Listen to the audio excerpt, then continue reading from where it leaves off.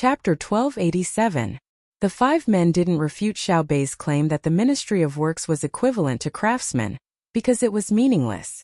What they needed to do now was to discuss with Xiao Bei, and achieve their goals without making him angry. They exchanged glances, and Chen Kaiming was the one who spoke. Xiao Bei, I realize that you've become cuter. How did you change? Really? Think so too. Xiao Bei revealed a big smile and blinked his eyes, looking very satisfied. Really, it's definitely true. Chen Kaiming smiled. Xiao Bei seemed to be embarrassed and said, Do you want to know how I became cuter? Yes. I think I'm not the only one. Everyone in the world is wondering how you changed. Chen Kaiming asked. It's very simple. I'm doing what I like at home. My brothers and sisters didn't force me to only read textbooks. Instead, they let me freely learn the knowledge I need. If you follow them, your child will also become very cute, right? Xiao Bei still had that smile on his face. Chen Kaiming was speechless. I'm asking you, is my brother and sister's method right or wrong? Xiao Bei asked. Ha ha ha ha ha ha. Chen Kaiming's son Chen Tao laughed at Xiao Bei's words. Chen Kaiming turned his head and glared fiercely at his son, scaring Chen Tao so much that he scampered over to Xiao Bei and the others. He looked at his father with a sly look in his eyes. It was obvious that he had taken advantage of his father. Chen Kaiming nodded. Yes, Xiao Bao and Cuckoo wouldn't do anything wrong. Then he looked at Xiao Bei, then glanced at Xiao Yuan and the others. He sighed and revealed a helpless expression. He said to Xiao Bei, Xiao Bao and Wan taught you guys really well. But we're not Xiao Bao and Cuckoo. We don't have the ability to teach our children to be like you, not even half of them. We can only throw our children to the school. Whenever we had time, we would also go to the night school to learn. The day before yesterday, I had learned a total of 230 common words. I could recognize them, but I couldn't write many of them. My favorite thing to do was to go home and watch Xiao Tao read and write. At that time, all the tiredness of the day seemed to disappear and my heart was sweeter than eating honey. I'll be like this for the rest of my life. I won't be able to achieve anything great. But I have Xiao Tao. Xiao Tao's handwriting is better than mine. And he knows more words than me. I am very happy. Recently, when he came back at night, he didn't read all the time. He would take a few glances at the book and write in his notebook for a while. Then, he would immediately take out his tools and do what only a craftsman could do. The moment I saw her, I felt as if my heart was being stabbed by a knife. I don't have much knowledge, but I know that those without knowledge will be left behind by others. If I don't learn, what will I do in the future? As Chen Kaiming spoke, tears flowed down his cheeks. Chen Tao, who was happy just now, saw his father cry. When he thought about his father's words, he also cried. He ran to his father's side and lowered his head to comfort him. Dad, don't be sad. I've always been good at my studies, and I'll be good in the future. Xiao Bei's eyes turned and asked Chen Tao on behalf of Chen Kaiming, Then why don't you study properly? If you stop after taking a few glances, won't you be unable to connect the dots when you read again? The other men, whose eyes were also red, nodded. When Chen Tao answered, they realized that their children were the same as Chen Tao. Chen Tao raised his sleeves and rubbed his eyes. He replied to Xiao Bei, I've already learned what the school teaches. I'm not reading textbooks but the handmade books in the school library. Of course I have to read and write at the same time. The reason why I write and draw is because I need to calculate the proportions of the bird structure. Not only did I finish learning the 3rd grade, I also learned the 5th grade, especially arithmetic. The main reason is that I can't calculate proportions in the 3rd grade. I heard that when I go to school the calculation will be faster, and I'll be able to calculate things that I can't calculate now. But I want to make something first. I'll learn as I work, so that the skills I learn will be more solid. My parents think that I'm only reading the 3rd grade books. They haven't asked me, so how would I know what they're thinking? Anyway, I'm not wrong. When he said that, the 5 adults were stunned. They looked at their children, who were all puffing out their chests. They were clearly saying that they were also skipping grades to study, but the grades they were skipping were different. Similarly, they were all working hard for that little bird. Did you hear that? My enlightened uncle. Not only did the little bird not delay their studies, it even encouraged them to study harder. The work of a craftsman also requires a large amount of knowledge to support it. If they want the little bird to fly better, they have to fly higher in the sky of knowledge. Xiao Bei looked at the 5 boys with appreciation and said to Chen Kaiming with a faint smile.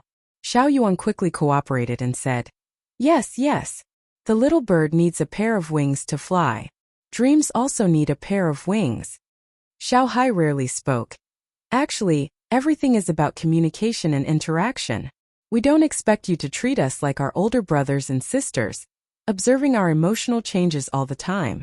When you notice that something is a little different from usual, you will ask the inner court members who follow us what happened to us, and then use silent methods to help us. We only need you to ask your children more often, see what they want to do, and where you can help them. For example, to make a little bird you have to use bamboo. Children don't have much strength in their hands. If you help them with simple carpentry, won't they be able to save time and use it to study?" There was no need to make it seem like a war, where one side would overwhelm the other, or both sides would suffer great losses. If they develop a rebellious mentality and resist by not studying hard, then you will regret it for life. Isn't that so? We're here today. If we didn't come, you adults would control Xiaoming and the rest through the authority of the parents. They would play a non-violent and non-cooperative game with you, and both sides would suffer. Xiao Bei also said. She felt very bored and sullen because she knew that many parents in the Tang dynasty were like this. They always thought that they were right, that their children were young and didn't need to be communicated with. As long as they provided food and clothes, there would be no problem with their studies. But how many students and teachers were there in the school? Could the teachers manage them all? Look at the officials in the imperial court in the capital. How many of them didn't care about their families and studied in the school to become officials? Those were all children from aristocratic families and were specially cared for.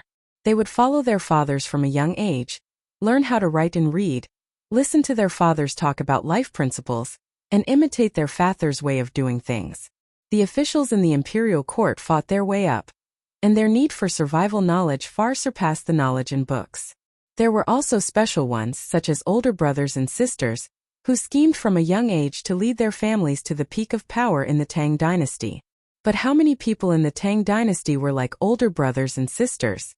Troublesome, really troublesome. The more Xiao Bei thought about it, the more upset she felt. She hated that she couldn't split into countless people, and then replace all the parents in the Tang dynasty to educate their children. She wanted to use the method used on Panner and her sister to educate all the children in the Tang dynasty. Xiao Yuan shook her head and said to Chen Kaiming and the rest, "That's it for today. Now that the matter is clear, help the children more in the future. After we leave, you are not allowed to hit the children. If you hit them, it's revenge. It's not just the children, it's also revenge on us. We will think that you feel that we shouldn't reach out and vent your dissatisfaction with us by hitting the children. That is a provocation to us. Don't say that I'm threatening you. You know the consequences. I won't hit them, I won't hit them, and I won't hit them in the future. Where can I find such a good son?" Chun Kaiming promised, then raised his head and patted his son Xiao Tao's head. At this moment, his heart was filled with infinite joy. It turned out that his son was so amazing.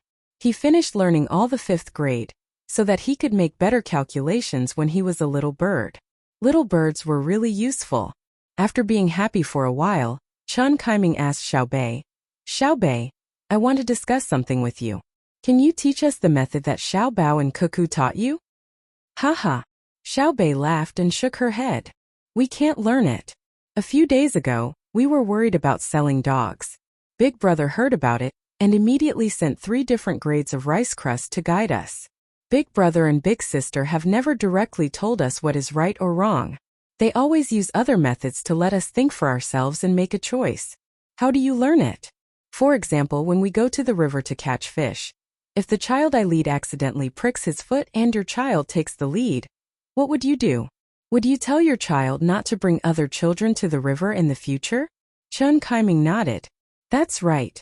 If his child led other children to play and the other children got injured, he would definitely tell his child not to do so in the future." Seeing you nod, it means that you admit it. But if it were our big brothers and sisters, they would take out toys to play with us after they found out about it. While playing, they would also teach us how to lead our own team through the actions and behavior of the characters in the toys. For example, when we are playing, we can't put all our energy into making ourselves happy. We also have to take care of other people. For example, we can observe the places where we are playing and analyze the possible dangers first to reduce our overall losses. This is the teaching method of our big brothers and sisters. They teach us to face all kinds of difficulties in life and think of ways to solve them. What about you? You are escaping. How do you learn it? Later, I will ask my big brothers and sisters to see if there is any good way to make you worry as much as possible because it doesn't involve your 5 families. Xiaobei didn't hide his pride at all when he spoke. Chen Kaiming and the other 5 adults were dumbfounded. So this was how Xiaobao and Cuckoo taught their younger siblings. Then how much effort did they put in? No wonder the little guys were so good. Perhaps for Xiaobao and Cuckoo, they didn't need to spend too much effort to achieve that kind of teaching method. But they couldn't learn it because if they wanted to teach their children well, they first had to ensure that they were better. Chen Kaiming gave up on learning Xiaobao and Cuckoo's teaching method. He rubbed his hands, looked at his son and asked, "Let me ask you, other than helping my son do simple carpentry, what else do I need to do to be considered a qualified adult?" Xiaoyuan waved at Chen Kaiming. When Chen Kaiming came closer, Xiaoyuan gestured for him to bend down and then whispered in his ear, "When you ask this in front of your child, you are not qualified." Then Xiaoyuan explained to Chen Kaiming, "Every child worships their father. You have to remember that no matter what situation you encounter, you have to maintain a strong front. Even if this so-called strong front looks ridiculous to you, it is the source of your child's confidence. Even if you fight with someone outside and get beaten black and blue, when you return home you have to talk about how you beat them up. You can't sigh in front of your child because your child needs you to be strong. What if one day my child finds out and helps me clean my wounds? What should I do?" Chen Kaiming didn't treat Xiaoyuan as a child at all and humbly asked for advice. "That means your child has grown up and should be congratulated. He will work harder and is willing to take on part of the family's responsibilities. For example, we know that although our family is strong, there are also many difficulties. We will learn well and try our best to help our big brothers and sisters solve some small problems so that they can relax," Xiaoyuan said to Chen Kaiming with a smile. Chen Kaiming rubbed Xiaoyuan's head. "You are so sensible. If my son is like you one day, I will be relieved. What else should I do now? First, help the 5 of them fix the little bird. If you have free time, go to the school without them knowing and tell the school teacher about this. Make an agreement with the teacher to not tell the children. Then, specially target your children with some tutoring so that they can fix the little bird faster. The second step is to come up with a new idea to let the children feel that a little bird isn't very powerful. Guide them, or rather tempt them, so that they have higher goals and can continue to learn more knowledge." Xiaoyuan helped to come up with ideas. This method was very simple to him. However, Chen Kaiming gritted his teeth as he listened. Seeing Xiaoyuan, a child who was supposed to be educated, actually educating others, he felt that it was very strange. After thinking for a while, he nodded to Xiaoyuan. "Okay, I will listen to you. I will try. It's okay if I am a little tired, as long as I can teach Xiaodao well. I finally know why Xiaobao and Cuckoo teach you like that. You are really too smart. If we teach you directly, you will feel that your big brothers and sisters are looking down on you. And even if they teach you in a roundabout way, when you learn, you also have to consider whether your big brothers and sisters are using this method to educate you, right?" Xiaoyuan nodded vigorously as if he had met a confidant. "Yes, that's right. You also studied psychology? We have indeed been on guard all along.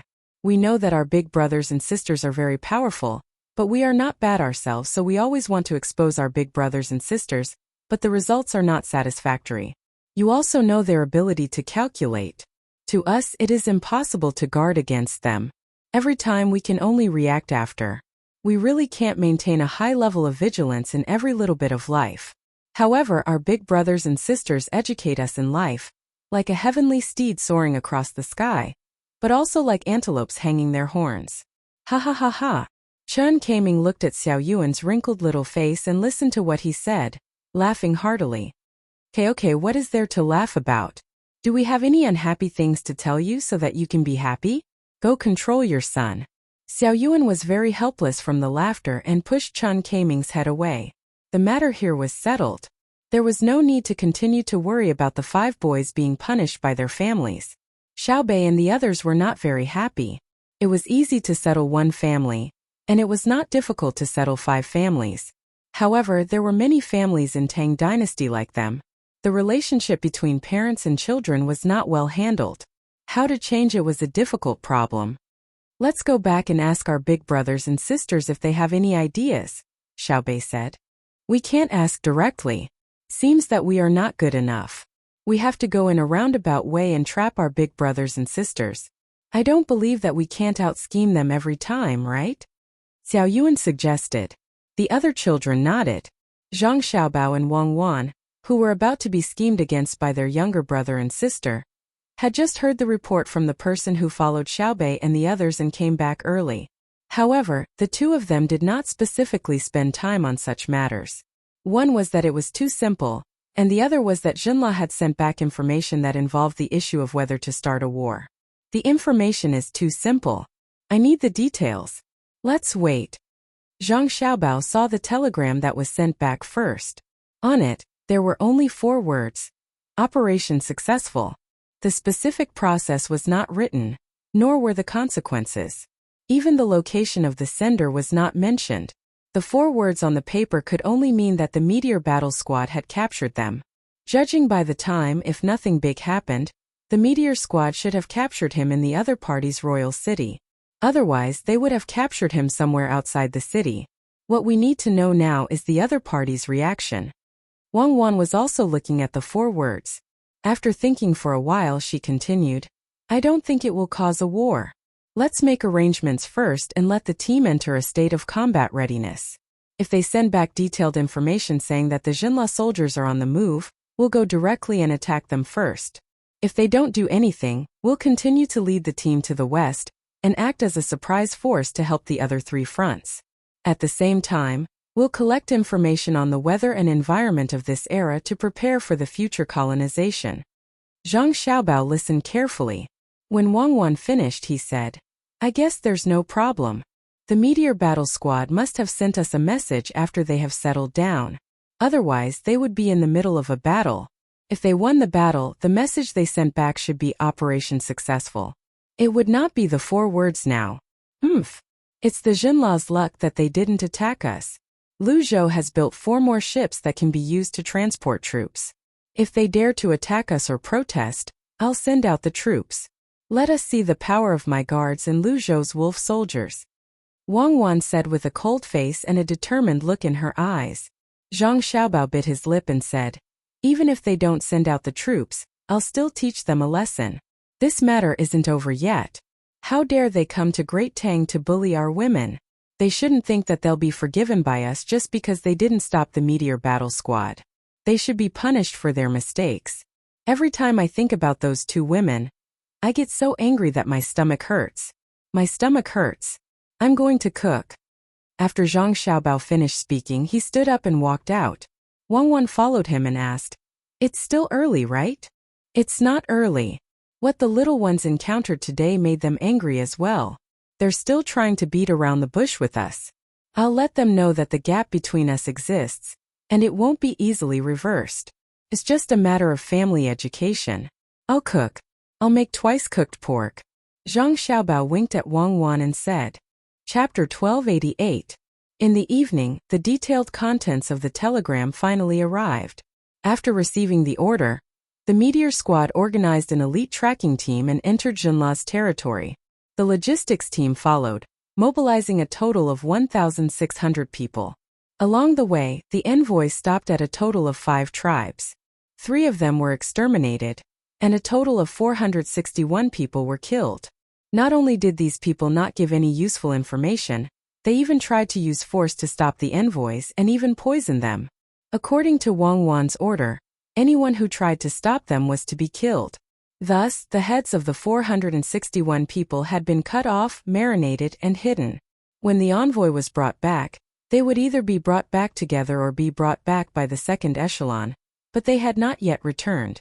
The remaining 2 tribes were very easy to talk to. Not only did they point out the way for the Meteor Squad, they also provided some vegetables.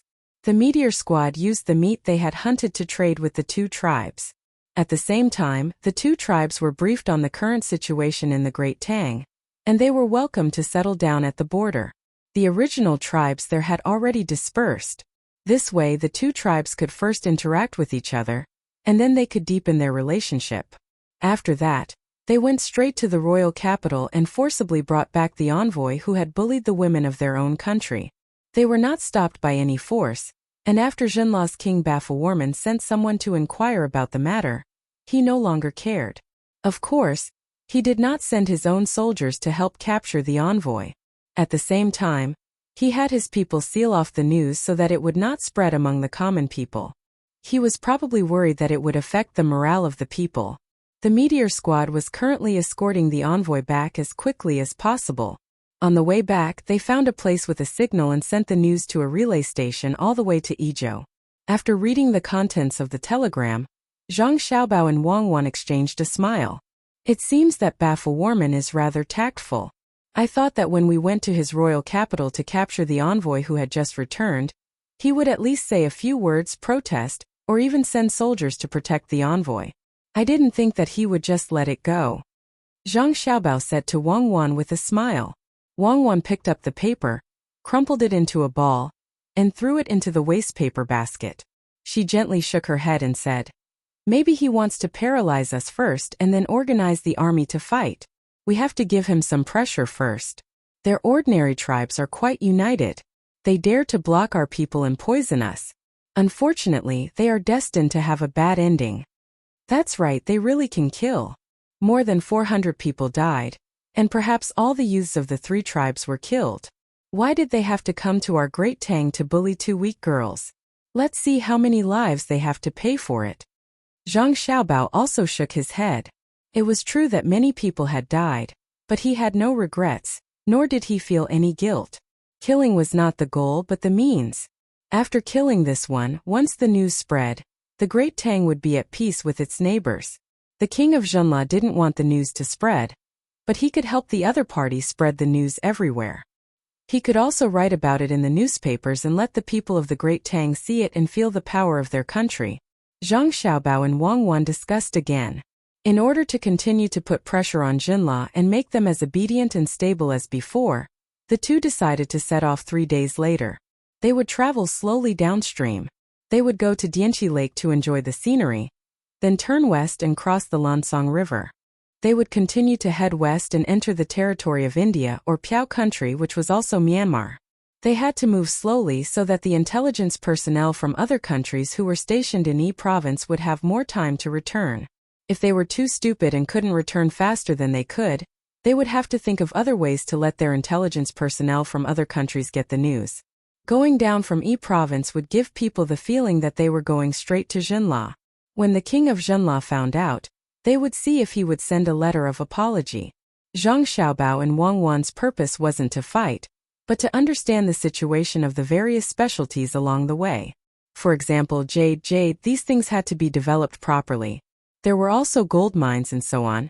In addition, they wanted to make more detailed maps to see where they could build roads.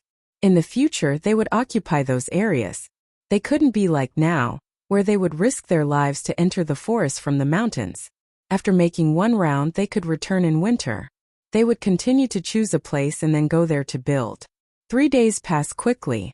Xiaobei and the others had already packed their luggage and said goodbye to the children in the school. They also left homework for the little boy who liked to play Monopoly. In fact, it was to let him understand the various data in the game and remember the environment of the places he passed by. After that, he would write a letter and get someone to send it to Xiaobei and the others before replying. The little boy was very reluctant to leave. He had learned a lot from playing the game. He had obviously learned more than other children of the same age, and this made him yearn for the life of learning in school. People were like this. When they couldn't compare to others, they didn't have the motivation to learn. Once they were strong in a certain aspect, they would become stronger in that aspect because they wanted to protect this advantage. Zhang Xiaobao and Wang family's teams took the boat and did their best to advertise that they were going to the Annan Protectorate before going to other places. They even organized a farewell party and left amidst the people's farewells. As soon as they left, the officials in Yi province obviously felt more pressure. Many things that Zhang Xiaobao and Wang family arranged after they came over were taken over by them. If they didn't do a good job, the results wouldn't be very good. The fleet moved slowly on the river. In order to reduce the speed when the current was flowing, the boats even set up anti-wind sails to offset some of the power of the current. Other boats hated that they couldn't have an extra pair of wings so that they could move faster. Zhang Xiaobao and Wang Wan were afraid that Zhen Le's intelligence personnel wouldn't be able to send the news back in time. So they specially sent a report to the Annan Protectorate and asked them to do a lot of local advertising. They said that Zhang Xiaobao and Wang family would be coming over soon with a large army, so they had to organize people to level the resting place of Zhang Xiaobao and Wang family in advance. Moreover, it was a real start of construction. The local people also had to organize and help with the construction of houses. This money was paid by Zhang Xiaobao and Wang Wan. In fact, they wouldn't go at all. The buildings and leveled grounds could be used for other things, so they could just treat it as helping to build the place. So busy. Zhang Xiaobao stood at the bow of the boat and sighed. It's fine if we're busy. In fact, compared to ordinary people, we're already very relaxed. We don't need to wake up early every day and return home late. Moreover, what we do is more meaningful than what they do. I don't intend to live a life where home, workplace, home. Wang Wan stood beside Zhang Xiaobao and said to Zhang Xiaobao. Zhang Xiaobao pointed at the other boats on the river and said, I'm not talking about us but them. Our fleet has taken up one of their routes, and this is when all the boats are lined up in a straight line. If they were to move horizontally, they wouldn't be able to move at all. Wang Wan looked in the direction Zhang Xiaobao pointed at, and sure enough, it was very busy there. A large cargo ship had sailed against the current and was now slowly moving forward, buying food at the same time. Normally speaking, the ship would prepare its own food, but looking at the situation, in order to be able to carry more goods, the ship would eat along the way, and buy food wherever it went. The people who had boats near the two sides of the river had an additional business. They would prepare the food and put it in a big bucket on the small boat, and then sail the small boat into the river. A small sail was hung on the boat, and the words "Box Lunch Sail" were written on the sail. Many cargo ships would let them pass, and then use a rope to hang the food up, pour out the food, and then hang the bucket back. It was very convenient, and it also saved manpower. There was no need to arrange an extra kitchen to cook, and there was no need to prepare food. If drinking water, they could just drink directly. The only drawback was that the cost was high. The food bought was more expensive than the food cooked by oneself, but not by a lot. Otherwise, it wouldn't be worth it. Wang Wan really didn't see such a situation. Now that she saw it, she took out a telescope and looked carefully. The large cargo ship happened to be going against the current, and its speed was not fast. The small boat was flexible, and it was easy to get close to it, but it also looked very dangerous. If they were not careful, the small boat would accidentally hit the big ship. It was impossible to die, but the ship would definitely be destroyed. It's very interesting, isn't it? Zhang Xiaobao saw Wang Wan looking over there and smiled and said to her, in fact, this is the pursuit of life, and fairness is impossible. Look at the people on the small boat, they have good skills to control the boat, and at the same time they can think of this method and are willing to work hard. The food they cook must taste good, or there will be competition. Wang Wan followed. She knew what Zhang Xiaobao meant. This part of the people who rowed the boat and sold food would definitely earn more money than others. With money, they could hire others to continue to expand their business, build more boats, and cook more food to sell. The income would increase even more, and the people who were hired by them would naturally not be able to match their income. The word exploitation could be used, and the income fairness of society would be broken. However, when they earned more money, they would have to collect more taxes from them. Otherwise, society would be in turmoil. This was another kind of injustice to them. They were smart and worked hard for it. They earned a lot of money, but there would always be people who were jealous. It's not easy. Regardless of whether they are smart or stupid, there are people like us who help them maintain life. Everything is for the sake of living a better life. Zhang Xiaobao sighed again like a philosopher. Let's buy a share and try it. Xiaobei's voice sounded not far away. They were also unwilling to stay in the cabin, so they ran to the deck, basked in the sun, and looked at the scenery. They were waiting for others to fall into the water so that they could save them. This was not a very proper way of thinking. Who would wait for others to fall into the water? However, this was what Xiaobei and the others thought. Unfortunately, this dream was not so easy to realize. There were many boats coming and going, and the people who rowed the boats were proficient in swimming. Even if they fell in, they would probably not wait for Xiaobei and the others to save them. Following Xiaobei's instructions, someone immediately shouted in that direction and asked the food seller to come over. Someone else went to prepare a large basin to hold the food. The Tang Empire's unique rice seedling flag was recognized by all Tang people. When he heard the shout, the food seller urged the people on the cargo ship to send the money over. When the money was in hand, the food seller turned the rudder, observed the distance between the two sides, and paddled diagonally against the current. Zhang Xiaobao's boat was also moving forward, but it was not fast. After waiting for a while, the food seller's boat turned the rudder again and moved side by side with the big boat. The small boat was pushed by the big boat's water, and it looked very dangerous, as if it could capsize at any time.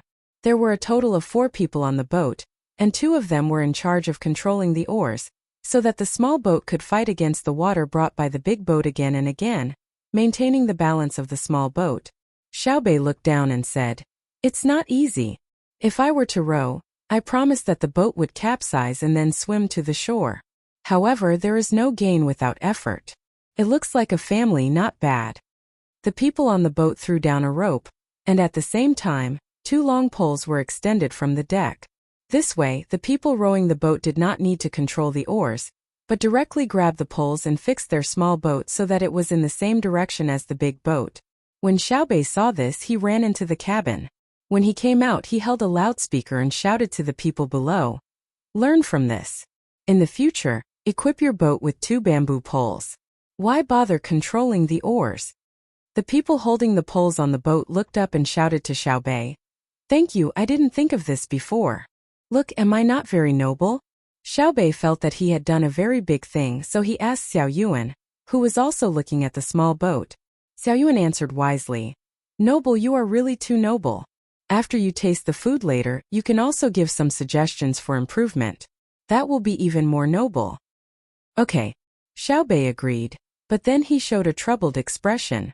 "If it's really too bad, I'll give you the leftovers, okay? Use a small plate and let's eat 1 portion. I'm going all out. It's just a big mouthful. I don't believe it will kill me."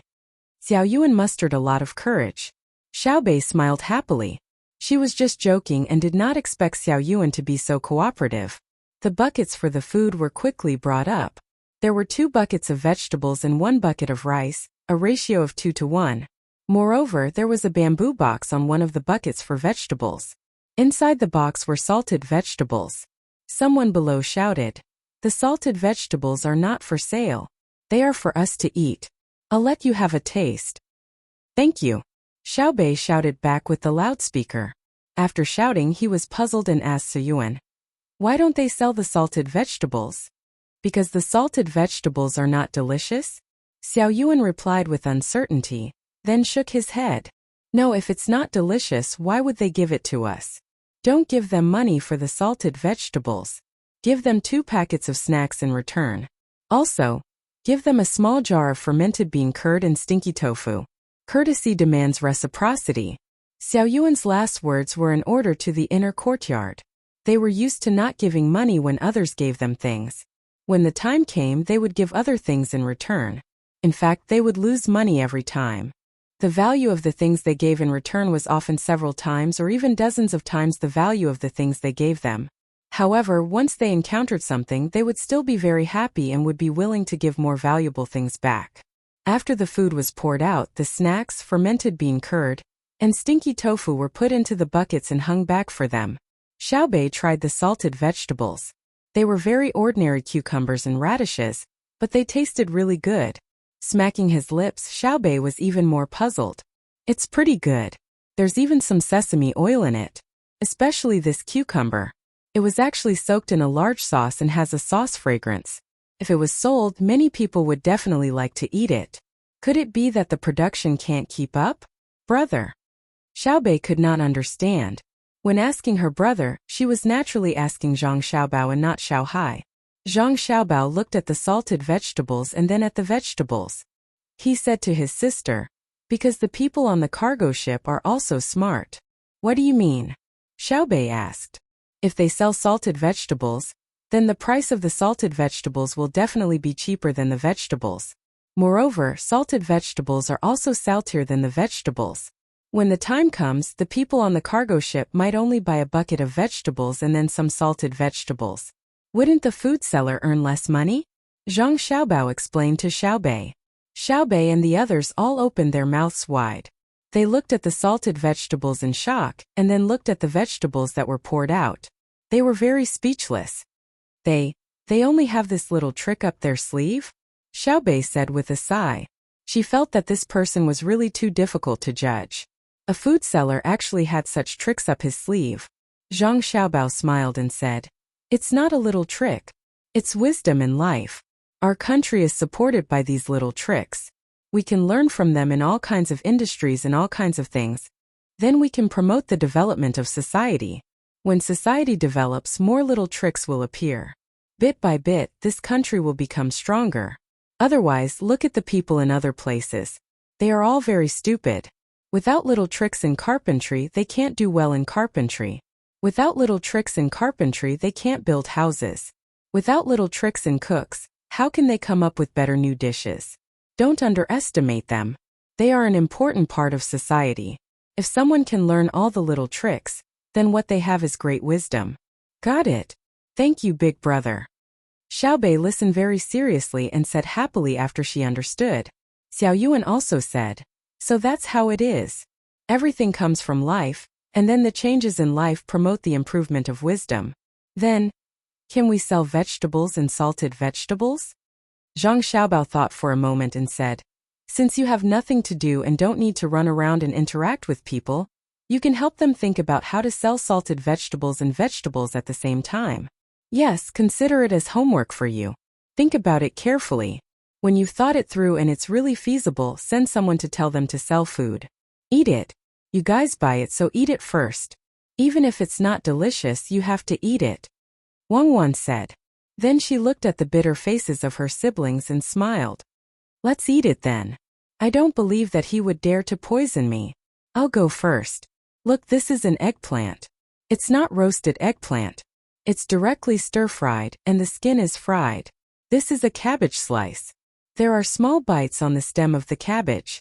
Xiao Yuan, take a look. Is the cabbage fried with vinegar?"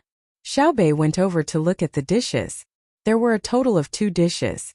One was an eggplant and the other was a cabbage. They didn't look good, so she decided to give Xiao Yuan a chance to eat first. Xiao Yuan really went to eat.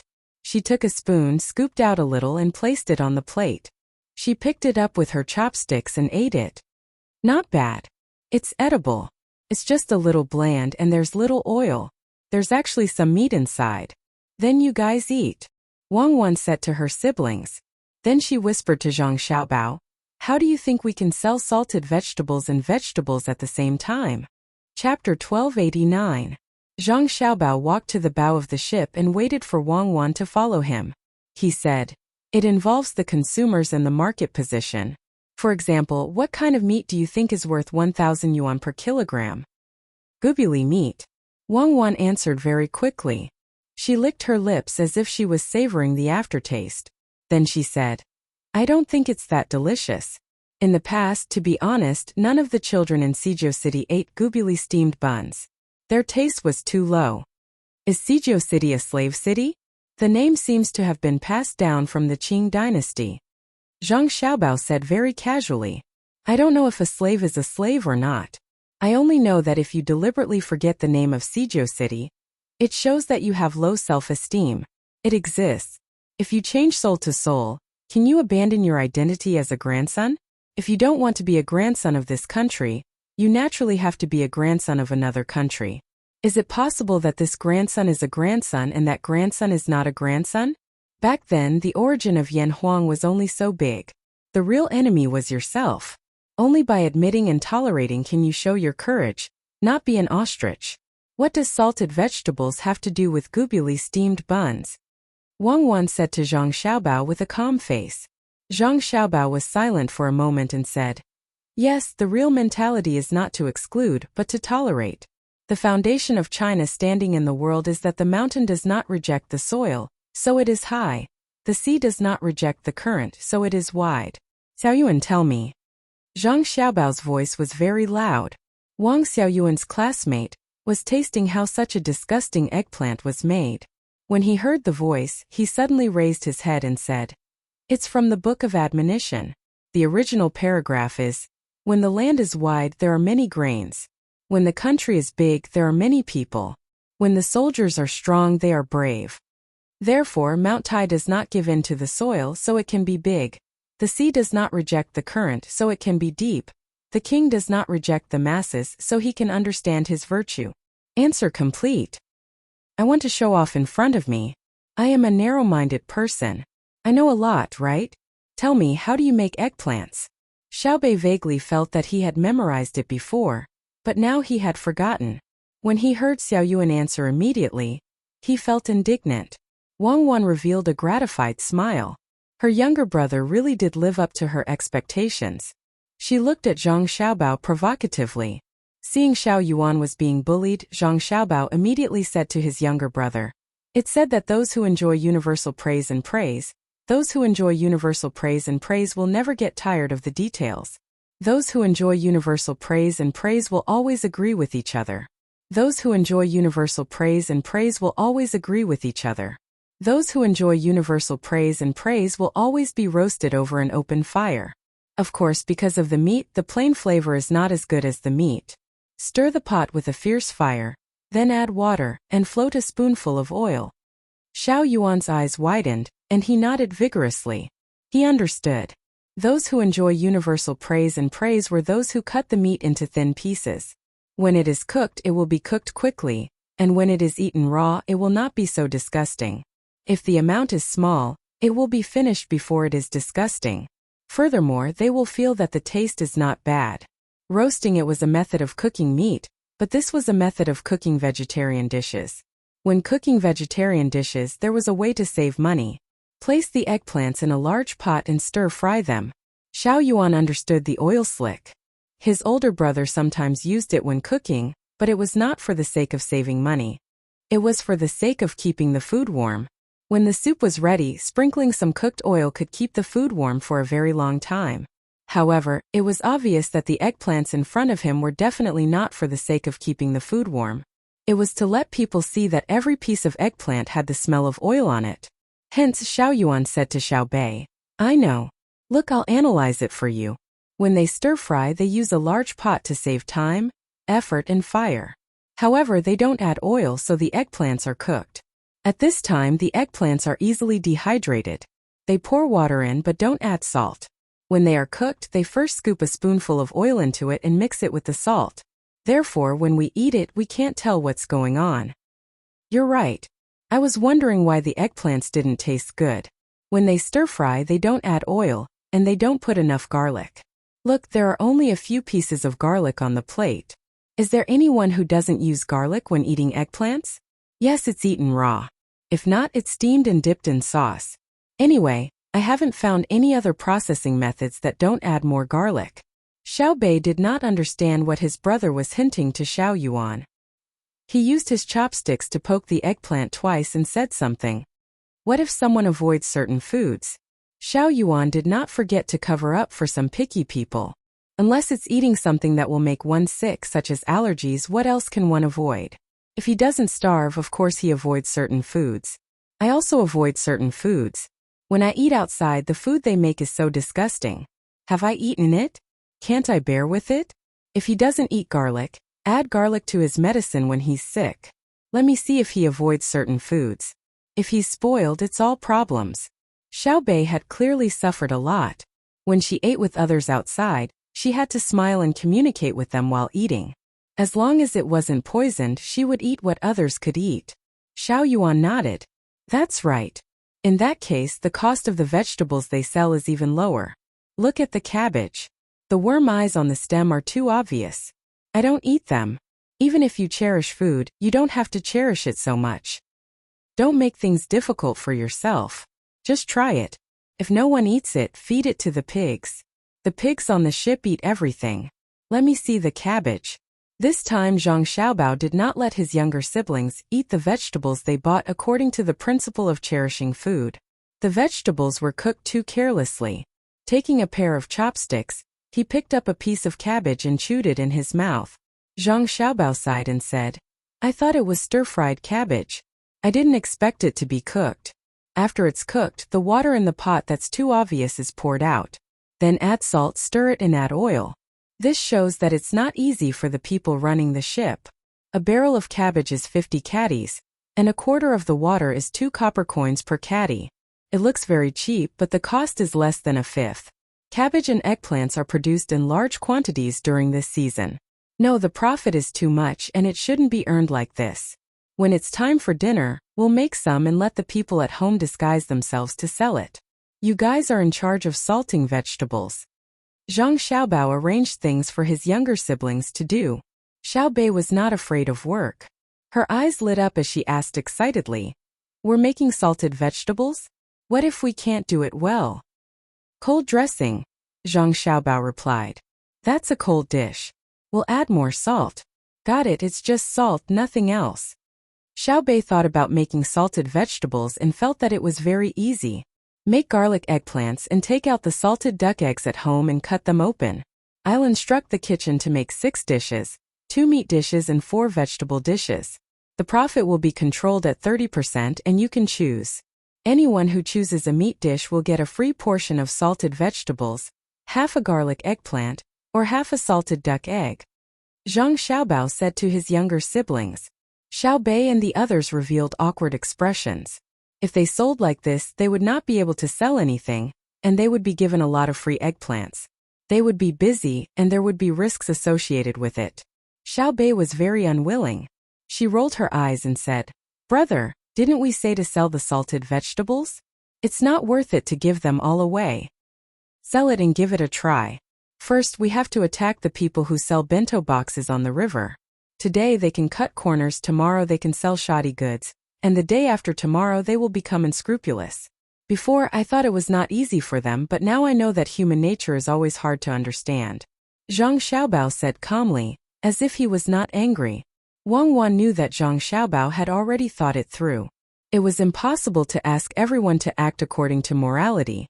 Many people could abandon everything under the influence of money, so they had to use other means to let them know what they could do and what they could not do. Xiaobei and the others looked at the dishes, threw down their chopsticks, and turned back to the cabin.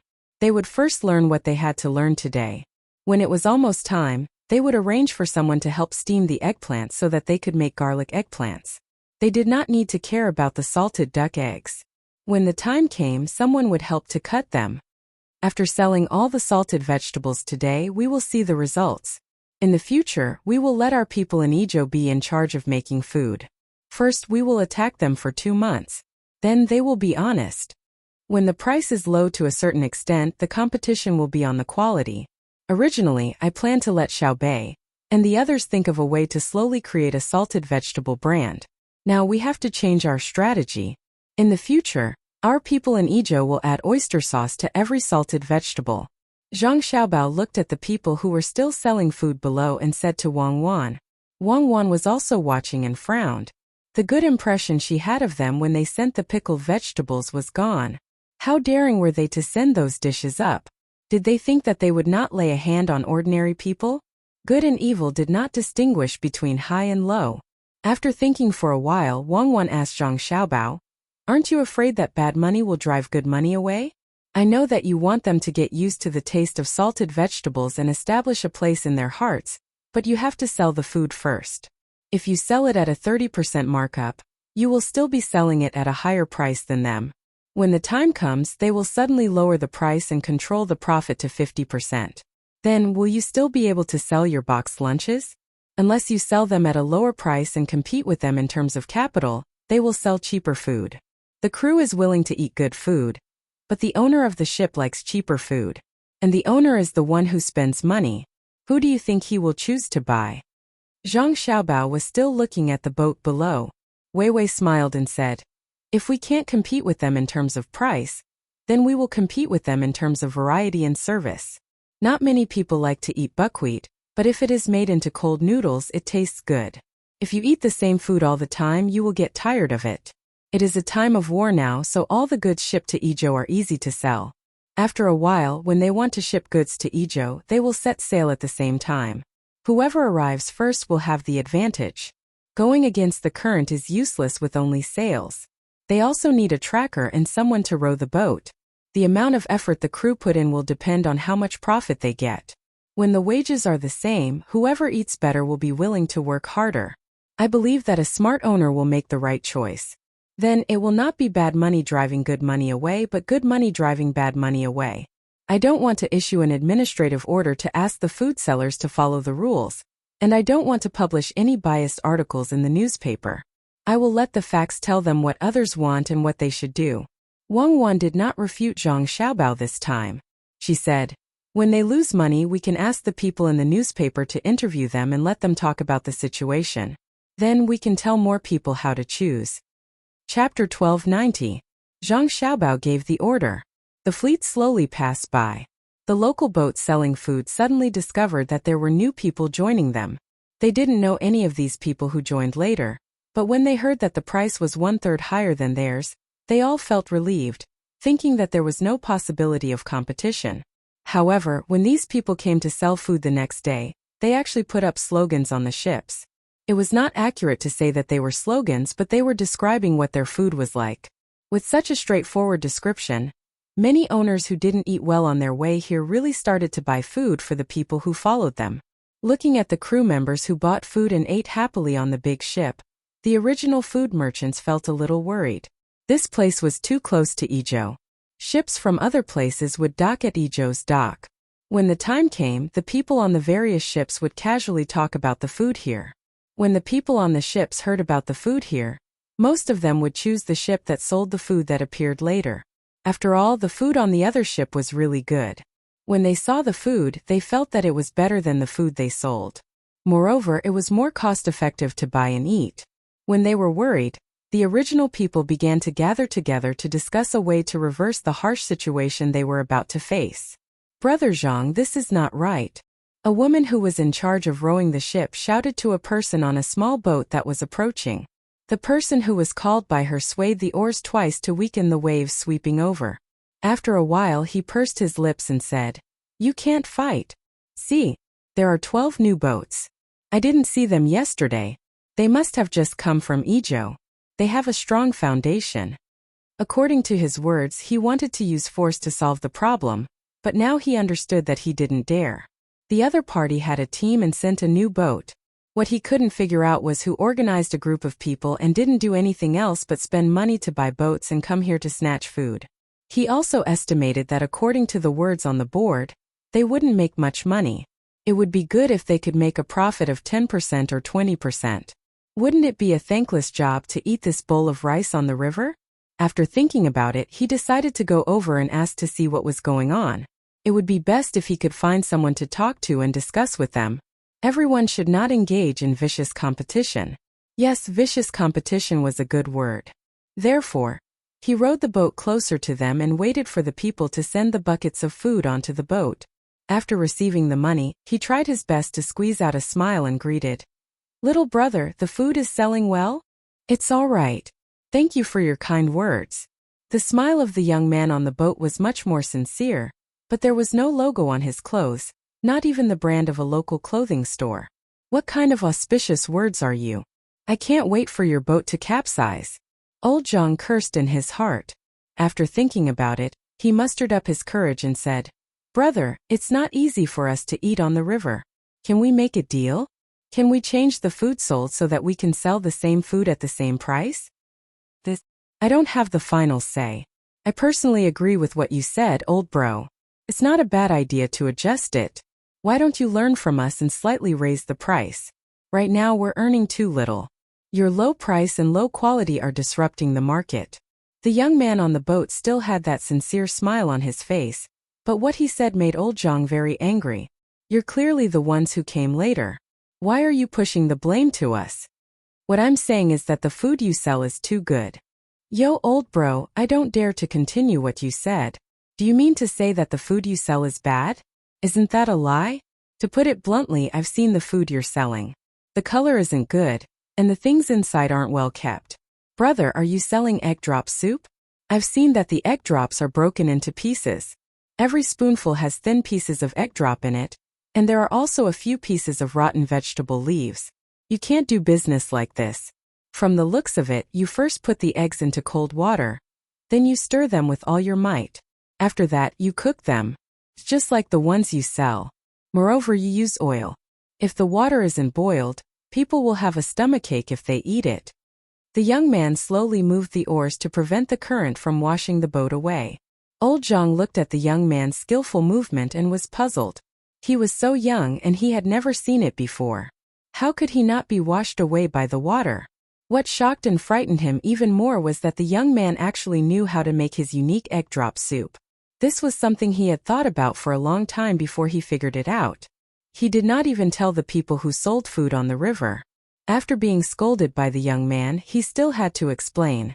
It won't hurt the stomach.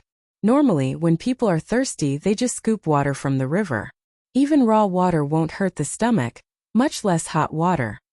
So you admit that your water is not boiled? At this time, the young man's smile disappeared. He did not expect that the people who were supposed to be harmonious and helping each other would start to become smart. Instead of thinking about improving the quality of their own food, they purposely used tricks to trick the people on the boats. It's boiled, it's boiled. If it's not boiled, how can it become a flour? Old Zhang quickly denied. He did not know why he was afraid of the young man's angry gaze. Then he said in a panic, even if you give them good food, they won't remember your kindness. They come and go, and they don't know when they will see each other again. They all came from far away, so why fight with us locals? Right? The young man lowered his head and thought for a moment.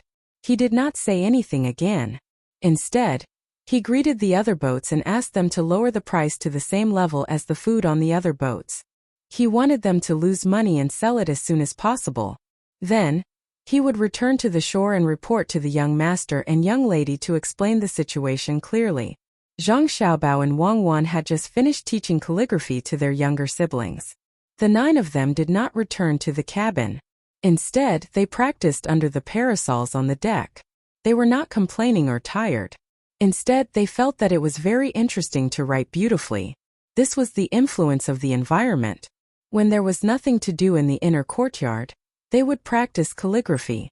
If there was a chance, they would learn to enrich themselves. Naturally, Xiaobei and the others did not feel that practicing calligraphy was boring.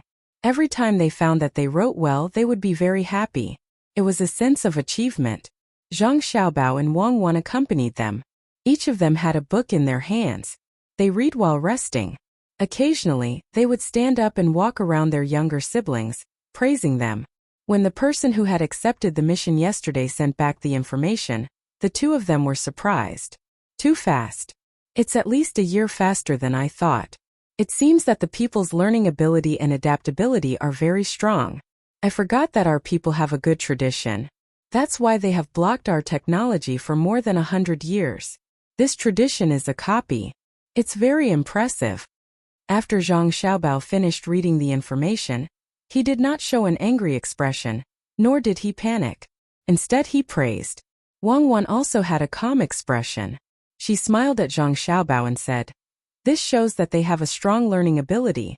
It can also reduce the cost. Without the previous copy, there would be no later development. The problem now is not that they love learning and research, but that they have a moral deviation in the pursuit of material life. Didn't you leave a backup plan? Take it out and let us see." Zhang Xiaobao also laughed. After laughing, he said, "It's not easy to govern a country. If you really become an emperor, not only do you have to calculate all the officials all day, but you also have to consider the details of the people's lives. You don't have time to do things like we do for fun. All right, let's set up a folk food association. Our family will be the leader of various places for a period of time. After a few years, the association will be on the right track. If you can't practice anymore, come and listen. Don't look so uncomfortable." Zhang Xiaobao's last words were directed at his younger siblings. Whenever he chatted with Wang Wan, the little fellows would not be able to focus on their writing and would always want to participate. The speed at which they moved the pen slowed down significantly, and they gradually lost their strength. Xiao Yuan's ears even twitched. Xiao Bei and the others immediately set up their pens and turned around to look at their brothers and sisters. Xiao Bei took the telegram and passed it around. After reading it, Xiao Bei said angrily, "It's too unreasonable. Doing business requires honesty. They clearly don't care about other people's health and only do things for money. It's not good." The other 8 children felt the same. They all tried to think of how to change this situation. After a long time, people would lose trust. Without trust, it would affect the efficiency of cooperation. Xiao Yuan said, "Shouldn't we, the Tang dynasty's patrol inspector, give an order and tell them not to do that? What do you think?" Zhang Xiaobao asked Xiao Yuan. Xiao Yuan thought about it and shook her head. "I don't think so. There aren't so many supervisors. The most important thing is that there is no industry standard.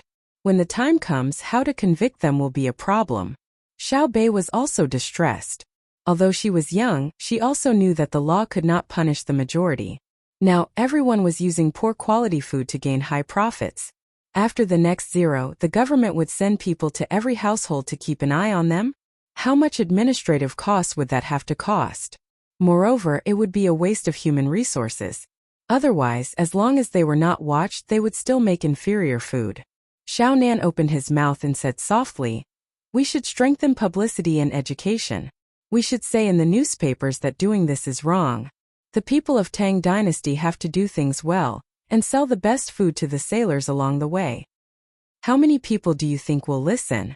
Zhang Xiaobao asked Xiao Nan again. "Yes, some of them. Anyway, they can't listen to all of them. They have to make money. Besides, there is no standard for what is good and what is bad, and there is no price standard. When the time comes, it will be a mess." Xiao Nan thought of himself as a food seller and said awkwardly, "Then who will set the standard?" Zhang Xiaobao asked again. "My family will do it." Xiao Nan felt that his family was more reliable. Zhang Xiaobao nodded. "Our family has to come up with a standard first. In the future, people will get used to it. We will form a food association and recruit people in the food industry. Then we will discuss and come up with a standard. Everyone can't lose money, but the profit can't be too high either unless it is something rare." Wang Wan agreed. This was the fastest solution. If they used other methods, it would take too long.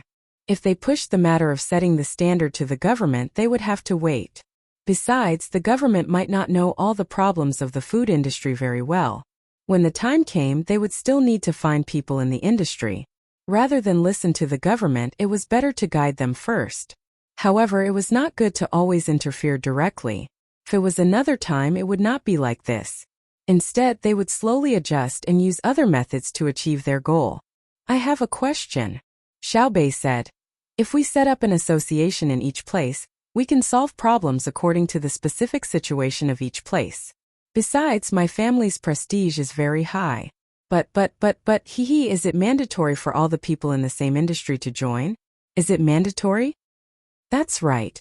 My family Xiao Bei is right." Xiao Yuan shamelessly agreed. "Our association has a standard, and hygiene is especially important. What if some people are not willing to join and still use low prices and inferior quality to attack the market? Who is your family? Don't be so thick-skinned." Xiao Bei nudged Xiao Yuan. "Aren't we family? And brother Xiao Hai and the rest?" Xiao Yuan looked very innocent. "If I don't talk to you, you will secretly change the concept." Xiao Bei nudged Xiao Yuan again. However, Xiaofeng's eyes lit up. She said, "That's right. We can establish the concept that everything in our association is the safest, most reliable, and most reassuring. It's a reputation. If they don't join, we will just ignore them. In the end, they will not attack the market, but they will lose the market. Think about it. Isn't this the logic?" When Xiaofeng said this, the others started to think according to her train of thought. The more they thought about it, the more they felt that it made sense. After the association was established, there would be many people joining. Then, the association could give all the members a symbol and let them show it when they were doing business. It would tell the buyers that if they felt any discomfort after buying food from the association's members, the association would investigate. If the investigation results showed that it was because of the food, compensation would be given. Although medical treatment was free, the medical hall would not pay for the loss of time due to illness. The association could pay for it. Moreover, the association's members could communicate with each other in various ways to increase the competitiveness of their products. They could also reduce costs while ensuring quality. Everyone would be united. It would not take long for the buyers to recognize the merchants who had the association's membership. They would feel assured that they could buy such food and would not have to worry about problems. As for those who had not joined the association, very few people would be willing to eat it no matter how low the price was. Furthermore, there would be a consequence. The lower the price, the more people would not dare to buy it. It was obvious after thinking about it. Could it be that the seller of such cheap food did not make money? Were they all philanthropists? That was impossible. Since they were making money, it meant that the product was definitely not good. Who would dare to buy it? Did they not want their lives? The 9 little guys thought of this without much effort. All of them revealed happy expressions. It was as if they were in a good mood when others ate good food. We've done another good deed. Brother, why is it so difficult to make the people listen to us? Why do we have to harm others for a bit of money? It's not easy for everyone. Why do we have to hurt others? When Xiaobei thought of what had happened before, she felt sad. Couldn't they all live a good life? Then, everyone would go and deal with the people from other countries. They would snatch their good things and capture their people to do dangerous work. This was what Xiaobei thought. She felt that she had thought it through very well. She never thought that it was wrong to bully people from other countries. She also did not think that other people's lives were easy. Zhang Xiaobao knew what his sister was thinking, so he did not care. If Xiaobei was really so kind and good to everyone, he would have specially educated her. Human nature was sinister. The essence of social development was competition. If everyone was harmonious, how could there be competition?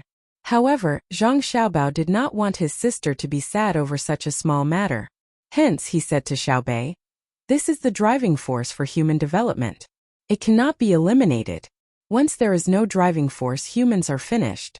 Regardless of whether it is domestic competition under the constraints of the law or external invasion and war, they are all normal individual and group behavior. In fact, in this world, the most aggressive creatures are not tigers or wolves but humans. Wolves are scary, but do you think more wolves die in the hands of humans or humans die in the mouths of wolves? Of course it's because more wolves die. They can't win against humans.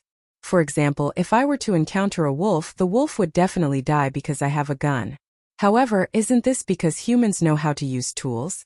What does it have to do with aggression?" Xiaobei patted her waist. In fact, she did not wear her gun, which meant that it had been there before. Wang Wan understood Zhang Xiaobao and said to Xiaobei, "Tools have a purpose, but tools are auxiliary. Real people will store a lot of food. In nature, there are not many animals that store food, and even if they store food, they will only store a little. Even if they do not need to keep food fresh, animals that eat rotten food will not store so much. However, humans are different. Humans will try their best to store things when they have the chance, especially food. For example, how much food should be stored in the Tang Empire? 9 years.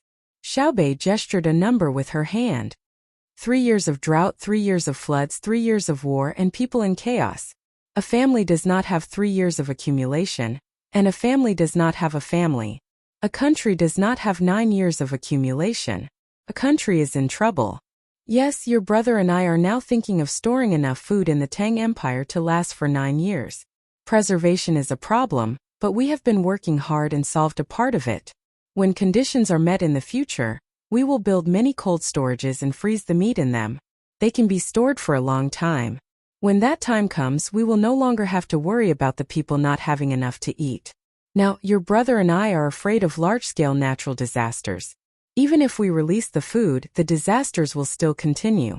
Your brother and I can't solve the problem, but we probably can't." Wang Wan talked about storage. This was also the reason why she dared to start a war. The cannibals did not have so much food in storage. This autumn was when they started to starve, unlike the Tang Empire, which dragged on for 2 years, and the people in the country continued to live as usual. Xiaobei nodded with a look of happiness.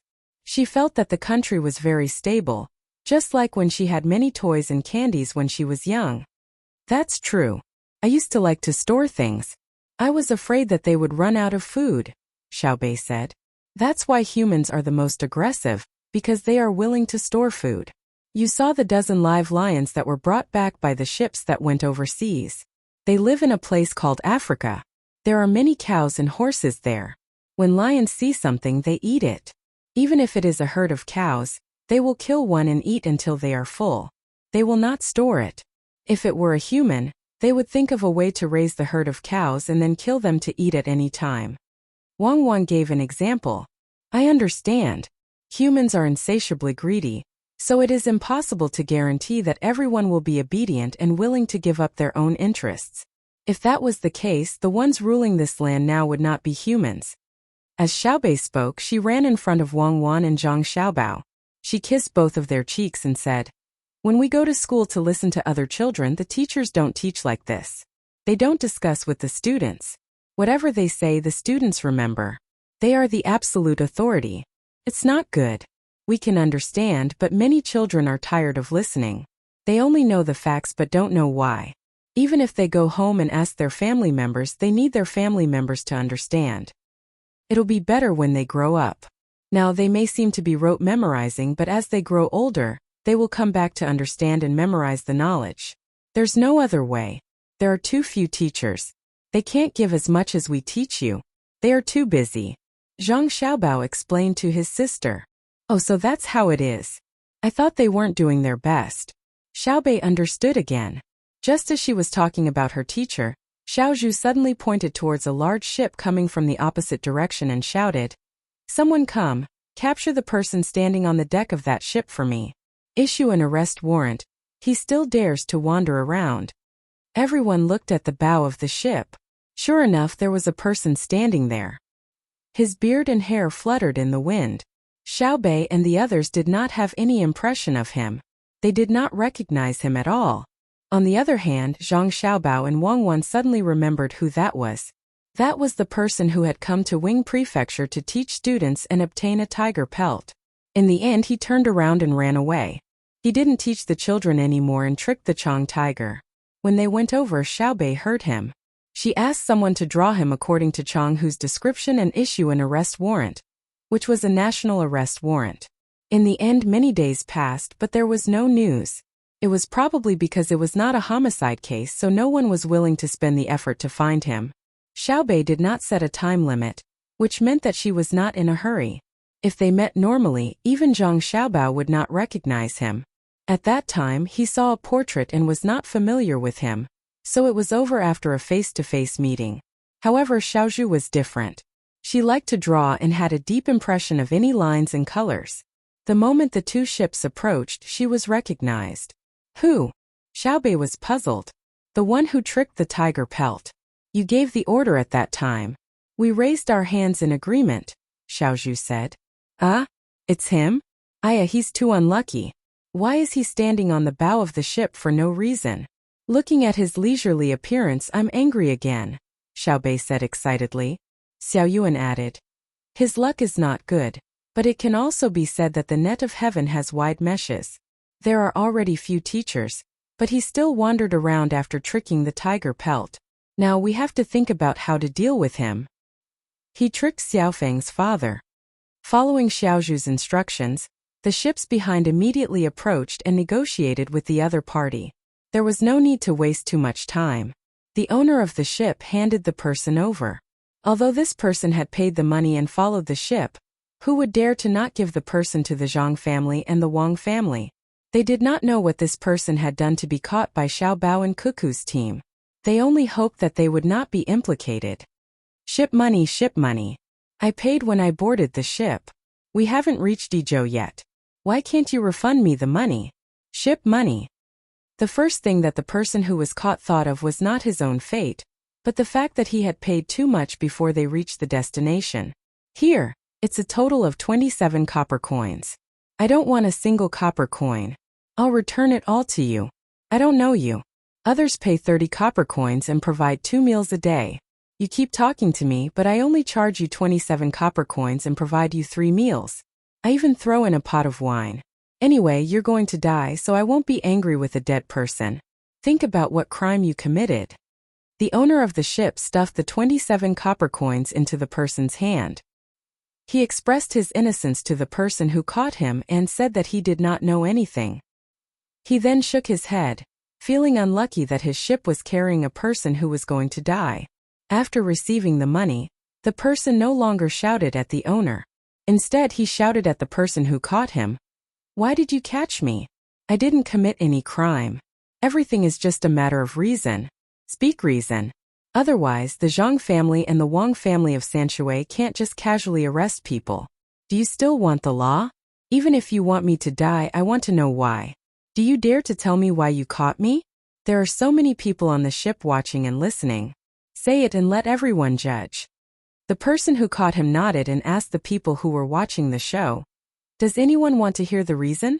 My family's little ancestors issued a wanted poster a few days ago. Shua, the deck was quiet. No one could see anyone else. No one was interested in listening. The person who was caught was dumbfounded. He shouted at the other side of the ship. You're afraid of the rich and powerful. You've forgotten the law and etiquette. You're impudent. Hurry up and follow them. Don't shout, it's useless. We're not afraid of anyone. We just believe that Xiaobei won't wrongly accuse you. Be a good person in your next life. A rough voice came from one of the ship's cabins. The other cabins were very quiet. It was obvious that they had silently agreed. This person was escorted to the flagship by a few guards. When his feet touched the deck, his legs immediately turned to jelly. He had no idea what crime he had committed. Not only had he been captured, but Xiaobei and the others had personally given the order. He felt that he was wrongly accused and wanted to ask for support. However, they supported Xiaobei. That was a kind of absolute trust. Even if he was wrongly accused in front of the King of Hell, the King of Hell would say that he was guilty and not reasonable. The more he thought about it, the more afraid he became. He felt that his death was not worth it and was very sullen.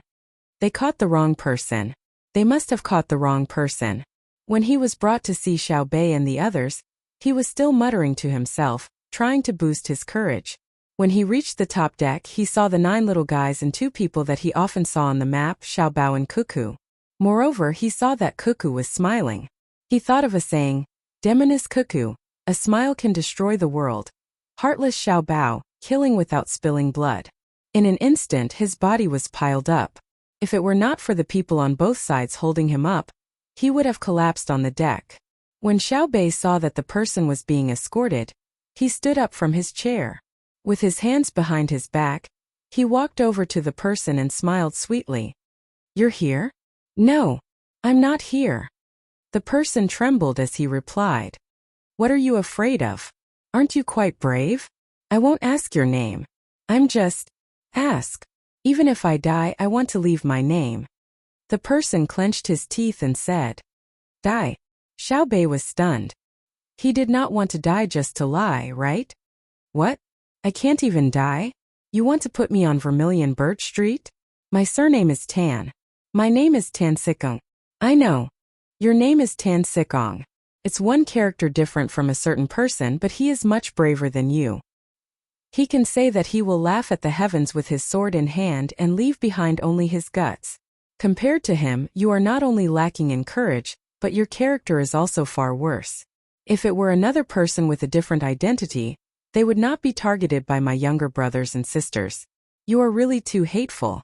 Your actions will leave a very deep impression on many children. It will make them feel that the most beautiful fantasy in the world is shattered. Wang Wan looked at the person called Tan Sikong and said with a cold laugh. She really hated this person from the bottom of her heart.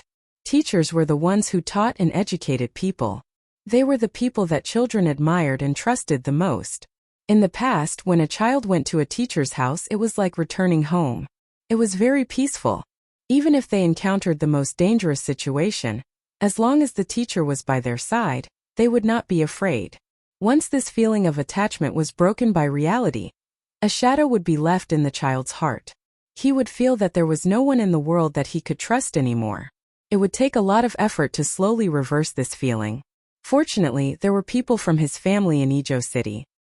His family's reputation was higher than that of the teacher in the children's hearts. The shop assistants and other people in charge of the business were knowledgeable and patient, so it did not cause too much loss. Otherwise, once such a thing happened in an area inhabited by ethnic minorities, the imperial court would not want to rule it anymore. It was not easy to win over the people's hearts, but it was very easy to destroy them. Zhang Xiaobao also had a gloomy face. He knew that the sentence could not be too heavy. Tan Xizong's crime was not serious. It was just fraud. The person involved had not reported it to the authorities, let alone investigate. But in theory, the consequences were very serious. According to the warning sentence of the Western countries, the sentence would be very heavy, especially in terms of financial compensation. Tan Xizong did not know that he was actually not that serious. He was very afraid. He felt that he would definitely be put on the Vermilion Bird Avenue in the capital with other people who had committed serious crimes. He wanted to die, but he couldn't. He would be tortured countless times. Then, he would be studied by the medical school. In the end, he could not hold on and would painfully lose his life. Therefore, he cried. He was so wronged. He did not know what crime he had committed, but he was caught. Looking at Cuckoo's smile and looking at Xiao Bao's expression, he thought, "What are they doing? What did I do? Don't cry. Why are you crying as a man?" Xiao Bei was vexed when he heard Tan Xizong cry. He said, "Are you regretting it now? When you were in Ezhou swindling a tiger pelt, why didn't you think about how sad Uncle Changhu was? If it were not for my father, he would have already fought with the imperial court. When the time comes, tell me, should we fight or not? Did you think it was easy for my father? It was not easy to leave some feelings for him, but you almost ruined it. Did you not think about it when you did things? You even had a high scholar background. For a piece of broken pelt, you don't even want your face anymore. Heaven is watching. You didn't expect that we would catch you today." After Xiao Bei finished speaking, Tan Xizong stopped crying. Instead, he became more energetic. He stood up straight and looked at the people in front of him. He laughed and said, "Tiger pelt, you scared me to death. It's just a piece of tiger pelt. According to the law, I have to be whipped 5 times, right? Okay, go ahead." Zhang Xiaobao was confused by his behavior. What was the meaning of this? Was he proficient in the law? Wei Wei opened her mouth and stared at Tan Xizong in surprise. She blinked and swallowed her saliva. She asked, You're not afraid? What's there to be afraid of? If I make a mistake, I will be punished. A piece of tiger pelt is not worth much in this place. At most, I will be whipped 5 times. 5 whips can't kill me, right? You are from the Zhang Xiaobao and Wang families. If you want to reason, I am willing to be beaten. Tan Xizong gave Xiao Bei a smile and puffed out his chest. It seemed that he was going to throw caution to the wind. The people who brought him back immediately told them what happened on the boat. Everyone understood that the person in front of them was a money grubber. This kind of person should not be taking the high scholar exam, nor should he be a teacher. He should be doing business. It would be strange if he did not make a fortune. Zhang Feng did not want to accept it. She saw that Tan Xizong would rather be whipped 5 times than admit his mistake and not return the tiger pelt. She did not care how much the tiger pelt was worth, but she could not stand his attitude after he made a mistake. He was ignoring human nature and morality outside of the law. Thus Zhang Feng went to Xiao Bei and asked Tan Xizong, "In other words, you admit to your crime? Is that right?" Tan Xizong's smile did not change and he nodded. "Yes, I admit that I lied to the people over there. I am guilty, but the tiger pelt is gone. Also, I hope that you can uphold the reputation of your family and not act based on your personal preferences. Go ahead, I want to see how it feels to be whipped." After Tan Xizong finished speaking, his eyes swept across Wang Wan and Zhang Xiaobao's faces. He was still a little nervous, but he felt that Xiao Bao and Cuckoo would not convict him of a bigger crime. Xiaofeng laughed awkwardly. "Ha! Whipped? You admitted to your crime, right? I didn't wrong you, right?" Yes.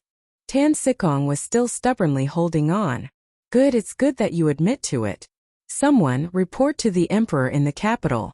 Say that the Tang Empire's patrol team has personally caught a case. We request the imperial court to handle the case fairly and follow the procedures." Zhang Feng took a deep breath, gritted her teeth and said. Tan Xizong felt that something was wrong and asked, What do you mean? How is this related to the imperial court?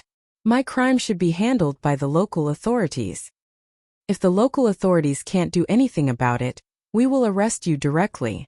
Also, we are the Tang Empire's patrol team. Those who are caught will be punished with 5 grades of punishment.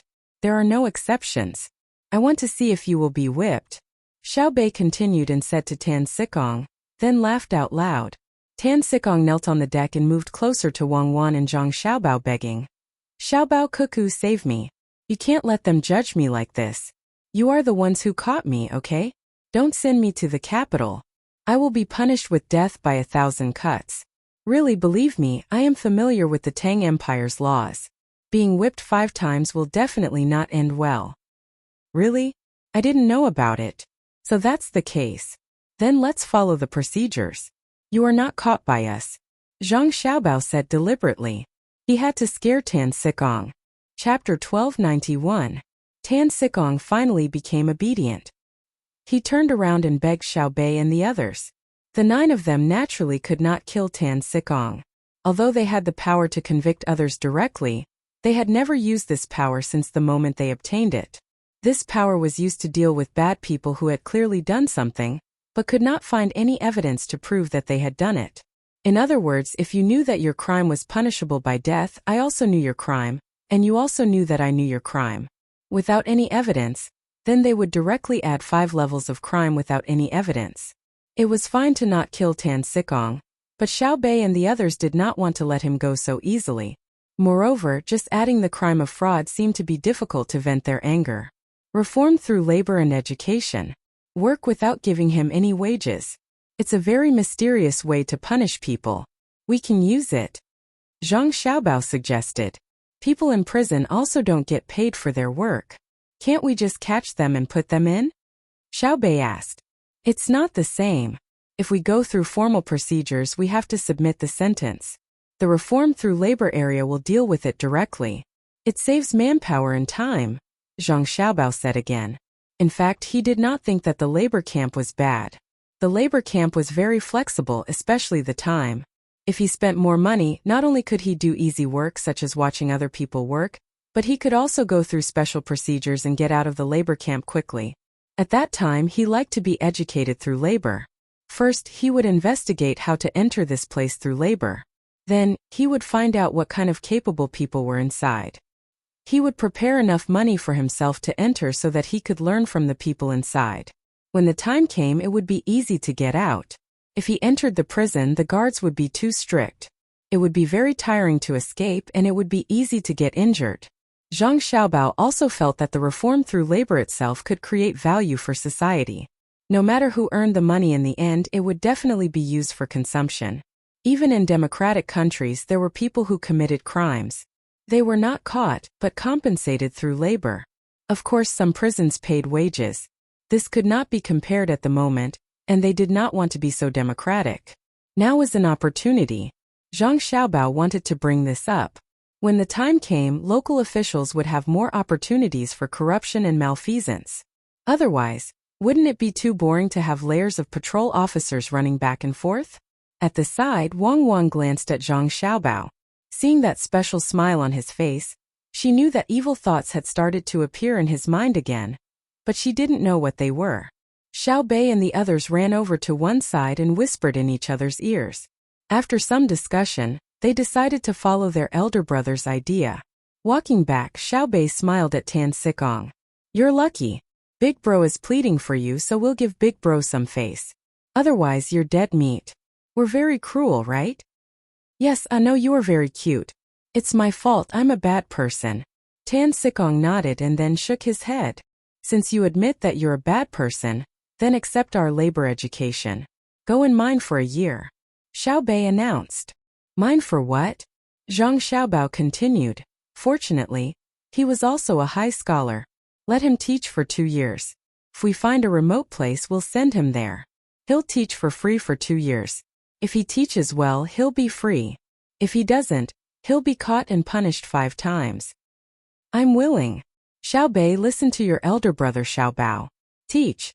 I can continue to teach in Izhou. It's remote. Tan Sikong naturally chose the latter. He definitely didn't want to go and mine. Not only would it be tiring, but it would also lower his status. Being a teacher was different. Even if he was punished, the students and their families would still respect him.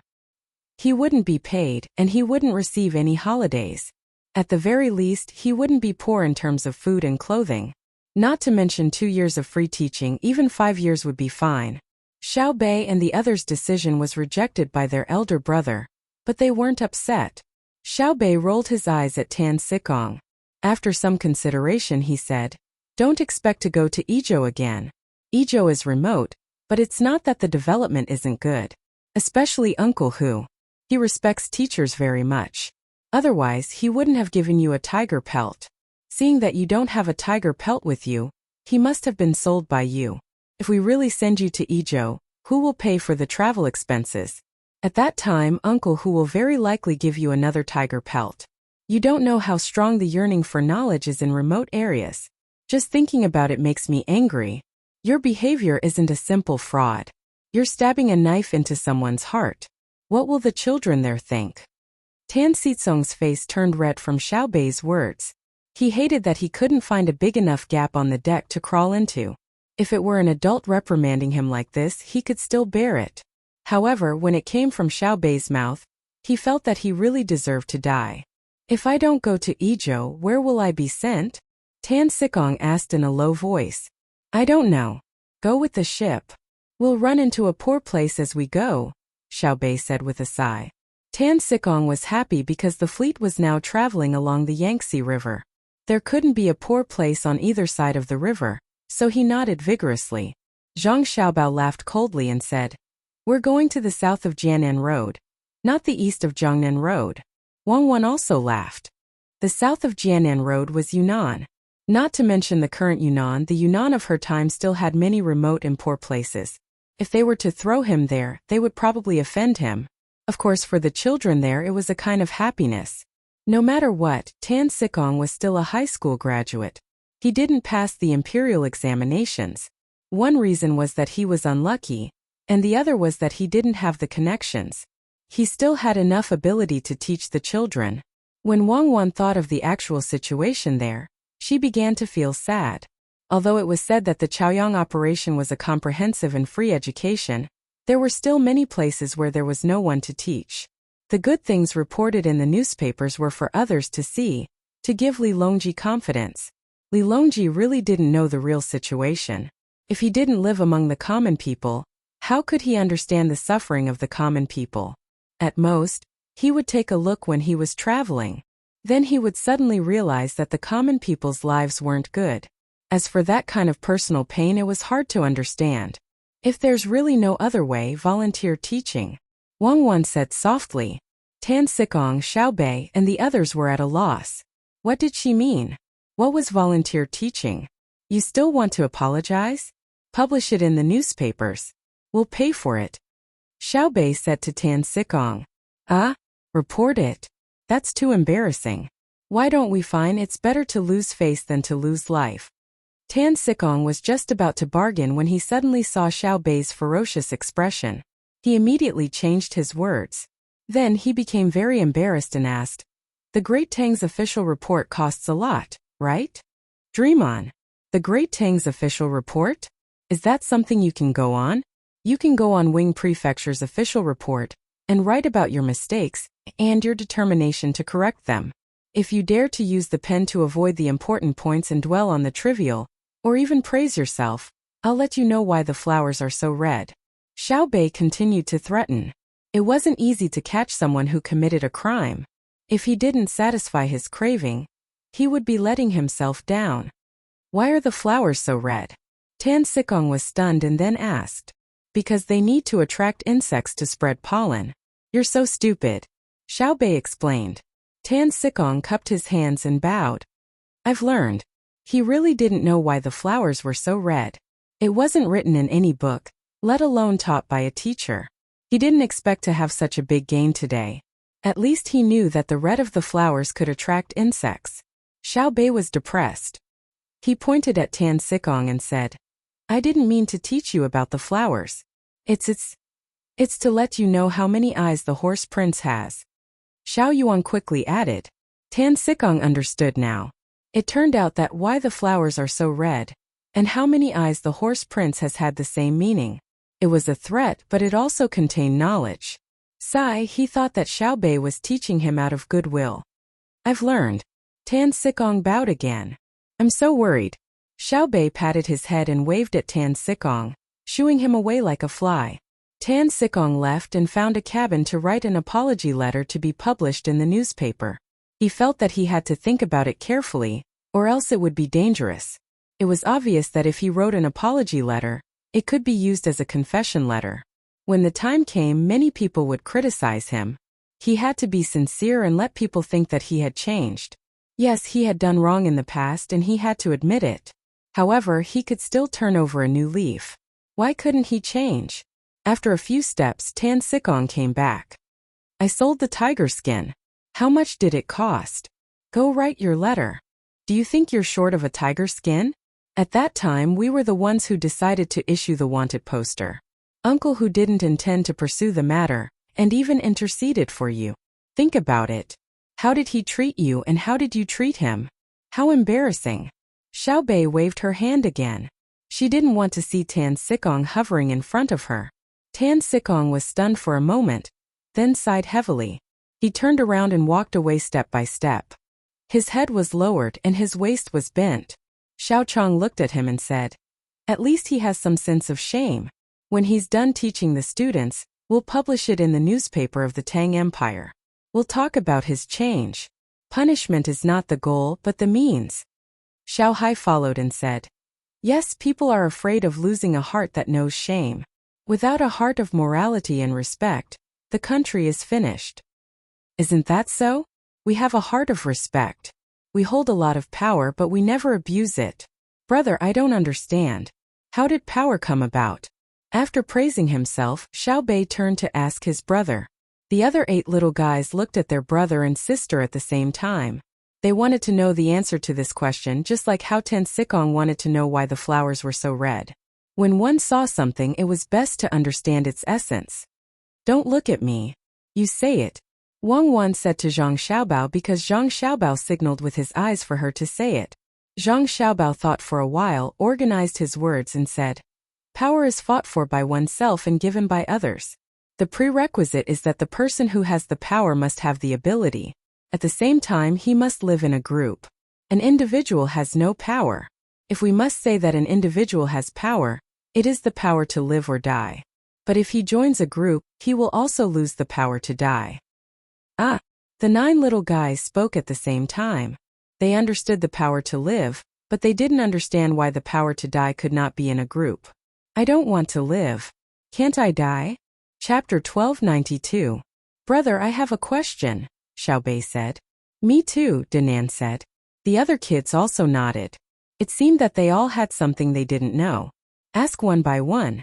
You guys are really lucky to have met such a good brother," Wang Wan said to her younger siblings with a smile. Yes. I think that brother and sister are better than Confucius or Mencius. No matter what we ask, they can give us the answer. If only the teachers of Tang Empire could be like them." Xiao Bei nodded. "Yes, I believe that it will happen one day. Even if the teachers don't know how to answer, they can immediately find the information. Even if the teachers contact each other to answer a student's question, they can summarize the answer." Zhang Xiaobao said to his younger siblings with a smile. What he said was true. In the future, as long as the teachers were willing to be serious and responsible, there wouldn't be a situation where they couldn't find the answer, unless the students asked questions that couldn't be solved by modern technology. When there were no barriers to the exchange of information, all questions were not a problem. I'll go first. I want to thank brother and sister and also thank our parents. They let us see this colorful world and gave us a good brother and sister. My question is, how does power come about? Does it come about in a group? Xiao Bei was a sweet talker. He said something nice first and then asked. Zhang Xiaobao answered. Power comes from ability. Strength and intelligence, both of which are abilities. It has always been like this since the beginning of the animal kingdom. The alpha wolf must be the most powerful wolf in order to lead the wolf pack and survive. In a wolf pack with a large number of wolves, the alpha wolf must be smart and able to fight because the other wolves need it. Without it, survival is a problem. Yes, survival. Whether it is animals or plants, they all yearn for life. After saying this, Zhang Xiaobao asked Xiao Bei, "Then what about people?" Xiao Bei reacted quickly. People? Of course, people also want to live and they want to live better. Turns out that power is targeted. It is given by others in the group. I understand. When others give power to a person, they don't want that person to bully them. Instead, they hope that this person can lead them to live better lives. Thus, we cannot casually use this authority to deal with the person who gave us this authority. Although it appears that Uncle Emperor gave us this authority, it is actually the people of the Great Tang who gave Uncle Emperor this authority. Uncle Emperor represents the authority they gave us. The essence of our service is the people of the Great Tang.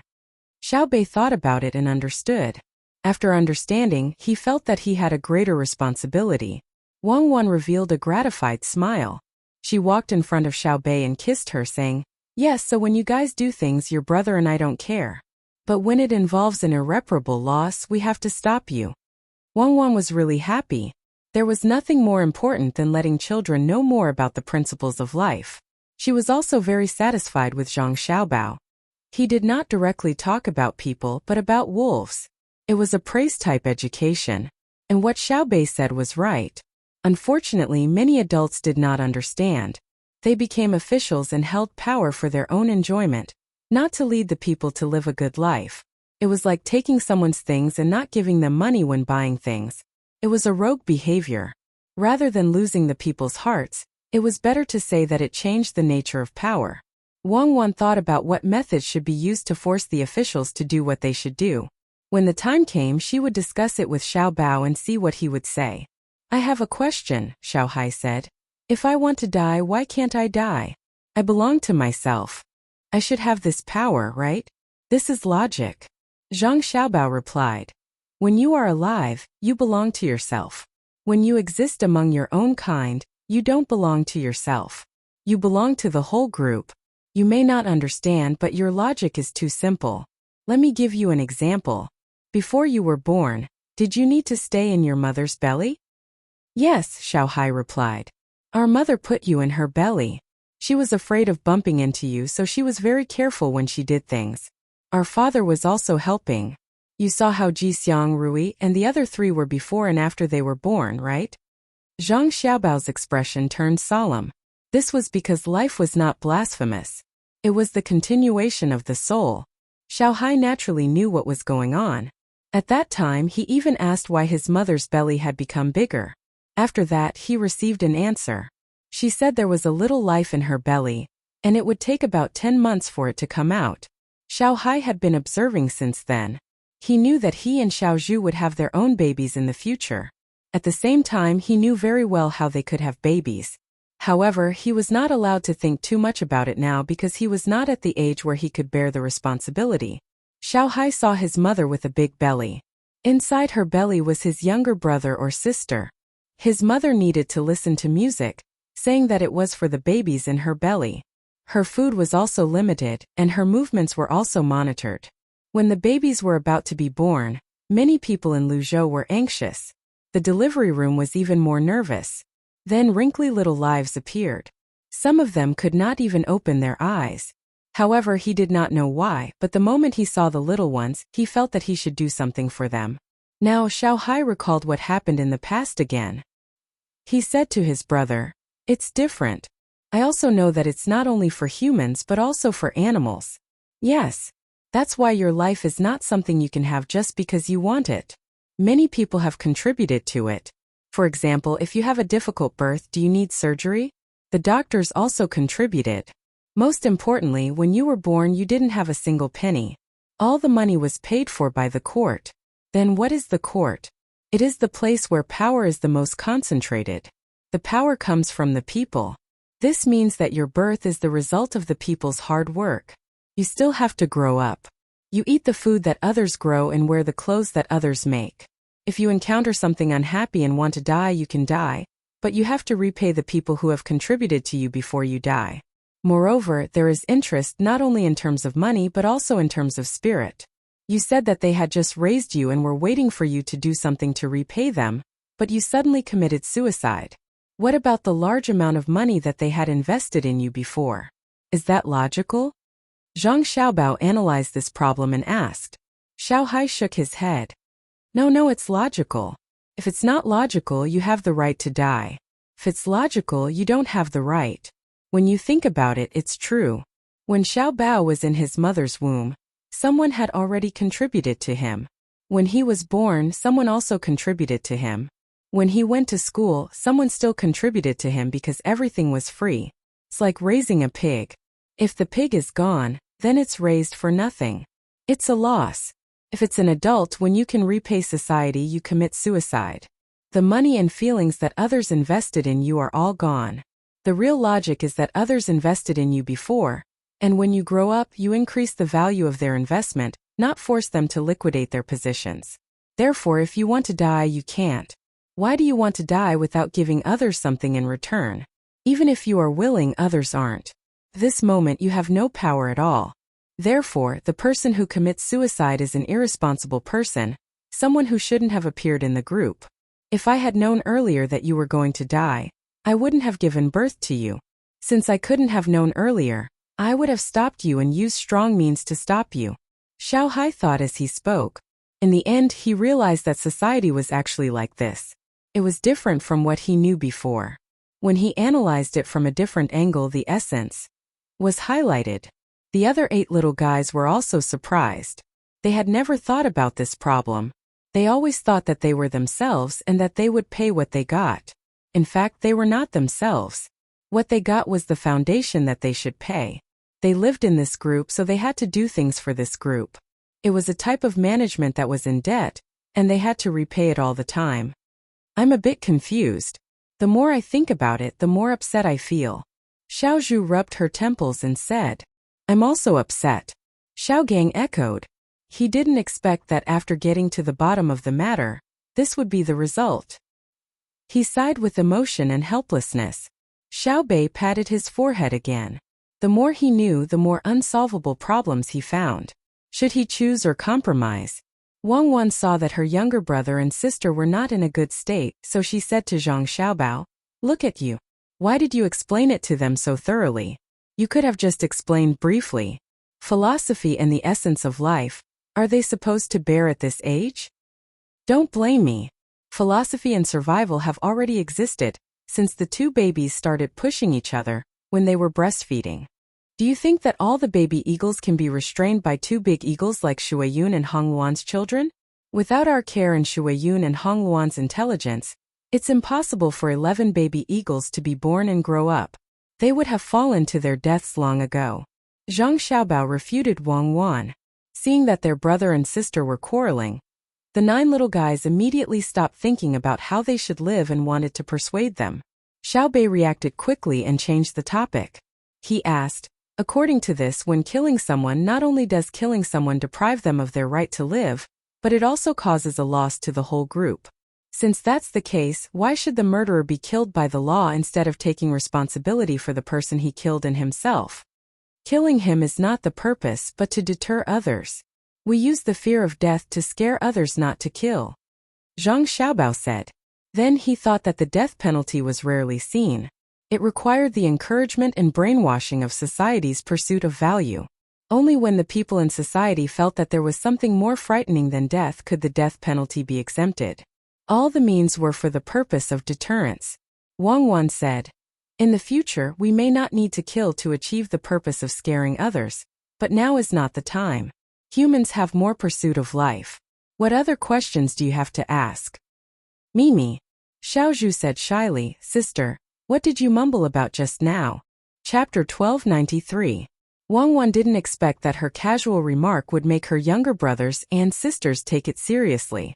She smiled and said, Volunteer teaching is to support local education. In the place we are going to, there are many remote places where there are no teachers at all. If we don't support them, what will happen to the children? Oh, it's just like brother's policy that those who pass the imperial examinations must first do free labor. Then what benefits do we get from supporting them? Let them get more money? Xiao Zhu immediately put the 2 things together. Not a lot, just a normal amount. Additionally, we give them the opportunity to enter a position with high welfare and high income. Moreover, they are not imperial examinations, but people who have taken the imperial examinations. Once they pass the examinations, they can't become officials immediately. They have to choose a remote place where there are no teachers to teach students. Otherwise, they won't be arranged a position. There are not enough people. Xiaonan thought of a problem and asked, It's enough to increase the number of people who pass the imperial examinations. In the past, there were few people who passed the imperial examinations because the number of literate people in the Tang Empire was small. In the future, everyone will be literate and the number of literate people will increase. Wang Wan explained. I still don't understand. Xiao Nan asked again. If the number of literate people is large, there will be many positions for them. They don't have to be officials. In the future, there will be more literate people and the competition will be fierce. There will only be a few positions for officials. They will inevitably look for other positions. It's the same as the power just now. In the future, it may not be officials who have power, but other positions will also have power. Although it is said that they should use power on the people, the reality is that they want power more for themselves. In the future, there will be many jobs. If they don't want to pay more physical labor to obtain survival resources, they must occupy a certain position. After Wang Wan finished speaking, she considered her brother and sister's ability to understand and added, that is to say, in the future, it's not that you are powerful just because you have mastered knowledge. If you want to be powerful, you have to pay extra, and you have to master more knowledge than others. Otherwise, it's absolutely impossible that the country or people in a certain industry will have to put you in an important position just because you have studied for a few years. Because the competition will be more fierce. No one can guarantee that your social status will be higher than others after you study. Everyone is studying. What you gain from studying is that you know the knowledge you need in life. When you encounter a special situation, you increase your chances of survival through your knowledge and make your life more convenient. Oh, you just can't take advantage of me, right? Xiaozhu said, and then took a step back, indicating that she had no more questions. What about you? Do you have any other questions? Wang Wan asked the rest of her siblings who hadn't asked anything yet. Everyone shook their heads. It seemed that the questions they were thinking about just now overlapped. After answering one person, the others also got the answer. No problem. Go and play, Zhang Xiaobao said to the little guys. Xiao Bei and the others had run off. No one knew where they were going to play. They hadn't finished practicing their calligraphy, but Zhang Xiaobao didn't want them to continue practicing. His mind wasn't on practicing his calligraphy, so he forced himself to adjust his state of mind. If they were to play something else, they wouldn't have to worry about not being able to adjust their state of mind. They would probably be thinking about what had just happened while they were playing. They would discuss it with each other, and they would gain a lot from it. It was better than forcing them to practice calligraphy. The river continued to beat against the side of the boat as it moved forward. Mountains appeared on both sides of the river. Normally, there wouldn't be any pedestrians. However, at this time there were many people on both sides of the river. When they came across a shoal, some people would build a road there. When they came across a mountain, some people would specially cut a cliff road that was protected by bamboo ropes. There were also people who specially hammered wood into the mountain walls, and then built plank roads. It made people feel that it was very prosperous. It was more than twice as prosperous as before. Behind the prosperity was the improvement of the quality of life. Otherwise, who would come out to travel for no reason? There were also many boats on the river. When the big boats were moving, there would always be people shouting. Because they were going against the current, it wasn't easy to slow down. They would shout in advance to let the small boats in front avoid them. This could minimize the danger. No one wanted to fall into the water or someone else to fall into the water and die. Zhang Xiaobao and Wang Wan, who were standing at the bow of the boat, saw with their own eyes that a fishing boat was scraped and broken by a cargo ship that was transporting goods downstream. The people on the small boat were swimming in the water and were rescued by other small boats.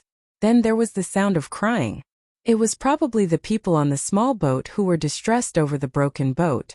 Zhang Xiaobao and Wang Wan didn't order the boat to stop and comfort the people whose boat was broken.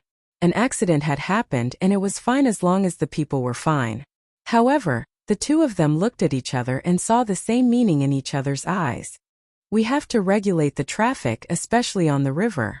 It's not easy to turn around when the boat is on the water. The speed of the boats flowing downstream is also fast. Even if the river is wide enough, it won't be enough when there are many boats. Zhang Xiaobao watched the team pass by the small boat and said to Wang Wan. Wang Wan also thought the same. The main thing is that there are too many small boats. Some are fishing, some are carrying passengers, and some are chasing after other people's big boats to do business. If we directly don't allow it, people will lose a part of their income. Let's set up a waterway, especially at the places on the shore that are suitable for fishing. Don't allow the commercial and passenger boats to pass by. Then the remaining places to travel will become narrower. The slower boats will affect the faster boats.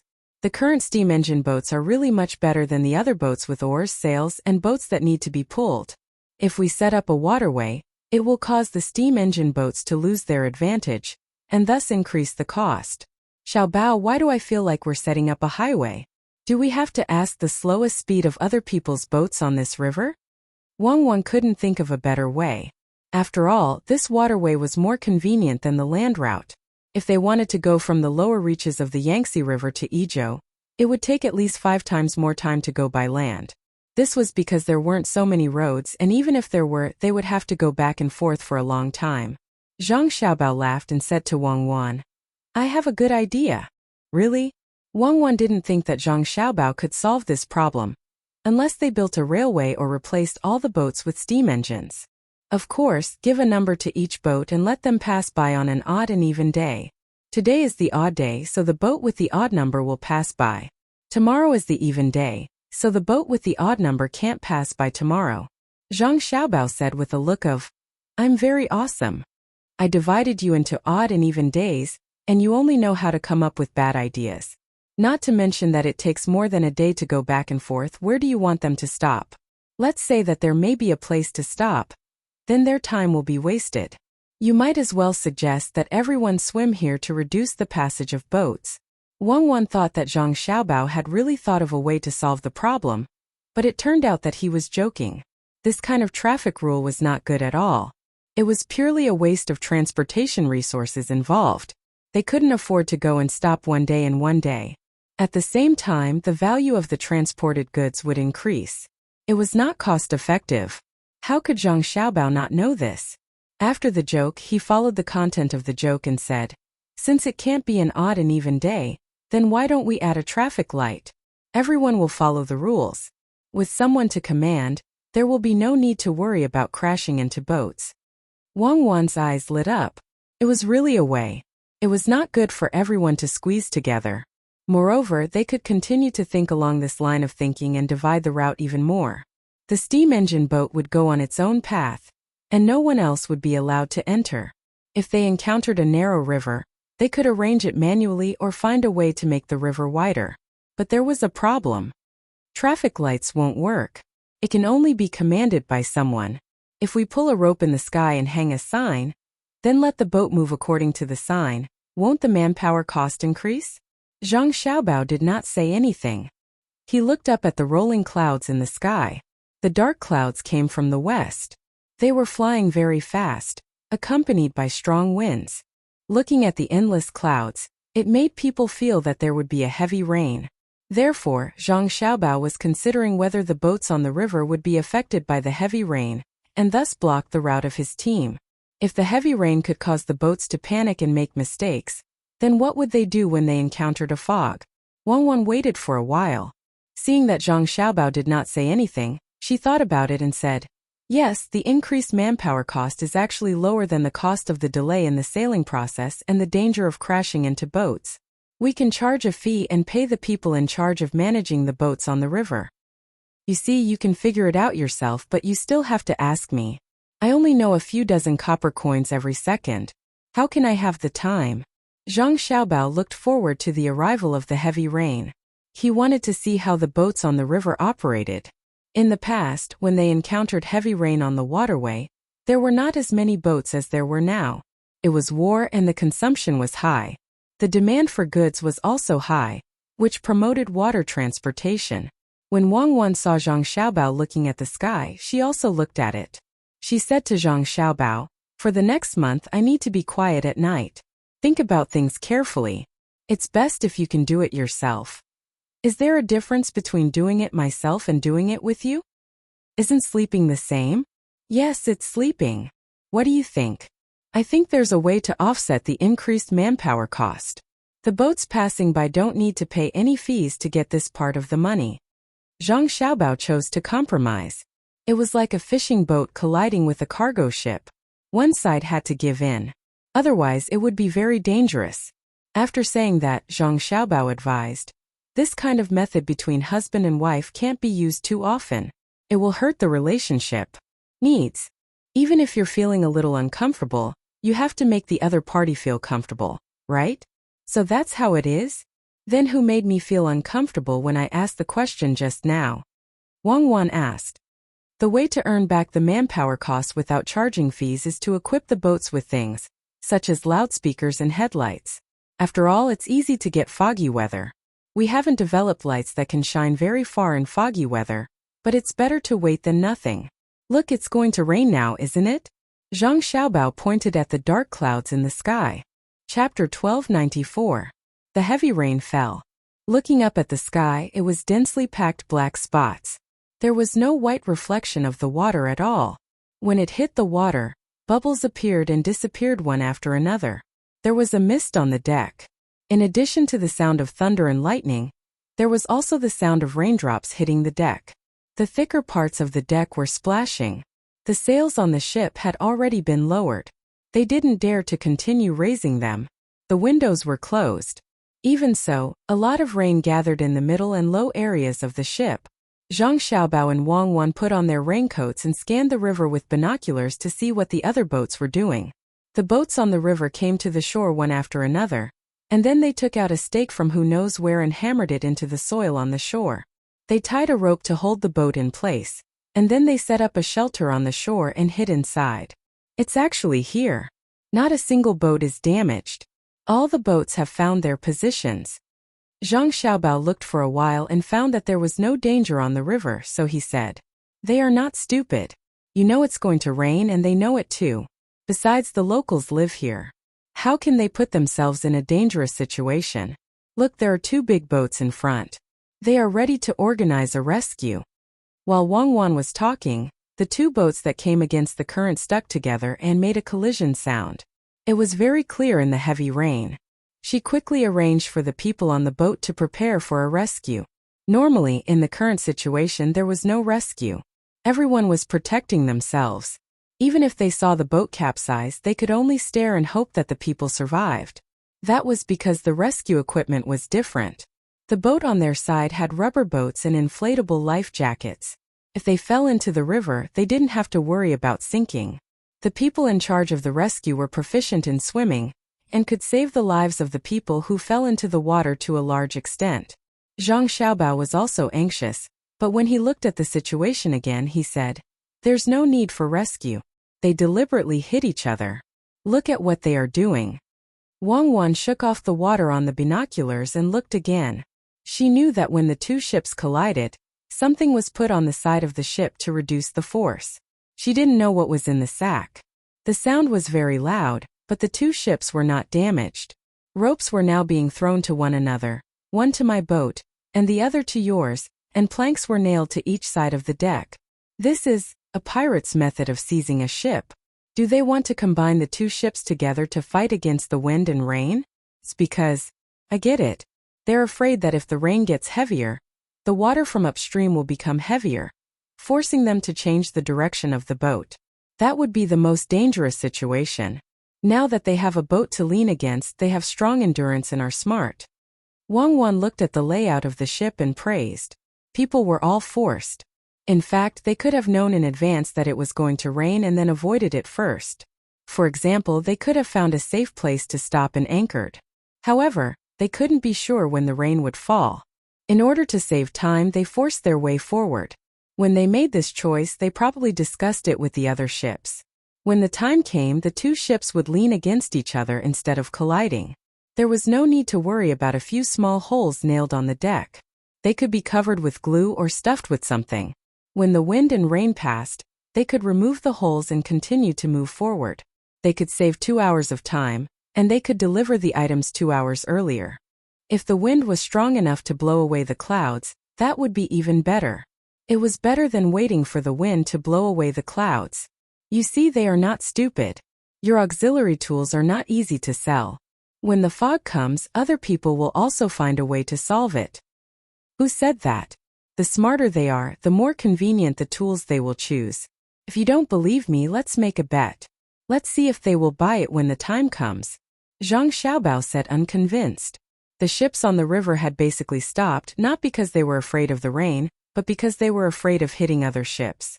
Only the steam engine ships were still moving forward. They didn't care about whether it was raining or not. They didn't need to find a mover when they were going against the current, and they didn't need to raise their sails. They were very confident in facing this kind of simple rain. Zhang Xiaobao's team was even more so. The difference was that the ship had sails to reduce the speed. At this time, when the sails landed, the sound of machinery could be heard. They sped up and went through this relatively narrow area. Seeing that there was no problem on the river, Zhang Xiaobao and Wang Wan turned back to the cabin and leaned on the deck chairs to rest. It was the most comfortable time to sleep now. Xiao Bei and the others just took a shower and crawled into bed to sleep. Their entire bodies were relaxed, and they quickly fell asleep. I don't know if the rain is heavy on the battlefield. I can't see how large the area of the rain clouds are. It's really uncomfortable without a satellite image. Zhang Xiaobao pulled over a blanket and covered himself with it. He swayed back and forth gently, worrying about the people on the battlefield. Wang Wan, who was beside him, had a calm expression. When she heard Zhang Xiaobao's words, she said, "The heavier the rain, the better. If it continues to rain for a few days, we will get a large number of horses. When the ground is muddy, the horses won't be able to run. Our people will snipe a few people and shout loudly that they will not be killed if they surrender. They will surrender." Zhang Xiaobao agreed. That's true. The Arabian horses have always been very useful. We can't slow down the development of our country for the sake of war. That's why we have no choice but to turn some of the military horses into commercial horses. When the domestic economy develops, we can make more off-road vehicles to replace horses. What kind of off-road vehicle? Four-wheel drive? Wang Wan asked. Won't a three-wheeled tractor work? It's a vehicle with a lot of combat power. The diesel engine is powerful, the wheels are bigger, and the chassis of the vehicle is high. Other than the places where the body of the vehicle can't pass, it's generally better than horses. Zhang Xiaobao imagined the scene when the tractor army was deployed. If it was on the plains, its power would be great. With a little rain, it would be more convenient to chase the enemy. As long as it wasn't too muddy, the tractor could easily rush over. The two of them were chatting idly when there was a knock on the door.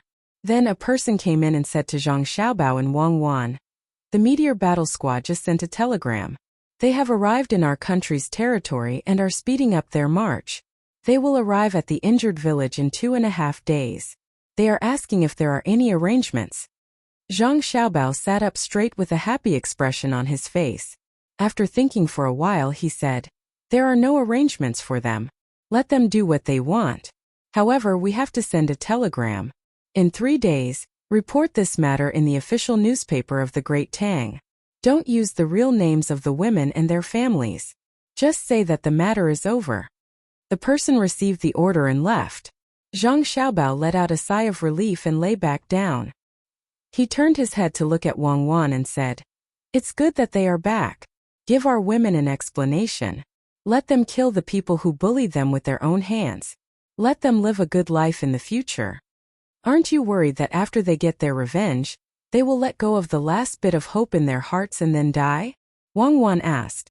"It's possible. Someone send a telegram. Tell them that when they see the 2 women in the village, tell them to help them capture the people.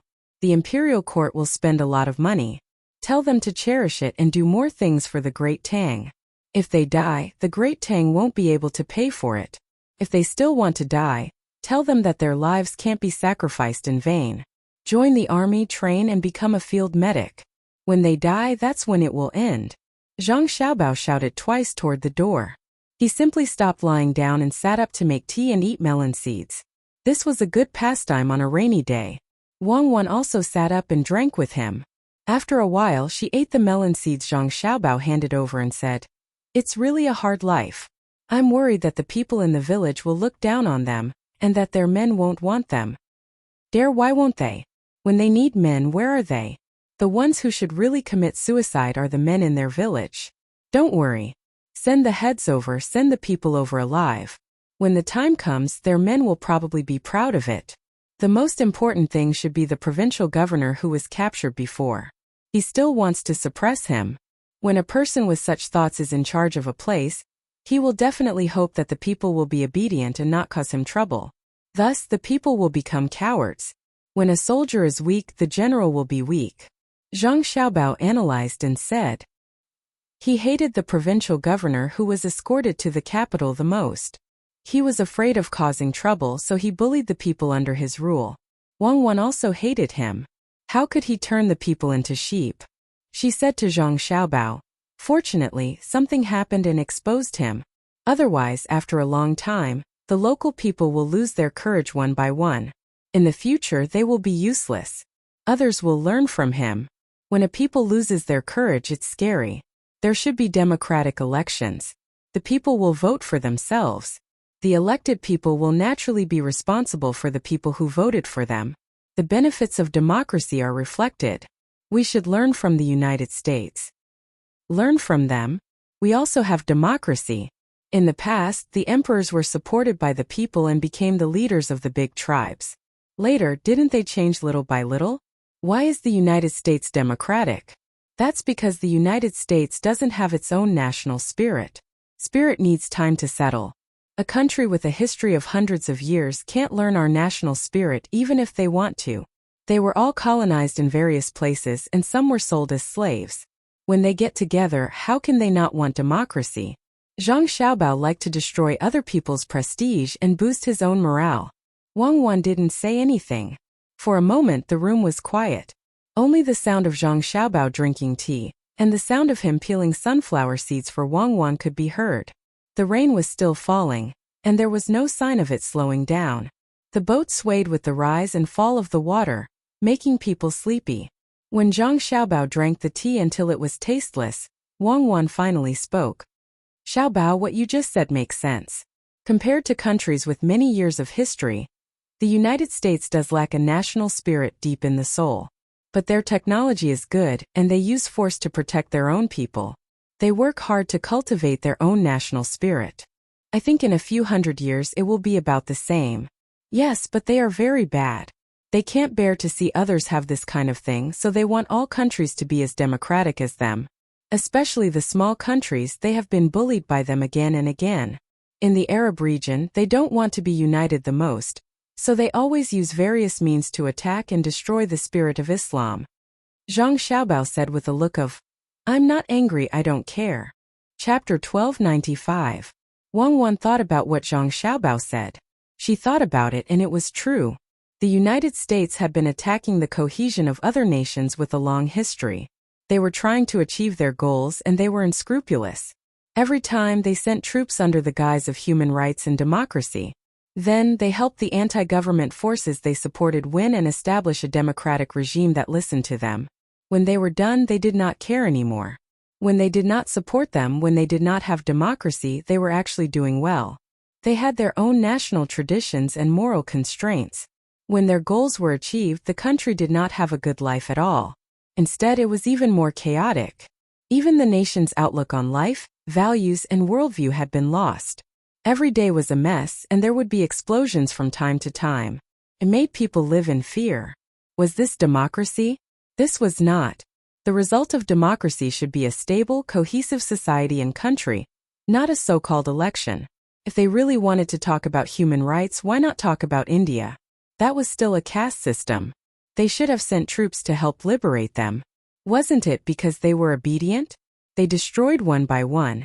In order to achieve their goals, they used all kinds of tricks to support all kinds of splits.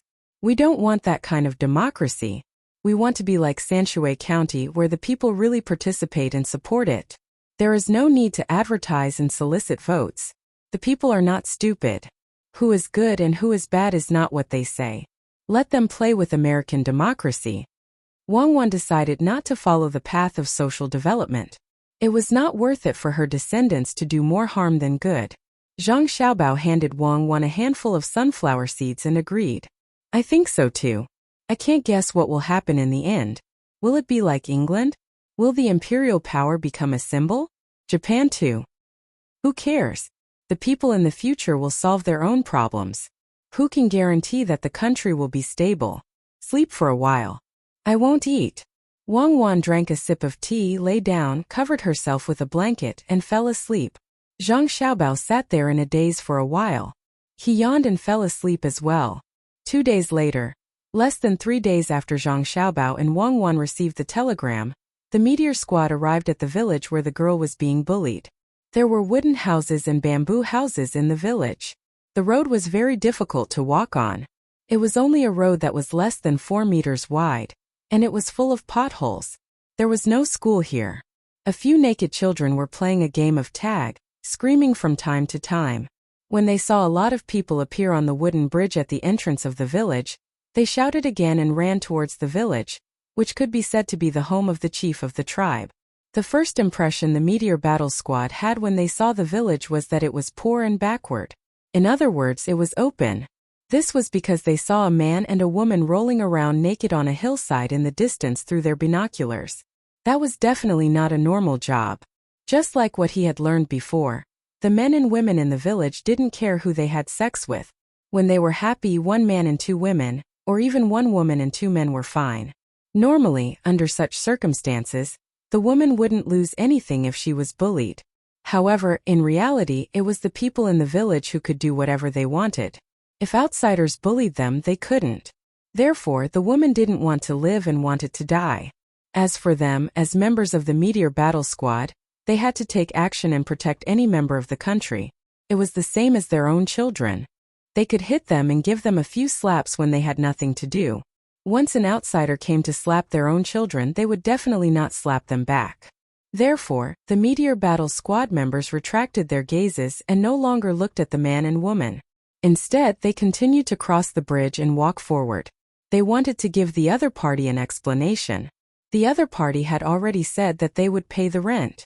At the beginning, when they were collecting rent, this was how they advertised it. As long as you acknowledged that you were a citizen of Tang Empire and had taken responsibility, then Tang Empire had the same obligation to help you.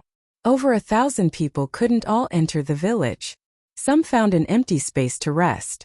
A total of 150 people entered, each of them carrying a bag.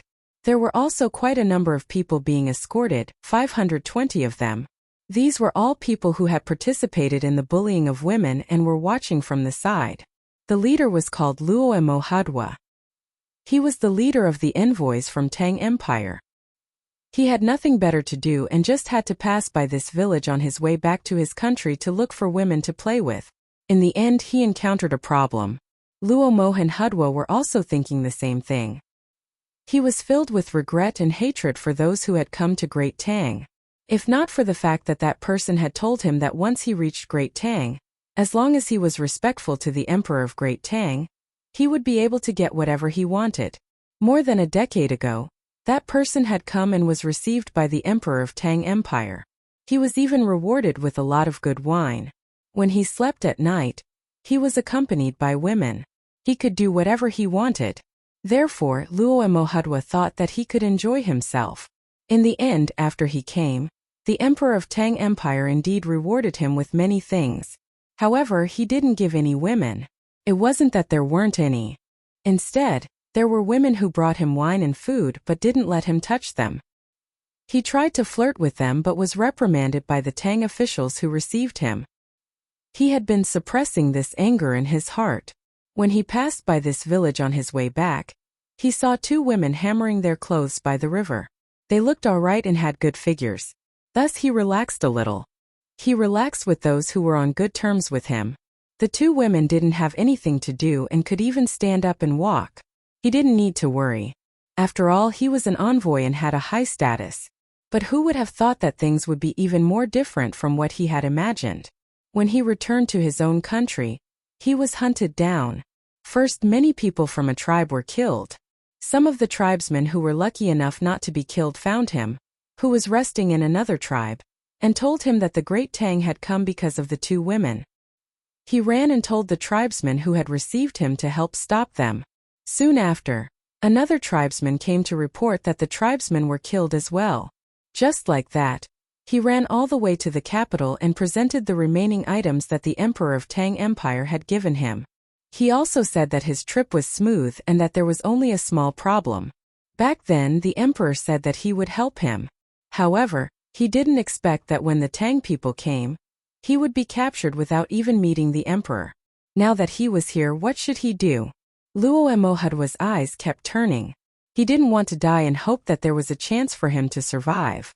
I can give you money. My family has money. This was the third time Luo Mohadwa brought up the matter of money. The previous 2 times he was beaten up. Now he had no choice but to bring it up again. As long as there was a trace of hope, he could give the money. This time the leader of the Meteor Battle Squad was a member of the Border Army.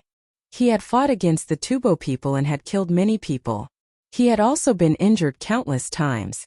However, he had survived. He had only lost 2 fingers on his left hand and had scars all over his body. Due to his bravery and rich battle experience, he was recruited into the Meteor Battle Team. He was also trained to be in charge of this operation. His surname was Li, bestowed by the emperor himself. He was called Li Ci. Now that he was listening to Luo Mohadwa's words, he didn't hit him anymore. Instead, the corners of his mouth curled up, revealing a meaningful smile. Seeing him smile, Luo Mohadwa thought that his chance had come. He smiled as well. My family has a lot of money and jewels.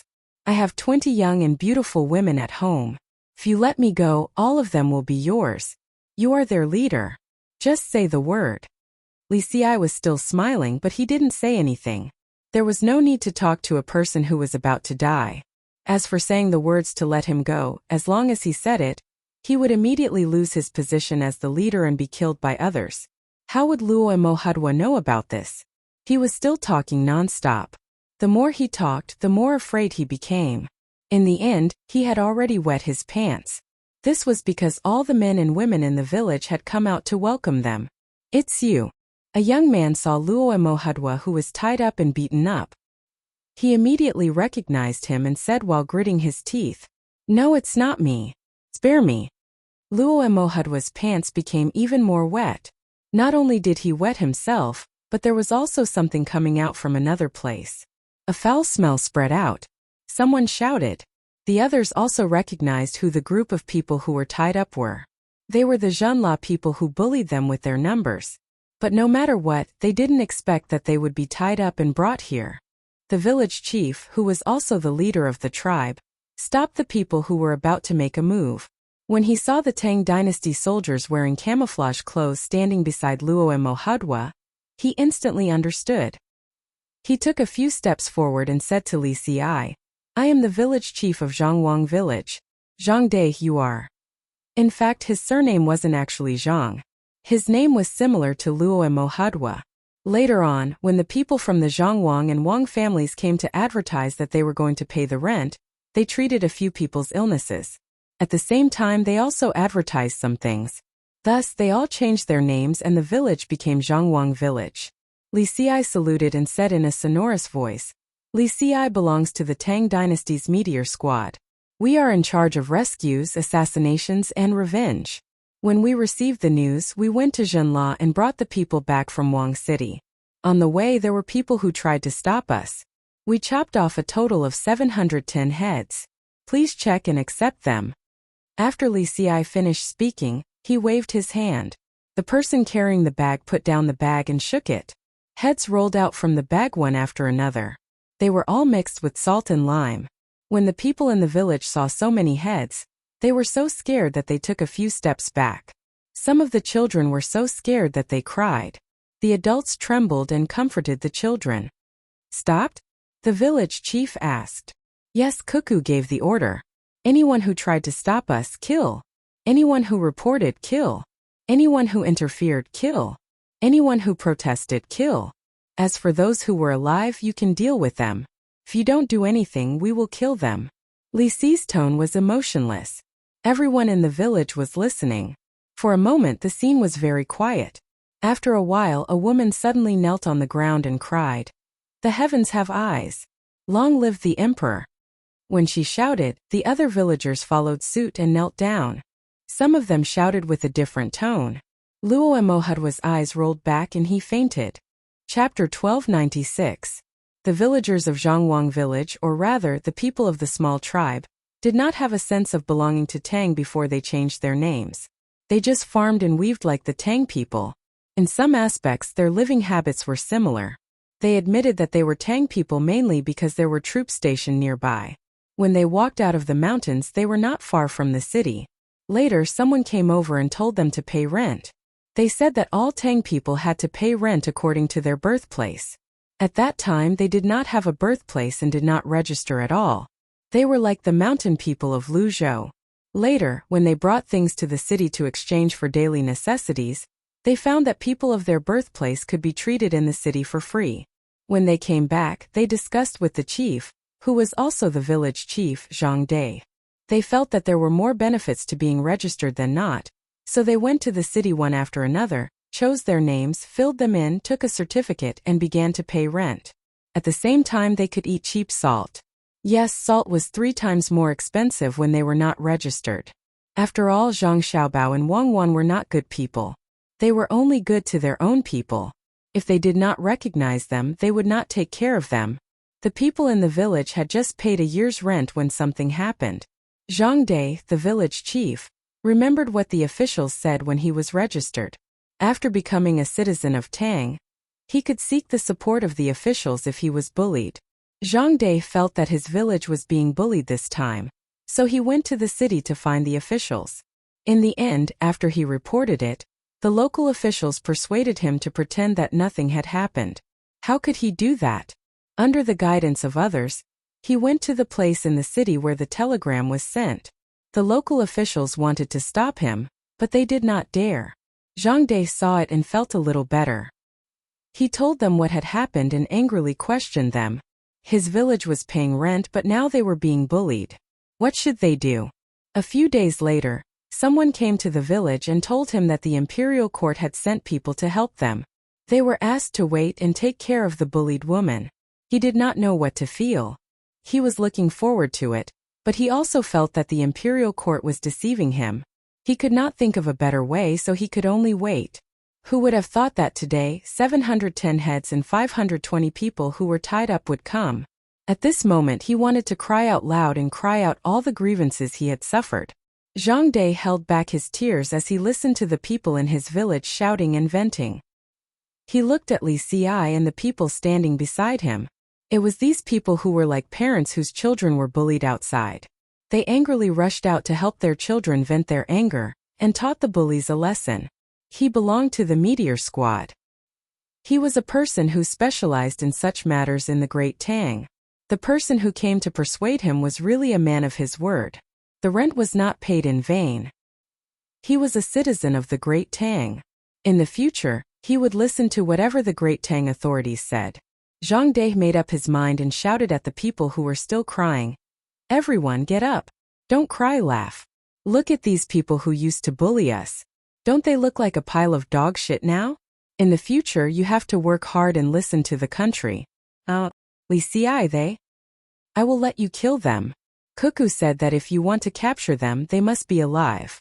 You have to kill them personally to vent your anger. Li Xi said expressionlessly. Zhang Dai was touched.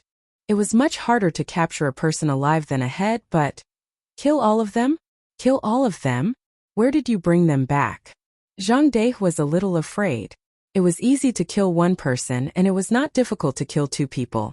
But to kill all of them in front of him, his hands would go numb. He had never killed anyone before. Li Xi nodded. Yes, we will not leave a single one alive. We brought them back from their imperial city. So far? Zhang Dai was shocked. It doesn't matter if it was far or not. When we caught up with them, they were in the imperial city, so we brought them back from the imperial city. If they ran further, we would have chased them further. If not for Cuckoo's order to capture them alive, we would have killed them directly. Cuckoo said that anyone who offends anyone from the Great Tang Empire will be hunted down endlessly. We will not rest until they are dead, even if they run to the ends of the world. Li Xi still had that indifferent look on his face, but the words he said made the people listening unable to calm down. Then Li Xi considered the actual situation and suggested very humanely, if it is tiring for you to kill them, you can follow us to the execution ground in the imperial city. You can choose a few to kill and have fun. The rest will be left to us. It is a good opportunity to show the other people of the great Tang Empire and establish our might. Zhang De was extremely grateful. He first went to kick Luomo and Hudwa. Then he picked a few people and said to Li Ci, "We will kill them. You guys can kill the rest. We should let people see it with their own eyes. Only then will they believe that our Tang Empire is really protecting all of us." Then the two of them discussed and Zhang De dragged the few people they wanted to kill to the riverside. They found a place that was not usually used for fetching water and washing clothes. Then they called the bullied girl and her man and personally killed them with a knife. After killing them, they would bring the rest of the people alive and their heads back to the Imperial City with the Meteor Battle Squad. It didn't feel like killing people but more like discussing how to slaughter animals. Li Ci's indifferent expression not only didn't make the others feel bad, but it also made them feel very relieved. They needed to protect the people they wanted to protect. The news was once again passed to Zhang Xiaobao and Wang Wan. The two of them were sunbathing under the umbrella and looking at the big news. The two of them looked at each other and smiled. They didn't feel that there was anything bad about killing more than 1,200 people. We should publicize it and let the people of the Great Tang know about this operation. At the same time, we should let the spies of other countries know about it. This way, they will have to think twice before provoking the people of the Great Tang Empire. Zhang Xiaobao was very satisfied with the Meteor Battle Squad's first operation. Not only did they not have any casualties, but they also handled the matter cleanly, showing the prestige of a strong country. Wang Wan felt the same and said, "That's right." Although there were people in Zhen Le's team who didn't participate since they were in that team, they didn't stop their people when they made a mistake. Not stopping them is conniving and acquiescing. Why is it that the people of Israel are less bullied outside? Even the people of the Arab countries, who know that the Jews can't live under the same sky as them, don't dare to bully the people of Israel when they are on their land. That's because Israel's revenge is fierce. Why is it that when something happens to the Americans in other countries are like facing a great enemy? That's because they are afraid of the strength of the United States. A country doesn't care about its size, but the will of the ruler. This time it is the manifestation of our will.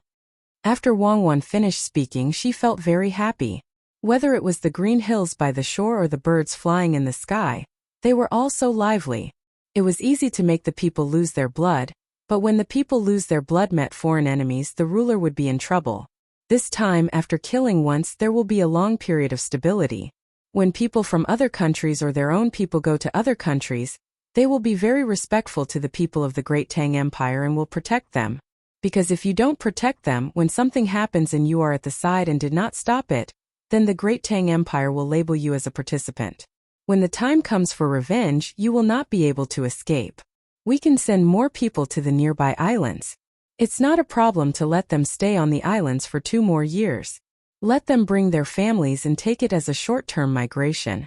Let them mine and sell there and live there. We will provide military support. But they cannot stay for too long. In the process of helping the Great Tang Empire to plunder foreign countries, they will accumulate a lot of wealth. Normally, they will not be willing to come back at that time. They will want to stay and earn more money. That must not be allowed. What if they are bold enough to declare independence? We can let them go now because they have seen the power of the Great Tang Empire's revenge. Even if they do not dare to go to a new place, they will think of establishing a new country. Zhang Xiaobao suddenly thought of the nearby islands. Some of them were uninhabited, but they could be used as temporary accommodation. It was convenient for people to go to the nearby seas to obtain resources. There were also people on the islands, the local aboriginals, and people who ran to the islands due to the chaos of war and other factors before the Great Tang Empire.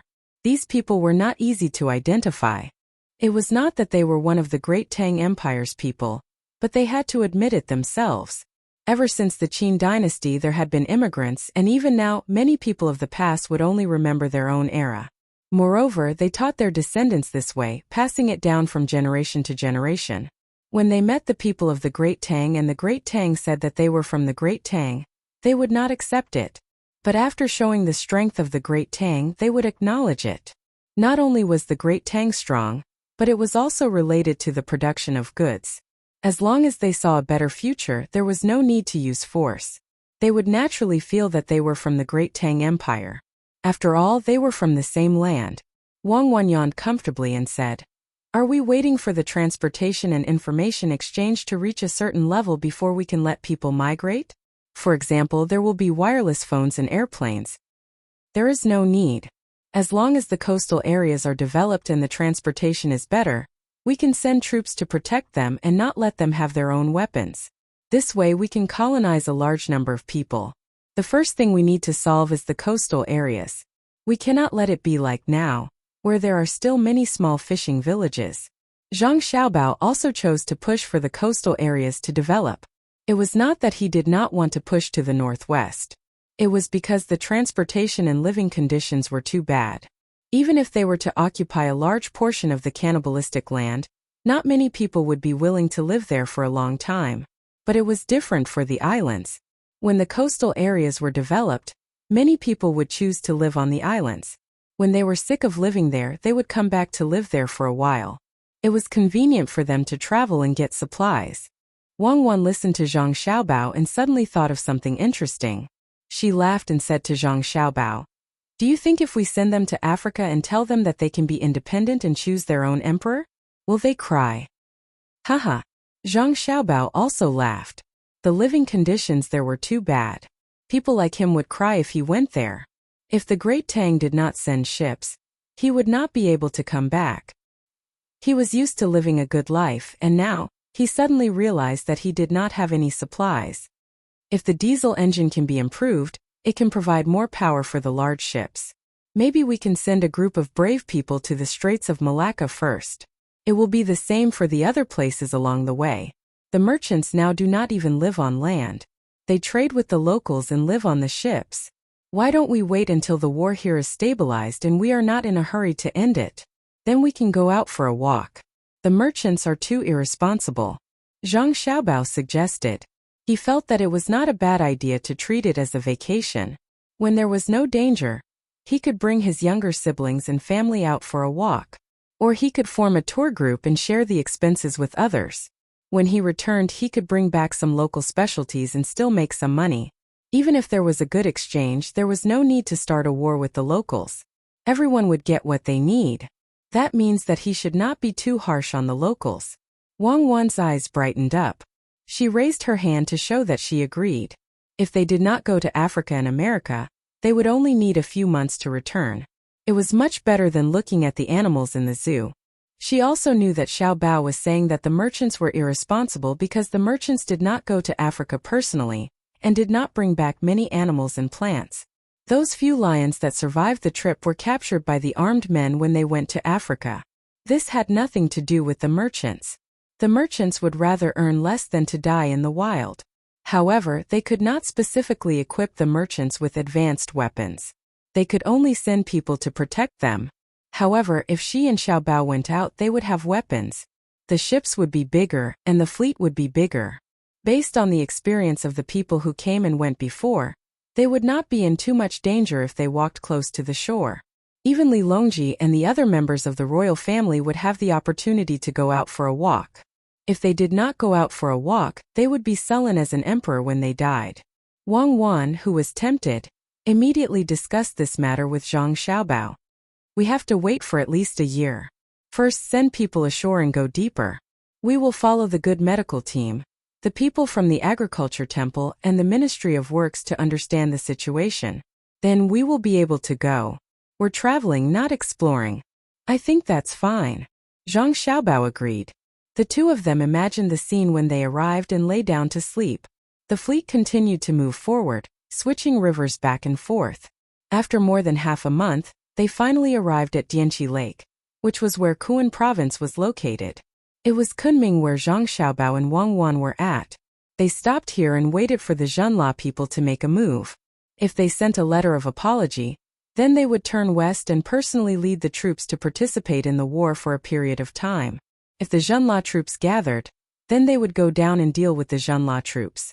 Zhang Xiaobao and Wang Wan were calculating the harvest time for the carnivorous people. It was almost time for another round of attacks. Xiao Bei and the others also began to adapt to the local climate and find their own fun. For example, they would play with the children here and find a few people to deal with. However, they did not have much hope for the latter. They believed that the officials had learned to be smart.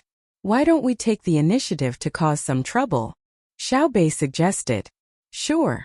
Xiao Yuan followed suit. Let's go and check the place, Xiao Bei said with a serious look. Chapter 1297. Translator. Endless Fantasy Translation Editor. Endless Fantasy Translation. Xiao Bei and the others had a good idea. They couldn't wait to serve the people. They had to take the initiative. Since they had just arrived in Kuan province and didn't have any contact with the locals, they set up camp next to Dianqi Lake. When the 9 of them walked out under the protection of the guards, they heard from the inner courtyard that if they walked southeast along Dianqi Lake, they would see people after walking for about 10 miles. When Xiao Bei and the others heard that, they first observed the terrain. 10 miles didn't sound far and could be reached in an instant if they rode a horse. However, it depended on where they were. They were now next to Dianqi Lake and in the mountains. Was there a road? Yes, there was a road that people or animals could vaguely walk on. The weather was good and the vegetation was lush. The grass on this road was a little different from the grass on the other side. It was relatively sparse, but it was definitely not suitable for riding a horse. The 9 of them estimated that it would take about an hour to reach the place. What if they ran? It wouldn't take more than 3 minutes, but it was easy to fall. Are there many people at the place we're going? Xiao Bei asked. It wasn't worth it to spend a lot of time and end up meeting dozens of people. The inner courtyard seemed to know a lot about this place before they came. He immediately replied. The one we're going to is a tribe. The chief's surname is Quan. Of course, everyone in the tribe has the surname Quan. Are there any other surnames around? Xiao Bei asked again. Yes, and some people have the surname Meng. If we go there, the language communication won't be very smooth. We need to translate. The most important thing is that their etiquette is different from ours. Oh, you don't understand? What else is there?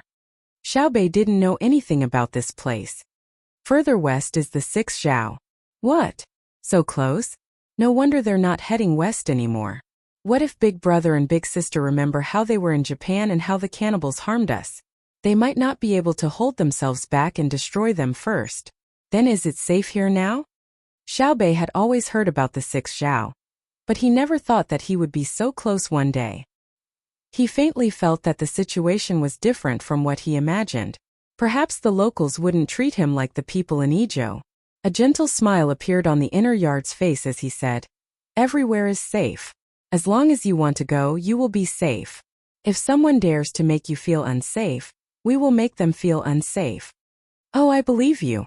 What I mean is, if you don't protect me, will we be safe? Lil Bei was depressed. They were here to investigate the people's lives, but they were here to start a war. These were two different things. They won't hurt you. They have a good impression of you and belong to a farming tribe. The Meng tribe is a livestock tribe. If you go to the Meng tribe, it will be less safe. However, I believe that if they don't want to be exterminated, they will know how to treat you. Previously, the people with the surname Meng were the rulers of this generation, so the surname Quan was naturally the ruled. Farming people normally preferred peace and fought with nature because they could obtain more food. Horseback people were more aggressive and did not build. Instead, they followed the laws of nature to plunder. Therefore, I suggest that we go to the Quan tribe. It will be more convenient for us to communicate. Even if you write, other people will recognize you and share many of the same habits as us. The inner yard's introduction was also a kind of knowledge instilling. It was not enough to just stay by their side. When the little guys had questions, they had to explain it. Lil Bei and the others listened very carefully. They cherished the words of the inner yard in their daily lives. It seemed that every sentence was very simple and contained countless meanings. There was no other family in the Great Tang. It means that the people with the surname Quan are bullied, right? How pitiful. Lil Bei began to feel sad for others. The inner yard replied, It used to be so, but not now. Since the Great Tang began to support the surname Quan many years ago, and pushed King Quan Gui to the position of the vassal king, the people with the surname Quan were no longer bullied. Now no one dares to bully them because the local government is formed by them. The other purpose of the young master and young lady's visit this time is to build a few projects. One is a dam and the other is an artificial river. Otherwise, the local area will always be flooded. Almost every year, there will be a situation where the inflow of Dianchi Lake is greater than the outflow. As a result, the water overflows and washes away the fields and houses of the people with the surname Quan. Another purpose is to leave 200 people behind to add to the local government, and not let the people with the surname Quan continue to rule. Now there is no need to control one with another. After hearing this, Lil Bei and the others began to walk in the direction of the inner yard. As they walked, they thought and discussed with each other. After a while, Lil Bei looked at the scenery of Dianchi Lake and said, "We understand. We really can't give them too much power. In the past they were bullied. Now that they have power, they will definitely want to bully back. It's okay to bully them before, but they are a tribe that raises livestock and are good at fighting. If they can't beat them, they will be beaten by them. Then the Great Tang will send troops. After the war is over, the people who died can't come back to life. How sad will that be? Moreover, the people with the surname Meng are also part of the Great Tang and know how to raise livestock. Isn't it better for the two sides to unite? Each takes what he needs. Brother and sister arranged for people to stay behind to be officials. The purpose is to combine the two surnames into one. The effect will be greater than the two. Also, we don't believe that King Quan Gue is better than our people in all aspects. The people we left behind will quickly figure out the situation of the local resources and use them to help the locals develop as quickly as possible. Because brother and sister will continue to send troops to the west, the local area will become the rear very close to the front line, right?" The inner yard squatted down and kissed Lil Bei on the face. He praised, "Our Lil Bei is so amazing. We all thought about it together. The little bit of achievement we have is also because of your constant tutoring, the love of our brothers and sisters, the expectations of our parents, and the protection of our guards. That's how we can learn and achieve it. What about the 6 Zhao? They are closer to the front line in the future." Lil Bei was modest and treated it as her diplomatic practice. Suddenly, she thought of the 6 Zhao. Back then, her brother and sister had left a lot of ways to retreat for the 6 Zhao. They said that they would first fight Duoshi, then deal with Xinlua in Japan. Finally, they would target the 6 Zhao. Moreover, the early strategy was to help plunder. Could be said that they were being kind. The help plunder could be changed at any time. If the 6 Zhao saw the results of others and came to their senses, then the real follow-up method would be to cooperate with the early method to help. If they were still stubborn, the follow-up method would be another one that could immediately put the 6 Zhao into eternal damnation. It depends on Jin Le's actions. If they fight, they will be destroyed. If they fight, they will pass. If they fight, they will pass. If they fight, they will pass. If they fight, they will pass. If they fight, they will pass. If they fight, they will meet the leader of the 6 Zhao and give him a warning. At the same time, we will let the caravan follow. We will enter India from the north of the Piao country and seek an opportunity there. After that, no matter what choice we make, we will have to take a boat home before next summer.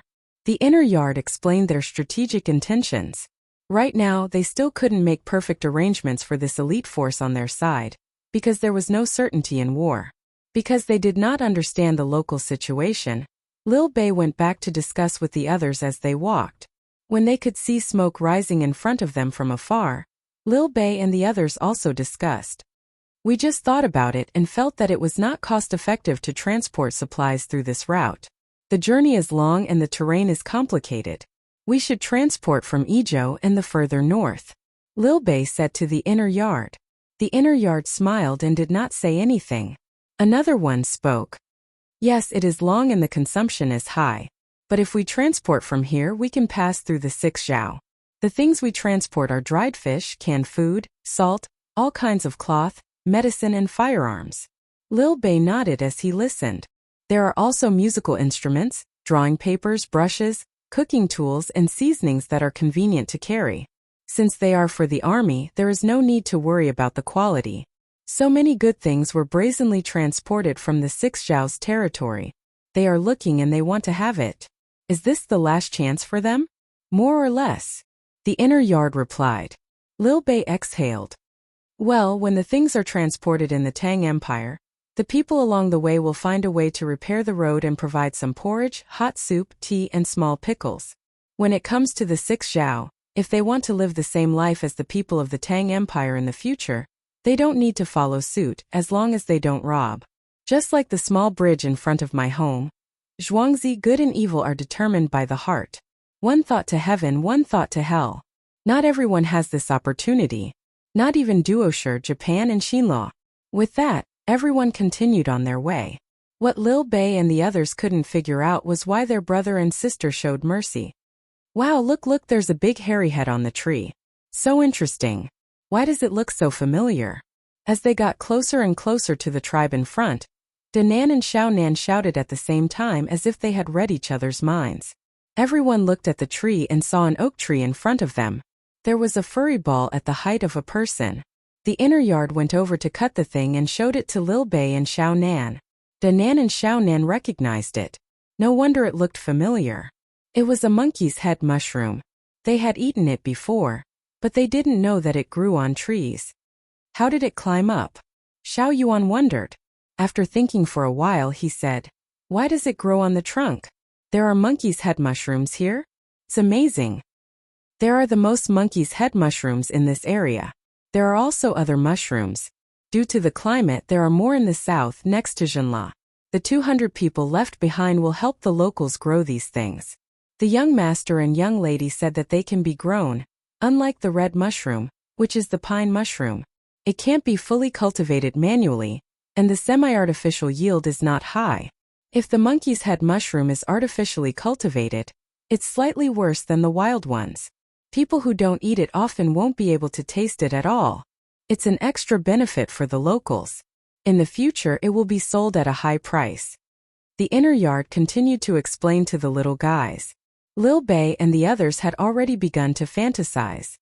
In the future, the locals would grow many monkey's head mushrooms with the help of their families. They could sell them directly to the restaurants at home. When the cultivation technology was mature, ordinary people would be able to eat them if they wanted to. The locals produce monkey's head mushrooms. In that case, the tribe we're going to will definitely have some in stock, right? Lil Bei licked his lips and asked with a slanderous look. Yes. Occasionally, merchants will come to buy them. The price they give is quite fair.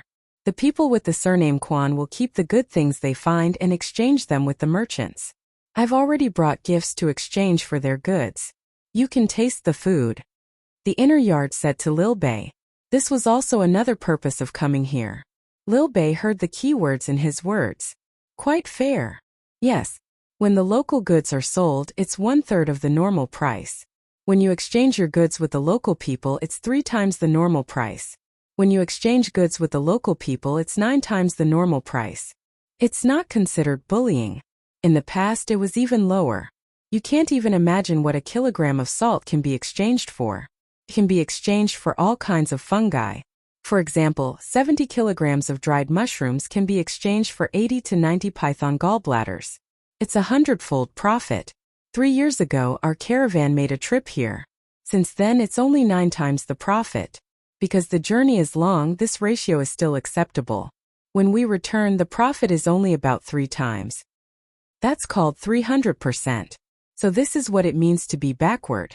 If our caravan doesn't come, the local people will be even more upset. I reckon that many merchants who take this route will hate our family. Aha, we set the price once we come. When the local people see, it turns out that we sold too cheaply in the past. Is there no salt here? Do we have to ship it from somewhere else? Lil Bei immediately understood. He had been the bad guy once. Fortunately, he had left a profit margin of 3 times for others. The inner yard replied, "There is." The young master and young lady said that there is, and there's a lot of it. It's enough for the local people to eat.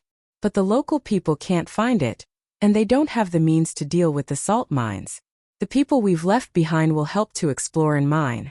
In the future, the merchants who come here won't be able to exchange for anything with salt. They'll have to transport other goods that the local people don't have. This will improve the quality of life of the local people. This time we've brought a lot of salt. It's a half trade, half gift. We don't expect to make much profit. No wonder you said that it's safer for us to come here. Our efforts 3 years ago have paid off at this moment. Lil Bei knew where the inner yard's confidence came from.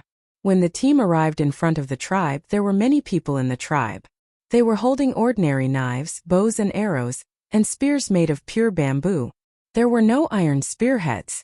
Clearly, the people in the tribe had already seen a large group of people coming. Without knowing whether they were friend or foe, they gathered together to intimidate and alert. Lil Bei looked at the bows and bamboo spears and shrank back. She couldn't estimate the range of the other party's long-range weapons. The group stopped. Someone ran over to negotiate. After some discussion, the people in the tribe threw their weapons to the ground. It looked like they were surrendering. Then the people in the tribe put on their small faces. Some people ran back and sprinkled water on the ground. Normally, they didn't have such etiquette. They probably wanted to learn the behavior of the officials of the Great Tang when they traveled. But they didn't learn it completely because they didn't have yellow sand to pave the way. Lil Bei and the others were very satisfied with this. It didn't matter if they didn't learn it well, as long as they had the heart. They all knew that it was very difficult to get the approval of a minority. It wasn't that they were purposely estranged, but that it was mainly because of the knowledge they came into contact with. Many merchants wanted to take advantage of them, but when they found out, they would naturally be on guard. Before they could confirm whether you were trustworthy, they wouldn't interact with you too much. Otherwise, they would be deceived again. Rather than calling it estrangement, it was better to call it self-protection. At this time, four people stepped forward, one hand on the gun by their legs and the other on the firing mechanism of their revolvers. Don't be impulsive. Don't fire at 0, 03 or 0, 5 seconds. You can judge the time. Lil Bei hurriedly gave the 4 people instructions. These 4 were the most formidable gunmen in the Great Tang, and they were specially assigned to protect them. They didn't even have a brother or sister. Lil Bei asked the inner yard. I'll be going up to speak in a moment. How should I introduce myself? Zhang Xiaobei of Between the Clouds and the Water, the inner yard said. Chapter 1298. Wei Wei nodded, took a deep breath and walked forward. Xiao Yuan and the other 8 immediately followed, and the 4 quick gunners also walked beside them. Their facial muscles were relaxed, and their eyelids were drooping. Their eyes didn't seem to be focused. This was the moment when he reacted the fastest. The Quan family already knew that it was the little master of Between the Clouds and the Water. They were very happy and even put on a welcoming posture. What they did not expect was that the 9 children actually dared to form a line and directly walk forward. Furthermore, there was no vigilance in their eyes, nor was there any fear. They appeared to be so calm. Standing in front of the crowd, Chief Quanimo was instantly moved. This was a form of trust. How capable could a child be? There were only 4 people beside him, and all of them had their hands on the right side of their bodies. If they were to fight, they wouldn't even have the chance to pull out their other hand. What Quanimo did not know was that if they really fought, the 4 of them could instantly take down 20 of them. As for the 9 little fellows who seemed to have no fighting power, as long as they were given less than 2 seconds, they would be able to complete the set of actions of taking out their guns, aiming, and shooting. They usually had to shoot dozens of bullets every day to practice. Of course, Xiao Bei and the others didn't come here specifically to guard against people. They wanted to have a sincere conversation. After interacting with each other for a long time, they would naturally become closer to each other. It would be easier for them to come here in the future. I am Zhang Xiaobei from Between the Clouds and the Water. This is Wang Xiaoyuan from Between the Clouds and the Water. This is... Xiaobei stood 5 steps away from Quanimo and gave him a big smile. He blinked his long eyelashes and began to introduce the people on his side. Then he asked, "You're their leader, right? Oh, it's the chief Quanimo, right?" Xiaobei's appearance and expression immediately conquered the people of this tribe. She was really too cute. She looked more exquisite than anything carved out of jade. For a moment, Quanimo seemed very nervous. His tribe was also a large one with more than 800 people. Among them, there were nearly 200 children under the age of 10. The main reason was that they had a higher chance of survival. Generally, if they wanted to give birth, they would go to the nearest Tang medical center. It would take them less than half a month to get there, so the proportion of children was large.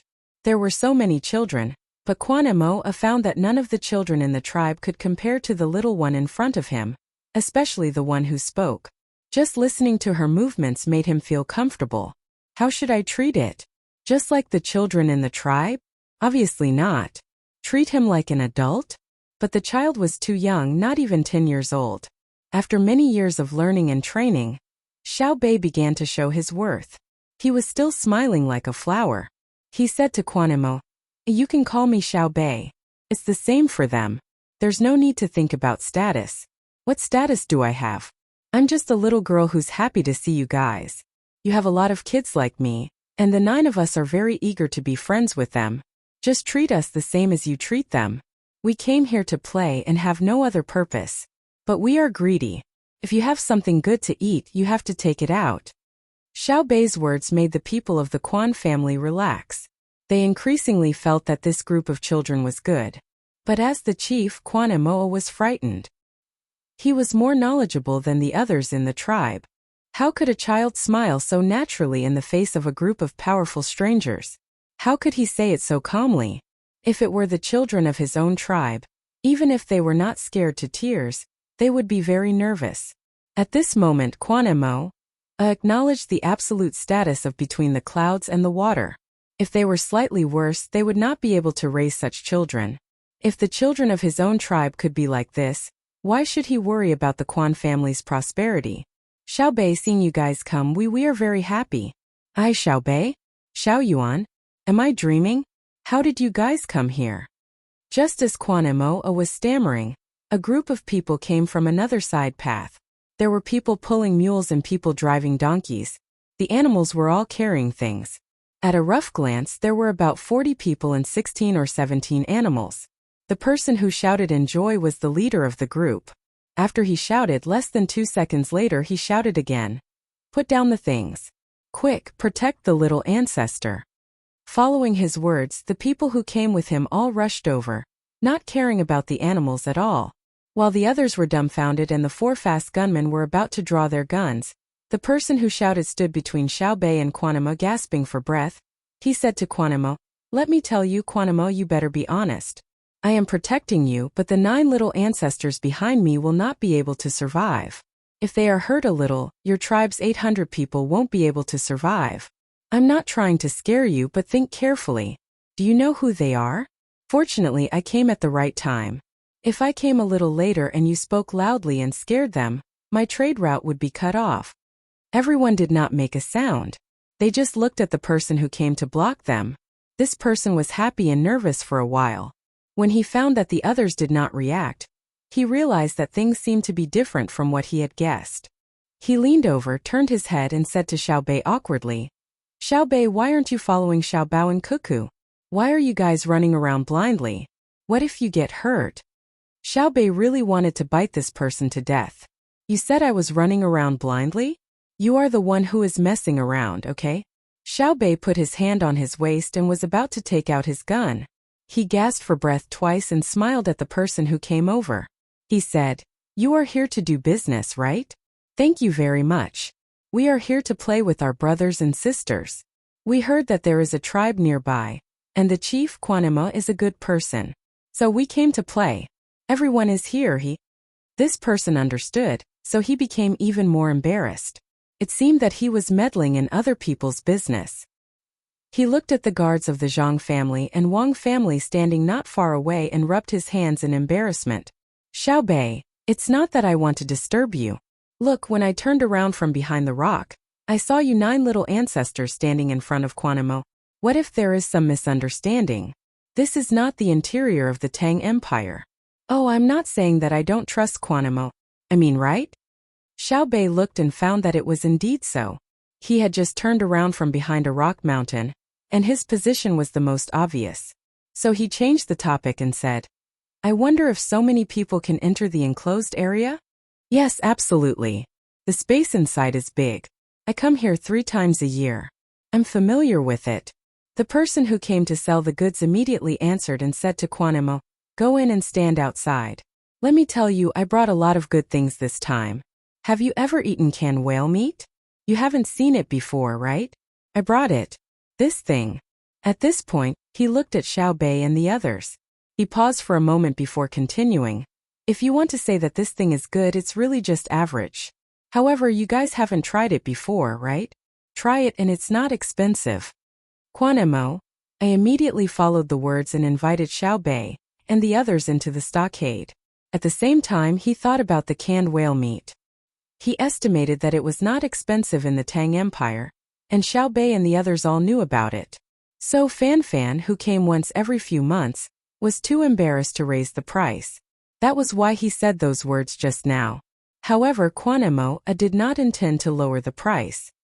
He had never eaten whale meat, but before, a merchant had mentioned that it was a kind of fish that grew in the sea.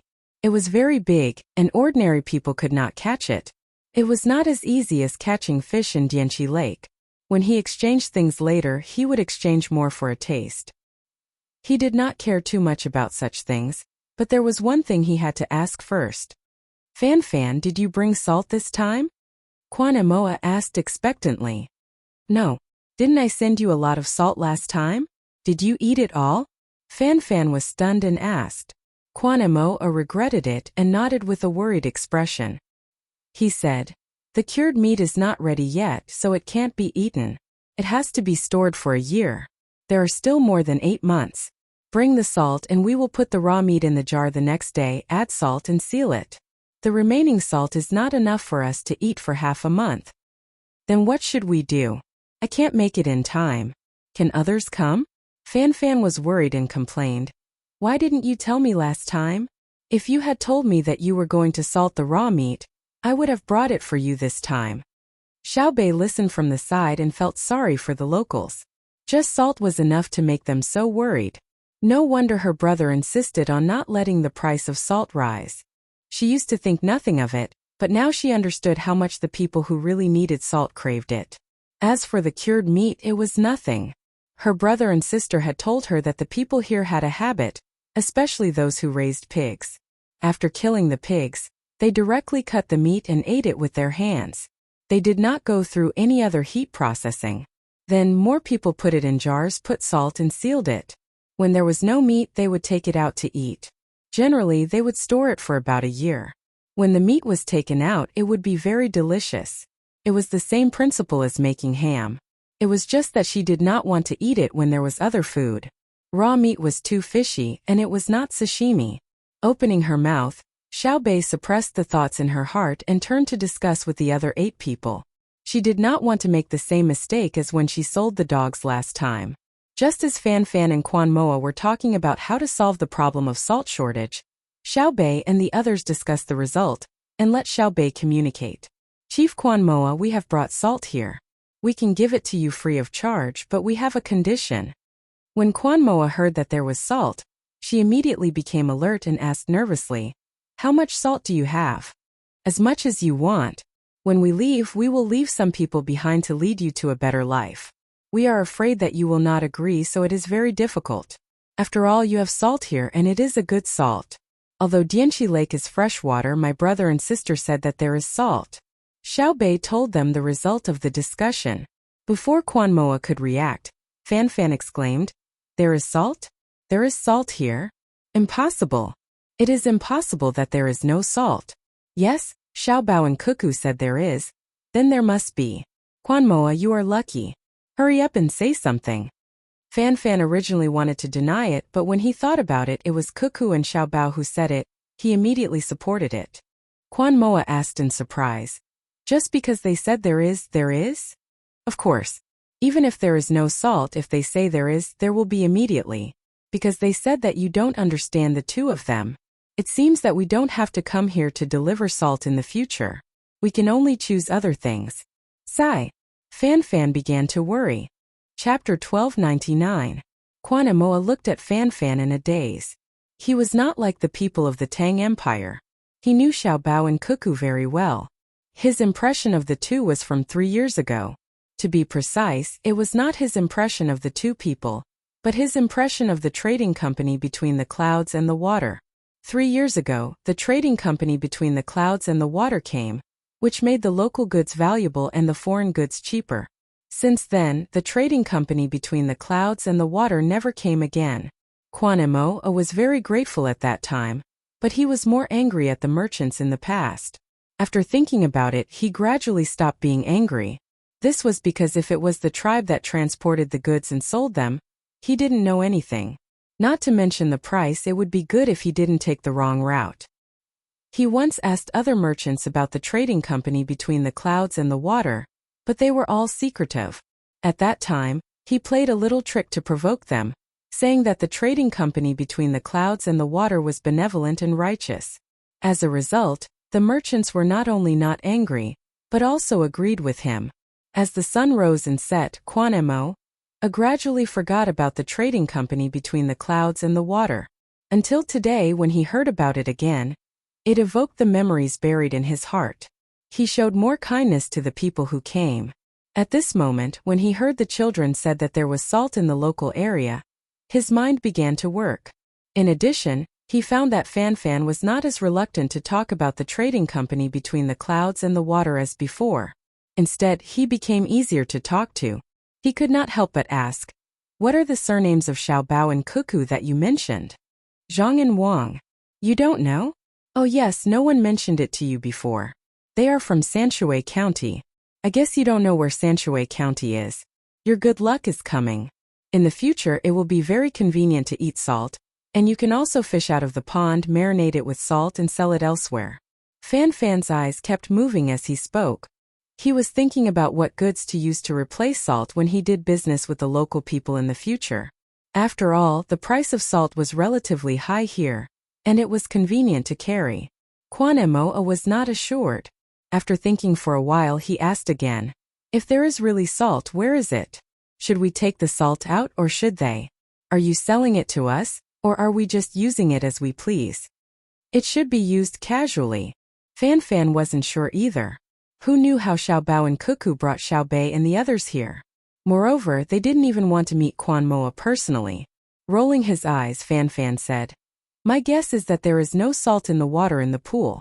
It must be buried somewhere and needs people to dig it up. Xiaobao and Cuckoo can't have sent people to dig up the salt and process it. They must have needed local people to do the work, which is you people with the surname Kwan. When the time comes, you just need to cooperate and dig out the salt. I don't think they will sell it to you. In that case, you will dig it out and use it yourself. Although it hasn't been processed, it might not taste good or it might be a little poisonous. Don't you agree?" Kwan Mo was slightly relieved. Thinking about it, it was true. If his own people dug up the salt and sold it to his own people, he could easily take the salt out while digging. There was no need to charge them. However, he still felt that it wasn't reliable. He thought that Xiaobao and Cuckoo wouldn't be so stupid as to let his own people do the mining. He guessed that they would secretly find a place with salt, extract some, and sell it to his own people. The more Kwan Mo thought about it, the more he felt that it was possible. He said to Fan, "Let's ask clearly first. If they dare to ask us to pay for it, I will make it impossible for them to gain a foothold in the area. The blood of the warriors in our tribe is hot." Fan was stunned and looked at Kwan Mo in surprise. His face changed from its previous calm to a trace of coldness and ferocity. He chuckled and said to Kwan Mo, "Don't let me hear the same thing in the future. Otherwise, I guarantee that your tribe won't be able to sell to us anymore. You won't be able to exchange for our things." As a chief, Kwan Mo's IQ wasn't bad. When he heard Fan's words, he immediately knew that the other party was unhappy, and even threatened him. He smiled and asked tentatively, "Didn't you say that we are brothers? Why would you fall out with us for them?" "Of course, I'll treat it as if you don't understand. I'll forgive you this time. Next time, if I have a chance to cut you with a knife, I'll do it first. If I don't have a chance, I'll go back and spend money to hire people to cut you down. Moreover, when I send the news back, countless people will come to fight you. There's no need for Xiaobao and Cuckoo to do it themselves." Fan wasn't afraid that his words would offend the other party. This was a matter of principle, and he couldn't back down. When Kwan Mo heard this, he began to reevaluate the status of Xiaobao and Cuckoo. He laughed and said, "I really don't understand. Now that you mention it, I remember. Why are you so protective of them? Why would they give you money to spend? Before, they sent people to set the price. Don't you hate them?" "Ha! Hate? Xiaobao sent the caravan to stabilize the price. It must be to help us, not harm us. I can't think of why, but I'm sure of this. If they earn money, of course they can give it to us to spend. As long as I have a good reason for using the money, Or if I have a good plan, I can even meet them directly and discuss it with them. Then they can give me the money. I won't talk to you anymore. Where are Xiaobei and the others? I'll go talk to them. You have to be more respectful to them. They are different from other children. Although they are young, they can help you a lot. After Fan Fan said this, he turned and walked in the direction of Xiaobei and the others. He could see that in the distance, Xiaobei and the others were in contact with the local children. Quan Emo hurriedly chased after him. As he walked, he said, "Can a few children decide our big matters?" "Big matters? Brother Quan, let me tell you, your matters here are small matters to Xiaobei and the others. You have a small population. If it were in the past, I definitely wouldn't have told you. Since they are here now, I'll talk to you properly when they return. That way, you won't be at a disadvantage if you make a wrong judgment in the future." Fan Fan didn't stop walking. He turned his head and spoke to Quan Emo. The look in his eyes made Quan Emo feel very uncomfortable. It was like pity. They were just a few children. Was there a need to do this? By the time the two of them arrived near Xiaobei and the others, Xiaobei was already communicating well with the children in the stronghold. It was mainly Xiaobei talking while the local children listened attentively. This pool is actually a lake. The water inside doesn't have any taste. I've seen lakes with salty water before. When you drink a mouthful, it's bitter and astringent. However, you can boil the salt out of it. You put the water into a jar and put it on a fire. You boil it until the water is little by little. What's left is salt. If you find something else in the salt, you cook it with yellow mud. That's the simplest way. It's very difficult to cook it the first time, but when it's done, there's brine. The next time you cook it, put the brine in, and the speed of salt production will be faster. If you go east or south, you'll encounter the sea. There's even more salt in it. You don't need to cook it. You can directly dry it. You can get a lot of it at one time. You also need to add brine. Otherwise, it will turn into salt too slowly. Xiaobei spoke to the children around her. There were both big and small children. Every child had a lollipop in their mouth. They listened carefully to what was magical to them. At the same time, they followed Xiaobei's words and imagined. Xiaobei didn't talk about the prosperity of the capital, the willow shore scenery of Hangzhou, and the snowfall in Jili province. Those topics were too far away from the local children. She chose to start with the local things. Dianqi Lake was a lake. She led from this lake to other lakes, from fresh water to salty water, and then to the sea. Not to mention the children, even the adults in the tribe listened. They didn't have much chance to leave the local area and go far away. They didn't know much about the outside world. They didn't even know about the Zhang family and Wang family in Sanshui County. What else could they know? See, this is the most adorable girl of my great Tang, Xiaobei. Each of the 9 little fellows has a different ability. When speaking with others, Xiaobei is usually the one who takes the lead. Even when going to the morning court in the capital to interact with officials, Xiaobei is always the one who speaks first. Fan Fan walked over and listened to Xiaobei speak. He showed a doting expression and introduced her to Quan Moa. Quan Moa nodded habitually. She suddenly reacted and asked Fan Fan in surprise, "You said they can enter the morning court of the Tang Emperor? Will they see the Emperor?" Haha. Fan Fan laughed before speaking. After laughing, he said to Quan Moa, "It's very easy for them to see the Emperor. As long as they want to, they can see him every day. They can even live in the palace. I heard that Xiaobei used to sit on the dragon chair with His Majesty and fight for food. Xiaobei and the others call His Majesty Uncle Emperor. Don't look at them because they are young.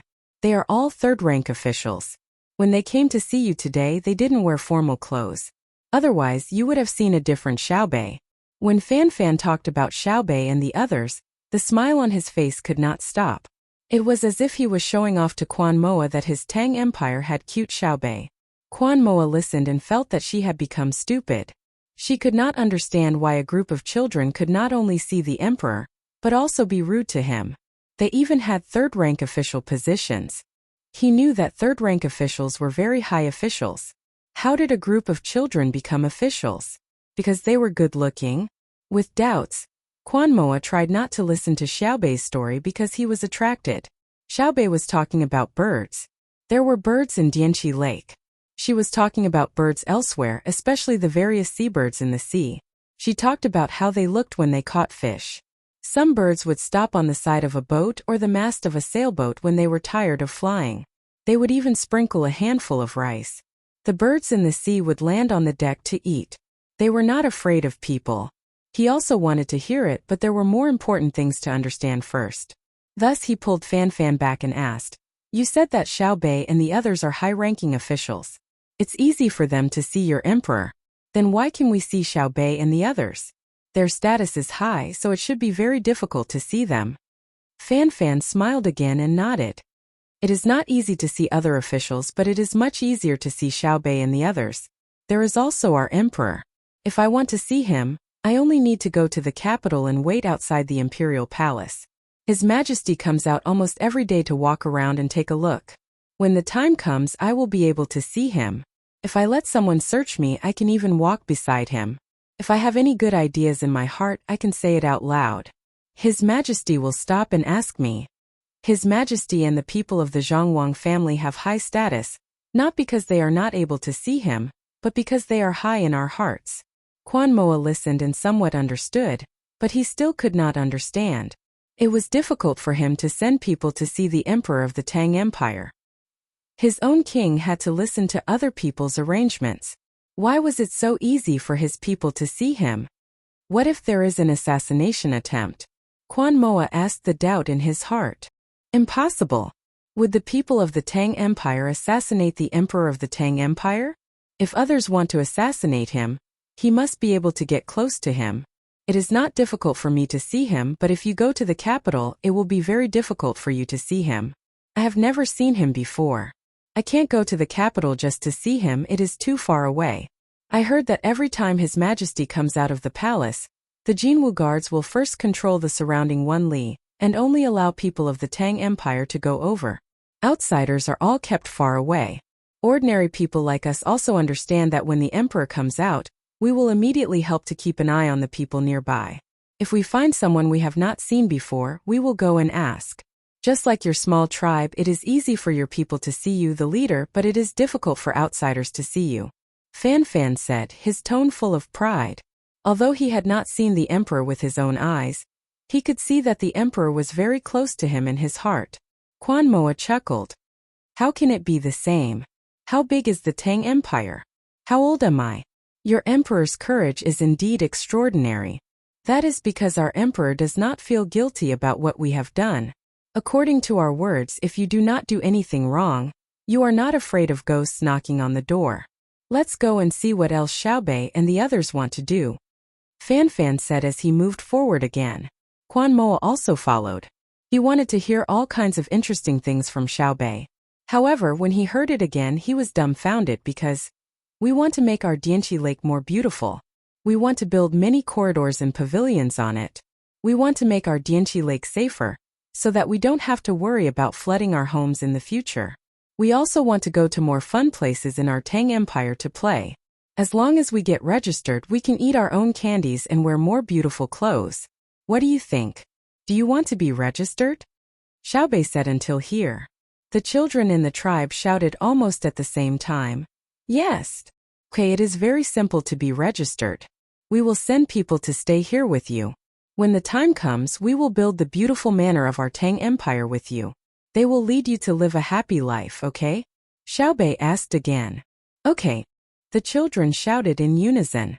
Xiao Bei, will our Tang Empire give us a lot of candy to eat after we return to the Tang Empire? A little boy asked. There are also books to read. Our family has precious candy houses in various places in our Tang Empire. There are good children's books and fun things in them. You can go and play. Why don't we have them here? Didn't you just say that we are also considered people of the Tang Empire? The little boy felt very angry. They had said that they were all people of the Tang Empire. What other places had but they did not? Why? There will be soon because I didn't come here before, so I didn't know. Now I know. Let's build a precious candy house in the Dianqi Lake area of the Tang Empire first. What do you think? Okay. Quan Moa was speechless. The child who asked was his son. After a while, he heard Xiao Bei continue to instigate. He turned to Fan Fan and said, Now I believe what you said just now. Xiao Bei and the others can indeed squeeze on the dragon throne with your emperor and snatch food to eat. They also admit that you approve of them. We haven't talked about other things yet. First, we came to win people's hearts and directly ask for the place. Moreover, the children of my tribe support it. Even if I agree, can Xiaobei and the others decide? Fan Fan was also full of smiles. When he heard Quan Moa's question, he immediately became serious and said, "They can decide. They can mobilize the army of any place in the Tang Empire. They can ask the highest official of any place to do as they say. Anyone who is asked by them must do as they say. Otherwise, they will be beheaded and punished for rebellion." Quan Moa was dumbfounded again. He felt that Fan Fan was lying. If others heard this, who would believe that a group of children could mobilize the local army? If the local army generals did not listen, they would be punished for rebellion? They should be treating Xiaobei and the others as rebels, okay? Quan Moa was skeptical and asked, "What if Xiaobei and the others mobilize the army outside to attack the capital? It means that someone in the capital is rebelling or being attacked. The army in the capital can no longer protect the emperor's safety. Therefore, Xiaobei and the others will mobilize the army to help His Majesty. There will not be a situation of Xiaobei and the others rebelling." Fan Fan said in a firm tone. "I don't believe it. With this kind of power and opportunity, who would not rebel?" Quan Moa said with a look of, "Don't treat me like a fool. That's because you don't understand. What's the benefit of rebelling? If you were the emperor, would you be able to govern the country? Would others support you? You can't sit firmly in that position. If Xiaobao and Cuckoo wanted to rebel, they would have succeeded long ago. Do you know how many soldiers they have? Do you know how important they are in our hearts? You will know in the future. Don't think that others will rebel. If they rebel, they will just have more power. Right now, Xiaobao and Cuckoo have enough power. They can order anyone in the Tang Empire to do anything, including me. They told me to take out all the money, and that they would need it. I didn't even frown and did as I was told because I knew they wouldn't harm me, and that they needed me to contribute. It was a big problem. Of course, this kind of thing will not happen. I am just saying. They have countless ways to solve this problem. Listen to my advice. You have to be prepared in advance.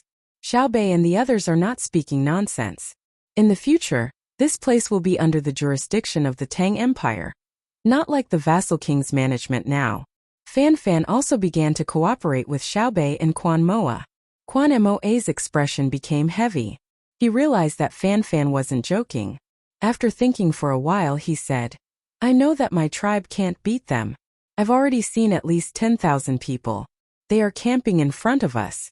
What I want to ask is, can you tell me what our life will be like in the future if they send people to manage us? It will be very good. It will be a life you don't even dare to think about now. This Dianqi Lake will be even more beautiful. Don't you see that there are people working on it now? They usually do it directly. Cherish it." Fan Fan said with a blessing. Chapter 1300. Xiaobei was still painting a picture of the tribesmen. He only talked about the benefits in the future, but did not mention the obligations that the tribesmen had to bear. The children in the tribe liked to listen the most. They were attracted by the various activities that Xiaobei introduced for children. The adults were also listening. Although they were not as engrossed as the children, they also had their own fantasies about life in the outside world. Without much knowledge, they could not say anything to refute, and did not know how to ask about the specific things. It was only because Xiaobei's picture was too big, and it sounded very reasonable. It was possible to achieve it. Compared to the people in the tribe, Quan Mo as the chief was much stronger and more realistic. He hoped that what Fan Fan said was true, that the Zhang family and Wang family of Sanshui County had the ability to do what his child said now.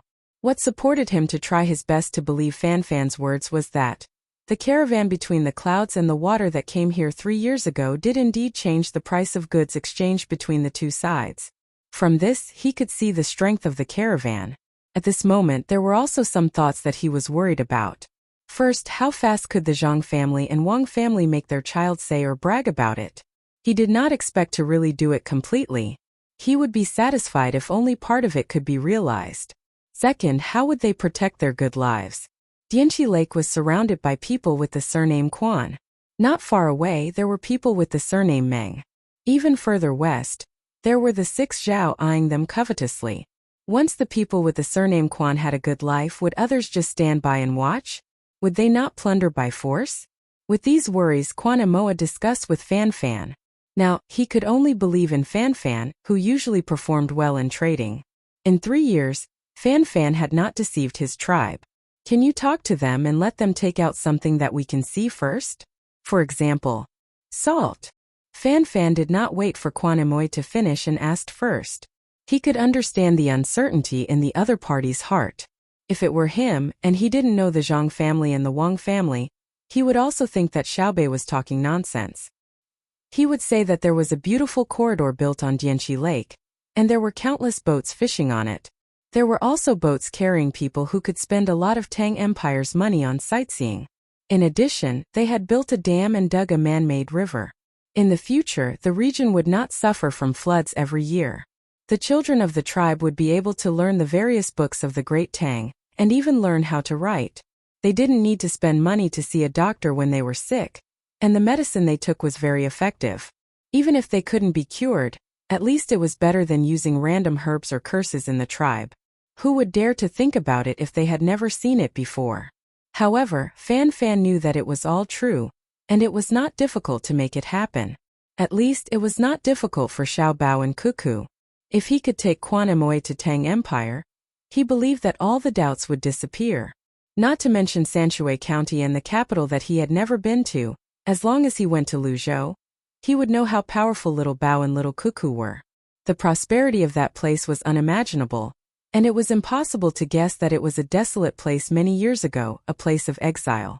The ships on the sea in Luzhou, the crowds at the docks, the square that stretched as far as the eye could see, the wide road, and the K-pop blooming like a sea of fire in spring. It really made people feel like they were in a dream. As he thought about it, Fan Fan became homesick. Although the place he came from was not as good as Luzhou, it was still very good. It was more than 100 times better than the local area. If it were not for the money, who would want to go to such a poor place? Quan and Moa was waiting for Fan Fan's answer to give him confidence. When he saw Fan Fan's mind wander after he said the word salt, he had no choice but to nudge Fan Fan and say, "It's salt. How many days will it take for them to let us see the salt? I think they should send someone who can talk to us instead of sending a child. Although you said the child is very powerful, I don't think so." "Oh, impressive. Right, I don't think it will take more than a few days. At least before they leave, I will let you see some hope. Don't worry, listen to me. If you want to see Xiaobao and Cuckoo, you have to wait for them to find time. Otherwise they won't have time to see you." Fan Fan helped Zhang Xiaobao and Wang Wan say something. What are they busy with? Quan and Moa felt that Fan Fan was deliberately saying this to deceive him. If the person in charge did not come, it meant that they looked down on his small tribe. The other party had more than 10,000 people. Fan Fan glanced at Quan and Moa and said, "War. Now, Tang is at war with the Duo people. You should know this.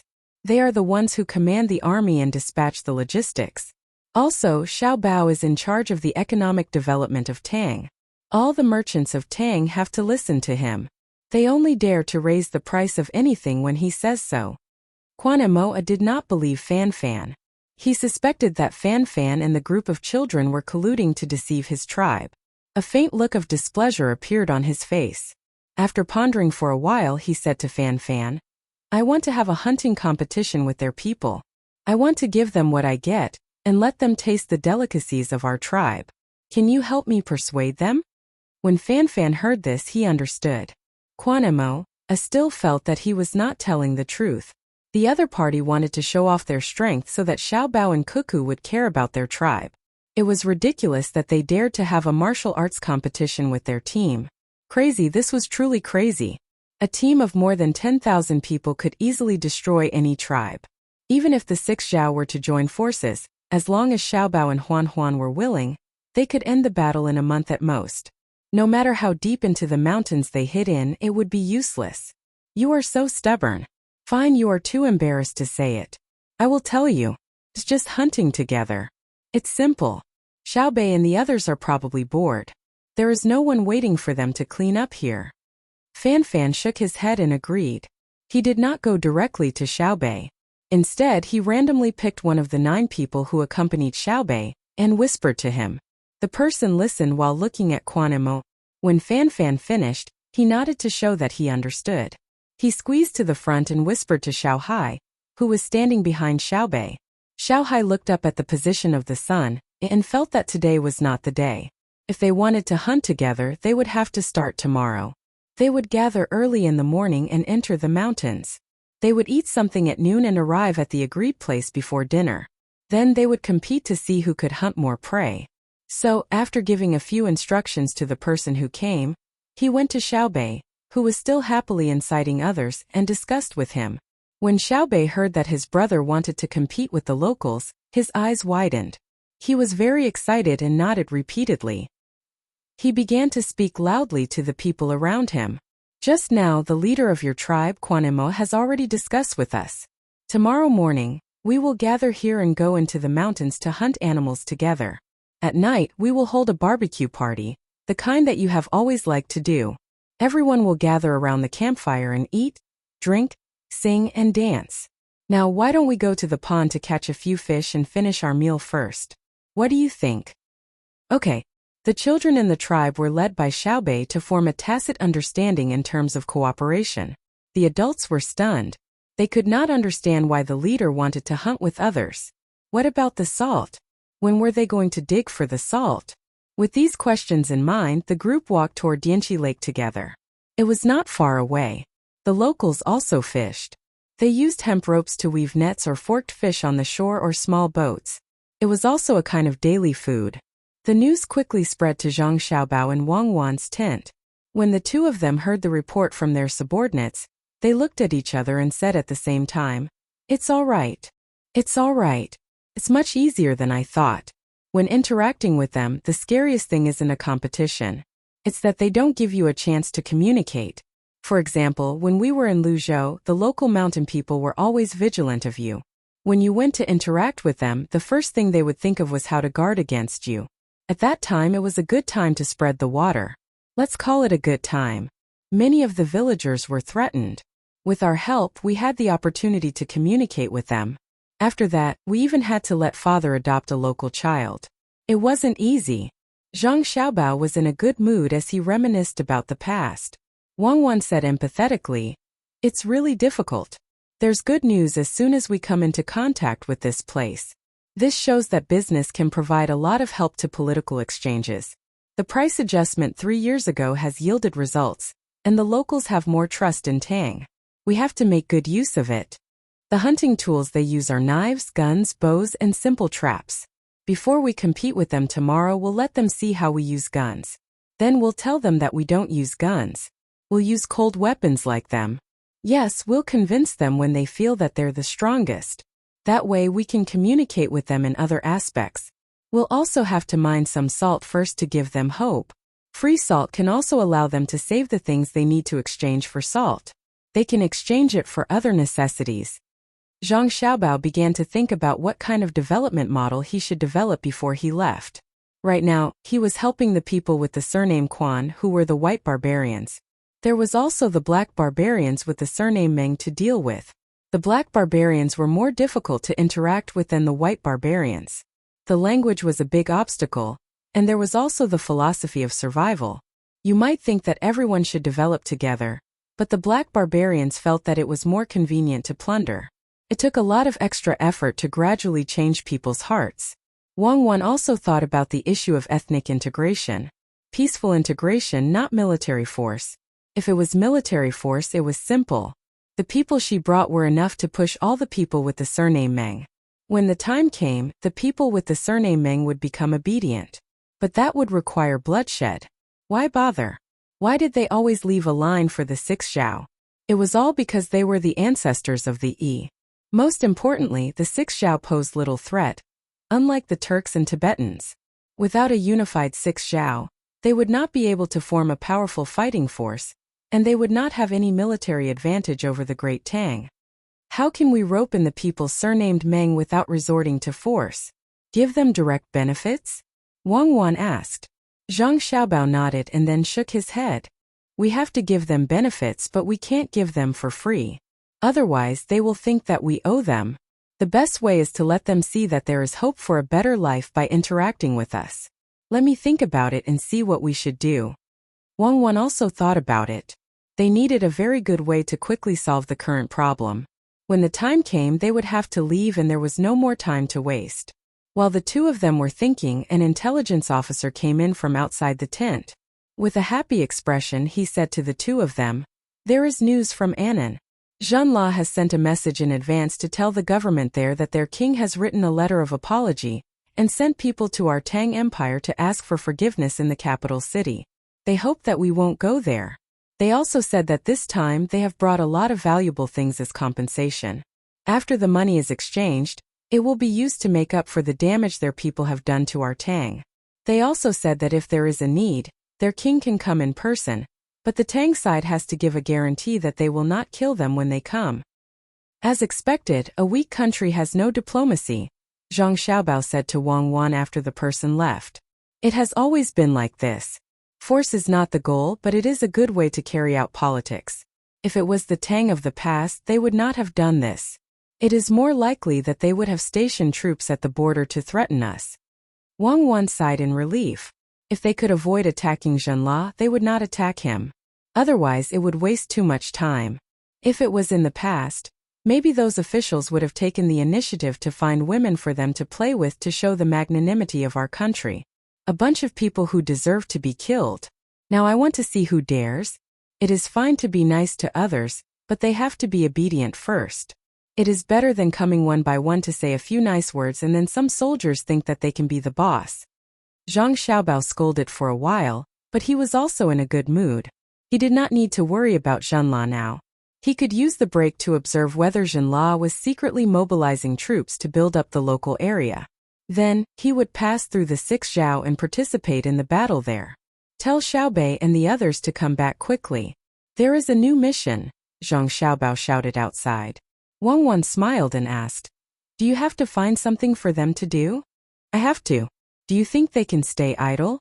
Moreover, by doing more things they can develop experience. I don't want to raise a bunch of obedient children. If I don't train them now, they will still grow up with losses when they grow up. That is not my way of teaching." When Zhang Xiaobao talked about his younger brothers and sisters, he showed a doting expression. Wang Wan's smile did not change. The people who came back just now said about their situation there. It seems that they are already doing well. They actually started to instigate people. They even tricked one of the chief's sons in front of the chief. It is really a good method to start with the children. Let's go and take a look at Dianqi Lake. This Dianqi Lake that still retains its original flavor. Zhang Xiaobao took the binoculars and pulled Wang Wan out of the tent. If you don't have the ability, don't swim to the deeper parts. Look, drink water, right? Don't be afraid, relax, we will bring you to the shore. In the future, when you practice swimming, it is best to do it in places where you can't reach. Let your body train, have endurance, and be closer to the water before you go to the deeper parts. In the water of Dianqi Lake, Xiao Bei and Xiao Yuan were swimming towards the shore together with the child. Quan Emoa's son had received a pair of swimming trunks.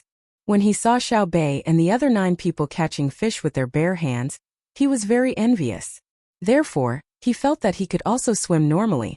So he followed them into the deeper parts to catch fish. In the end, he, who usually only swam and played, could not bear the physical exhaustion of catching fish. Naturally, he had no strength and struggled in the water. He was supported by Xiao Bei and Xiao Yuan. As they swam back, Xiao Bei talked about him. Xiao Bei and Xiao Yuan looked very relaxed. They could even laugh a few times. They did not have the difficult situation when they were swimming after saving someone in the water. Quan Emoa, who was on the shore, was also very worried. His son had swam too far away. At that time there were only children around. He was worried that the children would not be able to save his son, and it would be too late by the time the adults came to rescue him. He did not expect Xiao Bei to be so fast. She was dozens of steps away, but she was like a fish. She reached the shore in a few strokes. Even when his son grabbed her arm, she did not sink. She still waited for another child, Xiao Yuan, to come over and support his son together. Quan Emoa was very helpless. He knew why his son had gone down to learn how to catch fish with his bare hands. It was because the 5 little girls were wearing beautiful swimsuits and skirts. His son wanted to show off, but in the end he made a fool of himself. The more Quan Moa thought about it, the more embarrassed he felt. He raised his leg to go over, but was stopped by Fan Fan. He advised, "Children love beauty. Everyone has that. Xiao Bei and the others are so cute. Don't adults always show off in front of beautiful women? If you beat the children now, you will be giving Xiao Bei and the others a hard time. When Xiao Bao and Cuckoo find out, you will suffer. They dote on their younger siblings to the heavens." Quan Moa retracted his leg. He felt that it was not good to lecture the people of the tribe in front of the guests. After thinking about it, he turned his eyes and asked Fan Fan, "I think Xiao Bei is not bad. Not only is she good-looking, but she is also capable. Can my son?" "Don't even think about it. Xiao Yuan is Xiao Bei's man in the future. 100 of your sons can't compare to Xiao Yuan. It seems that you still don't know their identity. Let me tell you this. Even if they don't object, the Tang people will not agree.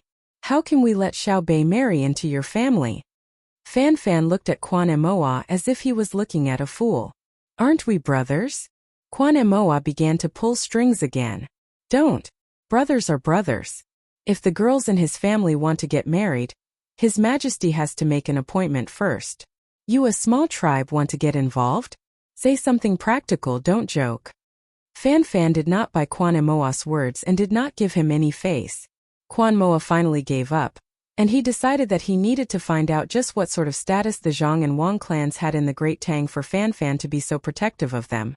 From Fan Fan's words, it was hard to imagine that all the people of the Great Tang were willing to protect the Zhang and Wang clans. "Okay, if you still feel uncomfortable breathing, squat while breathing. This way you can cough out the water you choked in. Don't be afraid of the water in your ears. Just shake your head. Remember, don't take risks in the future." At this time, Xiao Bei and Xiao Yuan had pushed Quan Moa's son into the shallow water and told him the method. Then they turned around and swam inside. Obviously, they were not tired from saving people just now. Before Xiao Bei and the others could catch a few fish, someone shouted from the shore, "Little ancestors, come back. The young master said that he has arranged a new task for you." "Hey!" Xiao Bei cheered. She pressed on Xiao Yuan's shoulder and jumped up in the water. Her calves were almost exposed. She jumped very high. Xiao Yuan, who was pressed down by her, popped his head out after 2 seconds. He was very angry. Chapter 1301. Xiao Bei's group of 9 came and went back, leaving behind only 100 people to help the tribe catch fish in Dianqi Lake. They mainly taught the locals how to cast a net, the habits of the fish in Dianqi Lake, and the basic knowledge of raising fish. They were not required to raise fish, but only for those who were willing to do so. When the time came, the fish raised would be fatter. It was not hand-scattered artificial feed, but natural biological bait. How to breed biological bait was also particular, just like the Zhuangzi of the Zhang family and Wang family in Sanshui County to raise maggots and earthworms. Quan Moa never left the riverside. He just called his son closer and patted him twice on the head to relieve his previous worry. For him, the most intuitive impression was that Xiao Bei and the others were very good at swimming, especially Xiao Bei. After entering the water, there was no trace of panic at all. That series of movements made people feel very comfortable, just like on land.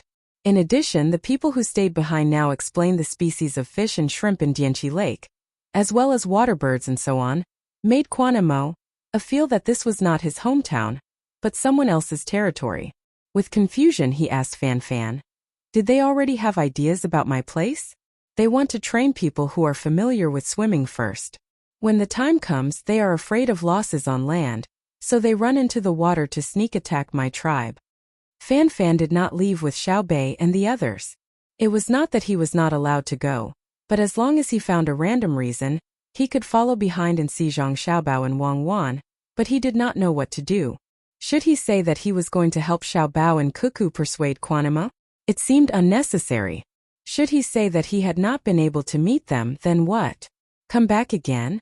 It was very far and it was tiring to walk. Fan Fan was hesitating whether to go or not. When he heard Quan Moa's words, he showed an impatient expression and said, "How many times have I told you? Zhang Xiaobao and Wang family are very powerful. If they want to attack your small tribe, do they need to sneak in from the water?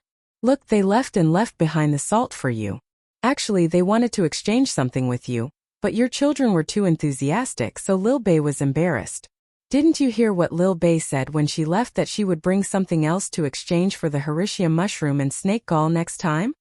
Hearing Fan Fan's words, Quan Imo blushed with embarrassment.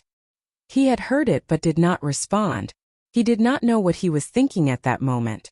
Now he was slightly worried and asked Fan Fan, "Will their family's adults be angry and send troops to fight? I can't communicate with you today. I've emphasized again and again that they are treating you with a soft policy. Why would they hit you? It's just a little bit of salt. I don't care about it. I care about people. People, you know? Other than being a little harsh to the original Tubo and Tujue, they were very tolerant of the people in the surrounding areas who had not established their own countries. If you don't believe me, take a look tomorrow. You'll understand when you see their martial prowess. They can kill hundreds of you as easily as crushing an ant. With their team, they can fight from here to the capital in one breath. No one can stop them." After Fan Fan finished speaking, he no longer paid attention to Quan Imo. He kept asking the same questions and was tired of answering. He glared at Quan Imo and walked into the tribe. He had to stay there tonight. Quan Imo was not angry. He liked the people of the Great Tang who were honest. He was very disgusted by those who did not speak the truth. If it were not for the things in daily life, he would not be willing to interact with those people. Of course, he also had a good impression of Lil Bei and the others. Lil Bei's words were too obvious. She wanted them to submit to the Great Tang and listen to the Great Tang's imperial court. It was much better to say one thing in front of them and another behind their backs. However, Quan Imo did not understand that Lil Bei spoke according to the person. If she saw that you were an honest person, she would tell you the truth. If you tried to spin in circles with her, she would draw countless circles for you and let you see what diplomatic language was. Because she did not speak more diplomatic language with others, Lil Bei did not feel satisfied. Thus, when she saw her brother and sister, she opened her mouth and said, "When interacting with the locals today, I found that they look forward to peace, have kind hearts, and are full of yearning for a better life in the future. They are such a group.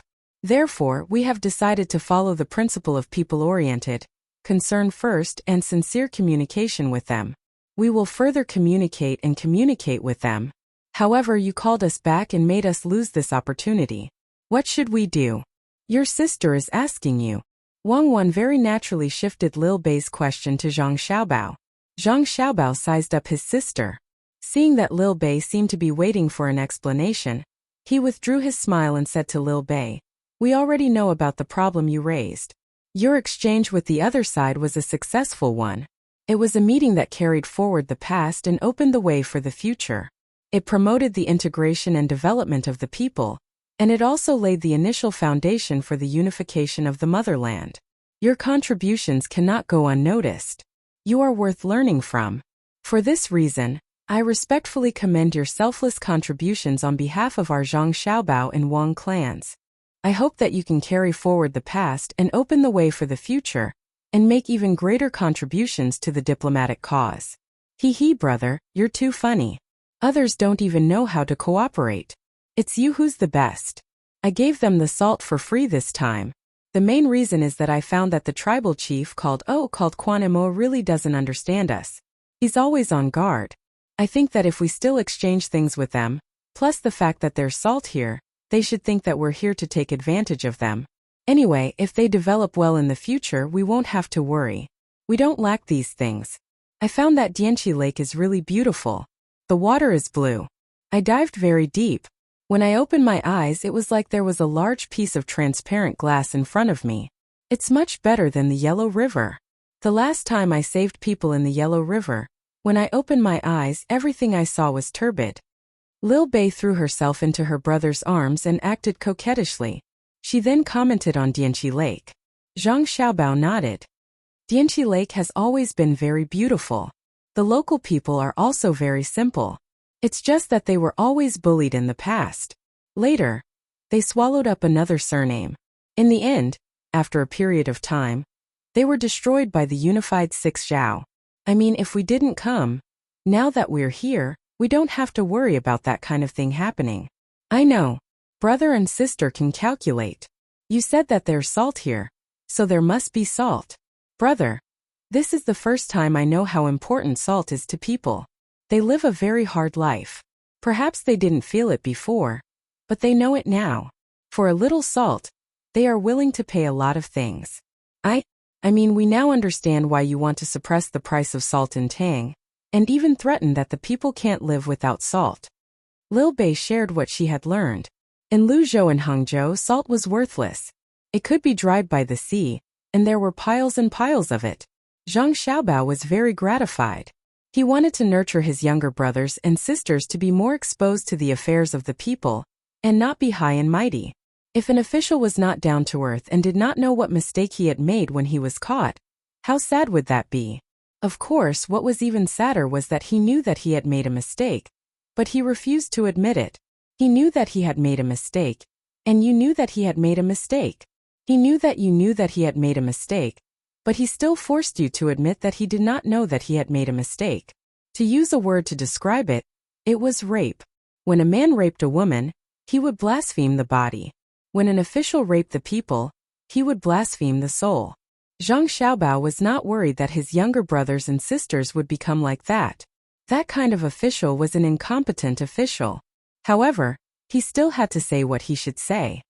Since you know the importance of the people's livelihood, you have to control the scale. When you sell grain to the people, you can't increase the price. When the harvest is good, you have to maintain the price when you buy grain from the people. What means do you use to make up for the difference?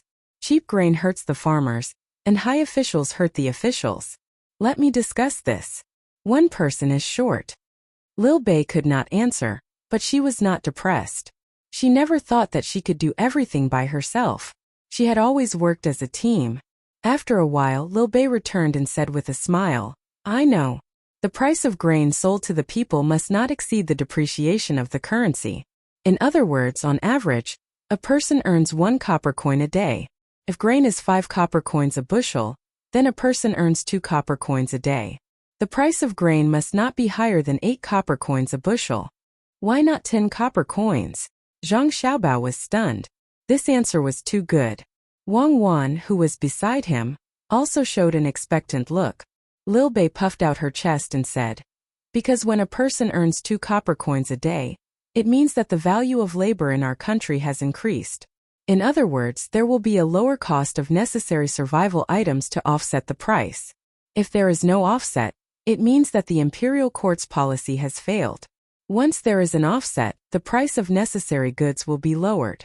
At the same time, new life aids will be added. Then, according to this, it should not be 10 copper coins a bushel of grain. Instead, 2 copper coins should be used for living aids. If the production is better, it can even be 3 copper coins or 4 copper coins a day. Let's think about it. This is what a government should do. Otherwise, how can we talk about a good life? In the process of improving production technology and transforming it into productivity, if the quality of life of the people does not improve, who will the extra value belong to? Whoever it belongs to is corrupt, or is closely related to corruption. Clap, clap, clap. Zhang Xiaobao and Wang Wan applauded together. Although the 2 necessary factors were missing, the younger siblings' answer was already good enough. If they added in the material and spiritual needs of human companions in the process of human existence, as well as the natural desires of society to influence the people around them, then it would be even more perfect. However, the younger siblings had already done very well, so they could not be too harsh on them. Lil Bei also seemed to know that the things that she and the others had painstakingly thought of were not worth mentioning in front of her siblings. Thus, when she heard the applause, she smiled modestly and said, all of this is due to your efforts. Now, can you tell me what kind of mission you have arranged for us? Your mission is very simple. You are to appease their children while we accompany the adults of their tribe to hunt. I'll give you an idea. A fun buffet. Zhang Xiaobao said to his sister. Then he shouted outside, send someone to protect Fan Fan. He only knows how to cause trouble for me. Chapter 1302. The next day, Zhang Xiaobao and Wang Wan arrived in front of the village. They did not bring many people with them, only 300.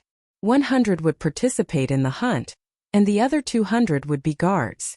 Of course, this did not include Zhang Xiaobao and Wang Wan. After all, they were only children. Unlike Zhang Xiaobao and Wang Wan, who were strong fighters, they had more guards, 500 people. However, they did not participate in the hunt. They invited the local children to play at Dianqi Lake. Fan Fan also got up early. He slept very soundly last night. Unlike before, when he was always worried that the people surnamed Meng would suddenly attack or that the people of the 6th Zhao would launch a sneak attack. Fan Fan was not worried at all when he slept with the Tang Empire's strongest protection team nearby. He did not believe that Xiaobao and Cuckoo would be able to breach the defense in this area. Therefore, he made an exception and drank a little more local wine. He fell asleep in a daze. Even the men he brought drank with him and lay down to rest comfortably. He did not even ask them to be on guard. Xiaobao and Cuckoo's camp were not far away. What was there to be afraid of? As soon as they met today, Zhang Xiaobao said to Fan Fan with a smile, "It looks like you had a good rest last night. Your eyes are bright. Hey, with you guys here, when Xiaobei and the others went back yesterday, they would definitely mention me. Not to mention in my brother's tribe, even if I was in the enemy's camp, you would not let me be in any danger. You took advantage of me, haha." Fan Fan was not reserved and laughed and talked with Zhang Xiaobao. Quan Moa next to them finally understood why Fan Fan, who had never drunk before, drank so much last night. It was because the Zhang Xiaobao and Wang family between the clouds and the water were camping not far away. How confident was he? This only explained one thing. The Zhang Xiaobao and Wang family were so arrogant that wherever they were, they represented stability. Otherwise, how could Fan Fan dare not to let people be on guard? Quan Mo subconsciously lowered his head. He didn't have the confidence to let the people of his tribe go out and bring some people to camp nearby. When the time came, the people of his tribe would feel relieved. Quan Mo asked Fan Fan in disbelief, "What if I had attacked you last night? I'll hear a series of bangs, and when I wake up in the morning, I won't see you alive anymore. Actually, I regret it very much. I shouldn't have stayed here with you. The best place for me to stay is next to their tent. That way they won't have to worry about me," Fan Fan said to Quan Moa with a smile. He knew that Quan Moa was joking. Moreover, he was not on guard against Quan Moa. He was on guard against other people. "What do you mean?" Quan Moa was confused. "Nothing. Last night, when Xiaobao and Cuckoo found out that I was staying in your village, they sent people to hide in the dark to protect us. They worked hard all night, so I regret it very much. I shouldn't have done that. When I go back, I will donate the profit this time. Otherwise, I will feel uneasy," Fan Fan said with certainty. His eyes began to look around. Suddenly, he stopped and pointed to a place. He said to Quan Moa, "Look over there. Xiaobao and Cuckoo's snipers have been watching for more than 2 hours." Quan Moa looked in the direction Fan Fan pointed. Sure enough, a group of people came out of his village yawning. He didn't know when they came in. Where are they hiding? Do you know them? They sent people to protect you?" Quan Moa asked in surprise. Fan Fan shook his head. "I don't know them, but I am from the Tang Empire. Yesterday, I was a little selfish and implicated Xiaobao and Cuckoo's people. My purpose was to tell you why I was so protective of them. Now you know, right? With them by my side, I am absolutely safe." Quan Moa felt an inexplicable envy in his heart. If he were Fan Fan, perhaps he would also protect Xiaobao and Cuckoo. In order to protect someone who belonged to them, they hid them in the village. The sticks they are holding?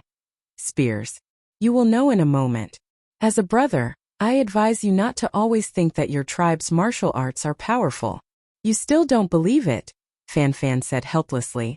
When Zhang Xiaobao heard them talk, he stepped forward and directly gave Quan Mo a hug. Then he took 2 steps back and said with a smile, "I have heard of Chief Quan Moa's wisdom. Today, I see that hearing about you is not as good as meeting you in person." Quan Moa was not stupid. He knew that this was just a formality. He was unhappy and asked, "You don't believe in my ability to protect Boss Fan?" "Yes." Zhang Xiaobao's one-word answer was even more straightforward. He continued, "I am indeed worried about you.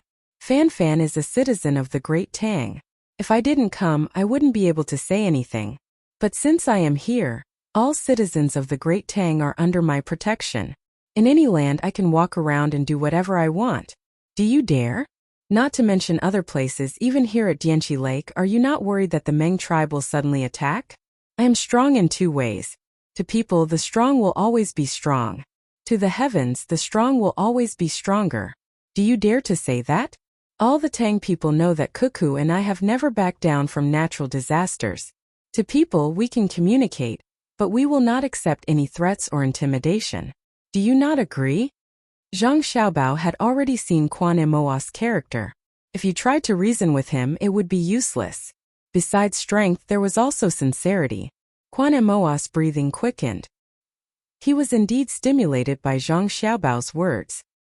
He wanted to use the method of a warrior to challenge this person who was not as old as him.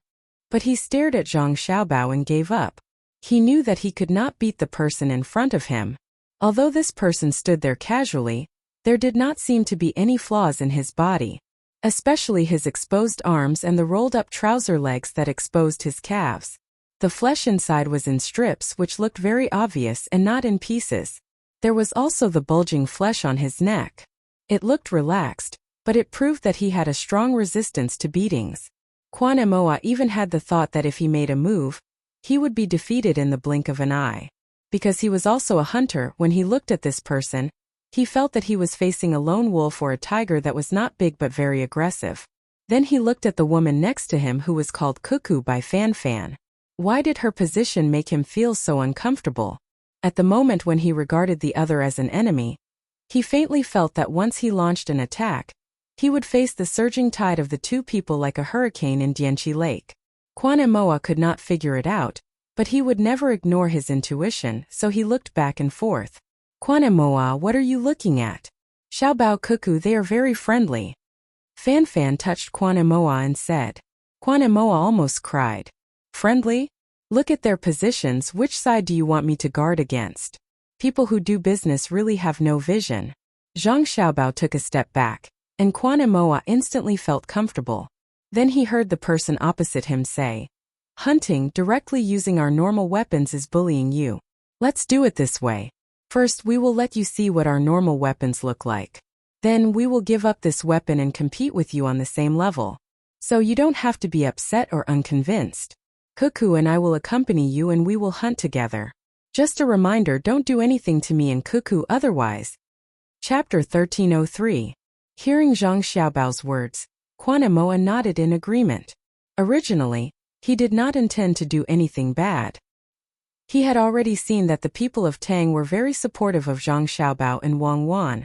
If he angered them, not only would they not help him collect salt, but the merchants would also not come to trade. How would he live in the future? He only said that the medicine he exchanged was very good. If he had a headache or fever, he did not need to ask for help.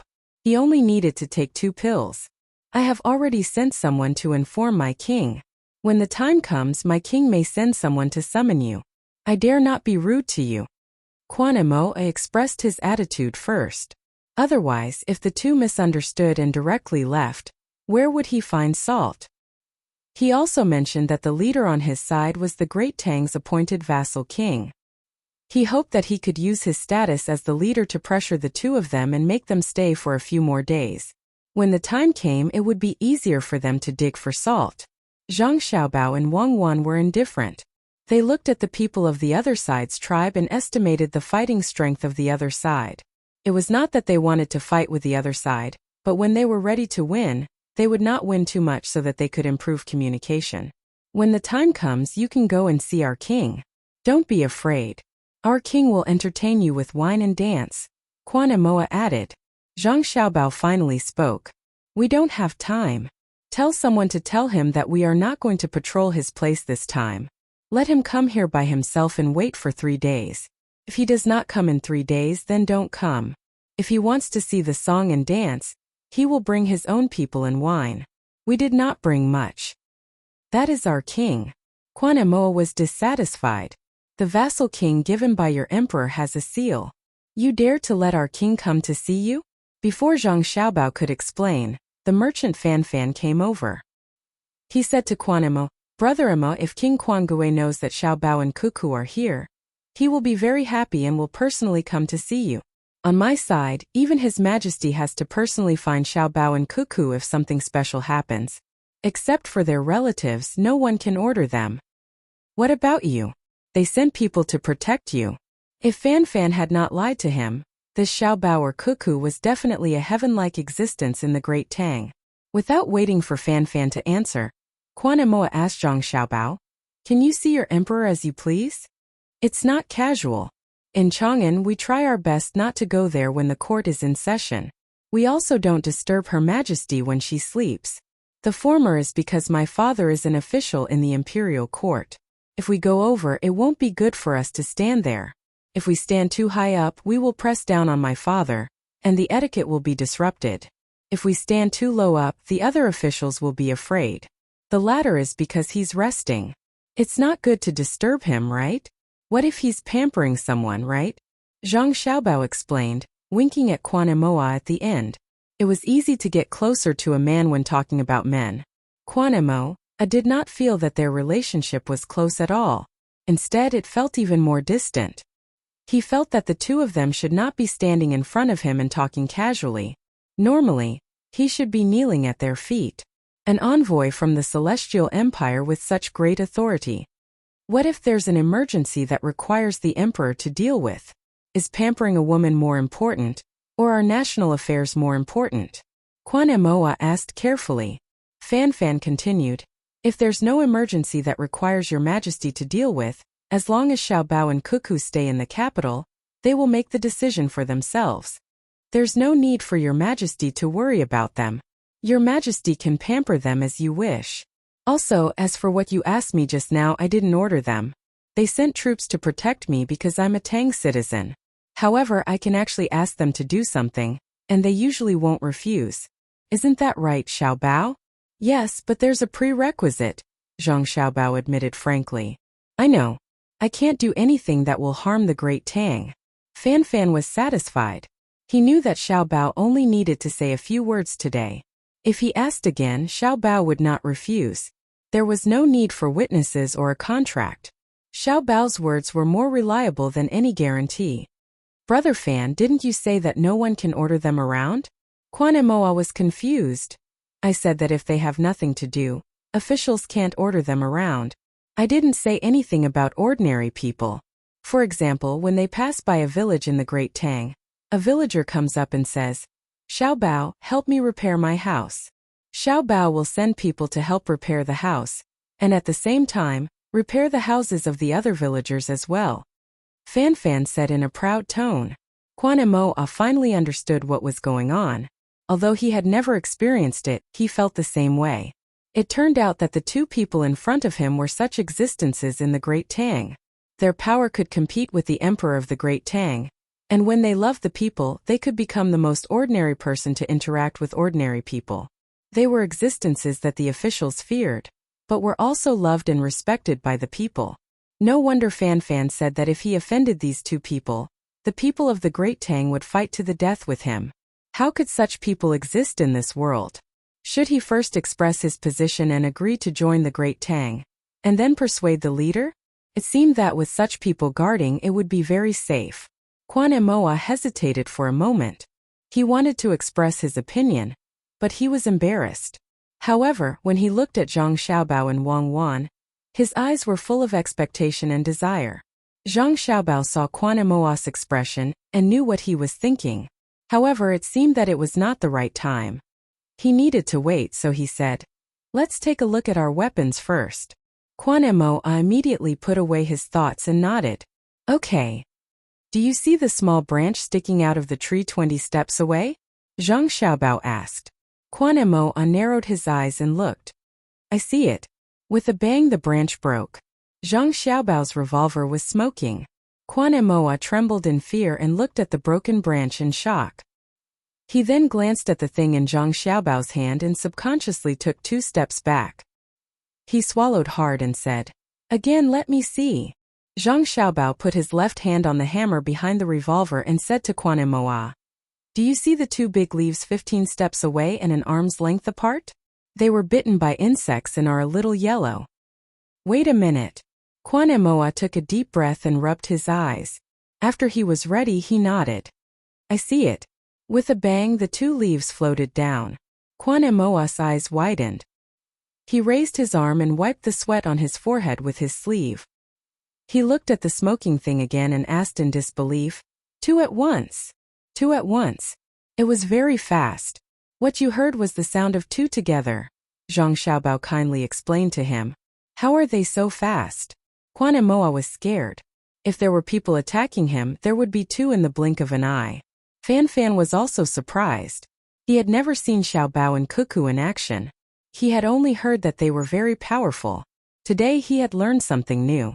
He clapped excitedly and asked, Xiaobao, is this the fastest gun in the Tang dynasty? Zhang Xiaobao shook his head.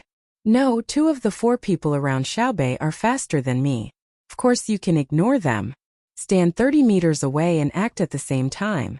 As long as you don't miss, both sides will die. What if it's further? Fan Fan was curious. If it's 500 meters away, I'll stand and wait for him to shoot. When he runs out of bullets, I'll chase after him and beat him to the ground. Then I'll step on him and spit on him, Zhang Xiaobao joked. Hee, the revolver can't shoot that far. I know. Fan Fan laughed.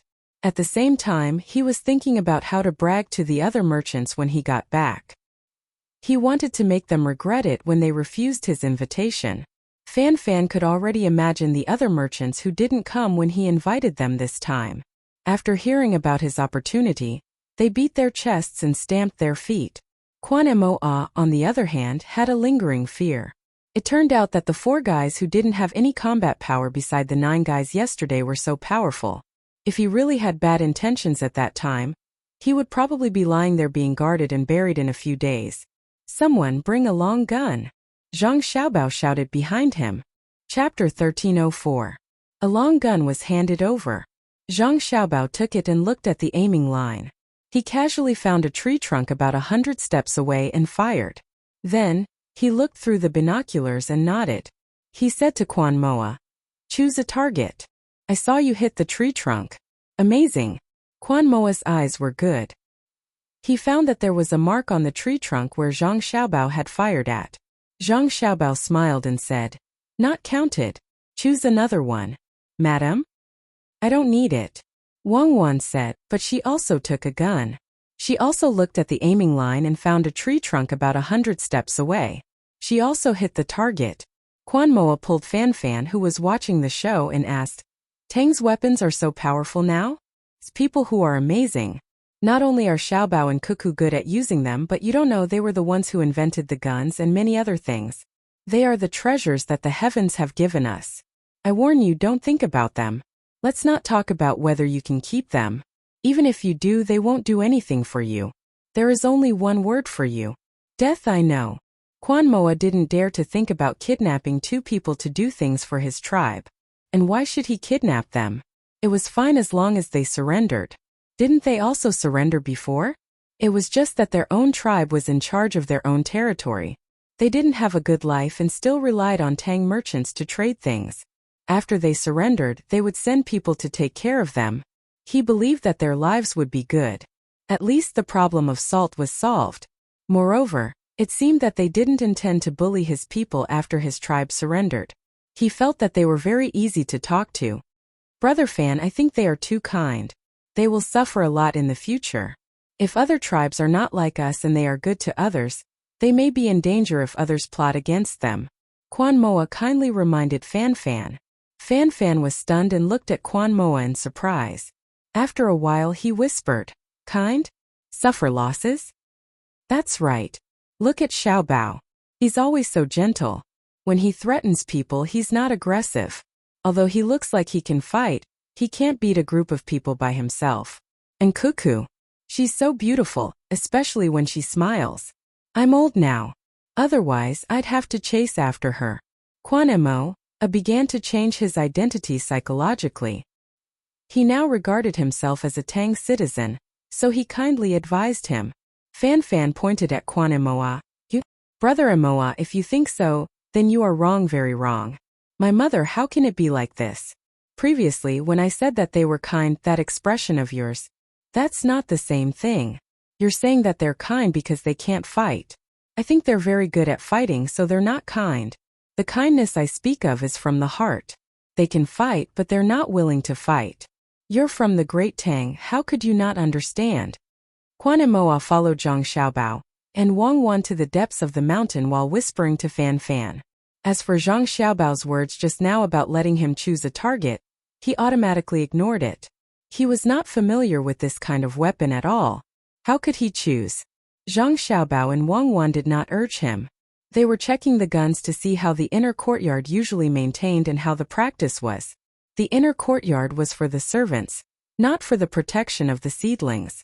But they also had to be familiar with the weapons. Fan Fan was in distress and patiently explained to Quan and Moa. Do you know what happened to Tubo in the past? Do you know why the Tujua disappeared? It's not that they disappeared, but they scattered. Do you know the situation of the tribes in the north of Hebei province of the Tang? I don't know about Hebei province, but I've heard about Tubo and Tujua. Quan and Moa waited for Fan Fan to continue. It's good that you've heard about it. It's all thanks to Xiaobao and Cuckoo. Cuckoo led the army there and directly killed. Corpses piled up like mountains and blood flowed like rivers. Tubo was scared in an instant. Xiaobao followed and made the Tubo people hungry. Is he kind? Fan Fan said and asked. Quan and Moa shook his head hard and guiltily looked at Xiaobao and Cuckoo who were studying the guns. He showed a frightened expression and asked Fan Fan, is it that scary? Devil Cuckoo, with a smile, people will be destroyed. Ruthless Xiaobao, killing without spilling blood. Don't you think it's scary? Do you know that the officials of the Tang Empire are most afraid of Cuckoo smiling at them? There's a saying that one would rather hear 100 ghosts howling than see Cuckoo smile. At that time, Cuckoo killed the Tubo people until they didn't have the slightest bit of courage. During the negotiation, Cuckoo went out and the Tubo cavalry retreated. That was really a general suppressing 1,000 cavalry. Do you still think they're kind? Fan Fan said while shivering. He didn't see it personally, but he could imagine how fierce the war was at that time. After shivering, he laughed again and said, but the Tang Empire is not afraid. We call Cuckoo a little fairy. If you want to pursue her, don't mention it to others in the future. It will be life-threatening. You're too far away. Only our Xiaobao can do it. Xiaobao belongs to Cuckoo and Cuckoo belongs to Xiaobao. My family has set up a longevity tablet. When I'm at home, I personally burn incense and pray. When I'm not at home, there are people who guarantee that the incense will continue. To say something disgraceful, now that His Majesty is dead, I'm just sad. After all, he was a good emperor. If Xiaobao and Cuckoo, look at my mouth, it's so cheap. I won't say it. Fan Fan slapped himself at the end of his words. Quan Moa figured out everything in an instant and no longer had doubts in his heart. He said to Fan Fan, I understand. It's because of Cuckoo and Xiaobao that you can do business safely. Yes, everyone in the Tang Empire is grateful to them. So 3 years ago, their caravan between the clouds and the water came to set the price, and we followed it. We can't not follow it. Xiaobao's dignity can't be challenged. Otherwise, the consequences will be terrible. This is fear. But when we choose to follow it, it's not fear first, but respect first. Fan Fan mentioned the past and told Quan Moa that their tribe should be grateful to Xiaobao. Quan Moa decided that he had to find an opportunity to express his opinion. Otherwise, when Xiaobao and Cuckoo left, he would lose such a good opportunity. But there was something he couldn't figure out, so he asked Fan Fan, since they are so powerful, why don't they just use force to subdue us? Are long things and short things guns? It's easy for them to subdue us. Because you speak the same words as us and use the same language. Xiaobao and Cuckoo have always regarded you as one of their own and couldn't do it. And the 6 Zhao in the West participated in the conspiracy of the Jiangnan society. The 2 of them should give them a chance and cherish it. Don't push them too far. Their retreat is not cowardice. In fact, Xiaobao and Cuckoo have always compromised with the Tang Empire. Xiaobao's ability is something that only businessmen can imagine. Have you heard of the top list of billionaires? Fan Fan asked. He didn't want Quan Moa's tribe to disappoint Xiaobao and Cuckoo. Quan Moa nodded. The businessmen who came here said that you can't get in at all. I know. It's said that it's very powerful. Everyone on the list has a lot of things and money. Yes, I can't get in. I have too little money and I can't make more profit when I operate. The top 3 were all taught by Xiaobao, and Xiaobao is above the list like an eagle in the sky. Fan Fan's heart was full of infinite yearning. Quan Moa got to know Xiao Bao again. Following Fan Fan's words, he looked up at the sky. There was indeed an eagle in the sky. It was so white like a cloud. If one didn't look carefully, they wouldn't be able to tell that it was an eagle. So his eyes lit up and he first discussed with Fan Fan. How about letting them hit that eagle? Hit you? Fan Fan felt that Quan Moa had become stupid after seeing the people from the Zhang family and Wang family. He said angrily to Quan Moa, "That's Shui Yun, General Shui Yun. He's an official of the Tang Empire. Not to mention that he can't fly so high. Even if he can, who dares to hit him? Who is willing to hit him? If Shui Yun gets tired of flying one day and lands in my house, I will kill the smallest lamb and feed it to Shui Yun. My lambs are raised to be roasted whole." The white eagle in the sky is a general? Quan Moa felt that it was unbelievable. Yes, Shui Yun participated in the war against Tubo. He helped to deliver information, helped to kill people, and also stop the Tubo's eagles from flying. He's very powerful. Without him, the war with Tubo would have been delayed. His evaluation was, endless blade of Guanshan, throwing head to death on the battlefield Lingtian, who dares to fly, guarding 1,000 miles with one eagle alone. At that time there were less than 10 eagles raised by Tubo facing Shui Yun, and they didn't dare to fly. Tell me, how arrogant is the white eagle you see now? Most importantly, he can help to deliver information from the capital to Tubo, flying back and forth. Can you bear to kill him? When Fan Fan was talking to Quan Moa, he didn't forget to wave at Shui Yun. Shui Yun gave him face and slid down, landing on a nearby branch. It chirped at Fan Fan, flapped its wings and landed on the gun on Zhang Xiaobao's arm. It rubbed its head against Zhang Xiaobao's face, appearing very intimate. Where did your family go? Zhang Xiaobao also rubbed his head against Shui Yun's neck and asked. Quack quack. Shui Yun chirped twice and turned to look at Dianqi Lake. Oh, they're catching fish in the water? Tell them to throw the fish they caught into the tent. I'll cut them into thin slices for you at night. Add a little salt and some yellow rice wine. Zhang Xiaobao gestured with one hand and said to Shui Yun, Quack. As long as one was a normal person, they would be able to hear the joy in Shui Yun's voice.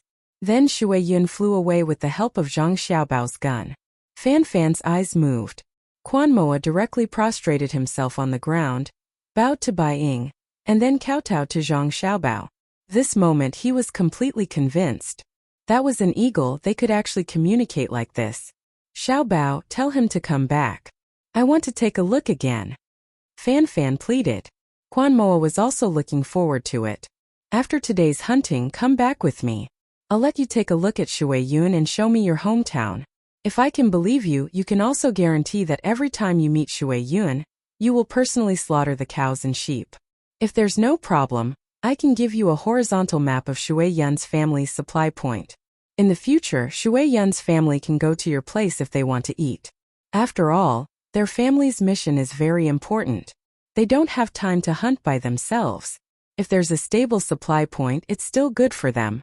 Now, it's always been my family's business that has such a map. Zhang Xiaobao said to Fan Fan.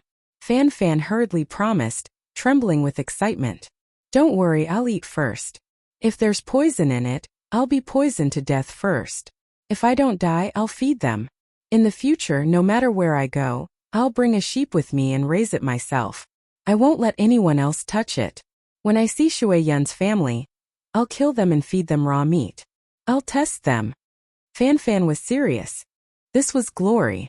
Not everyone was qualified to feed Shui Yun's family, but he also understood that he had to prove that he wouldn't poison them. Okay, apply.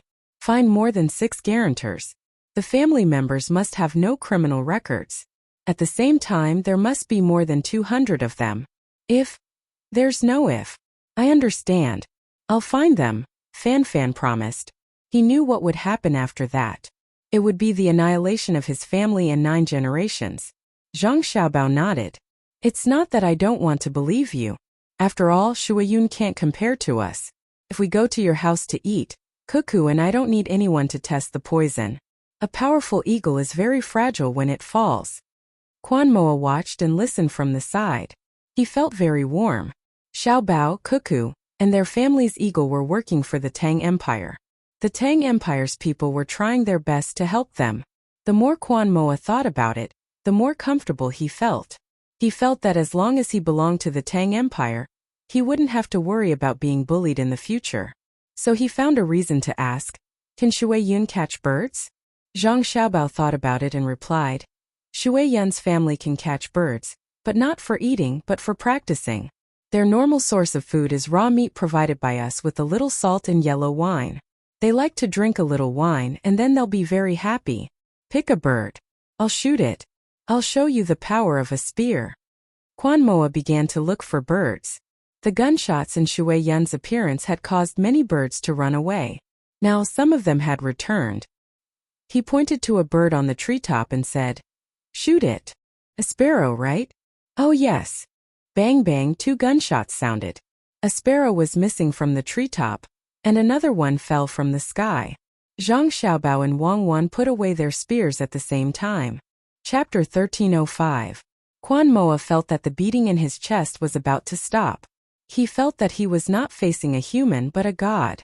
From Fan Fan's words, he knew that Xiaobao was very good at making money, and he could use this method to attack a group of people. Cuckoo, on the other hand, could command a battle and participate in it personally. These 2 people could obtain absolute power in Tang, which meant that they were also very good at political struggles. Then why was his martial power so strong? From the way they stood before, it could be seen that they were used to attacking the enemy together. They looked less than 20 years old. How could this be? Fan Fan did not think much about it. In his opinion, what he saw was too normal. Xiaobao and Cuckoo were very powerful. The barking of dogs came from the other side.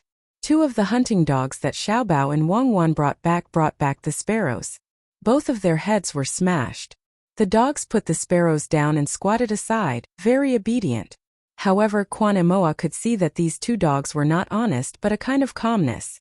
The dogs' eyes were narrowed, but it did not mean that they had no spirit, so he enviously asked, "Do the dogs you brought dare to fight with the tigers here?" "It's not about whether they dare or not. Just like the soldiers of Tang, when they are needed, they will go. They never consider how strong the enemy is." Wang Wan smiled and said, "If there is a need, I can also sacrifice myself," Fan Fan said. Quan Moa did not doubt Fan Fan's words. He already knew that the strength of Tang was in the bones, and all of this was brought about by Xiaobao and Cuckoo. "Bring the grenade launcher." Zhang Xiaobao ordered the people behind him. The grenade launcher was a grenade launcher with primer. It made it easier for soldiers to throw grenades, and it could be thrown further than a person. Quan Moa saw that a new weapon was brought forward, and his expression became serious. Zhang Xiaobao took the grenade launcher and looked at the hill in front of them.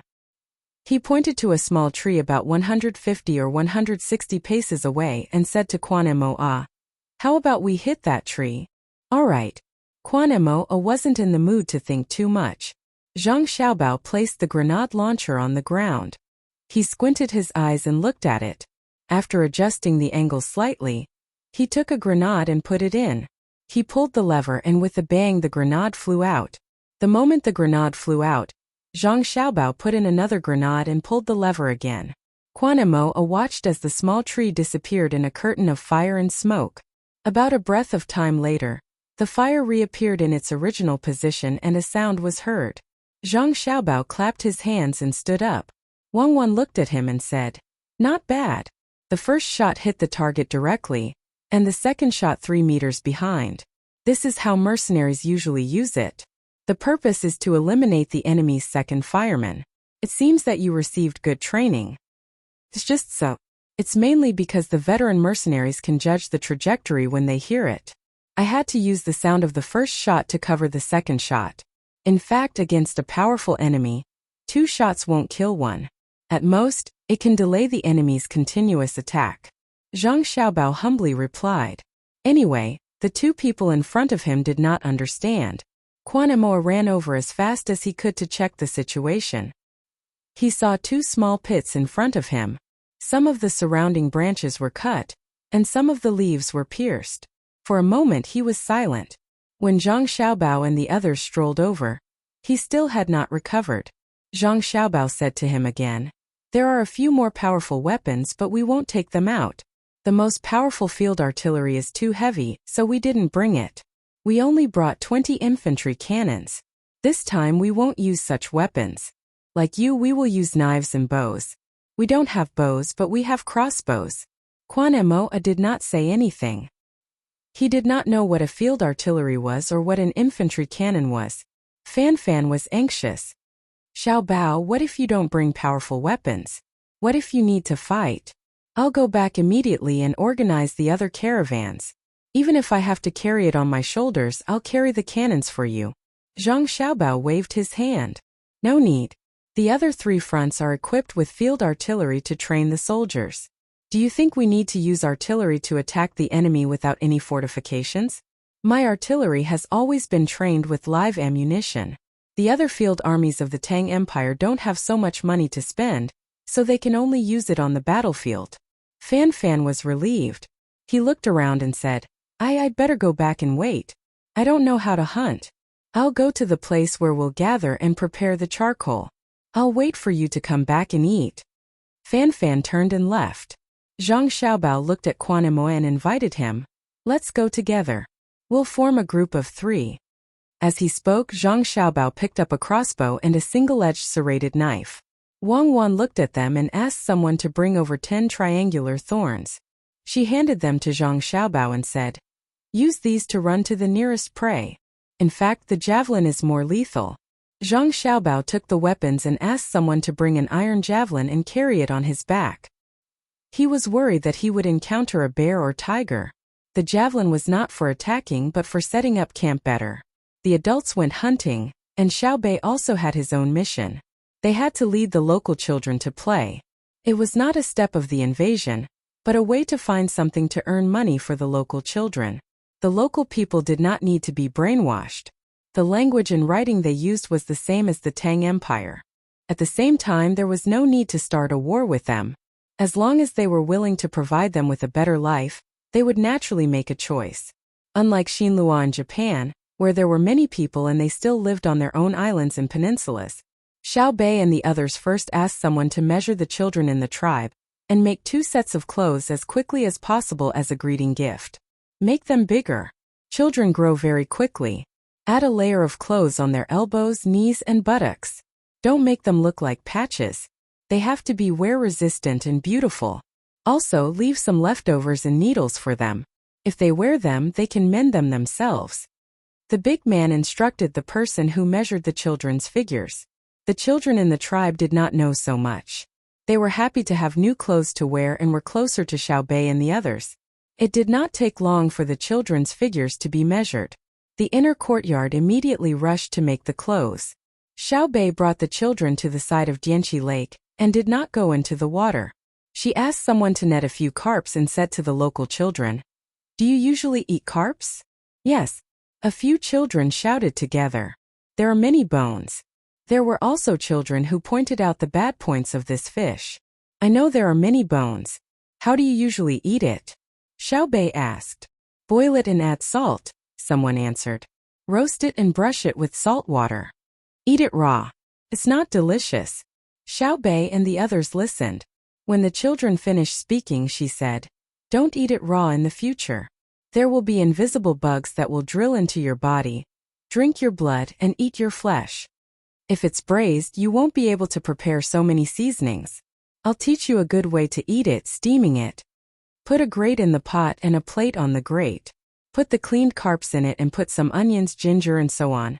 Don't forget to add salt. Just like that, it's very fresh when steamed. What's ginger? A child asked. Xiao Bei was stunned and asked, You don't have ginger here. Seeing the children shake their heads, Xiao Bei raised her hand and gestured. All right. We'll have it in the future. I'll get someone to ship it over after it's cultivated. These merchants are really stupid. They don't know how to ship it over to sell if they don't have ginger locally. It's probably like what brother said in the story. 2 shoe sellers ran to a place where the people there were barefoot. One felt that they couldn't sell because they didn't wear shoes. The other felt that he had struck a fortune because the people here didn't wear shoes, let alone make shoes. The locals don't eat ginger because they don't have it. It's hard to find wild ginger, let alone cultivated ones. If we get someone to send more ginger and teach the locals how to cultivate it, they'll love to eat it. Xiao Yuan added. Xiao Bei thought that they didn't have ginger, so she asked, "Where are the onions?" A child pointed to the mountain. "There are some there. There aren't many of them, but they grow in patches." "Wild?" "I know. After a while, we'll get someone to send over a large amount of onion seeds and teach you how to grow them. They're sweet." Xiao Bei decided to ask around to see what they were lacking. As long as they could be planted and raised, they would make up for it. "It's spicy." A child reminded Xiao Bei that the onions weren't sweet. Xiao Bei smiled at the child who spoke. "The wild ones are spicy. If they're cultivated according to the season and species, there are sweet ones. There are many people who eat green onions in Hunan province. That kind of green onions isn't very spicy. Of course, before you get used to it, you can't eat too much. Otherwise, you'll get sick and have a bad stomach." "Can we eat it now?" the child asked. "Yes, we brought some. We'll steam some and braise some for you." Xiao Bei agreed. He instructed someone to prepare the carp so that the locals could get used to eating it. Otherwise, if it was just mutton, many people in other parts of Great Tang couldn't eat it. They should bring it over to exchange. Dianqi Lake was so big. It would be a pity if the aquaculture industry didn't develop. After Xiao Bei made the arrangements, someone began to clean up the carp in front of the children. They nailed the cap of a soda bottle to the bamboo and scraped off the scales of the carp. The children were dumbfounded. It was too fast. So the scales could be removed like this? The carp was cut open with a knife, and the innards were taken out in an instant. One carp was finished. Xiao Bei explained, "Actually, you can take out the intestines from the gills. It's a little slower, and if you're not familiar with it, you can easily cut your hands. I won't show you. Don't try to learn it yourself. If you get infected, it'll be very troublesome and you'll die." The children looked scared. They didn't want to die. A child boldly pointed at the person who was cleaning up the fish and asked, "Xiao Bei, is he not familiar with it?" Xiao Bei laughed. "Ha, if he's not familiar with it, there aren't many people in Great Tang who are familiar with it. This is the best chef in my family. Actually, he shouldn't be doing such a small job. There are other small workers. I chose him to do it so that you can eat the best delicacies." Xiao Yuan added, "Today, I'm not talking about eating carp. I'm talking about giving you another way to earn money, the things that are processed from the carp. There are 2 more chapters today. Occasionally on my birthday, I'll add another chapter." Chapter 1306. Let me say it, let me say it. The moment Xiao Yuan finished speaking, Xiao Nan interrupted. The children looked at Xiao Nan again. To them, it didn't matter who said it. Xiao Nan smiled and said, "You will have to study in the future. When we will leave behind 200 people to help develop the local area. We will also leave a few to teach. However, there are too many children and we can't teach all of them. We need other people from the Tang Empire to be your teachers. There is a problem. Teachers are also people and have to eat. We can't expect them to be virtuous enough to contribute for free. We have to give them money. In the past, we gave them meat, which is called tuition. If you come from a distant place and don't give them enough money, most people won't be willing to teach you. So you have to earn money yourself by learning tools and give the teachers a salary." "Then are the children from other places in the Tang Empire the same?" a little girl asked. She wanted to study, but as a girl, she knew that she had no hope unless she could solve the money problem herself. Hearing her question, Xiao Nan showed a sad expression. After thinking about it, he told the truth. Children in most places don't need to spend money, let alone earn money. They even get money when they study well. "Who gives them money?" the little girl asked again. "Merchants, the merchants of the Tang Empire. They take out money to build schools, hire teachers, give rewards, and take care of the food and clothes for the children," Xiao Nan explained. "What about us?" another child asked. Danan continued, "You don't have to earn money yourself. We will pay for all the expenses. Although we are 9, we have our own money, a lot of it. Part of the money is used for this. Not all merchants in the Tang Empire are willing to spend money on the children. If they don't pay, we will take care of it. I know you want to ask why we don't give you money, right?" The children nodded. They were all from the Tang Empire and were willing to be taken care of by the Tang Empire. What was the difference? Some of the children even started to get angry, feeling that the 9 children in front of them were alienating them. Xiao Bei coughed and said, "We don't give you money for your growth. Your tribe is different from the Tang Empire. It's not that you are stupid, but that you are inexperienced and can't outsmart others. There are older children. Do you remember the price you paid when you exchanged goods with them 3 years ago? Very cheap, isn't it? Then my family's caravan came over and raised the price. You realize that you were at a disadvantage before, right? Yes, they are too bad. It turns out that a caddy of monkey head mushrooms can be exchanged for so many things. They only gave us a little bit in the past. You guys are really good. You guys set the price and then the merchants all exchanged according to this price. No one dares to use the previous price. Are they afraid of you guys?" A 13 or 14-year-old boy, or perhaps a young man, angrily said a few words, and then asked the doubts in his heart. He also understood that it was impossible for a caravan to come and say the price, and all the other merchants would do as the caravan said. Especially after the caravan between the clouds and the water never came again. But the price was still the same. If the merchants suddenly became better, then why did they keep the price so low before? Xiao Bei nodded proudly. Yes, they're afraid of us. More accurately, they're afraid of my brother. My brother said that if all the merchants of Great Tang were to take out 1 out of 10 of their stocks and give it away for free, the merchants of Great Tang would have to give it away for free. They wouldn't even dare to lie about their stocks. That's what he meant. My brother wouldn't let people give things away for free. Even if my brother is penniless, he just needs to shout and ask for money, and within a day, someone will give him tens of millions of strings of coins. You won't understand if I tell you. Anyway, it's a lot of money. If you buy food, you won't be able to finish it even if you eat for a lifetime. The children in the tribe all opened their mouths and eyes wide, as if they were listening to a fairy tale. Why? A child asked. Xiao Bei waved his hand. It's a long story. You'll know in the future. Then you'll be proud of being a citizen of Great Tang. Now I'm going to talk about why we don't give you money. To be honest, a little is enough for you to study and live a life. But at that time you won't understand the local things and will be at a disadvantage when you grow up. We can't protect you forever, right? If you lose out on the contract, you won't be able to reason it out. If you get angry and use violence to solve the problem, you'll only harm yourself. If we let you work now, you'll be familiar with your local specialties, advantages, and shortcomings.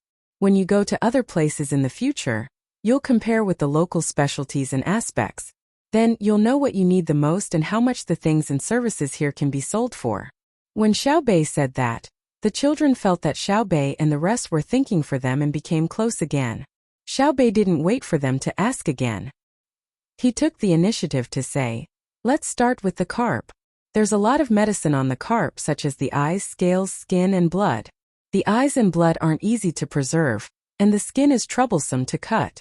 Why don't we collect the scales, dry them, and sell them? Don't throw away the bones either. It's the same for the bones of other fish. Keep them, dry them, and add the shells of the shellfish in the pond. If they're ground into powder, they can be used to feed livestock and poultry. For example, if a chicken lays an egg with a soft shell, the shell will harden when it's eaten. At the same time, the chick will grow faster." This was the first time the children in the tribe heard that fish scales and bones could be exchanged for things. It was the same for the shells in the pond. The tide would wash up a lot of things with shells. Also, when it rained heavily, the water level would rise, and the water level would recede, leaving behind a lot of shells. They're all eaten by the birds.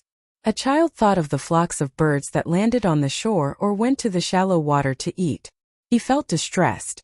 Birds ate shells that could be exchanged for things. Yes, birds like to eat them. There's also small fish and shrimps. Look at the ones flying in the sky. My brother and sister call them red-beaked seagulls. The shells you pick now can only be used as fodder. Dry the meat and put a little salt. When you sell it, you can give it to people who don't have or lack it as snacks. Then there's also some damaged shellfish. You can dry them too. That's to say, pick the good ones and sell them. Keep the bad ones and ensure the quality. It's to let others know that everything you have is good quality. Yes, that's what it means. What do you do with the bad ones? Grind them into powder like the bone powder and shells. I'll teach you how to make a kind of noodle food, bread. Put the powder into the noodle and bake the bread to feed the red-beaked seagulls. Xiaobei explained the use of everything in detail to the children. If she didn't have to go with her brother and sister, she would have wanted to stay. Dianqi Lake's scenery was really beautiful. Moreover, she heard from her brother that the weather here was good. Living here for a few months was not bad. Unfortunately, she had no choice. The local children did not understand. Other things could be used to exchange for things they needed. Things that should have been thrown away had to be specially made and then fed to the birds. Birds were not chickens. If they were raised, they could eat eggs and meat. If the birds finished eating and flew away, wouldn't they be tired for nothing? I don't want to feed the birds, a child said unhappily. How else should I say that you need to learn? Xiaoyuan looked like a child who couldn't be taught. You can't do without knowledge and experience. Now, you only see the things in front of you and don't think about the future. Dianqi Lake, what a beautiful lake. We are now building dams and digging canals. In the future, we will build pavilions and corridors in the shallow water areas. There can be boats on the lake, barbecues on the shore, and restaurants. Our Tang people are getting richer and richer. Our productivity is catching up. In other words, we produce a lot of things and can't use them all up. The technology of road construction is improving. In the future, there will be many slaves. Everyone doesn't need to do things every day. The rich people can come out to see the scenery and customs of various places and taste the delicacies of every place. In the future, there will be many people coming to Dianqi Lake. We just need to advertise. What does that have to do with feeding the birds?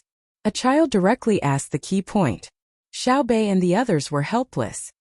In the future, when people come to play, can you feed the birds? You sell them the things to feed the birds and make money, right? Now you have to feed the birds until they are not afraid of people and like to eat your food. Only then will people buy it. After Xiaobei finished speaking, she felt that she had no energy. This bunch of stupid children. The children were very sensitive. When they saw Xiaobei's expression, one of them asked, "Are we stupid?" That's not it. It's just that my expectations are too high. I always compare the children with us. Not only you but even the adults in your tribe can't figure it out. If you can immediately understand any of our ideas and think of other advantages, then all of you can enter the top ranking of the richest people. So you have to learn as you do. Other than the things in the water, there are also all kinds of mushrooms and mountain vegetables in the mountains. When you have time, go and pick them. Dry them in the sun or in the shade. They can all be sold for money. When you pick them, you have to be careful not to be bitten by snakes and insects. You are not allowed to enter the mountains that are too deep. Xiaobei first comforted the other party. She admitted that the content of what she was saying now was not something the children could understand. Many adults were confused when they heard it. At the same time, Xiaobei warned them not to let the children go deep into the mountains and forests and be eaten by wild beasts just to earn some money. The children did not know what the top ranking was. They knew that Xiaobei and the others were better than them, so they did not understand a lot of what she said. "Xiaobei, teach us again. Let's see what else we can do," a child requested. "Okay, you have to pick mushrooms and mountain vegetables in the mountains. You also have to make powder from fish scales, fish bones, and shells. You also have to sell shellfish jerky. There is no fixed price for these things between the clouds and the water. The merchants will pay according to their own ideas. I'll teach you a way so that you won't lose too much. Yes, don't lose, not take advantage of others. You won't be able to take advantage of others unless we do it ourselves." Xiaobei did not forget to show off her skills. The children in the tribe laughed and continued to listen carefully. They had never been told this before. The way is to pretend to be children. "Oh, you are children. Yes, you. Stand up. You look cuter. Brother always says that we are cute." Xiaobei pointed at a girl in the crowd. She looked to be around 6 or 7 years old. Like Xiaobei, she had long eyelashes and a small face. Xiaobei had observed her before. Her habitual expression was Weiwei. She pouted her lips a little and stared at him curiously. It made people want to kiss her when they saw her. You're calling me?" The little girl who was pointed at by Xiaobei bit her lip and looked left and right. She lowered her head slightly, but her eyes were looking up. She was indeed cute. Chapter 1307. Take a step forward and learn from me. I'll teach you how to say it. Little Bei was very satisfied with the girl's behavior. The girl timidly took a step forward. Little Bei took out a mirror from her bag and looked at herself. Then she said, "It's like this. I take a bamboo tube of fish bone powder and go to a merchant who comes to my tribe to trade. I say, 'Uncle, do you want powder that can be fed to fish?' I grab a handful and sprinkle it into the water. Fish eat it. Also, my chicks love to eat it more than fish. Uncle, do you have fish and chicks at home? I'm willing to give you some. You can feed them at home. They like to eat it. Can you come and buy my powder? I'll exchange it for sugar candy. See? Learn from me. Remember, you have to look up and blink your eyes when you talk to them. Don't laugh or cry. Look a little dazed. You're naturally dazed. When he gives you a price, you write it down. When other caravans come to your side, you can ask them. You can sell to whoever offers the highest price. That way you won't lose as much." The boys in the tribe stared at Little Bei, their eyes shining. They did not know if the deal would work, but they knew that Little Bei was very cute. "Little Bei, you're acting cute," Little Yuan said. "I'm selling powder, okay? This is the only advantage a child has. If I don't take advantage of it, I'll be letting myself down," Little Bei retorted. Quan Moe's son looked at Little Bei and wanted to invite her to stay in the village, but he recalled his father's words and did not dare to say it. Instead, he asked, "Little Bei, do you usually do business like this?" "I don't. Do I need to act cute?" Little Bei curled her lips. "If I were to sell local specialties, I would directly tell the merchant that you give me a price and come up with a detailed sales plan. What will you use to ensure sales volume? How will you stabilize the loyalty of the buyer group? Also, how much profit do you pursue? What percentage of advertising investment are you willing to provide?" "How is it different?" Quan Moe's son asked. "Because I'm Zhang Xiaobei. With the 9 of us combined, our marketing wisdom is stronger than the merchants who come. At the same time, we have more resources to use. Do you understand? If you want others to respect you, you have to become strong first. The more you know about a certain industry, the less people in the same industry dare to bully you. We no longer need to rely on our identities as brothers and sisters. We can sit on equal footing with ordinary merchants, and if we add on our status as Great Tang Patrol emissaries, we can mobilize many resources. For example, in the war between the Tang Empire and Duoshi this time, through the Candy House chain of partners, it is convenient for us to support the war indirectly. Our words determine the direction of millions of strings of money. This was why they were allowed to earn their own money. The children in the capital enjoyed the funds provided by the merchants to study. Not only did they not accept the charity of others, but they also formed a kind of charity to the merchants who took the money. Everyone fought to give them money. It's because of where they are, as well as their knowledge and status. If you need merchants to invest here, you're purely accepting charity. I hope that you can be more self-reliant. Of course, I will also give you help, not charity," Xiaobei explained. It could be said that his words were heartfelt and earnest. After that, she took out a stack of money from her bag, counted out 100 notes, and handed them to the tribe leader, Quan Mo's son. "Take this 10,000 strings of coins. Each note is 100 strings of coins.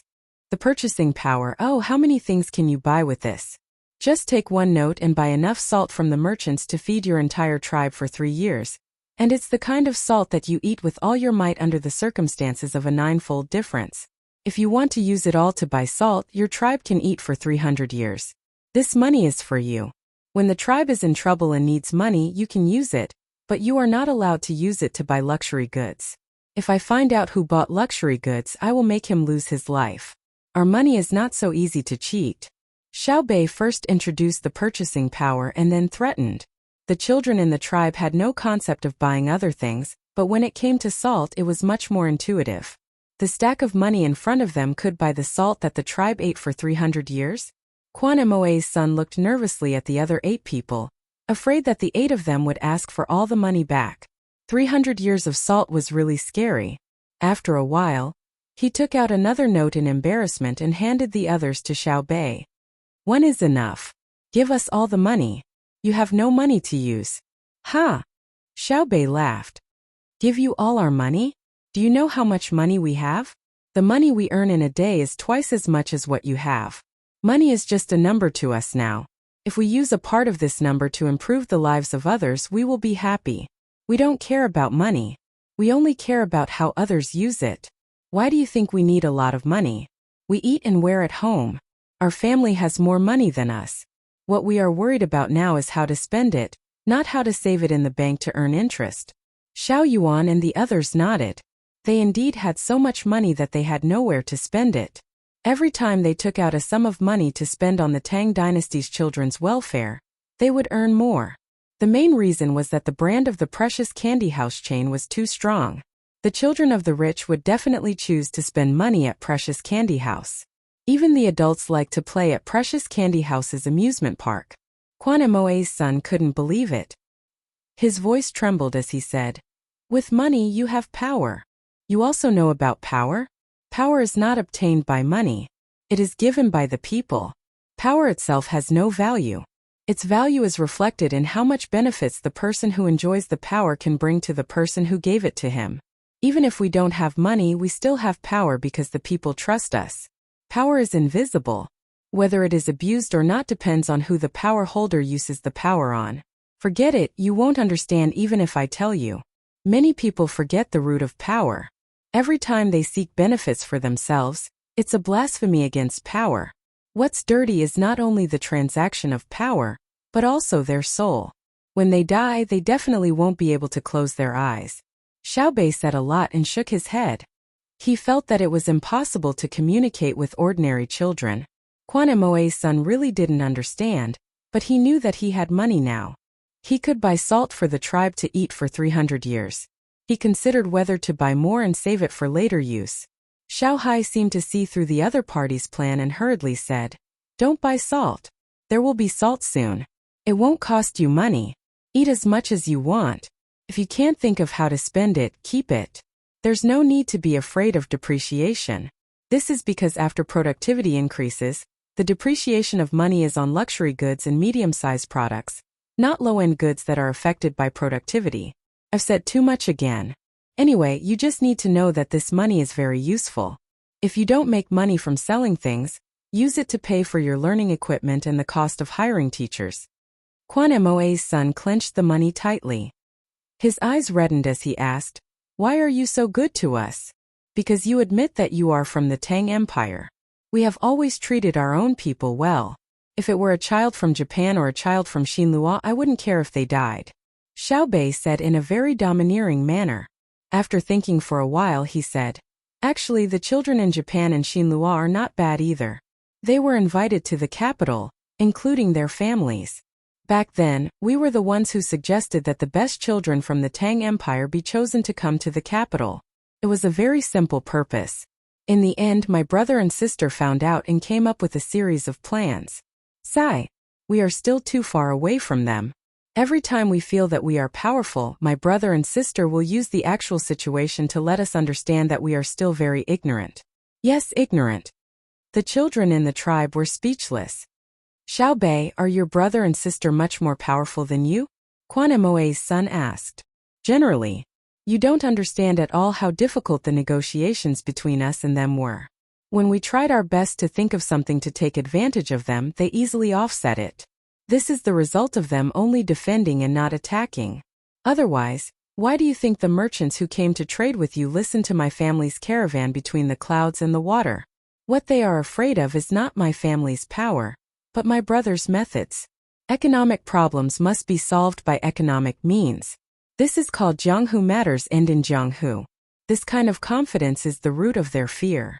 Are you confused again? You will understand in the future. The more you know, the more you will realize your ignorance." Xiaobei looked very wronged. He pouted and said. The children in the tribe were also afraid. They had thought that Xiaobei and the others were the most powerful. They had never thought that they would also be bullied. Quan Moe's son gently rubbed the money with his hand. He was still worried and asked, "We took your money. What do you need us to do? For example, tell the adults to quickly become Tang people." "There's no need." Xiao Gang said bluntly, "If you don't tell the adults, we will still give you the money because you told us that you admit that you are Tang people. If you want to repay us when you have a lot of power, remember to do good things for the people of Tang. When you have money, remember to provide a stable learning environment for the other children." Passing on the torch is the foundation of a nation and a country. What we do for you today is what you need to do for others tomorrow. When we leave, there will be a local contact station that sends telegrams to us if anything happens. Now we will teach you how to turn shells into powder. You need a mill, a fine grain mill. I will give you one and have someone make it immediately. In the mountains, Quan and Moa was hunting with Zhang Xiaobao and Wang Wan. He thought that the two of them were powerful in martial arts and knowledge, but they were not familiar with the local situation and would not be very successful in hunting. What he did not expect was that the two of them seemed to have lived near Dianqi Lake since they were young. Their footsteps and vigilance were just right. He saw with his own eyes that when Zhang Xiaobao was tracking the tracks left by the prey, he casually killed 2 hidden poisonous snakes and handed them to Wang Wan. Then Wang Wan took care of them and put them in her backpack. They were now chasing a tiger, so there were only 3 of them. Quan and Moa was very nervous. He did not expect Zhang Xiaobao and Wang Wan to be so bold. It was a tiger. With only 3 people, they dared to track it and even planned to hunt it. After moving forward for a while, Quan and Moa could not help but say, "Xiaobao, why don't we change it? Tigers are not easy to fight." "It's okay, Xiaohu. I am going to catch it alive. There is a male tiger missing in the zoo. You just happened to encounter it. I will use other weapons in a while, so it is not considered a part of the competition," Zhang Xiaobao replied. Chapter 1308. The little tiger that Zhang Xiaobao was talking about was indeed a little tiger, but it didn't mean that this kind of tiger couldn't grow up. It was just that the tiger itself was small. He also knew that there were many tigers of the same species in this area, but he didn't plan to kill them.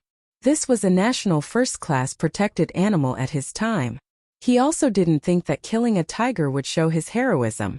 The number of tigers had always been small, but because tigers were active in a wide area, it caused people to be afraid of them. When Zhang Xiaobao and Wang Wan came over, they brought anesthetic bullets. Wang Wan also carried an anesthetic gun on her back. When they encountered a strong animal, they would directly use the anesthetic gun to kill it. It was just hunting, not risking their lives. Quan Moa was still worried. He didn't know the function of the gun on Wang Wan's back, and it looked different from the gun she used before, so he worriedly reminded, "What if the little tiger is meeting up with its family? That's impossible. We didn't hear the cries of the little tiger." At the same time, there weren't any large tiger footprints on the ground. This means that this is a lonely little male tiger. I want to find a companion for it. Isn't it cruel to lock it up in the zoo in Beijing? When Zhang Xiaobao thought about how the tiger was still alive and well, yet you had to catch it and lock it up for others to see, he felt that someone would stand up and say something about animal protection. However, Zhang Xiaobao chose the wrong person. When Quan Moa heard Zhang Xiaobao's words, he was puzzled. "Cruel? Are we going to feed it directly when we put it in a zoo?" "Yes, it's not good to let it come out and find its own food. What if it eats people? As long as we catch it, it won't be able to come out of the cage." Zhang Xiaobao squatted down and carefully observed the grass under his feet. "Isn't that good? It doesn't have to work hard to catch prey. Can eat and sleep when it wants. It's already good that we didn't kill it, but we still feed it meat. Life is really good." Quan Moa suddenly felt that if he became a tiger and was caught, he would have food and drink. His life would be very good. Zhang Xiaobao felt that he couldn't communicate with Quan Moa. Freedom. No one would want to be locked up in a cage. He would rather live a poor life than be unable to leave the cage and be surrounded by people at the same time. Wang Wan chuckled and said, "Don't worry about what the tiger thinks. Let's catch it first, catch it and then go back." The children who often go to the zoo say that one less tiger is not extinct. Only those who have nothing to do will consider the feelings of the tiger. People are tired of living. Why should we care about the tiger if we don't care about the people? That makes sense. Maybe it's because they want to flaunt their kindness and find a bunch of excuses to overthrow the nature of the world's law of the jungle. If everyone was really so kind, the world would be at peace long ago, and no one in Africa would starve to death. Anyway, I'll eat whatever I want, even if it's a panda, as long as I have the money. As for what other people think, I don't care. I always feel that this so-called kindness to animals is hypocritical. This kind of person is only using animals to show their kindness. In fact, they don't even think about their own kind from the perspective of kindness. Is that so? Zhang Xiaobao lowered his head and carefully sniffed the smell of a pile of feces. He nodded and changed direction to chase. Quan Emoa felt disgusted. He didn't expect that this person, who had absolute status in the Tang Empire, would actually do something like sniffing other people's feces. He resisted the urge to vomit and followed Zhang Xiaobao. When Wang Wan passed by the feces, she also bent down to smell it and got up to chase. She didn't care about being disgusted. She was a tyrant flower. In some ways she was the same kind of person as Xiaobao. In her eyes there were only tasks and goals, and there was no sense of self. So what if she smelled tiger feces? If there was a need, so what if she tasted human feces? At least she could make a simple judgment whether the other party had diabetes or not. At that moment she was just a tool. It wasn't like she hadn't practiced sneaking in feces before. What was wrong with that? In the pursuit of life, other than being alive, everything else was empty. This little tiger is quite cautious, changing directions back and forth. Where is its home? We have to reach it before the animal activists find it, catch it successfully, and move it immediately. Zhang Xiaobao was tired of chasing and said funny things to relax. Wang Wan also wiped the sweat on her forehead. As long as there is an attribution in front of the activists, then it is hypocritical. Animals are protected, so why can't plants be protected? This is a very interesting situation. For plants, animal activists feel that they can eat as much as they want, but they don't protect the animals that need protection the most, humans, because they feel that humans are at the top of the food chain. According to this, are carnivores at the top of vegetarian animals? Will they attack carnivores in order to protect herbivores? No, because they feel that this is natural elimination. The basic theory is reflected in the fact that animals are not as smart as humans, but are plants smarter than animals? Are the lives of plants not lives? Therefore, their kindness is selective. Isn't that so? People say that they can be killed but not abused. As a human, it is better to live a bad life than to die a good death. Tell me, to a person who has committed a death sentence, what would he choose if he were to be whipped every day but not killed, or directly killed and not whipped? I am not saying that I don't want to protect animals. If they are rare, then I will protect them. The purpose is different. They protect animals because they think that they are animals and feel pity for them. I protect animals because I want to let these animals live so that the people of Tang Empire can recognize them and see them with their own eyes. Therefore, animal activists are hypocrites who flaunt their sincerity. They are narrow-minded people who show their love for humanity. The best way to describe them is that they have nothing better to do. Zhang Xiaobao also said. Quan Emoa looked at Zhang Xiaobao and then at Wang Wan. She begged. Can the two of you speak human language? I don't understand. Zhang Xiaobao looked at Quan Emoa with a happy expression. He said to Wang Wan, Look, our brother Emo understands thoroughly. Why didn't I think of this? I should say this to animal activists. Can you speak human language? I don't understand. Okay, you don't have a chance to say this. Where is the tiger? Wang Wan pitied Quan Emo. He followed the two of them. Most people would not understand the communication between the two of them. It was a connection that transcended time and space. No matter what she said, it was a kind of happiness for her to come here with Xiaobao. If it was her, even if there was a man who cherished her, would he understand if she told him that the main purpose of the aircraft carrier was to provide a landing and supply platform for planes? That was a kind of indescribable loneliness.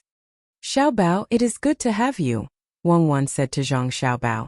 Quan Emoa frowned. The two of you can still say such mushy things at this time?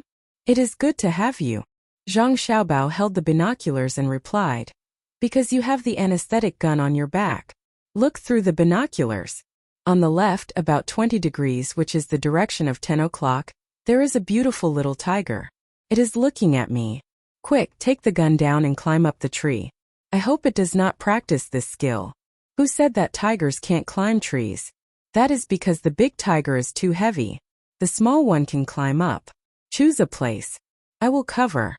You prepare to shoot. We need a bait. What should we do? Don't look at me. I am not going to rush over. Quan Emo finally understood Zhang Xiaobao and Wang Wan's words at the critical moment. Okay. Let me observe first to see if it is full. I hope it is hungry so that it will be interested in us. I can't tell. Let me calculate. Cuckoo, you go forward first. If the tiger runs over you, run to me. I will support you up the tree behind. If it does not come over, you first occupy the commanding position. I will follow and send you to the tree 30 meters in front. I will continue to move forward and lure it over. Zhang Xiaobao analyzed and said to Wang Wan. Wang Wan immediately picked up the gun and walked forward. At the same time she observed her feet. She did not want to be tripped while running. This kind of low-level mistake would lose face for Bawang Flower.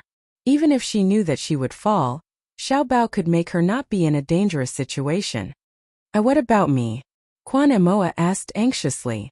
Xiaobao did not seem to mention what she should do. You go up the tree first. I will give you a binoculars to play with. Remember to return it to me later. You are not qualified to have it. Zhang Xiaobao handed over his binoculars. Quan Emo excitedly received it and looked at Zhang Xiaobao worriedly and asked, What about you? Go up quickly. Do you still need binoculars more than 300 meters? Before I was looking for the target. Now that the target has been determined, how can I not keep an eye on it from 300 meters away? How can other people snipe from 800 meters to 1000 meters without a scope? Zhang Xiaobao urged.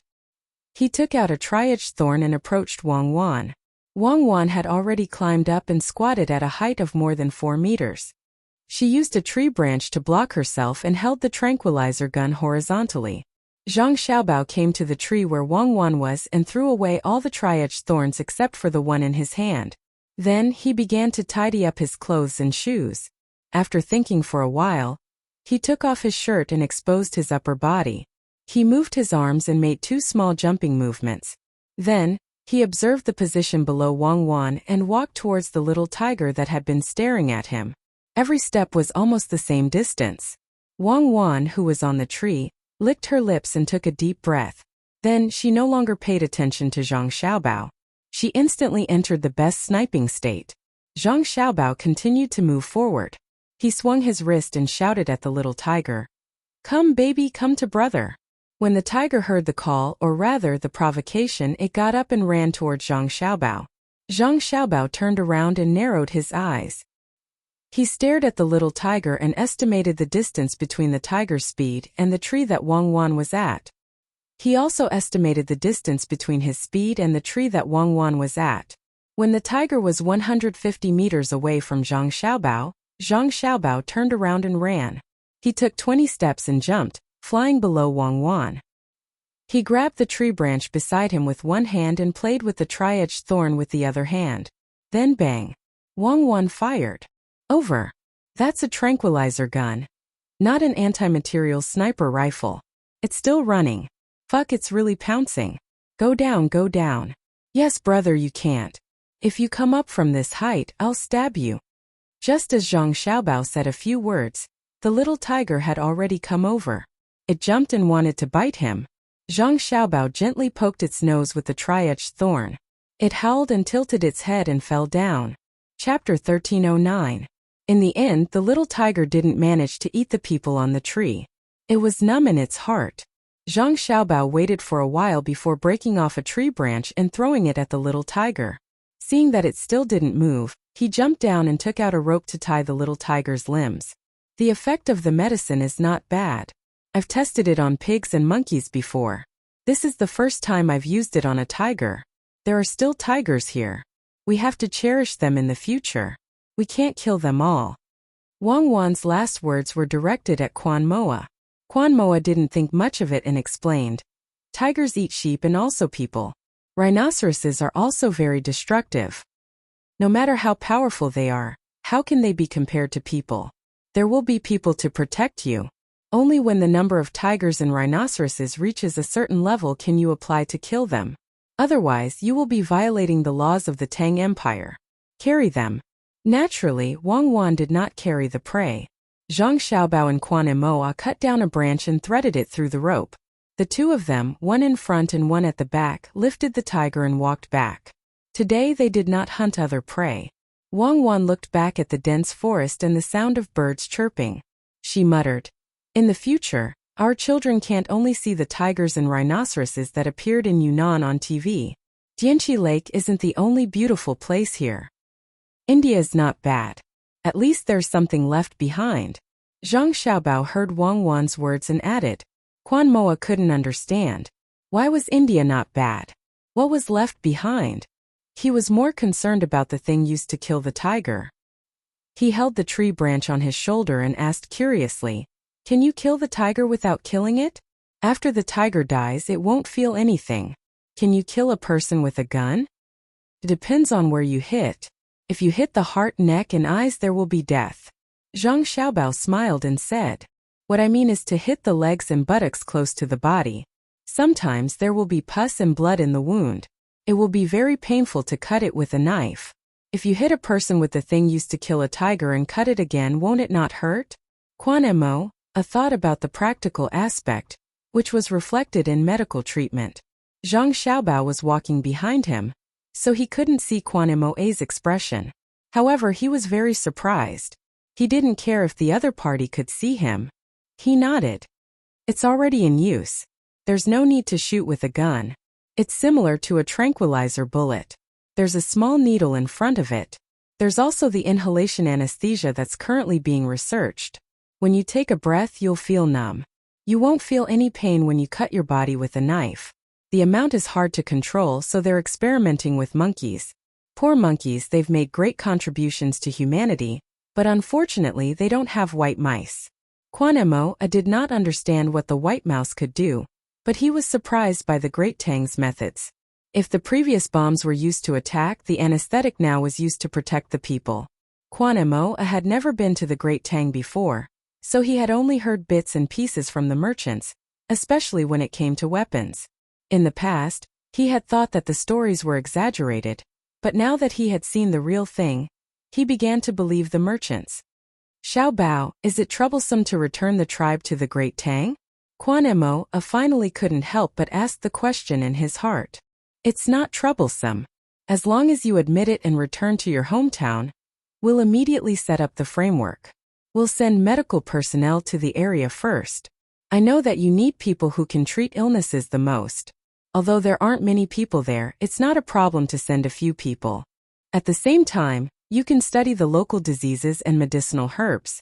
Zhang Xiaobao was very happy and looked forward to the local people returning to the great Tang. If they became a family, the local resources could be put to good use. In the future, they could use this as a logistics base for expansion. There are also gems. Zhang Xiaobao thought of the local specialties and said, Yes, I'll give you some when we go back. Quan Mo thought that Zhang Xiaobao wanted some.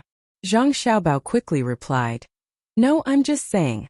You can't mine too hard, especially destructive ones. In order to get a gem, you'll destroy more gems. The wealth underground should be left to future generations as much as possible. If we want to use gems, we can snatch them from other countries. Oh, I mean exchange. Quan Mo couldn't follow Zhang Xiaobao's train of thought. He didn't understand why they wanted to leave it to future generations. There were many gems in the ground, and they could be dug up as much as they wanted. If they wanted to exchange them from other places, they would have to pay something. But he didn't refute. Since they didn't want to dig, he wouldn't dig first. The only thing that worried him was that if he didn't take out the gems, how could he exchange for valuable things with other places in the Great Tang? As if guessing Quan Mo's thoughts, Wang Wan said to him, Your wealth isn't just gems. For me and Xiaobao, your gems are nothing. As long as they have value, it's nothing more than a matter of money. Compared to gems, we care more about you. People are the most precious. You just have one less opportunity. Wait for our people to guide you. You don't have to worry about exchanging with other places in the future. You can form your own caravan. After hunting for more food, slaves will come over to help build the road. If there aren't enough slaves, we will spend money to hire Indians to work. There are also places like Jinla and other places. Don't spend money on others. We can fix it ourselves. Use the money on us. Quan Mo's thoughts were simple. Many people were like him. You have jobs that earn more money. For example, you can be a supervisor and see if other people are lazy when they are working. The money you get will be much more than the people who are working, Zhang Xiaobao explained. If we work and supervise, won't we get more money? Quan Mo said to Zhang Xiaobao. Do you have so many people? I need the road to be paved as soon as possible. It will be smooth and suitable for large groups of people to pass through quickly. I won't wait for you to fix it bit by bit. Your lives are not as good as those in the prosperous places of the great Tang. It's not because you were born poor, but because of the inconvenience of transportation. Many resources can't be transported out, many resources can't be used, and the outside world needs your resources very much. A road is a hope. Those who haven't experienced it will never know. Zhang Xiaobao was trying to influence Quan Emo, hoping that he would change his mind as soon as possible. There was a wider world outside. Quan Emo acknowledged again. Although he didn't understand, he believed that Xiaobao wouldn't lie to him. Previously, he thought that Xiaobao and Cuckoo had more than 10,000 people, and that it would be easy for them to attack his tribe. There were no old or weak people in the group, and they would have more people who could fight if they attacked his tribe. Now, he understood that they didn't need to send too many people to attack his tribe. A few dozen people could kill his tribe. With such ability, why would they need to lie to him? Thinking about military force, Quan Emo recalled what the merchants had said. As long as the people of the Great Tang were bullied, the Great Tang would send troops to help them take revenge. Thinking that he would be a Great Tang person in the future, he wanted to ask clearly, so he said, "What if the people of my tribe are bullied by the people of other tribes? Will you help?" It depends on what tribe it is. The one with the surname Meng? That's an internal problem. In the future, you will need to cooperate with them and have the protection of the law. It won't be like the people of India. If they kill one of your people, we will immediately kill hundreds of people in India and even drag down the king of some small country. What about the 6 Zhao? Quan Emo asked again. Even now, I still don't understand what the 6 Zhao are planning. In truth, you should have noticed that there are many habits that don't differ much between the two of you. What Huan and I are thinking about is bringing the 6 Zhao into the Great Tang. They have more people, and after they are incorporated, a large part of them will need to be scattered all over the Great Tang, including you and the people with the surname Meng. To put it bluntly, we want to assimilate you. Otherwise, we will need more time to slowly influence you. We can't wait. Otherwise, it will be easy for us to rely on the local area as a place for logistics, and you will cause a fire in our backyard. How miserable would my life be? Zhang Xiaobao didn't hide his purpose in the slightest and directly stated it for Quan Emo to hear. Sometimes one could be a little more sincere in communication. It was better to speak openly than to play dirty tricks behind one's back. Although Quan Emo didn't understand some of the words, he could guess the meaning. He nodded and said, "I'm also very afraid that when I lead the warriors on the front lines to fight, there will be betrayals behind me. When the time comes and you migrate people, will they still be able to come back?" It's not a migration. It's a recruitment method to call people over to work and give them more money. They have to bring their families and at the same time, let them see the outside world. If they have time, they can come back if they want to. It's not forcing them. You can rest assured that Cuckoo and I will never do anything to harm you. You won't understand even if I tell you. In any case, we are family. Zhang Xiaobao gave his promise to Quan Emo. Quan Emo truly couldn't understand. They clearly had powerful martial strength, but they were still negotiating with him. He had the same weapon, and he had long ago conquered the people with the surname Meng and the 6 Zhao. And it seemed that Xiaobao and Cuckoo weren't stupid. Why did they treat him like this? Unable to figure it out, Quan Emo decided not to think about it anymore and promised, "Okay, when my king comes, I'll persuade him. Okay, this time I'll give you 5 spears and a handgun, 1,000 bullets for the spear and 30 bullets for the handgun. We'll train you for a few days and the bullets will be on us. As for the small cannon, I won't give it to you. It's not easy to use it, and it'll be bad if it explodes. Consider it a benefit for you." Zhang Xiaobao mentioned the matter of weapons. This was something that Quan Emo really wanted, but he didn't mention it before. If it were him, he felt that he wouldn't have agreed. He didn't expect Xiaobao to be so easy to talk to. He didn't even ask for it and already gave it to him. Considering that he would have weapons to protect his tribe in the future, Quan Emo was happy at first, but then he asked Zhang Xiaobao suspiciously, "Aren't you afraid that we'll shoot you with weapons? We're a family. If you really shoot at us, don't blame me and Cuckoo for being ruthless," Zhang Xiaobao said frankly. "I'm just asking. We're a family." Quan Emo was relieved. He believed that he would get the weapons, not Xiaobao's casual words. Wang Wan suggested, "Xiaobao, let's give them some money. Give them a few thousand strings of coins, enough for them to buy things with merchants such as advanced farming tools. I see that their plows are all made of wood. No, Xiaobei and the others will definitely give it to us. I know the little guys too well. They never run out of money. They always find a reason to give it to others and use it on their children. Fortunately, our education didn't fail. They only care about the children of the Tang Empire. They don't care about the children of other countries. When Zhang Xiaobao talked about his younger siblings, the smile on his face became brighter. The corners of Wang Wan's mouth also curled up. Every time she thought of her younger siblings, she felt very happy. Quan Emoa also liked Xiaobei and the others very much. At a glance, he felt that they were better than other children. Moreover, they were also good-looking. He hoped that when he had children in the future, they would be like Xiaobei and the others.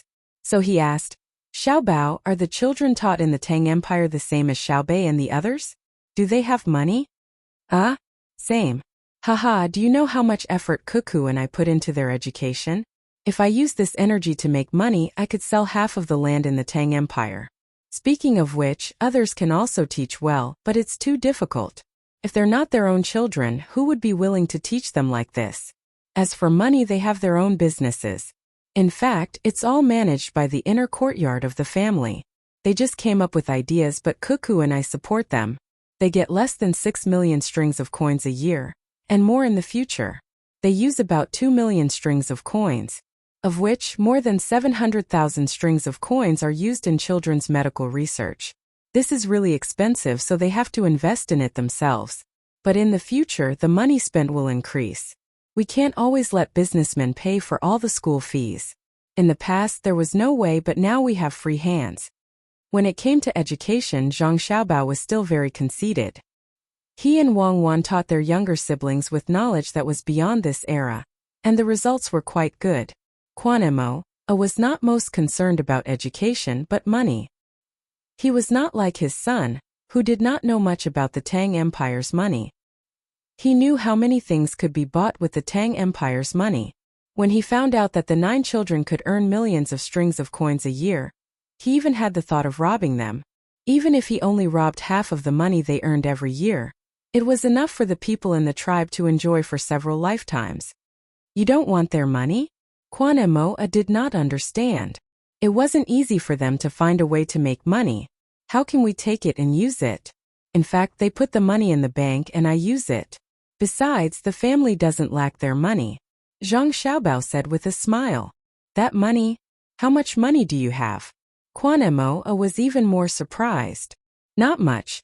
It's a little less than the Tang Empire's national treasury, and we spend a lot of it. We put it into disaster relief and research, and we have to pay for the dam and artificial canal in Dianqi Lake. When His Majesty sees where we go, he will never give us a penny for construction costs. It's sad to say, Zhang Xiaobao said casually, not forgetting to complain. I'm sad too. Quan Emoa followed. He finally knew what the words rich enough to rival a country meant. According to this, the little guys really did not have much money. He had the idea of kidnapping Xiaobao and Cuckoo again. The 3 of them talked as they walked. Time passed quickly. When they arrived at the place they had discussed, the others had not returned yet. Instead, King Xuangue was waiting there. Quan Emoa was surprised again. He put down the tiger that had opened its eyes and ran to King Xuangue. He asked, King, you came so quickly? I received the news as soon as Xiaobao and Cuckoo arrived here. I only met the people you sent when I was almost there. The world is changing, King Xuangue said weakly. He was different from the locals. He had lived in the capital for a while and knew the strength of Zhang Xiaobao and Wang Wan too well. How could he not come in person? When Zhang Xiaobao heard King Xuangue's words, he knew that the other party did not want to surrender to the Tang Empire. He was the king here. If he really surrendered, his status would decline. But Zhang Xiaobao would not make any concessions or compromises for the other party alone. Zhang Xiaobao cupped his hands and bowed. Bohai Provincial Governor greets King Xuangue. Wang Wan followed.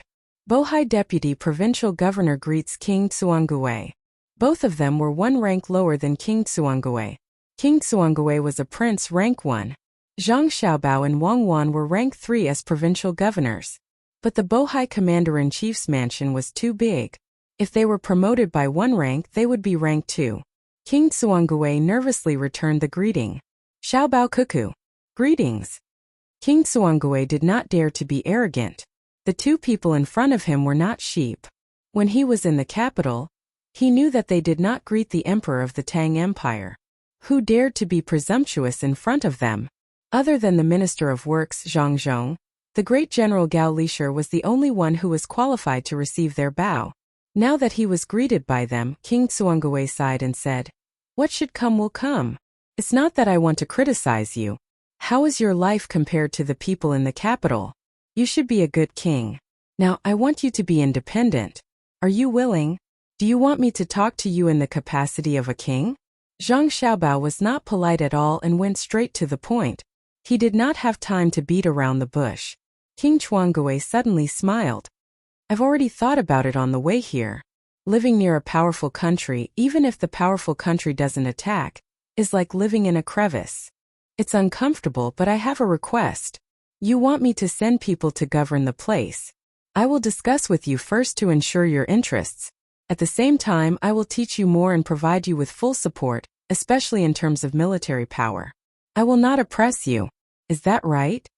Zhang Xiaobao did not wait for King Tsuangue to finish and continued. "Xiaobao is indeed Xiaobao. I have learned a lot. Everyone says that you are good at scheming. Now that I hear you, I am relieved." King Tsuangue looked at Zhang Xiaobao and bowed again.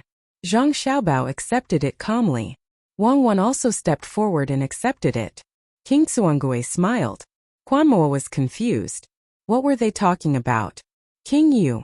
Quanmoa asked. "Since Xiaobao can speak for me, it means that his plan is better and better than mine. When it comes to building a place, I am far behind Xiaobao.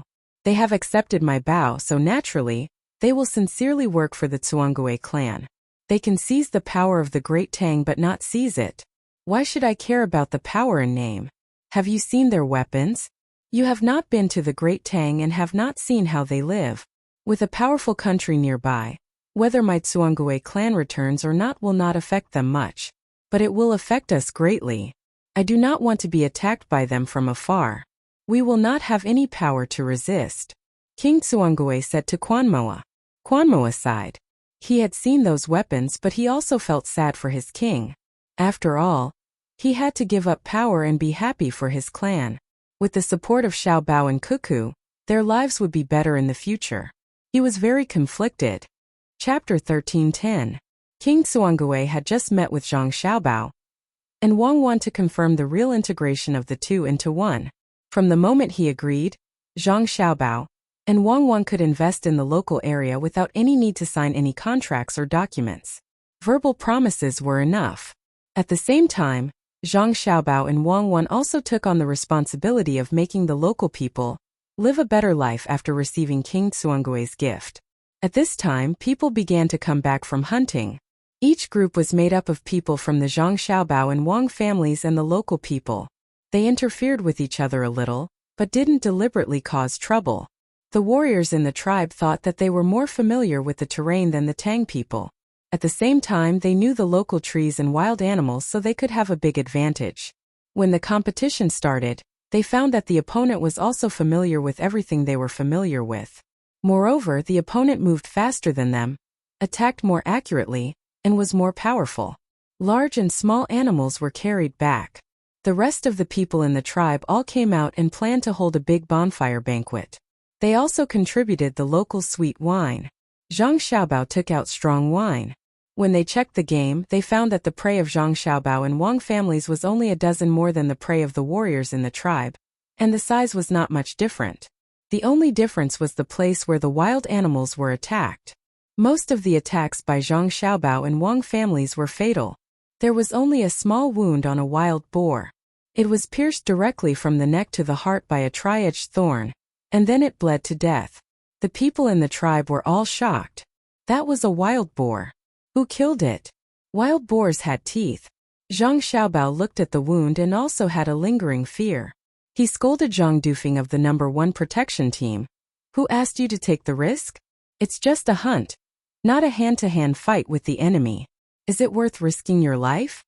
Zhang Dufeng, who was scolded, lowered his head and didn't say anything. He just rubbed one arm. Obviously, he was injured. No one knew what he did when facing the wild boar, but he was able to stab the tri-edged thorn into the wild boar's heart. The people in the tribe looked at Zhang Dufeng as if he was a hero, which made the warriors in the tribe who participated in the competition feel very sad. They already knew that if they were to fight with the other party, the chances of winning were very low. Looking at the wounds on the other party's prey, it meant that the other party was more powerful. Fan Fan jumped out to liven up the atmosphere and said, "There are quite a lot of complete skins. When they are cooked, they don't need to be processed. They can be sold directly to the rich people in prosperous areas. They will like to collect them. I'll buy them all." No one said anything, so he had to add, "Let's exchange. I'll exchange the goods I brought with you. It's all on Brother Emoa's tribe. After all, I hunted in your place, and you even provided a place to barbecue. I think it's fine." Zhang Xiaobao agreed. "We don't need leather and we don't lack the goods that Boss Fan brought. Just give us a few pieces of meat that we can't eat." Quan Emoa was not pretentious. His tribe really needed things, especially now that the autumn harvest season had not yet arrived. The previous stock of food was almost used up, and it was a time of shortage.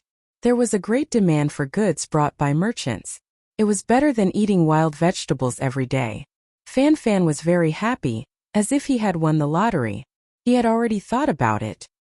He would give a very high price in exchange for the leather and wild boar teeth. After leaving, he would go directly to the capital and hold an auction there. He would reveal the source of the leather, which represented the honor of Zhang Xiaobao and Wang family. He believed that many rich people would rush to raise the price. When the prey was put on the grill, the children of the tribe, Xiaobei, and the other 9 people also came back from the river. The children burped one by one. Obviously, they were full from eating fish. Xiaobei did not forget to remind Quan Emoa's children, "When spring comes next year, you go up the mountain to pick tea leaves. I will help you package them and sell them at a high price. We can't do it in China. There are too many places with tea leaves, so we have to sell them outside." "People outside like to drink tea leaves?" Quan Emoa's son asked. "It's not a matter of liking. It's that they admire the Tang Empire. If the Tang people say that this thing is good, they think it's good. For example, if I say that it's comfortable to wear, when they wear it, they will definitely agree with me. It's comfortable, especially the feeling of the rough linen on the body. It's very comfortable." Xiaobei gave an example. The children thought that others were really stupid. When they saw that there was a bonfire barbecue, they all began to regret it. They had eaten too much just now. Xiaobei and the other 9 people were happy. They only ate one fish together. After tasting it, they stopped and gave more fish to the local children to eat. Quan Emoa's son saw his father in the crowd and immediately ran over. He carefully took out a stack of money from his arms and handed it to his father. He said, "Dad, this money is 10,000 strings of cash. Xiaobei gave it to our children." You. When Quan Emoa heard that it was 10,000 strings of cash, he reached out to grab it. He suddenly stopped and said to his son, "Since it's for you, keep it well. Don't use it recklessly. When the merchants come to buy things, tell me." Quan Emoa was very jealous of the 10,000 strings of cash from the Tang Empire. He hoped that he could hold it in his hands. However, when he suddenly remembered what Zhang Xiaobao and Wang Wan had said in the forest just now, he felt that he was too stingy to take the money in front of others. "You want money given to children by children?" His son seemed to have become more sensible. He said to his father, "Dad, we want to take out a part of it first and let the knowledgeable people of the Tang Empire come over to be our teachers.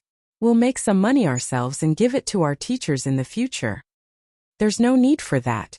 We've brought a very good teacher for you. His name is Tan Sikong. You just need to give him a place to live, make the same clothes for him, and eat the same food for him. You don't need to give him any extra money." Xiaobei thought of a person.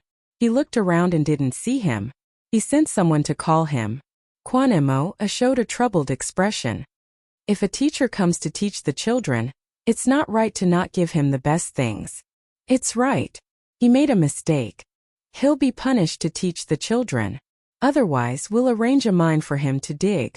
If he dares to not teach you properly, The people left behind by my family will teach him a lesson. Xiaobei finally arranged for Tan Sikong to come down. There was no place that was more remote than this place. Tubo was better than the local area. It was just right to punish Tan Sikong. When the whole deer was roasted until it was glistening with oil, Tan Sikong was brought to the bonfire party. He seemed to be in good spirits. The clothes on his body were changed into good cloth, and his face was healthy and rosy. This showed that no one deliberately mistreated him while he was traveling with the group. Everyone gave him whatever they had.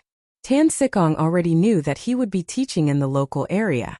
When he arrived, he directly went to Xiaobei and didn't look for Zhang Xiaobao and Wang Wan. Along the way, he could tell that Zhang Xiaobao and Wang Wan were supportive of most of the decisions made by the 9 children. Since he was caught by Xiaobei and the others, they naturally had to take care of him. In the future, you have to stay and teach the local children well. 2 years. After 2 years, we'll see how the local children learn. If they learn well, you can go wherever you want. We won't restrict you anymore. Do you agree? Xiaobei seemed to be very magnanimous when he said these words. He even asked if Tan Sikong agreed. The children in the tribe immediately looked at Tan Sikong with longing. Tan Sikong laughed bitterly. Ha! I'm very happy to be able to impart my knowledge to the children here. As long as I can eat and dress well, it's fine. Nguyen, don't worry. It's spring here all year round. I believe that they will provide you with many furs to use as bedding. Most of them are sheepskin. If you want tiger furs, I don't dare. From today onwards, I won't use tiger furs anymore. Tan Sikong was very afraid when he heard the words tiger furs. Wasn't he caught because of a tiger furs? Eat the meat, drink the wine, and try the local game. Xiaobei invited. Tan Sikong looked around and hesitated. He then gathered his courage and squeezed with the people in the tribe. When he saw people, he smiled. The people in the tribe didn't treat Tan Sikong like how Xiaobei treated him. They looked at him with eyes full of respect. When he smiled, the people in the tribe also smiled and echoed his words. As for what he had done before he was caught by Xiaobei, the people in the tribe didn't care. As long as he was willing to teach his children well, it was fine. Oh, there's one more thing. Xiaobei then shouted to the people around Tan Sikong. He has the status of a high scholar. Whether it's teaching children, adults, or life matters, you can all ask him. He's quite capable. In the past few days with us, he's even read a lot of our books. High scholar. Quan Moa looked at the king beside him. King Quan Gui narrowed his eyes and nodded. He can be considered a capable person. Even in the Tang Empire, not every county has a high scholar as a teacher. You have to treat him well. Yes.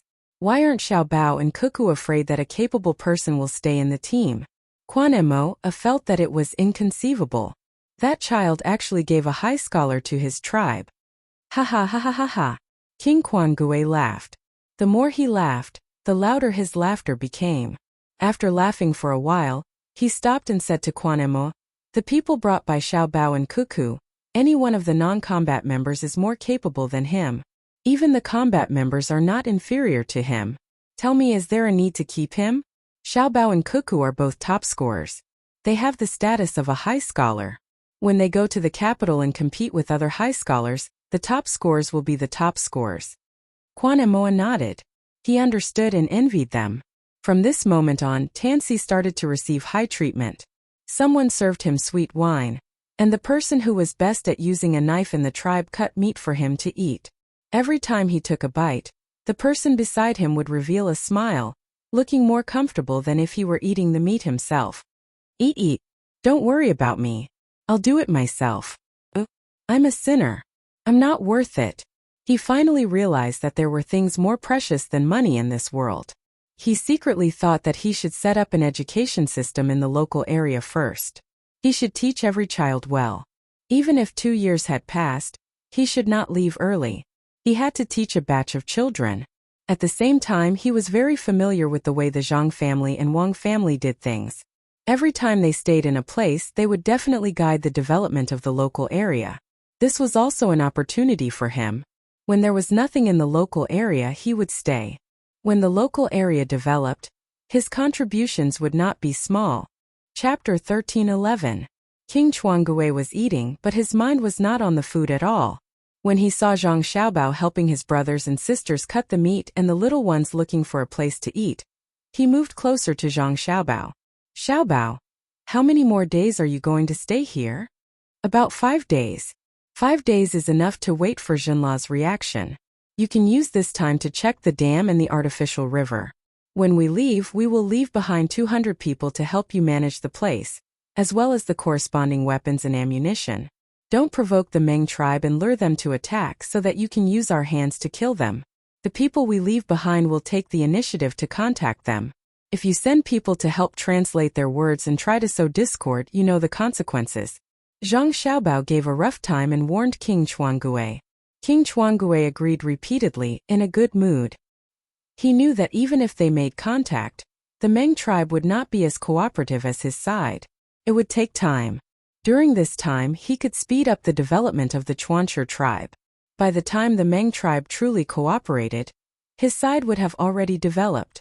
He did not need to attack them. He just needed to see how their lives were not as good as his. King Chuangue even came up with a plan.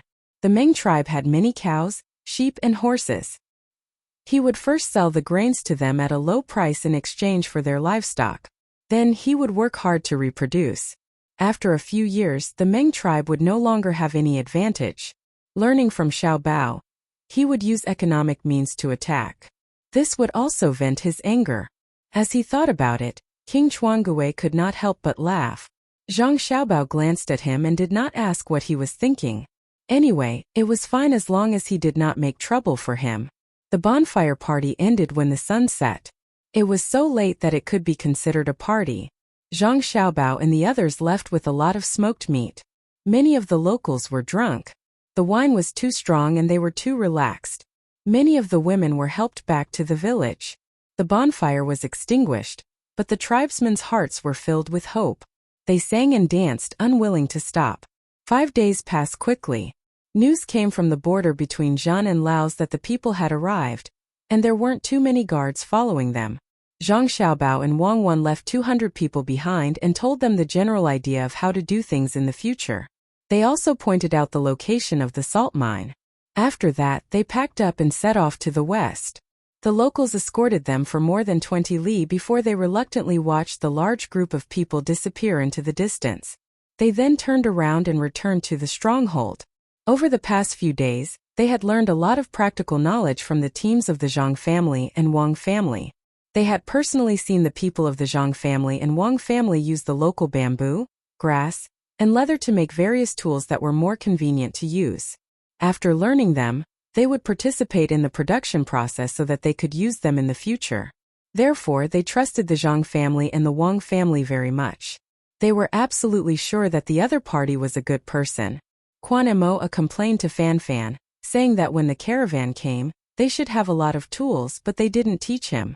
Fan Fan admitted that they had an agreement with the other caravans that they couldn't help the tribesmen too much. They didn't want others to learn from them, and they would lose their means of making money. While apologizing to Quan Mo, he also explained the fundamental reason, which was that the Zhang family and Wang family were generous enough. Moreover, the more skills they had, the more they would know how difficult the path of skills was. At the same time, they would be more generous to those who didn't understand skills. Fan Fan apologized, but he didn't regret it. He told Quan Mo, "When we came, you didn't belong to the Tang Empire, so why should we teach you skills? Xiaobao and Cuckoo taught you skills, but they wouldn't teach Hinduism and Duoshire. The Tang Empire was very strict about blocking skills. If one day Xiaobao and Cuckoo taught the enemy skills before they surrendered, it would definitely be a trap. So don't think that they are kind and amiable. It depends on who they are with. When Xiaobao left, he promised me to develop here. He even gave me a loan. We should be closer." Fan Fan talked about cooperation again. He planned to raise fish and ornamental fish. He wanted to buy them at a high price and transport them to Dianqi Lake. He wanted to see if the fish would mutate in a special environment and get more beautiful fish. But he couldn't always keep an eye on them. He needed the help of trusted locals. How do we split the money? Quan Mo could understand why Fan Fan and the other caravans blocked their skills in the past, but now they were talking about the problem of money. Before Xiaobao left, he told him that human resources were precious. Even if the people who worked couldn't give anything in exchange, as long as they did things, they would get a lot of money. It's scary when people change their minds. 10 to 9. In the future, when the money is sold, I get 9 and you get 1. I have to transport the ornamental fish here first. Those fish are very precious, and I can guarantee that some of them will die. Although the interest of the loan is not good, I still have to hold down the funds. My savings bank has to generate profits. Then I have to bear the losses of the fish that die in accidents while I'm raising them here. If the mutated fish are uglier, I will continue to lose. Even if it succeeds, I will have to transport them back and let some of them die. There will be advertising costs. Anyway, I'm spending a lot of money, and you're just helping to look after them. A 10 to 9 ratio is not low. If I do business with you normally, I'll get 9 times the profit. Fan gestured a 1, and then a 9 as he spoke to Quanemo. When Quanemo heard the 10 to 9 ratio, he wanted to raise the price, but after listening to Fan's analysis, he felt that what he said made sense. He could only agree. Okay, 10 to 9. There's another plan. Put the sea fish in fresh water. You know the Yangtze River, right? Many fish from the sea swim here, and some from the Yangtze River swim to the sea. I'll transport a boat from there. If they survive, we'll circle a place in the pond and see if we can raise them. Still 10 to 9. Fan suggested another idea. Quanemoa still agreed, but he couldn't think of a better idea. Suddenly he thought of a problem and asked, "How would I know how much you're selling them for? Also, I'm not sure how much you're spending. If you say 10 to 9, just name a number when the time comes. What should I do?" "Brother Emoa, don't you trust me?" Fan looked at Quanemoa sadly. Quanemoa smiled embarrassedly. "I trust you. I'll do as you say. When the time comes, I'll send someone to find Xiao Bao. Didn't he say that any of their businesses can be used as a contact point? I'll get Xiao Bao to give you another guarantee." Fan was stunned. He blinked his eyes and nodded. "All right, go ahead. Wait for other merchants to come over. When you talk about various kinds of cooperation with them, remember to tell them at the end that you are looking for Xiao Bao. I can't be the only one who suffers losses." Quanemoa smiled slyly. Indeed, the mention of finding Xiao Bao was very useful.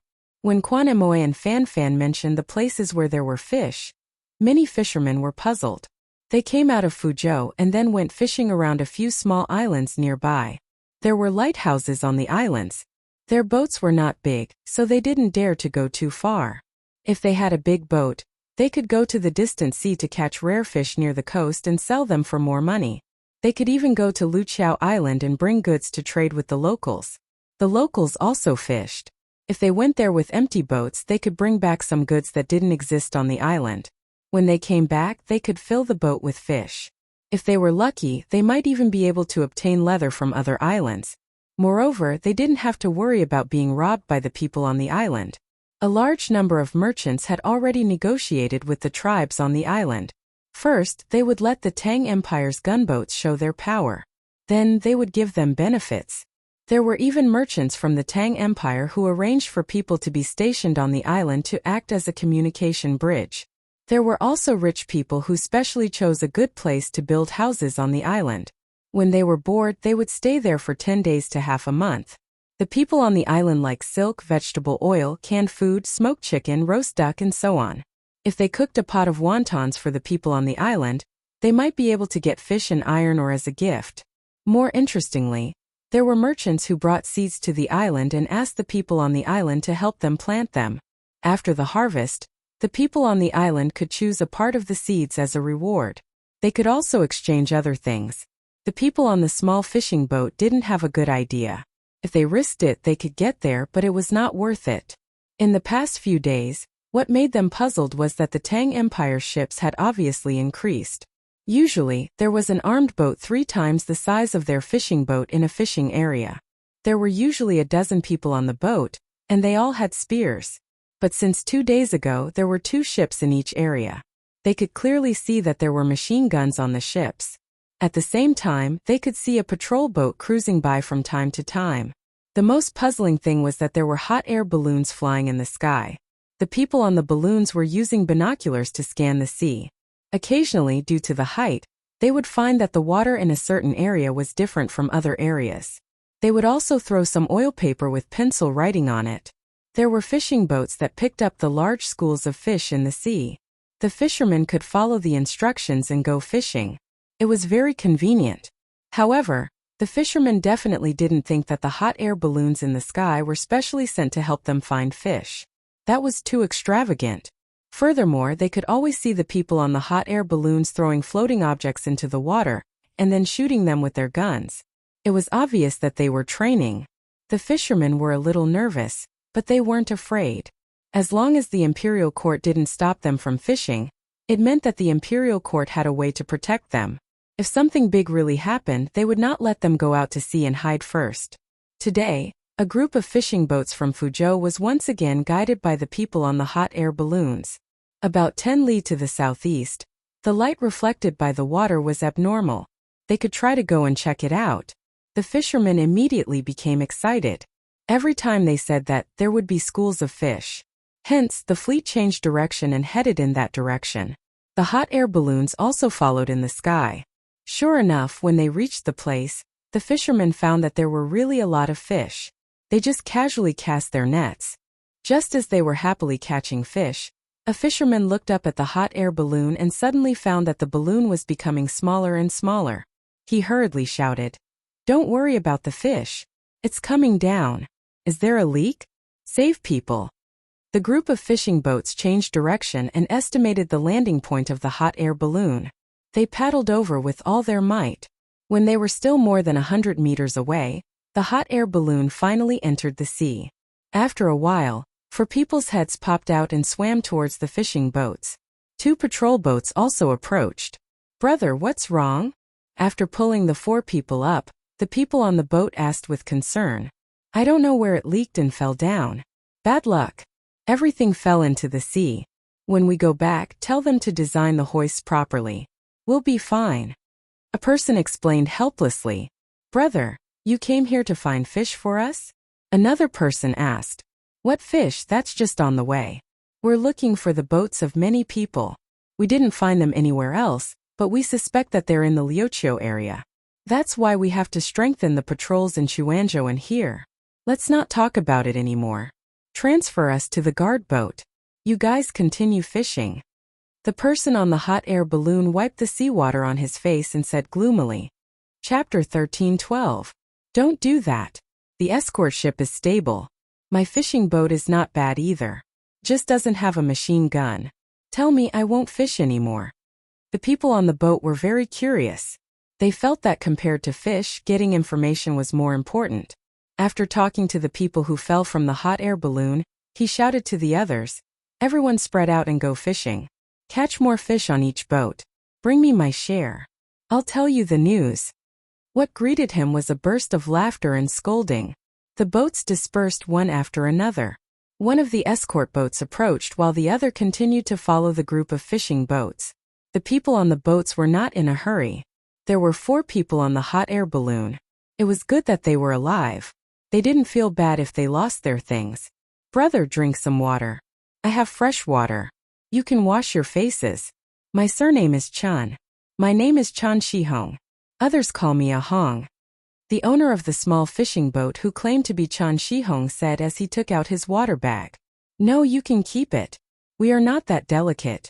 I can't tell you my name. I am airship number 576. Number 576 quickly stopped the other person from taking water. He pointed to the number embroidered on his chest and said, Chan Shihong still took the water and said, "Drink some, there is enough water. You can help us point out the fish. We can save time and have more water." "Brother, who did you say you were looking for?" "The fleet of duo cannibals. The exact number is unknown." Number 576 drank 2 mouthfuls of water and passed the water bag to the next person. "Why are duo cannibals here? Aren't they being beaten?" Chen Shihong was even more curious. "Yes, they are being beaten. So they want to catch the Tang people and threaten us." Chen Shihong suddenly realized, no wonder the Tang Empire's escort ships increased and you guys appeared. Damn duo cannibals. They can't beat us, so they only know how to scheme. Bah. Chan Shihong, who showed a disdainful expression, said angrily, "We should kill them all. They can't beat our soldiers and only know how to scheme against us fishermen. Number 576, you said they ran to Liuqiu? Will they cooperate with the local tribes on the island? Absolutely not. Number 576 said with certainty. After that, he began to take off his clothes and soak them in the sea. When the wind blew and the sun shone, there was a layer of salt on them. Soon he was completely naked. He took the underwear from the guard ship and put it on. He looked at the hovering position of the hot air balloon with his arms bared. Chen Shihong originally thought that people who flew in the sky were all soft and delicate, but when he saw that the four of them were only wearing underwear, he realized that their skin was bright red with a hint of black. There were also pink and white streaks that turned white when he pressed them. The color of the skin must have been caused by frequent exposure to the sun and wind. As for the pink color and the white color of the daozi, those were traces left behind by injuries. You guys. Chen Shihong looked at the scars on their bodies and said, you guys have worked hard. It doesn't matter. It's a result of training. Nowadays there are fewer and fewer injuries. It's a result of practice. Don't worry about catching your fish. We have the ability and confidence to ensure that you won't be hurt, but don't go too far on your own ship. You won't be able to spare the time to follow the ship, and it's not worth it. Wu Qilu comforted Chen Shihong. Chen Shihong laughed and said, I believe you. We all believe you. Before the new year, we occasionally encountered Japanese ships that were bigger than our small fishing boat. They went to various islands to rob things and fought with the local tribes. They all looked very powerful.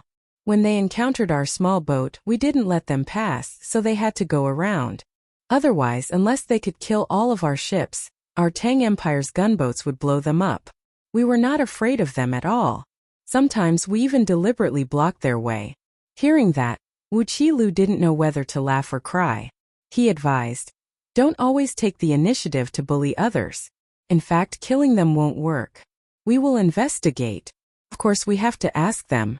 As long as someone says that he saw their ship, we will chase them to Japan and torture all the crew members who went out to sea within a few months.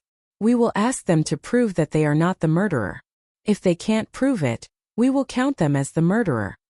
Is that so? Chen Shihong really didn't know that his great Tang Empire would be so unreasonable. After thinking for a while, he said, no wonder they are afraid of us.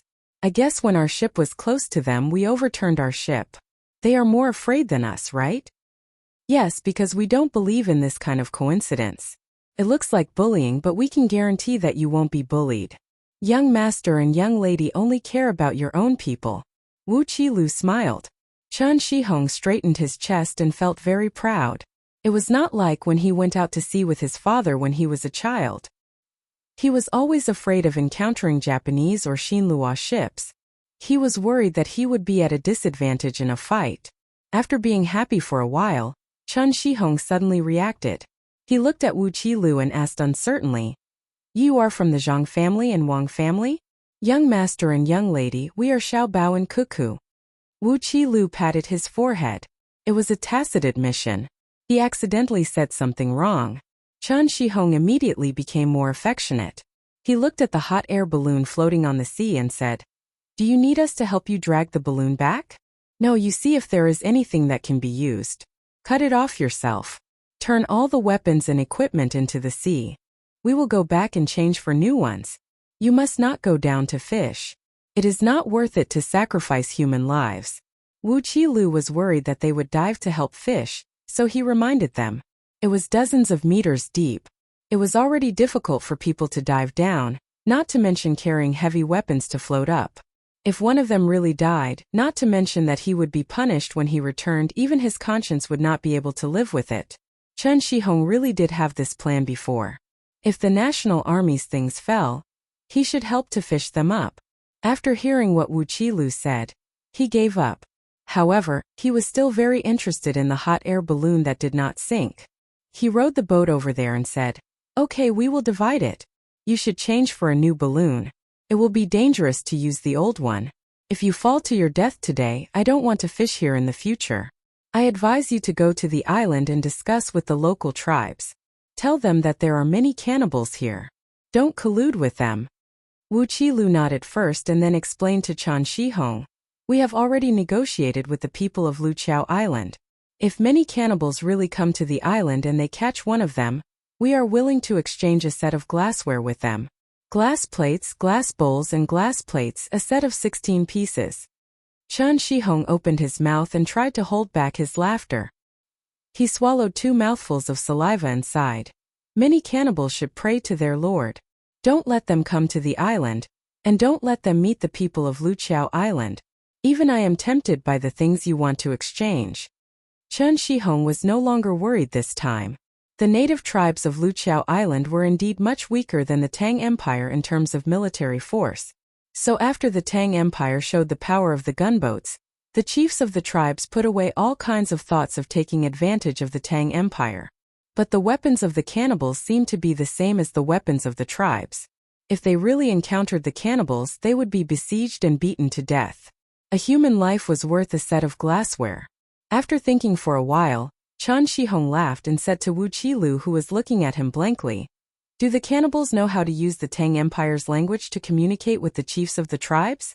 Then they would say that they are willing to exchange things and cooperate with both sides." In the end, the locals, who they thought were very stupid, first agreed and then tricked them back to the village. They captured all of them and said to them, "You are so stupid to come here personally to give us benefits." Haha, I am dying of laughter. The people on the 2 boats also laughed. Maybe if the cannibals really came to the island, such a situation would happen. Most people would think that the people of Luqiao Island were stupid. In the past, they were indeed stupid and always suffered losses when exchanging goods. Especially in the previous dynasty, when they wanted to take advantage of others, they would turn around and capture them and bring many of them back. But now it was not like that. Now, the natives of Luqiao Island had been taught to be smart. Yes, taught. The merchants of the Tang Empire and the people sent by the imperial court patiently taught them. I couldn't figure it out in the past. Chen Shihong pointed in the direction of Luqiao Island and said, "Why didn't we seize the opportunity when we were strong?" Later, I found out that the terrain was complicated and the water was not suitable. Besides, the natives did not come to kill us. It was not worth it to spend too many resources to seize the island, right? Yes, and there is also the problem of who will occupy the island even if we seize it. Our Tang Empire's population is not enough. Otherwise, the young master would not encourage people to have children. Wu Qilu agreed. I don't understand why we need to teach them more knowledge. Chen Shihong asked. Because if we bully the other party when they are not knowledgeable and take advantage of the trade, when they know about it in the future, they will resent us. Since we don't want to destroy them, then we should integrate with them. This island is not bad. We are also planning to build a new port. In the past, people said to befriend those who are far away and attack those who are near. The young master and the young lady have divided the area around the Tang Empire. One part will be integrated, and the other part will be attacked economically. Only those who are far away will be invaded by military force. Oh, I mean support. Wu Qilu told Chen Shihong in detail about Zhang Xiaobao and Wang Wan's plan. Chen Shihong laughed again. Haha, so be it if they want to invade. We are not against it. Even if we quarrel with our own family, we can just attack other countries. The people who are bullied will hate Xiaobao and Cuckoo, but I have been setting up long life tablets for them. Sometimes when I go to the tombs, I will tell my ancestors that if someone who was killed by Xiaobao and Cuckoo turns into a ghost and comes back, I will ask the ancestors to help me get rid of them. Our Tang Empire has many people and even more ghosts. We are not afraid of foreign ghosts. The other people on the fishing boat nodded vigorously. One of them echoed, "The lives of other countries have nothing to do with me. I know that Xiaobao and Cuckoo want me to live more comfortably. Whoever dares to make things difficult for them, I will make them suffer." Okay, now they are fighting Duosher. I don't see you going over to help. You make it sound nice. Chen Shihong looked at the person who spoke with disdain. How can I help? Even if I go over to fight, they won't let me. Don't scold me, how can you help? This person's face, which was already red from the sea breeze, became even redder. You are just a helper. How dare you shout at me? Who said I didn't help? I donated half of the fish that you and I caught last time. What did you do? Chen Shihong asked righteously. This person was speechless. Number 576 asked, "Who did you donate to?" Young master and young lady did not ask for donations. We have enough money. Moreover, the two of them said that if it is not a battle of life and death, they do not need the people to contribute money. If there is a day when everyone in the Tang Empire is asked to contribute money and effort, then it will be a battle of national fate. If we lose, the country will be destroyed. If you want to donate, you can donate to other areas. It is not mandatory. You should consider your own life first. When the time comes, you will be given a certain amount of tax. Ah, no need. I donated to the government in Fuzhou. I sent the fish directly. Chen Shihong began to worry about his own things. Number 576 looked at the people on the guard ship. Immediately, someone began to send a report, asking where Chen Shihong's donated fish went. The people on the two ships fell silent. Chen Shihong approached the hot air balloon and began to cut the oilcloth on it with a knife. He also lifted the basket and placed it on the ship. As expected, it was empty. The things inside were turned over into the sea. After waiting for almost an hour, there was a reply. Number 576 took over the translated content and said to Chen Shihong, "They admitted to receiving your fish." The grandson of Fuzhou's provincial governor, Wang Haoji Guozhouqing, ate 43 fish, one for each table braised in soy sauce. The rest were made into dried fish and sent to Darling Candy House. Darling Candy House has confirmed the amount. Now Wang Haoji has sent a telegram of apology to the capital. What do you have to say? Chen Shihong was stunned. It sounded very complicated. The fish he donated were used for war. He did not expect that some of them were eaten and sent to another place. He felt very uncomfortable. Brother Chen, Darling Candy House belongs to Xiaobei and the others. The ship worker who spoke earlier nudged Chen Shihong and reminded him. Yes, it belongs to Xiaobei and Xiaoyuan. What's there to say? So be it. If the little ancestors can eat the fish I sent, I will be even happier. Chen Shihong just remembered why Darling Candy House sounded so familiar. What about the other 43 fish that were eaten? Number 576 asked. 43 fish that were eaten? So what if they were eaten? What else can I do? Chen Shihong thought that 43 fish was not a lot, so he did not think much of it. Testify. Tell us who the fish are for and we will deal with it. How? Let someone else take care of Fuzhou first.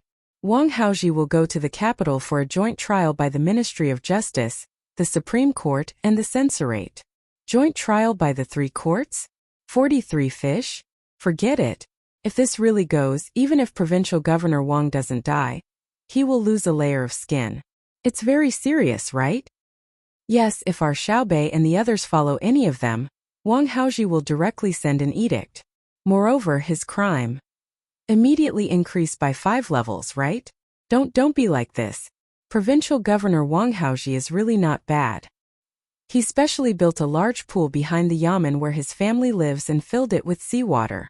When the fish that we send back are not dead, he will let people throw them into the pool and sell them for a better price. He will use the money earned from the difference to hire local craftsmen to repair our fishing boats every time we send them back. If there is a surplus, he will contact the local workshop to buy hemp thread to weave a net. Then, he will give us the number of live fish that we provide. If he was taken away, would the next provincial governor copy him and do the same thing? It's just 43 fish. If I knew that his grandson is 1 year old, I would have given him 100 fish.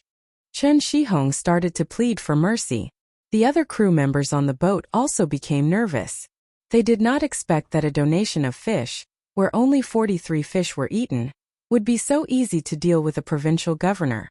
No wonder the officials of Great Tang were so afraid of the Zhang family and the Wang family. They would be injured if they met them, and they would definitely die if they met them. Xiaobei and the others are really too lethal. A crew member sighed. Number 576 did not have much to say about this. Of course, it was very dangerous to be targeted by the little ancestors. They were specially used to deal with those officials who had facts but no evidence. Because the evidence could be destroyed, but the truth was clear in everyone's heart. Judging an official based on evidence was a small crime, and the people would not be convinced. The little ancestors could make up for this. No matter how small the crime was, adding 5 levels was enough. As for privileges, some people would use their privileges for themselves, while others would use them for the sake of the common people. The privilege of benefiting the common people was not a privilege, but a privilege that was above the law. The law that was above the law referred to the truly fair and reasonable law. It referred to the law that the enforcers could not make any mistakes in enforcing the law. It was not the law that those who profited in the name of the law spoke of. Since someone could use the law for personal gain, why couldn't someone use the law for public gain? Number 576 knew that some old scholars were disgusted with the privilege of Xiaobei and the others, but he felt that it was right. Of course, he did not catch the people who were against it. The small group of people were just privately criticizing in a small circle. If they felt that they were right, they could stand on the street and shout, and see what the consequences would be. No. 576 showed a smile and said to the people on the guard boat, "Generator Wang Haoji's crime is small, but his merit is big. In this year's assessment, his crime will be reduced by 1 level, and his merit will be increased by 2 levels. The most excellent will be the top." The people on the fishing boat were happy, but the people on the guard boat looked at him and did not do anything. Number 576 was stunned for a moment, and then he remembered something. He found a small piece of cloth from the clothes he took off and showed it to the people on the other side. The people on the 2 boats looked at it together. There was only one pattern on the cloth, a very cute cartoon. It was a rice seedling with long legs and a big head. The rice seedling pointed a gun at his head with one hand, and held a pigeon with the word "secret" written on it with the other hand. Chen Shihong's eyes widened instantly. Sanshui County's Zhang Wang and Sanshui County's spy? As expected, you are everywhere. Good, with you here we will be more at ease. Let's see who dares to deceive us. One of Chen Shihong's crew members also said happily, but I heard that in the previous dynasties this kind of people were bad people. Why didn't I find that the spy of the Tang dynasty Xiaobao and Cuckoo family was bad? It's just that this picture makes people sad. Why did he point the gun at himself? For you there is nothing to keep secret. Let him see what you have. Number 576 said to the person next to the telegraph machine.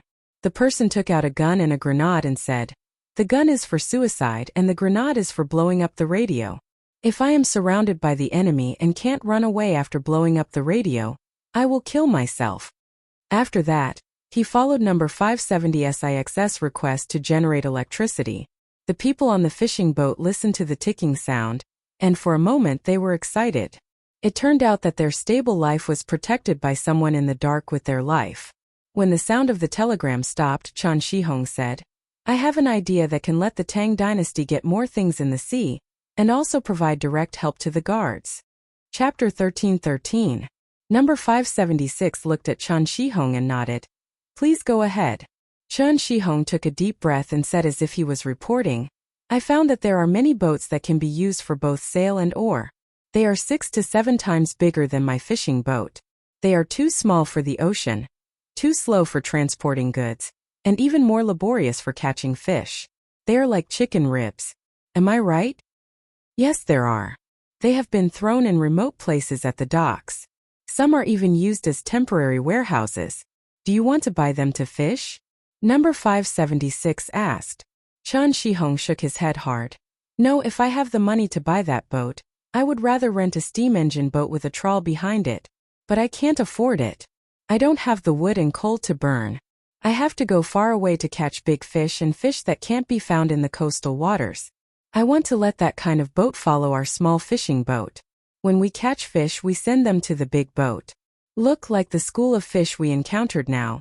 The small boat will be filled very quickly. For the school of fish, there is no reduction at all. If there is a school of fish that is not fast enough to catch fish, but with the help of a big boat we can bring back more fish, right? Whether it is rowing or sailing, it requires manpower." A person on the guard boat interrupted. Chen Shihong smiled at the person. "Yes, it needs people to do it. But comparing the gains and losses, it is worth it. They only need to row or sail, they don't need to know how to fish. That boat is not suitable for fishing either. It is neither big nor small, and it can't carry a trawl. Even if it is given to me, I will not catch fish but transport. This brother, you only think of people and not skills. I can row and sail, but my main skill is fishing. There is also the fishing team over there. They also have the ability to catch fish. but generally speaking we waste time on the way to and back. When the boat is full, even if there is fish, we can only watch. For example, this time we took a day and a half to come here, and another day and a half to go back. If we were not instructed and found the school of fish immediately, we would need more than half a day to fill the boat. Now that we found the school of fish, we can fill the boat with fish in 2 hours. What a pity! If we have a big boat, we can chase after the school of fish. How many fish can we catch in 10 to 10 hours? When Chan Shihong said this, everyone began to ponder. Just as he mentioned, it would take 3 days to go back and forth, and it would take half a day to fill the boat, which was too inefficient. If it was near the sea, Xiaobao and Cuckoo were not allowed to set up nets. They could only do artificial farming and fishing, or as a tourist attraction, throw a few spinning nets on the boat to show the tourists. However, it was absolutely impossible for large-scale fishing fleets to sweep the area, or for steam engine ships to traverse the area with trawling nets. Therefore, everyone had to be a long distance away from the coastline before they could enter the fishing area. If it had been someone else who had requested this, no one would have bothered. However, since it was Xiaobao and Cuckoo, they naturally had to obey. There had to be a very important reason. I'm willing to provide you with an interest-free loan so that you can buy a few of those useless boats. Number 57 felt that Chan Shihong's words were very reasonable. He could use some of the resources himself. Although it was not much, it was definitely not a problem to buy a few boats. As an intelligence officer, he understood that the main family's tax income decreased this year. It seemed that the main reason was that the main income had decreased. In fact, the real reason was that a large part of the funds had been used in the spy system, including the resources that each spy could control. There was also a large amount of overseas expenditure, which was directly deducted by the main family. However, the official account that would not be included in the tax collection could not be restricted by the little young master at all. Even if the cost accounting account book was handed over, the little young master could still get the money, and it would not be detected in the account book or theoretical deduction. The little young master would always have a way to deduct this part of the money, and at the same time make others feel that it was normal. This was because the Ministry of Revenue could not audit all the transactions of the Zhang family and Wang family. Even if a dynamic rolling method was used to calculate, there would still be loopholes. Moreover, the main family's transactions were truly too many, including the direct withdrawal of shares and dividends and reinvestment. In addition, there was also the pricing of special goods, the benefits given to the officials in the capital, the high salary and the expenses of the plan to raise honest officials in the areas controlled by the Zhang family and Wang family, the regions where the goods were produced during disaster relief, and the cost of transportation. There were also other aspects and so on. Even if the officials of the Ministry of Revenue were exhausted to death, they would not be able to find out. Even if the Great Tang Bank was not under the little young master's control, and was directly handed over to the Ministry of Revenue, they would still be confused. The main family had too many subsidiaries, and they were in contact with each other and competed with each other. If the price fluctuated slightly, even if it followed the fluctuation of the price of the same industry at that time to calculate the profit and the stop-loss point, it was still impossible to avoid the existence of artificial factors. This was the asymmetrical factor that the little young master spoke of between the theory of capital operation and the actual control of it, unless one could know the hearts of everyone who actively and passively entered the capital operation link. Number 576 felt that he could not in this lifetime, so he thought that anyone who said that the income of the Zhang family and Wang family had decreased in recent years and was happy about it were all fucking idiots. Playing with the little young master, they were far from being able to do so. While he was thinking, Chen Shihong and the others were also thinking that this spy seemed to have a bit of power. Not only could he influence the annual examination of the officials, he could also provide loans, the kind that had no interest. Chen Shihong could not feel any envy or jealousy towards number 576. Xiaobao and Cuckoo had always been very strict in the selection of personnel.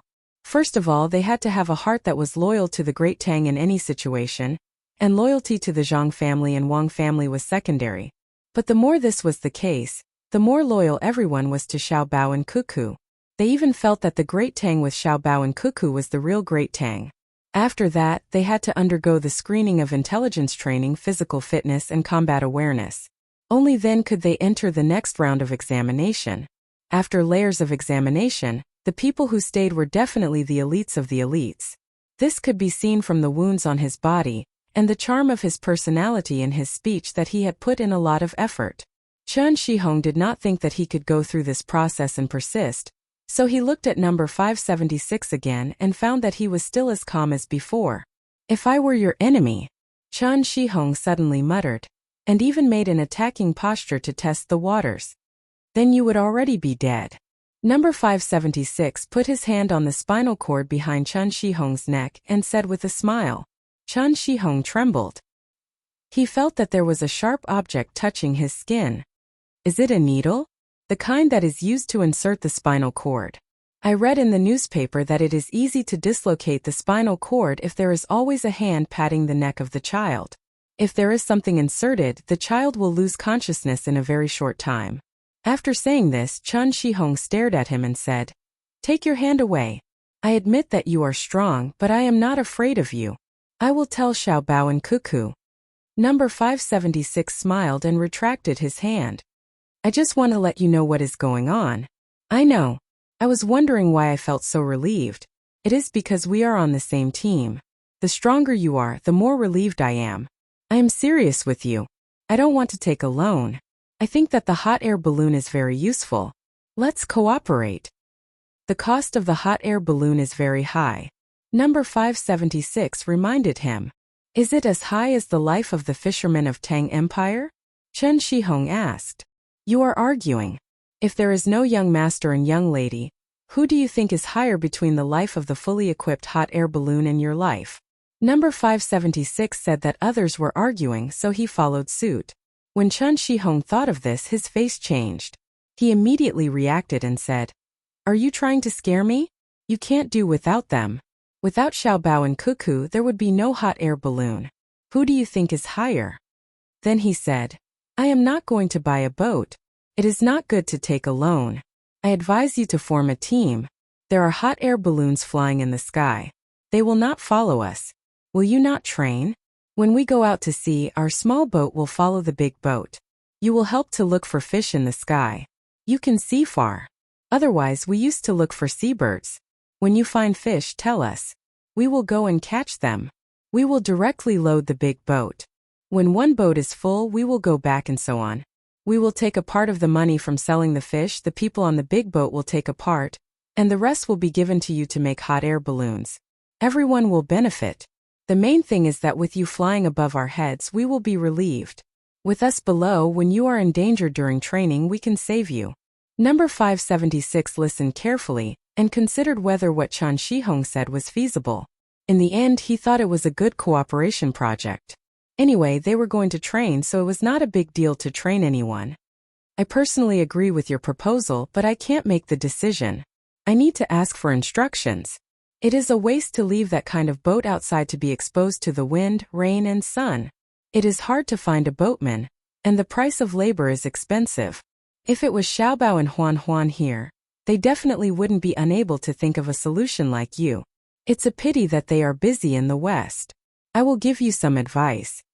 Chen Shihong saw that the other party could not think of a good way at the moment, so he found an opportunity to show off. Number 576 smiled and then pretended to be humble. Please enlighten me. Chen Shihong smiled and was very happy. He pointed at Liuqiu Island and said, There are people on the island. They do things on the island, but the efficiency is too low. In other words, the cost of labor is low. You know a lot. Number 576 praised him at the right time. Just so. Listen to me. You can discuss with them and tell them that you will give them benefits. They will row the boats and sail the sails. The remuneration will be paid in two ways. The first way is that we will catch fish and share it with them. The second way is that after they work for a certain amount of time, we will give them the boats. They have their own simple smelting place, they can weave, they can farm, and they can catch fish. But they lack more skills, so they can't make such a big boat. Look at their boats, they are just hollowed out pieces of wood, and they row inside. When I see their boats, I feel sorry for the wood. Those are all good wood.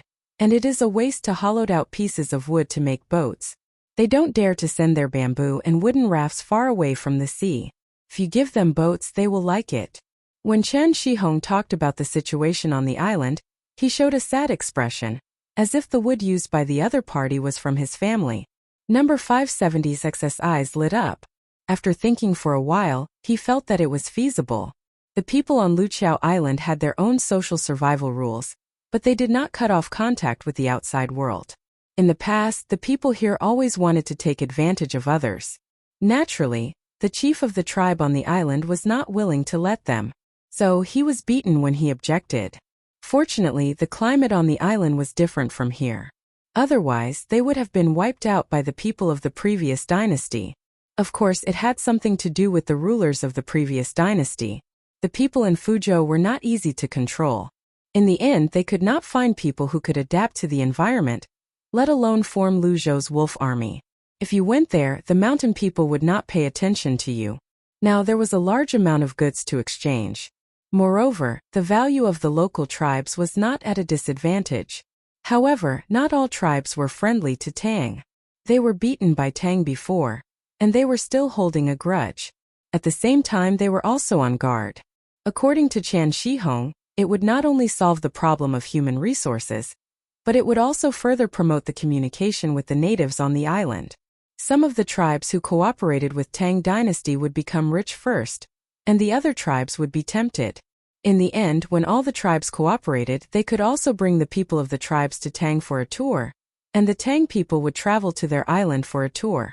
They would divide the land for construction and hire the people of the tribes to work. After a series of operations, they would not need to use force to get the island. They would build a port, and the territory would be extended out, making it convenient for more ships to go to the island. The more number 576 thought about it, the more he felt it made sense. He praised, "Good idea. I'll report it. If it's approved, I'll give you a reward. Maybe I'll give you a steam engine ship." Really?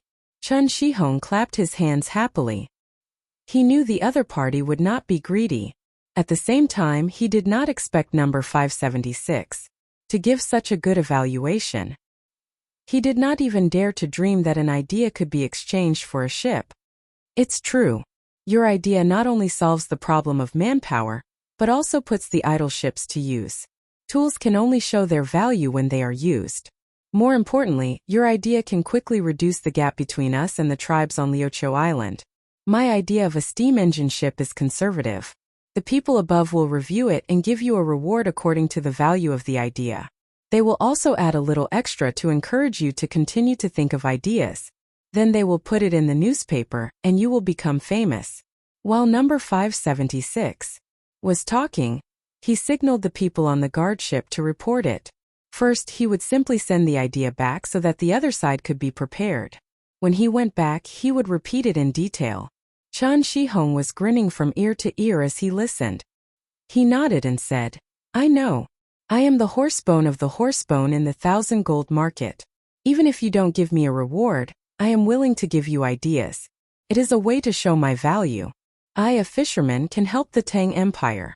I have not lived in vain." "I don't think you are a fisherman. You are more like a researcher in charge of practical plans. You know a lot." Number 576 said sincerely. Chan Shihong continued to laugh. "Ha ha ha ha, I know a lot because I read a lot of books.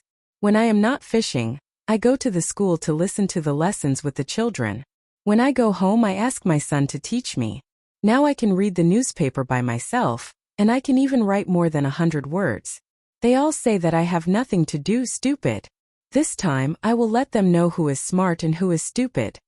Number 576 gave him a thumbs up and was about to praise him when Chan Shihong suddenly pointed to the place where the sea met the sky in the distance and exclaimed, "There are boats, 2 of them, much bigger than mine." Number 576 quickly picked up the binoculars and looked in that direction. Yes, there were 2 triangular sailboats moving forward on the sea. Looking at that direction, they would come into contact with their side. "Whose boats? They are not ours. We don't have such boats with triangular sails. They are cannibals. Why are there only 2 boats?" Number 576 made a judgment. Chan Shihong followed and looked. He took the binoculars and looked and was amused. "Are the boats patched? I reckon that there should be quite a number of ships here, but they encountered wind or something. As a result, all the other ships were damaged. The remaining 2 ships were repaired after docking on that small island. How pitiful. What should we do? Ask all the fishing boats to come back. Send a report and ask for reinforcements. Guard the boats and set up the guns. Give me a gun. My weapons are all sunk in the water. It is really not the right time. Number 576 quickly gave the order. When the fishermen heard that there was danger, they did not care about fishing anymore. They gathered back and then rowed towards the land. The 2 guard boats stayed in place and did not move. They were not in a hurry. They could see the boats, but it would take some time for them to come over. Now the wind was blowing from the land to the sea. Maybe the reinforcements of the hot air balloon team could follow the wind and arrive. Chapter 13:14. The Tang people on the fishing boats first saw the Duo people's boats. The Duo people's boats were large and had sails. After the Tang small fishing boats withdrew, the Duo people on the boats did not know that there were many Tang people in front of them. The advantage of a jib sail was that it could be turned flexibly, whether it was with the wind or against it.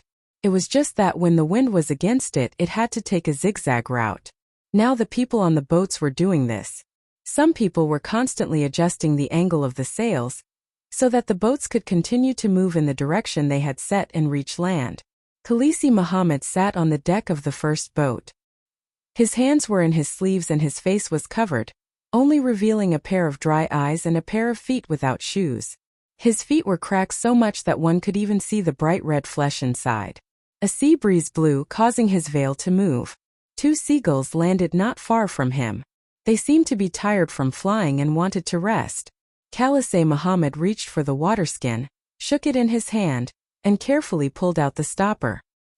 He put his chapped lips on the mouth of the waterskin to moisten it, then stuck out his tongue to lick it. He reluctantly put back the stopper and put it aside again. He now hoped to see land and then fill the waterskin with water from the river. He would drink it all into his stomach, fill it again and drink again. Only in this way could he keep away from the fear of hunger and thirst. He had been to the Tang Empire twice. The first time was 15 years ago, when he came to Chuanzhou with other believers to preach to the locals.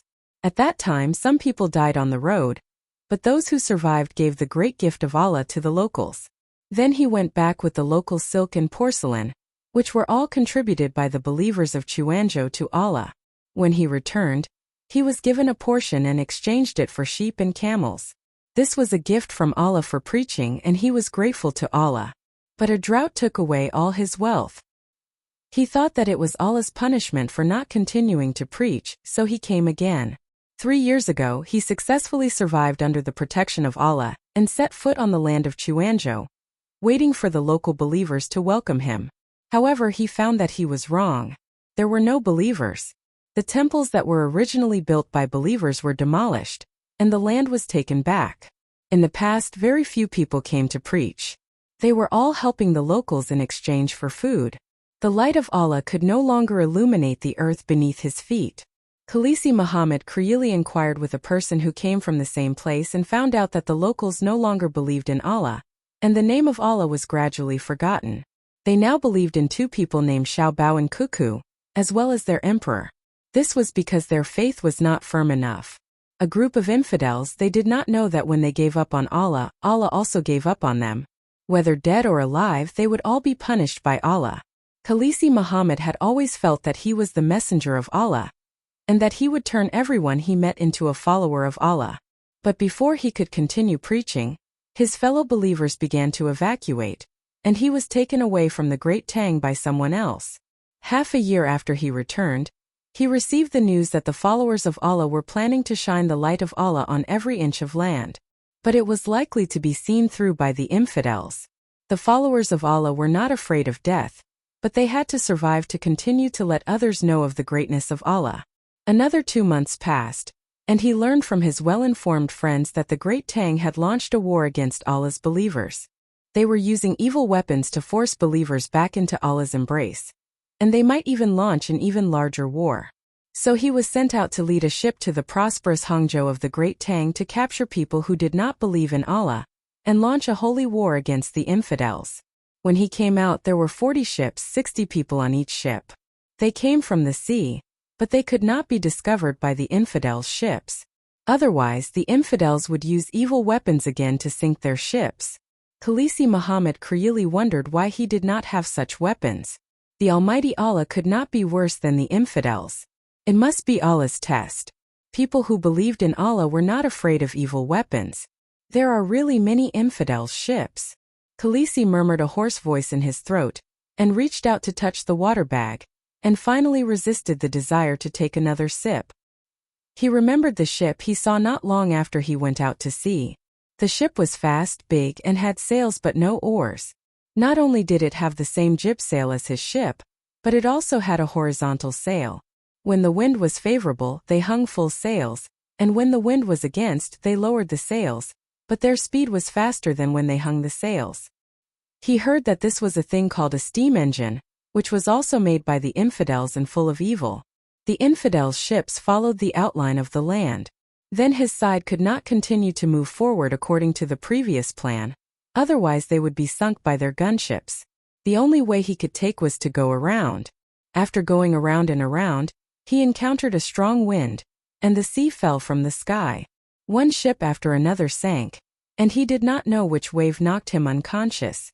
When he woke up, he was already on a small island, and there were other people, adding up to exactly 81, and the rest returned to the embrace of Allah.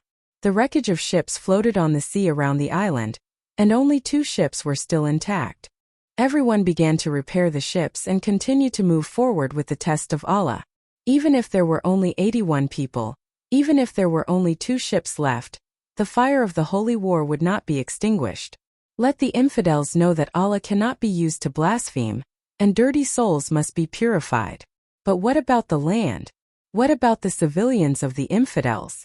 Do you want to let the 81 people and 2 ships on your side fight against the enemy's fleet? In fact, Allah should send a more powerful fleet to the believers, and at the same time there were sea supply rescue ships that patrolled every half a day. When he came back, he saw that the fishermen were not worried about encountering big storms. They did not go far, only around the range of the lighthouse. They had so many lighthouses, and he did not understand why they were built so close to each other. When the lights were on at night, the light of another lighthouse could be seen from one lighthouse. Even so, they still had supply rescue ships patrolling back and forth along their route. Their ships were loaded with medicine and their doctors. There were small boats on the big ships, with their canned food, fruits and vegetables, as well as changing clothes and countless fresh water. They accompanied their other ships, and the farthest one even followed the merchant fleet. When he went back, he specifically asked someone.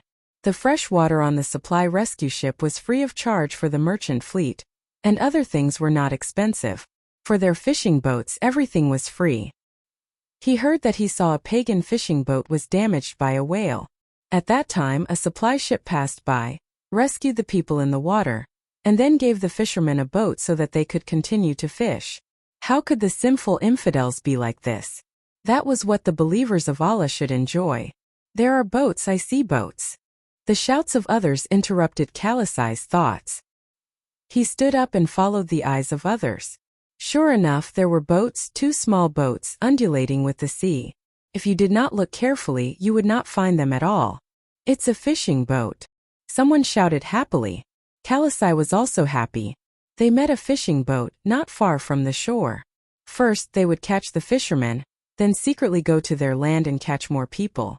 In this way, the infidels would not dare to do anything to them.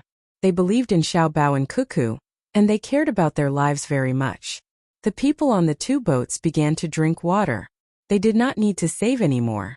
There would be enough water for them to use soon. The people who drank water had strength in their bodies. They tried to adjust the sail, wanting to quickly contact the other fishing boat, catch their people, and complete their mission. Allah. When the many cannibals' boats were trying to get close to the escort ship, in order not to cause trouble to the escort ship, the fishermen who quickly returned to the land saw 4 boats in front of them. They were about the same size as their fishing boat, but their speed. Were they flying on the water? Come on, the many cannibals are going to meet them. Chan Shihong only had time to shout, and the 4 boats separated from the left and right sides of their fishing boat, leaving 4 clear traces of waves on the sea. He looked back again, and the 4 boats were 100 steps away. Chan Shihong was stunned. He looked at the others and saw that they were also stunned. He knew that he was not the only one who was dazzled. After a few seconds, Chen Shihong waved his fist. Damn, this is my Tang dynasty's boat? His mother crazy, this is crazy. Chen Shihong shouted. When the others heard his movement, they came back to their senses and crazily shouted together to vent the shock, excitement and pride in their hearts. I dare say that I guarantee that this is my Tang dynasty's new technology. It came from the Ministry of Works, which is Xiao Bao's father's place. It's so fast. If I knew that this kind of boat was coming, why would I run? I should have just stayed at the side and watched the show. Chen Shihong said regretfully. Just now, they were worried that they would be a burden to the escort boat, so they tried to leave. Before they set out, they had been told countless times that in the face of danger, if the rescue team did not send a signal to attack together, they should stay away from the danger and not cause trouble to the rescue boat. Especially in a naval battle, they should run as far as possible. They ran, but that was because they did not know that there would be another boat that was so fast. At that time, they were afraid that the many cannibals would not dare to touch the boats with guns, so they specifically looked for fishing boats like theirs. If someone was caught, the people on the escort boat would be afraid of taking action. But if there was a boat that came later, it did not seem to be a problem for them to stay there. The boat that came later would definitely have powerful weapons. I saw it. I saw that the boat that just flew past had small cannons. Why don't? A fisherman said what he saw and suggested at the same time. Everyone knew what he was going to say. Why don't we go back? Everyone looked at each other. They wanted to go back, but they were afraid that it would affect the soldiers on their side. If they went back and the soldiers were injured, not only would they feel uneasy, but they would also be criticized or even beaten up when they returned home. Why don't we wait a little longer? Maybe they need our help to capture the captives in those two boats. If they haven't sunk, we have to bring them back. Chen Shihong suggested. Chapter 13:15. After listening to Chen Shihong's words, the fishermen chose to agree and wait here for a while. In case they were needed, they could watch over the captives. The captives would be very good labor in the future. If there were dangerous jobs, they could let the captives do it. Fish. A fisherman pointed at the fish on the boat. Still care about the fish? I just want to see what the flying boat is. In the future, if we encounter danger, they will come faster. It's too magical. Another young man said happily. Although the boat was not his, as long as the Tang Empire had it, he would also benefit. The strength of his country made him work harder. When he encountered danger, there would be someone to help him at the fastest speed. When he encountered other countries' boats, they would have to go around him. Was there anything happier than this? His fishing boat was a little small, but his Tang Empire was powerful enough. Especially Xiao Bao and Cuckoo, they would not reason with others. When they took revenge, they would be very ruthless. The others also piled up smiles on their faces. They hoped that they would have a chance to see it with their own eyes. Although they could not own it now, they might be able to buy or rent it in the future. Just like the steam engine boat when it was first developed, ordinary people were not allowed to come into contact with it. Now, if they had money, they could rent one or even buy one to use for fishing and transportation. Every time my Tang Empire's military technology improves by a level, we will take out the inferior one from before and use it for civilian use. If one day we can use the boat that just passed by, it means that my Tang Empire is more powerful. I look forward to it. After Chen Shihong finished speaking, he drank 2 mouthfuls of water. For a moment he felt so comfortable from inside out. Everyone waited on the sea here. When they heard the gunshot stop, they would go back. While waiting, something appeared in the sky. The buzzing sound was very loud. The fishermen looked up and were stunned again. They thought that it was a hot air balloon, but it looked different from the hot air balloons they had seen before. The hot air balloons in the past were round, but this one was like a fish with a bulging stomach. Moreover, it was much bigger than the hot air balloons they had seen before. There were fins, and the basket hanging below was also bigger than the hot air balloons. The most important thing was its speed. There were more than 10 hot air balloons following behind this thing, but the distance between them was obviously getting farther and farther. How many bullets can I put in the basket? Chen Shihong looked up, and the first thing that came to his mind was the loading of the bullets. Think so. Today I saw 2 mysterious things. So satisfying. Look, there's a smiley face drawn in front of this thing. That mouth and eyes are so cute. If it were a shark, it would be awesome. Another person chimed in and commented, cute? What's cute isn't what's in the picture, but how many deaths it can bring. The picture of the vigorous protection team is also cute. The flags of Cuckoo and Xiaobao are also cute. It depends on who's looking at it. It's cute when we look at it, but the enemy will have nightmares when they see it. Someone refuted. I'm just saying, how can it be over so quickly? You can't feel it from the front, but when you get to the top of your head, a shadow will cover you and you will be able to run very far away. In the future, they will use this to patrol above our heads. Wishful thinking. It's good enough to have a hot air balloon. If it weren't for the cannibals coming over, there wouldn't be any hot air balloons. There's only a guard ship in charge of that sea area. We're just a bunch of fishermen. Do you expect the imperial court to send a gunship to follow you around? Don't be greedy. With a guard ship wandering around there, we can be at ease fishing. It's a waste to have too many things for us to use. Unless we're attacked, the imperial court will send troops over. But who dares? I'll lend them some courage. If I die, Cuckoo will make all of them die with me. Chen Shihong thought clearly. Can't I just say a few words? Stop. 2 hot air balloons have stopped. They're above our heads. Someone's coming down. The person who spoke just now was about to say a few words when he realized that the hot air balloons had stopped above his head. He changed the topic. 2 people came down from each hot air balloon. There were a total of 4 people with guns on their backs. One landed on Chen Shihong's ship, and another landed on each of the 3 ships beside it. Why did you come down? Chen Shihong was puzzled. To protect you. The person who came down said with a cold face. Welcome, welcome. Oh, thank you. What are the ships and the big hot air balloons that pass by? Chen Shihong pointed to the sky and asked. Military secrets. No comment. The person who came continued to answer with a cold face. Chen Shihong didn't care when he saw that the other party didn't give him face. Anyway, no matter how cold and indifferent you are, you still have to rush to the front when there's danger. How dare you let me take the front? But if only you could be more cheerful. Soldiers and civilians are one family. Xiaobao and Cuckoo said so. Can't I ask around? What secrets can this thing have to reveal?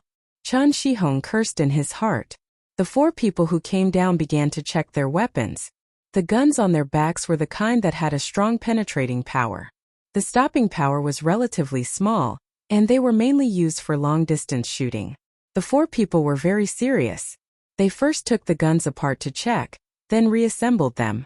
The bullets were also pressed into the magazine one by one. They even took out a military knife and drew lines on 2 of the bullets. The nearby fishermen were all watching.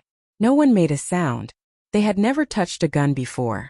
The older ones probably wouldn't have the opportunity in their lifetime. The younger ones were thinking about whether they should participate in the training when they go back and shoot a few guns to satisfy their craving. Will they attack us? A young man looked at the guns in the hands of the other person enviously and asked. I don't know. The person answered. The young man was depressed. He felt that he was far worse than the previous number 576. He was talking and laughing. He didn't know you anything. Do you have to be so cold? Difference, this was the difference. Number 576 was the spy of the Zhang family and the Wang family. In terms of status, how many people could surpass him? He was very easy to talk to. At this time, another person came down from the lower hot air balloon. Everyone was stunned. It was actually a woman. She was very beautiful and carried a medical kit on her back. As soon as she came down, she smiled at everyone. When others saw her smile, some of them smiled back. Some of the young men lowered their heads, looking very embarrassed. Don't blame them.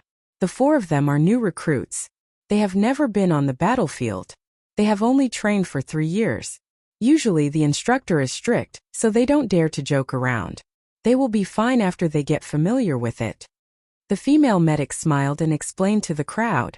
She had seen the situation below from above, so she came down to explain. Otherwise, it would be wrong to be a soldier if they misunderstood when they were protecting people. The female medic had a good personality. When she said that, the expressions of the fishermen became much better. An old fisherman comforted them. Kids, don't be afraid. If they really fight, you can put the gun on my shoulder. I will block their arrows for you. You can kill them all. Consider it as revenge for me.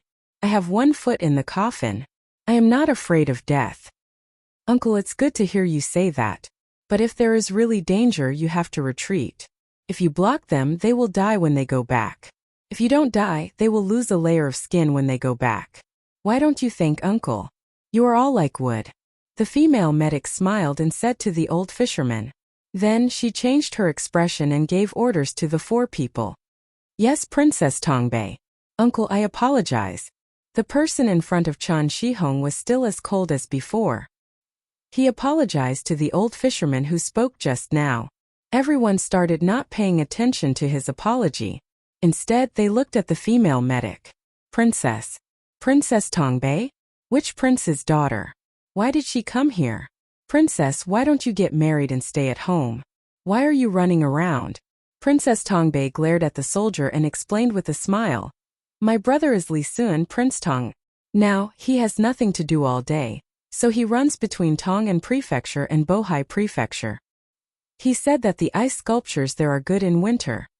I'm half a year younger than Xiaobao and Cuckoo.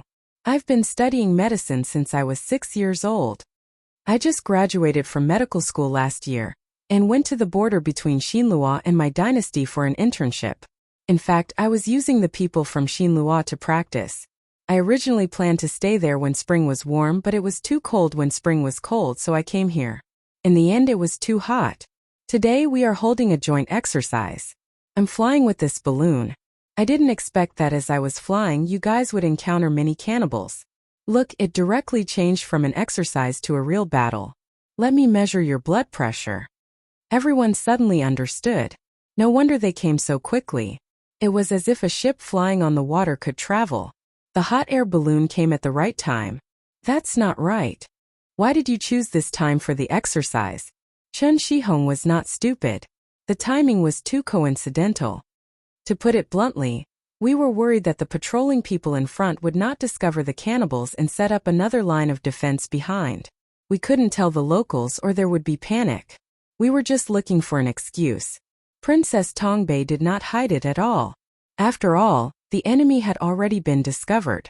Moreover, the fisherman in front of her had seen it. It didn't matter if she said it or not. The imperial court really thinks a lot for us. I came at a good time and have to live a few more years. Look, it's not good for a member of the royal family to come out and suffer. The old fisherman who had just said that he had one foot in the coffin now said that he wanted to live a few more years and even criticized Princess Tongbei. Don't always call me princess. My surname is Li, and my name is Qing. Li Qing, you can call me Qing. I came out to learn from others. The current royal family is not sitting still and waiting for death. We have to learn skills. We have refunded the income of our own territories and only rely on our own abilities to earn money to support ourselves. Of course, we can still live well even if we can't earn money. His Majesty has specially set up a fund for us to use. However, it's too embarrassing to count on His Majesty's money to support us. Now it's popular for the royal family to come out and do things. Uncle, look, I'm out. When I go back to attend the party with them, I'll have something to say. How the fish are caught and why the seagulls are parked on the boat. If I don't come, I won't be able to get a word in when they say something. Princess Tongbei spoke to the old fisherman. Her amiable temperament immediately won the favor of everyone. Hearing the simple words coming out of her mouth, the fisherman's displeasure towards the cold soldiers immediately disappeared. One by one, they began to worry about Princess Li Qing. Chan Shihong frowned and asked with concern. Princess, when you practice medicine, does the medical center give you more money than your original territory? Of course. Not only do I practice medicine, but I also research medicine and sell it to Xinlua, Japan, and so on. How should I put it? In fact, those medicines still lack clinical experience, so it's not useful for you. However, Xinlua and Japan are not a problem. It's my ability to eat well, but it's their fate if they die. In fact, it's the same in Tang. The doctors have tried their best, but there will always be people who die. We are very sad, but there's nothing we can do. The technology is there, and not all diseases can be successfully treated. We'll be very happy if we cure a Tang person, but we'll be very regretful if one dies. If we want to be happy, we have to work hard. My income is not small. And it's all invested in medical research. My food and clothes are settled by Xiao Bao and Cuckoo's family business. The main reason is that it's convenient. Their family business is everywhere in Tang. In our circle, whoever earns less will be too ashamed to meet others. During the gathering, find a corner to sit and don't make a sound. Even the crown prince brother is the same. It has nothing to do with status. Whoever wants to use their status to pressure others will lose face when they say something to pressure others. And the most terrifying thing is that after you use your status to pressure others, if His Majesty finds out, you may lose your status. Occasionally, His Majesty will attend the gathering and talk about the battle between him and Xiao Bao, and what victory he has achieved. In fact, we know that His Majesty always loses. He can't outsmart Xiao Bao. Li Qing covered her mouth and giggled. The fishermen laughed along. Their impression of the characters was revived by Li Qing's words. The gap in status still existed, but they seemed to be much closer to those people. While they were talking, the sound of cannons firing came from afar. They're fighting. It's definitely the sound of cannons. Guns don't make that sound, someone shouted. The 4 soldiers immediately raised their guns and looked in the direction of the sound without any expression on their faces. Li Qing quickly comforted them. Don't be afraid, don't be afraid. They won't be able to hit us. The new diesel boat and airship are enough to deal with the enemies on 2 boats. The airship is very loaded. There are a few bombs in it. One is enough to destroy the wooden boat. When the telegram arrives, we'll go and help. I hope they don't blow up the boat. No one is afraid. We have a lot of people, but we don't have good weapons. If we really fight, we can still fight with the cannibals. A young man puffed out his chest and said. After a while, the sound of cannons disappeared. Someone in the hot air balloon shouted, "Princess, it's done. It's done. Let's go and take a look." Princess Li Qing didn't climb up. She stayed on the fishing boat and asked the people to go back. The fishermen quickly turned the boat around and paddled the oars, heading back to where they came from. Half an hour later, they met up with the escort boat. Both boats were there, but there was smoke coming out of them. The mast and sail of one boat were burning. Many cannibals were swimming in the water, and some were fading in and out of sight with the waves. This part was obviously dead. 6 escort boats set up machine guns and pointed at the people on the boats. They were jumping into the water along the ropes. Those who jumped down used their hands to hold the boat. In the sky, there were airships and hot air balloons with gun barrels sticking out of them. Some people had already landed on the deck of the boats and were using ropes to put out the fire. Why bother? You came all the way here to be beaten. You can't even collect your dead body. If you die in the sea, just bury it in the sea. Chen Shihong said with a compassionate look. Khaleesi Muhammad Kuryili was lucky not to be killed. Chapter 13:16. The duo eaters were captured one by one. 27 of them were killed, and the remaining 54 were taken captive. In fact, 19 of them were killed, and 8 of them were seriously injured. The medical team looked at the injuries and concluded that there was a chance to heal 5 of them, but they couldn't do anything about the remaining 3. However, although there was a chance to heal these 5 people, it didn't mean that they had to heal them. The reason was that it wasn't worth it. Only Tang Empire would go all out. The heavily injured ones who were not dead were shot and thrown into the sea. Among the remaining 54 people, there were some who were slightly injured. At first they were still shouting, saying that it was painful and that they could not make it. When they found that the 8 heavily injured people had directly turned into corpses, they stopped shouting. They were afraid that they would be dealt with as well. The battle ended very quickly. It was a one-sided battle. 2 people were injured on Tang Empire's side. One of them was nervous when he fired the gun, and the butt of the gun lost its position during the vibration. His chin was bruised, and one could see that it was swollen. The other one was climbing on a surrendered enemy ship. He accidentally put his hand between the rope and the ship's railing, and 3 of his fingers were swollen. These 2 injured people would be punished when they returned. Although they felt uncomfortable when they were injured, they would still be punished. Their injuries showed that their combat skills were not solid enough. If they were sent out to rescue, a small mistake would put the hostages in danger. The 2 injured people indeed had worried expressions. They sat next to each other and looked at each other. They were in the same boat and didn't say a word. No one came to comfort them. It was just a punishment and it wasn't a big deal. The fishermen who rushed over were very satisfied with the battle, but they weren't satisfied with the number of duo eaters. There were only 50 of them and it was too little. If only there were 5,000 of them. The Fuzhou shipyard was expanding, and there were still some small hills and potholes behind it. Where are they? Only so few? Chen Shihong pulled one of the duo eaters who was tied up and asked. Fortunately, this person could understand Tang Empire's language and replied, "They died on the road. Storm." What a wastrel! Chen Shihong scolded and began to look at the two captive boats. He looked left and right and shook his head. There's no need. Go back and change it. Put it on the water beside the dock, and use it as a restaurant on the water. The two boats will be next to each other. Put a plank on the top and use it as a catamaran. Chen Shihong's mind worked quickly, and he immediately found a good place for the other party's ship. The more he thought about it, the better he felt his idea was. After discussing with the other fishermen, everyone agreed to get the fish and let their families help cook on the boat, which could also increase their income. They could also provide a part of the fish they caught to the restaurant. Not only would they have more sales, but they could also save the cost of buying other people's fish from the restaurant. To the current group of fishermen, Chen Shihong was the most knowledgeable among them, and they were willing to listen to him. Chen Shihong then went to negotiate with number 576. He wanted to buy a ship, but he didn't want to take advantage of the guards. Number 576 originally planned to give the boat to them directly. The wood on the boat was not bad. It would be easy for them to dismantle and use it to build their own small fishing boat.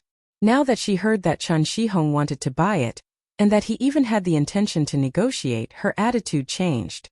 Are you sure you want to buy it and not ask for it? No. 576 asked for the last time. Chen Shihong nodded.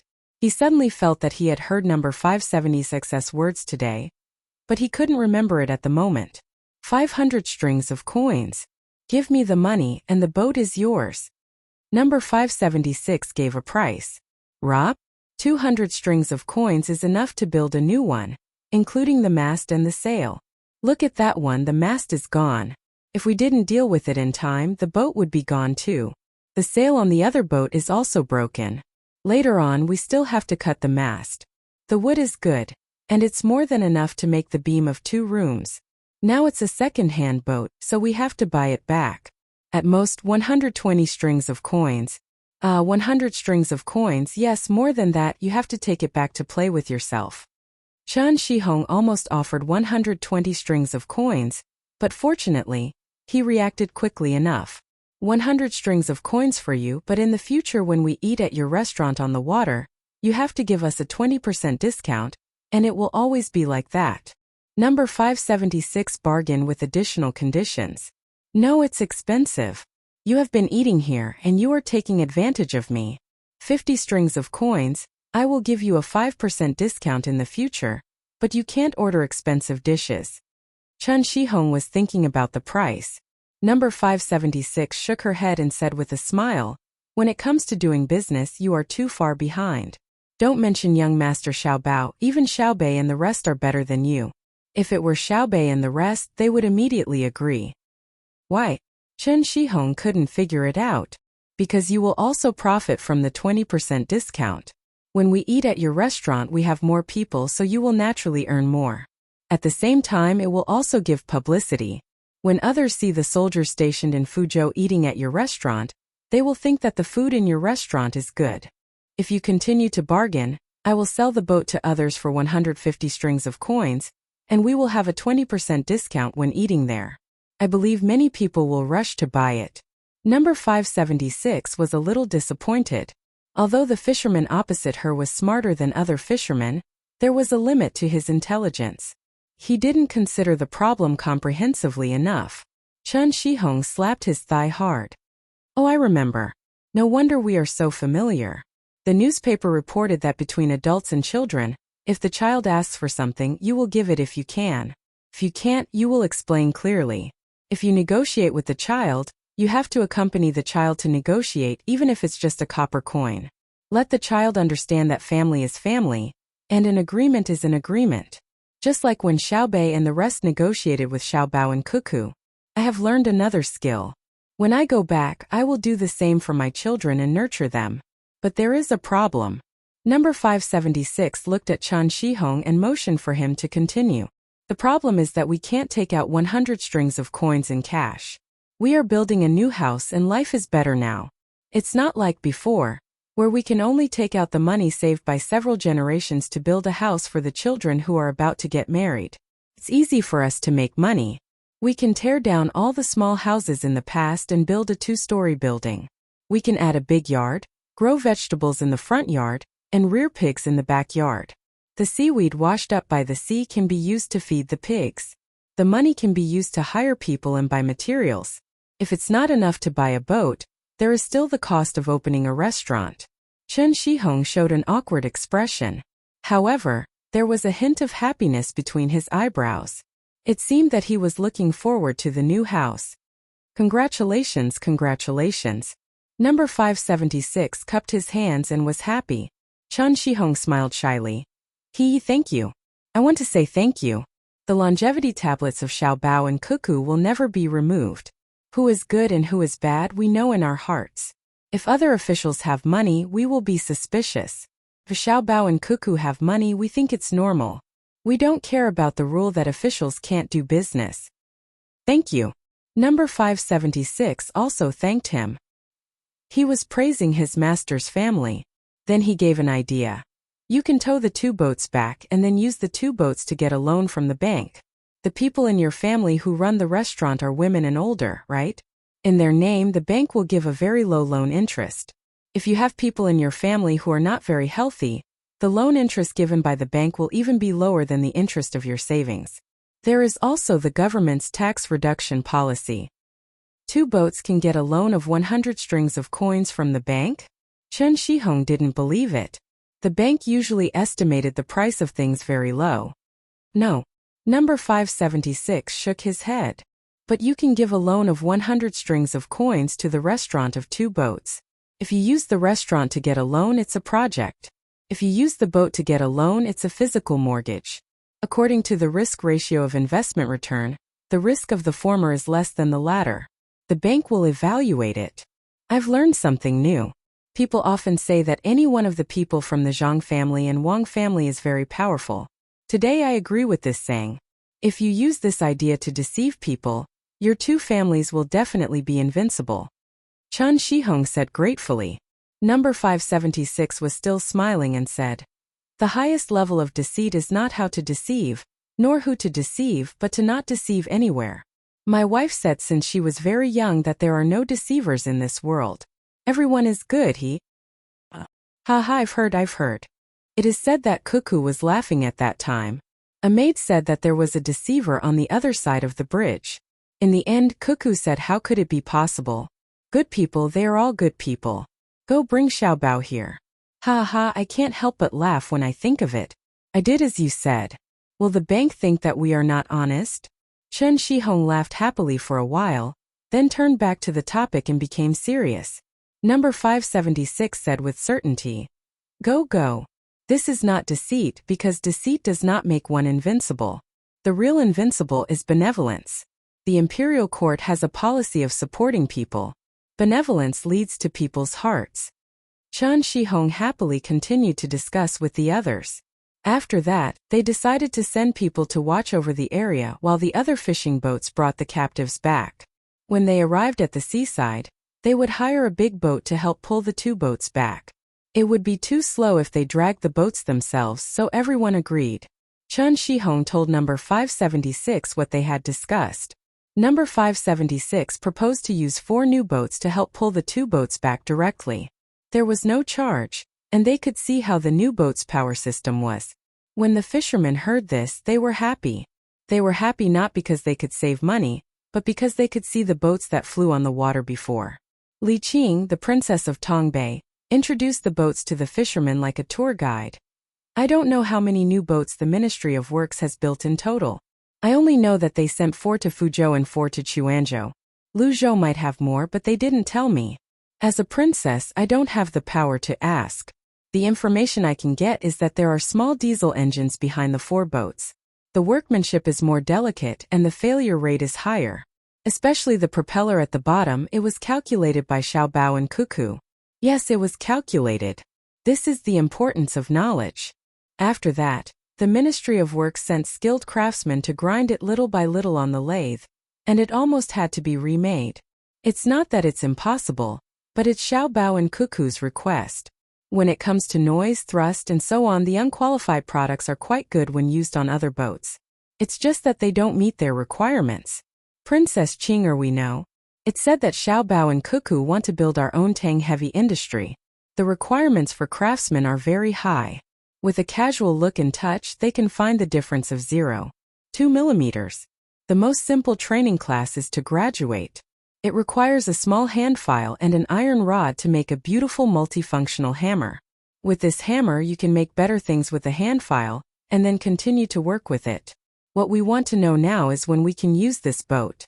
Hurry up, once this boat is out, the other boats will be like crawling. Can we use the same thing on the bigger boats?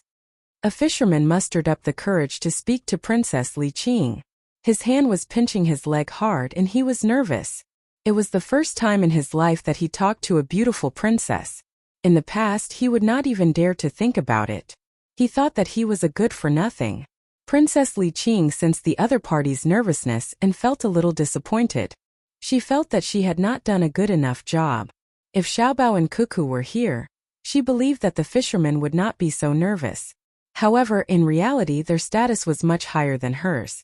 After considering the question, Princess Li Qing felt that it was not a big deal to reveal the secret. So she answered, Lu Zhou already has a boat in use, and it needs something called diesel. It has been used in the military. If you want to use it, I guess it will take 5 years. 5 years later, more advanced technology will be developed and used in the military. The blockade will be lifted for civilian use. Are you afraid that we will buy it and leak the technology? The fisherman asked again. No, you can't copy it at all. You can use it or take it apart. If you can't put it back, you will have to spend money. We can't let you use it now because we don't have enough diesel. Are you willing to spend 5,000 strings of coins to drive the same boat back and forth? Unless you are a rich person and use it for fun or fishing, you will have to catch some fish to earn back the cost. Su Qing said. In fact, she did not know the price of diesel. She only knew that the production was not high, and it was mostly used for military research. When the fishermen heard this, they were discouraged. They would rather buy a big boat with a steam engine in the future. The news that the duo cannibals who came from afar was soon reported in the newspapers. Many people complained that a large number of duo cannibals were drowned in the storm. Otherwise, there would be more slaves to do the work. Zhang Xiaobao and Wang Wan knew the news earlier. When the fishermen just found out about the duo cannibals, the telegram was sent back, and other telegraph offices received the signal and sent it to the west at the same time. Everything is stable. Now we just need to enter India from here, and then quickly pass through and attack the duo cannibals. Zhang Xiaobao put down the information and said to Wang Wan, who was walking next to him. Wang Wan also had a copy of the content in her hand. When she knew that the last thing she needed to worry about was solved, she was also very happy. As for the duo cannibals who encountered the storm, she did not care at all. She was glad that the duo cannibals survived and reached the coastal area. Otherwise, if they all died, her side would always be on tenterhooks and waste a lot of manpower and resources to patrol. At this time, their team had already passed through the residential area of the Ming tribe. The people of the Ming tribe did not show the slightest hostility. On the contrary, they prepared sheep and placed them on the side of the road. They also had practical leather, some cut into pieces and some cut into strips to be used as bandages. There was even one person who could speak simple Great Tang language and wanted to trade things with Zhang Xiaobao and Wang Wan, especially salt.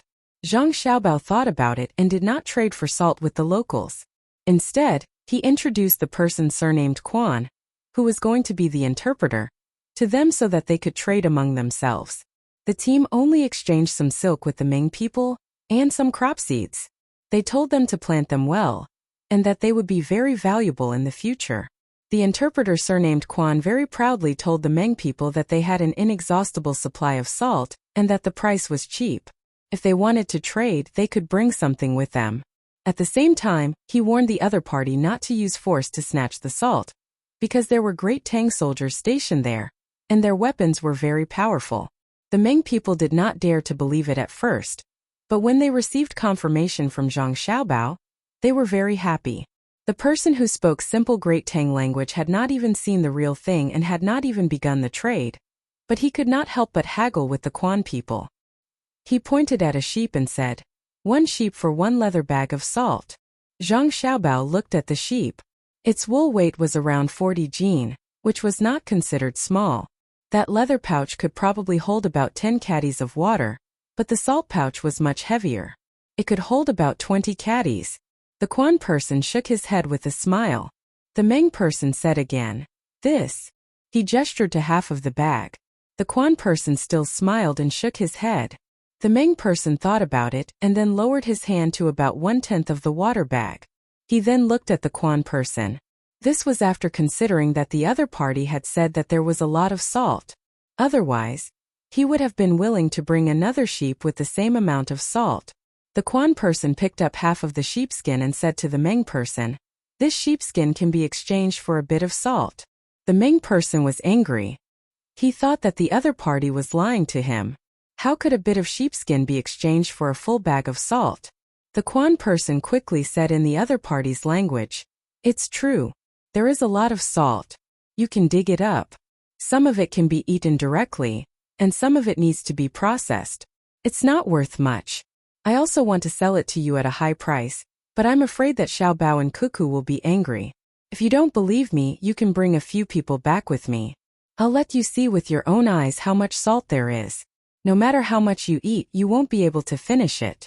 It's just that you'll have to walk back and carry a lot of it. We're not afraid of the weight. We'll call someone to go with you right away." The Meng person was still worried before he was sure, but he chose to go and take a look. The matter was resolved. After that, Zhang Xiaobao and Wang Wan sent a telegram to confirm it through the people who stayed behind. The Meng person was very happy and said that he was willing to consider joining the Tang Empire, provided that he would not be a slave after joining. Now we should speed up and continue to the west, through the territory of the 6 Zhao, and then turn northwest. That's the Brahmaputra River, which happens to be our front line. We specialize in attacking the Duo people from India. We should cooperate with them. Zhang Xiaobao stopped, opened the map and said to Wang Wan. Wang Wan looked at the map and nodded. Soon, some areas in India and Duo people have started to harvest wheat and other crops in autumn. I hope that the fleet that went to the strait to attack will be in time. We can't let them safely harvest the grain. Let's hurry up and ask the small countries in India why they are helping the Duo people. Then we can talk to them about the purchase of grain. If they say they don't want to sell, we can attack them on the grounds that they want to continue to support our enemy countries. Zhang Xiaobao echoed. What if they say they're willing to sell? Wang Wan asked. Impossible. Would you be willing to sell 10 caddies of wheat for 1 copper coin? Zhang Xiaobao meant that he wanted to lower the price. Yes, we can exchange it for foreign exchange. Wang Wan said with a smile. Then 100 caddies, I don't believe it. Zhang Xiaobao said in a huff. Chapter 13:17. Zhang Xiaobao completely agreed with Wang Wan's words. Even if 10 caddies of wheat could be exchanged for 1 copper coin in Great Tang, and this did not include the cost of transportation, 1 copper coin in Great Tang could only buy half a caddy of wheat. So should he sell it? He had to sell it. However, the money could not be exchanged for wheat in Great Tang. It could be exchanged for salt, other handy tools, or even a biology book for children in school. This was the pressure of technology. Paying so much in exchange for a very basic technology of Great Tang, it was impossible to advance further unless one researched the basics themselves. Then one had to pay an even higher price. How high was the price? If others spent 100 strings of cash to research a technology, one could forget about obtaining it without at least 1 million strings of cash. This was because there was a connection and continuity between technologies. Spending 100 strings of cash to research a basic technology did not mean that the technology itself was worth 100 strings of cash. If one factored in military and productivity, 1 million strings of cash would be considered cheap. The best method was to pay a large amount of resources to learn all the basic technologies of Great Tang and nurture a group of people. Then, one could continue to buy technology while one researched. If it were a smart country or race, they would need 100 years to catch up. And in this 100 years they would have to endure the pressure of international trade. In order to establish a world forest, one had to use the strength of one's nation. However, Zhang Xiaobao and Wang Wan were not at all afraid of the people from the Anxi region and the little Brahmins in front of them researching technology. They only restricted Japan and would not give them any chance. That nation was also very smart. As for the Anxi region and the little Brahmin kingdom, one was Myanmar, the other was India. And the same was true for the Polyphagia region and the Arabian region. It was not that they were looking down on them, but even if you gave them technology, they would have to learn and learn for a very long time until the technology was eliminated. But what if you tried Japan? They would definitely be able to learn and understand the technology in a short time and then derive other technologies from it. Therefore, they had to get rid of them and not give them the slightest chance. Otherwise, they could only exterminate their families. This was not good. It did not match the spirit of Yan Huang, and could not show the charm of Huaxia. All areas with Chinese people must have Chinatowns and Chinatowns. We are the only ethnic group in the world with this ability. Even the smart Jews can't do it. This shows that we are the most tenacious, the most adaptable, and the most tolerant. I am willing to tolerate, but I will never allow threats to exist. I agree to include all races in the world into the Chinese nation, but I will not coexist with them as countries. 6 Zhao, your last chance. If you miss it, don't blame me, Zhang Xiaobao, for being ruthless. The universe is too vast, and we are wasting our time trying to influence you bit by bit. Anyone who hinders the integration of the races is a sinner. Zhang Xiaobao and Wang Wan's team had already arrived at the territory of the other Zhao. Zhang Xiaobao glanced at the people hiding in the woods and said as if he was talking to himself and making a declaration. Wang Wan ordered not to shoot at the scouts of the other side. The team continued to move forward. She said to Zhang Xiaobao, "It's a good place to call the brothers and sisters of the Yunnan region. We have always called ourselves Yimeng. Now that we have 2 surnames, it's enough. Yimeng is Yimeng with other Zhao, and Yimeng without other Zhao is Yimeng. Myanmar will not exist because of the 6 Zhao. Besides, there will be no Myanmar in the future. Buddhism will flourish because it is close to India. The 6 Zhao will either happily become a part of the Tang Empire, or become a part of us passively. I thought you were going to make the people with the surnames Meng and Quan disappear, but in the end you've become active and passive," Zhang Xiaobao said to Wang Wan as he waved at the locals who poked their heads out of the woods. Wang Wan took half a step back and said, "I can't do it. I'm not like you. I only slaughter villages in the process of battle to achieve my goal. You fight to achieve the goal of slaughtering villages. Me killing civilians is a special case, you killing civilians is normal. That's why soldiers are cute, and conspirators are shameful. This time, the number of people who die in the war is definitely far less than the number of people who die because of your economic means. No wonder you were captured and didn't die. A person like you is worth an army. I don't dare. I can't compare to Grandpa Qian. That's why I like to sing Swallows Fly Twice. Without him, I don't even know what Swallows Fly Twice is. The kind me can't be a politician. A politician can not only ignore the lives of others, but is even willing to use the lives of his own people as a bargaining chip. I'm far from that. My heart is too weak. I've always respected the song of loving my love with no regrets. That's the song in the old TV series. There's another song in this TV series that I like very much. It's written specifically for the female lead," Zhang Xiaobao said and waved to the person hiding behind the tree again. That guy was not brave enough to come out. Wang Wan sighed. From the beginning to the end you've been spouting nonsense. In the beginning you said that you were kind, but in the end you said something about writing a song for the female lead. I'm writing a song for the author San Mao, okay? San Mao from The Vagabond? Are you coming out or not? If you don't come out, I'll shoot. Zhang Xiaobao casually answered Wang Wan and shouted to the person. The person hiding behind the tree came out with a bow. After thinking about it, he put down the bow and quiver. Step by step he walked towards Zhang Xiaobao. Zhang Xiaobao stared at the person and suddenly said, "Throw away the bamboo pipe at your waist." The person took off the bamboo pipe used for blow darts and put it on the ground. He walked until he was 15 steps away from Zhang Xiaobao and stopped. "Tell me, what are you doing here?" Zhang Xiaobao asked. The person's eyes were blank. He began to speak his own language and his hands were also gesturing. It was obvious that he couldn't understand and couldn't communicate.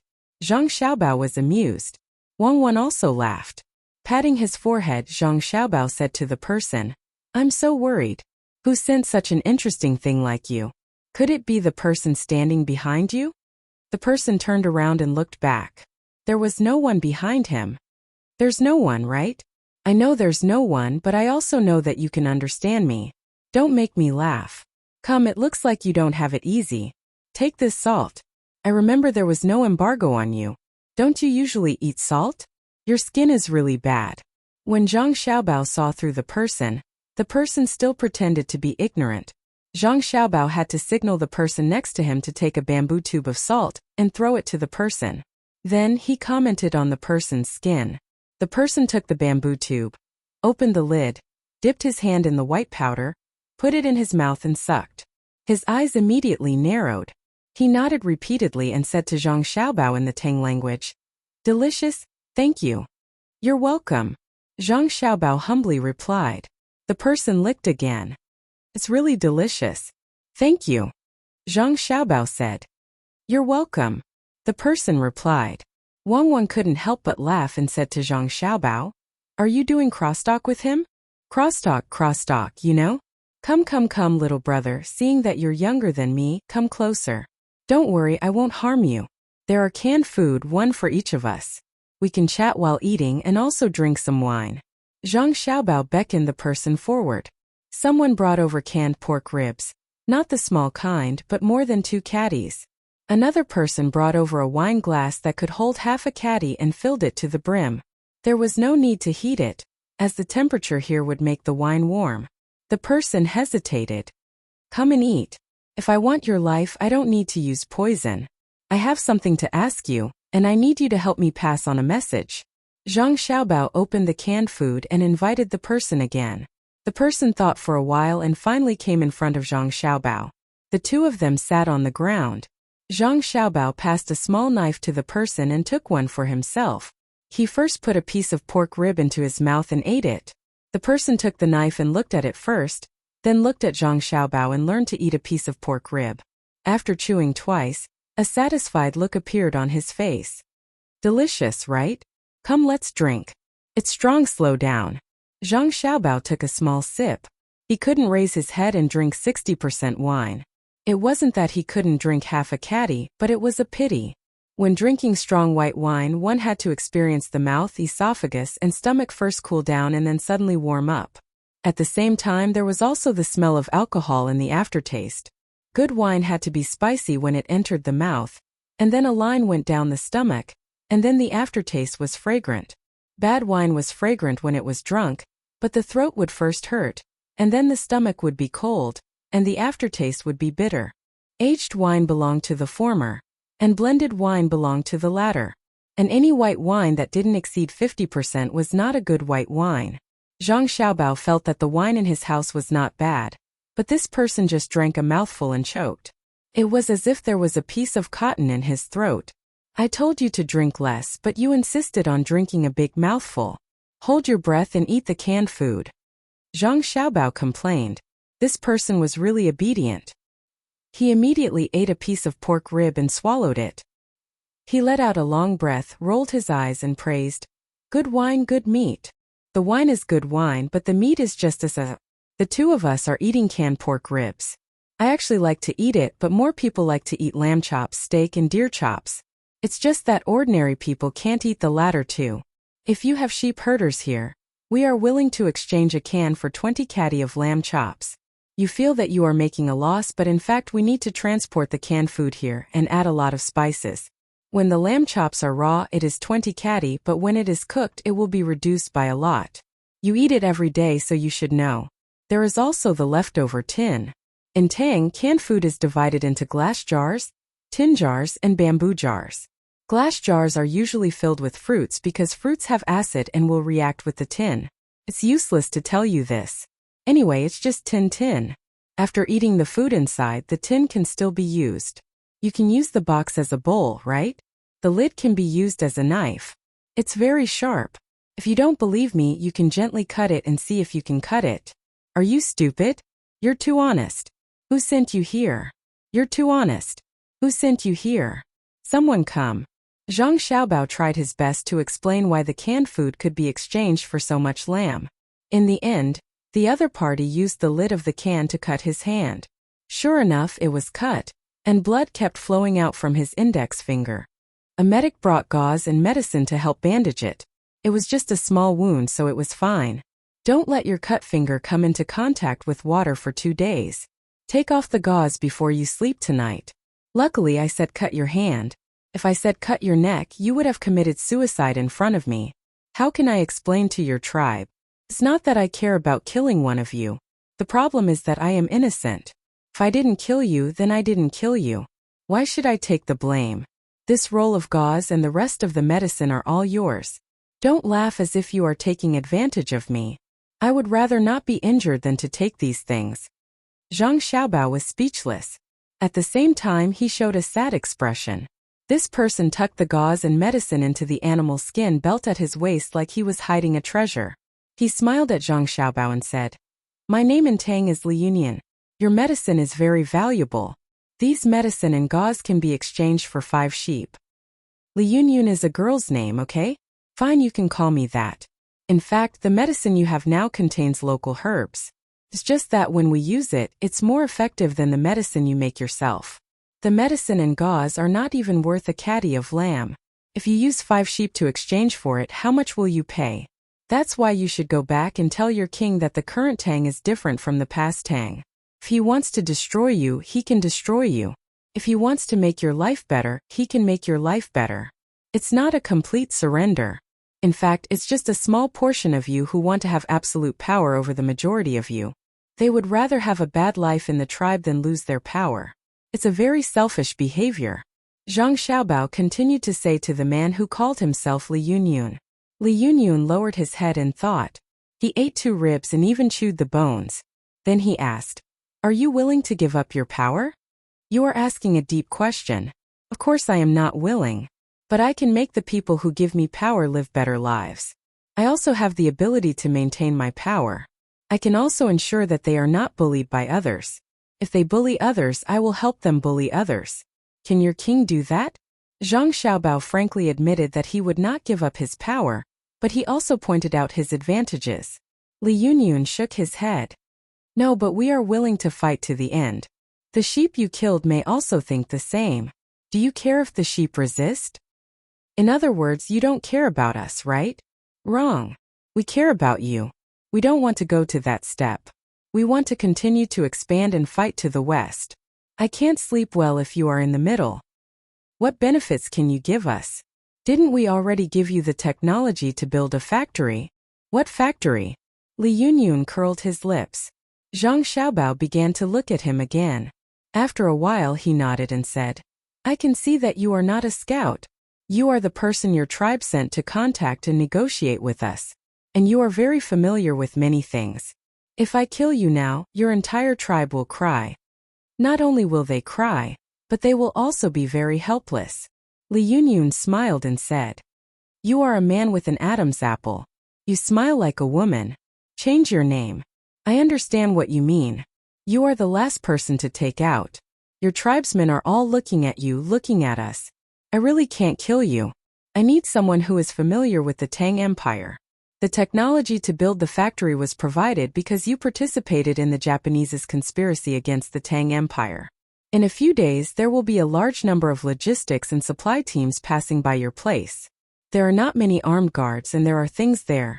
We can guard, and we can also take out all kinds of food to exchange with the supply team. I know that the supply team must have special goods for exchange. This way we don't have to carry more food along the way. A cart of goods for exchange can be exchanged with others on the road for hundreds of carts of food supplies." Without waiting for Zhang Xiaobao to finish, Li Yunyan interrupted Zhang Xiaobao. Zhang Xiaobao smiled. Wang Wan also smiled. The two looked at each other and immediately understood each other's thoughts. It seemed that the people here did not only know how to wait for results, but also knew how to take the initiative to attack. Under the pressure of survival, no one was a fool. The two of them thought of those small countries in the past. In order to survive in the international world, they had to curry favor with a large country while also threatening it. They were like fence-sitters, occasionally moving closer and sometimes moving away. They struggled to survive in the cracks, but even so, they were still attacked by other large countries. Moreover, if not for the current Tang Empire in normal history, the six Zhao, Tubo, and Jinla would indeed rely on the Tang Empire while also using it. In the current situation, Zhang Xiaobao and Wang Wan understood that this time, it was not a political and nominal compromise between a weak country and a strong country, but true harmony. It was not that they did not want to, but that they had no choice. When the Tang Empire reached a certain level of strength, any small trick in exchange for absolute destruction. Why did the small countries in the past have such illusions? Because the United States did not have absolute authority, and neither did the Soviet Union. In the end, it was the mutual compromise between the large countries that had tricked them. They wanted to rely on one large country to fight against another, but the other large country was not stupid. So who could fight against the Tang Empire now? Could they still rely on the geographical environment and climate to make the Tang Empire consider whether it was worthwhile to attack? The Tang Empire had trained its soldiers to adapt to the geographical environment over the years. The small skirmishes with Duosher and the disaster relief missions to Tubo were all for this moment. Have you thought it through? Zhang Xiaobao, who had thought it through, asked Li Yunyun. Every time he thought of the other party's name, he felt very uncomfortable. He was clearly a man, but he had to use a woman's name. The canned food is very delicious. In the future, you can actually build a canning factory here. We are willing to help you build other factories further west. Here we have beautiful mountains and clear waters. If you don't believe me, look at your guards and servants. None of them are affected by the climate. Li Yunyun did not directly answer Zhang Xiaobao's question. Instead, she talked about the canned food in the factory, but the key was in the last sentence. She said that when Zhang Xiaobao and Wang Wan came here, they did not care about mosquitoes, miasma, or other things. The main defense of the six Zhao was the environment. It was not that the Tang Empire had not come here to attack before, but the losses were great. After conquering, they could not manage, and in the end they had to hand over power. Now, the other party's large army had come here without any problems. Was there a need to say anything more? The natural defense line had been broken. As for the battle with their army, if they could defeat more than 10,000 of them, they could directly declare that they were no longer under the jurisdiction of the Tang Empire. The Tang Empire could not do anything to them, but was that possible? Zhang Xiaobao and Wang Wan also understood the other party's meaning. Zhang Xiaobao said, "The mountains and rivers are indeed good. It will be a tourist attraction. The Tang Empire has other places that are not bad. You can send people to take your family members to see them." Understood. When things are stable, we will move most of our people to see them, Li Yunyun replied. Chapter 13:18. Li Yunyun left. She ate the whole can of food and drank half a caddy of wine. In a daze, she left with a backpack of more than 40 caddies of gifts. Among the gifts there was a pair of binoculars, a pistol, and 200 bullets. The rest were seeds. As for the canned food, Li Yunyun didn't think it was important. After solving the problem of one or two tribes, Zhang Xiaobao and Wang Wan continued their journey. They were relieved. Both sides had agreed to build the harmful factories further away, and build a canning factory at the same time. When the situation stabilized, a large number of people would migrate to various parts of the Tang Empire for tourism purposes. Pick up the pace and move forward, Zhang Xiaobao ordered. The team immediately sped up. This made things difficult for Xiao Bei and the others. They couldn't be carried by others all the time. The others were also tired. Usually, they would walk for 2 hours and be carried for an hour before they could catch up with the rest of the group. Although they said they were in a hurry, there was no road at all. They couldn't even see a winding path. There were only mountains and forests around them. Occasionally, they would come across a small valley. They had to take a detour and find a good place to set up camp. The people who walked in the front had the hardest time. Little Bei and the others didn't have to run to the front. When they started walking, there was already a road. All kinds of poisonous insects had been cleaned up. The scenery is beautiful. It's really good. But I still want to stay in a big city. It's wet and humid. It's even worse than when I was in Luzhou. Little Bei wore a pair of thick leather boots. When the team stopped to rest, he walked forward and chose a place where he could see the situation at the foot of the mountain. He complained to the people next to him. Little Yuan and the others found a flat place to lie down. After all, they were still young. It was very tiring to follow the speed of the adults. If it weren't for their good nutrition and exercise, they would have been carried forward.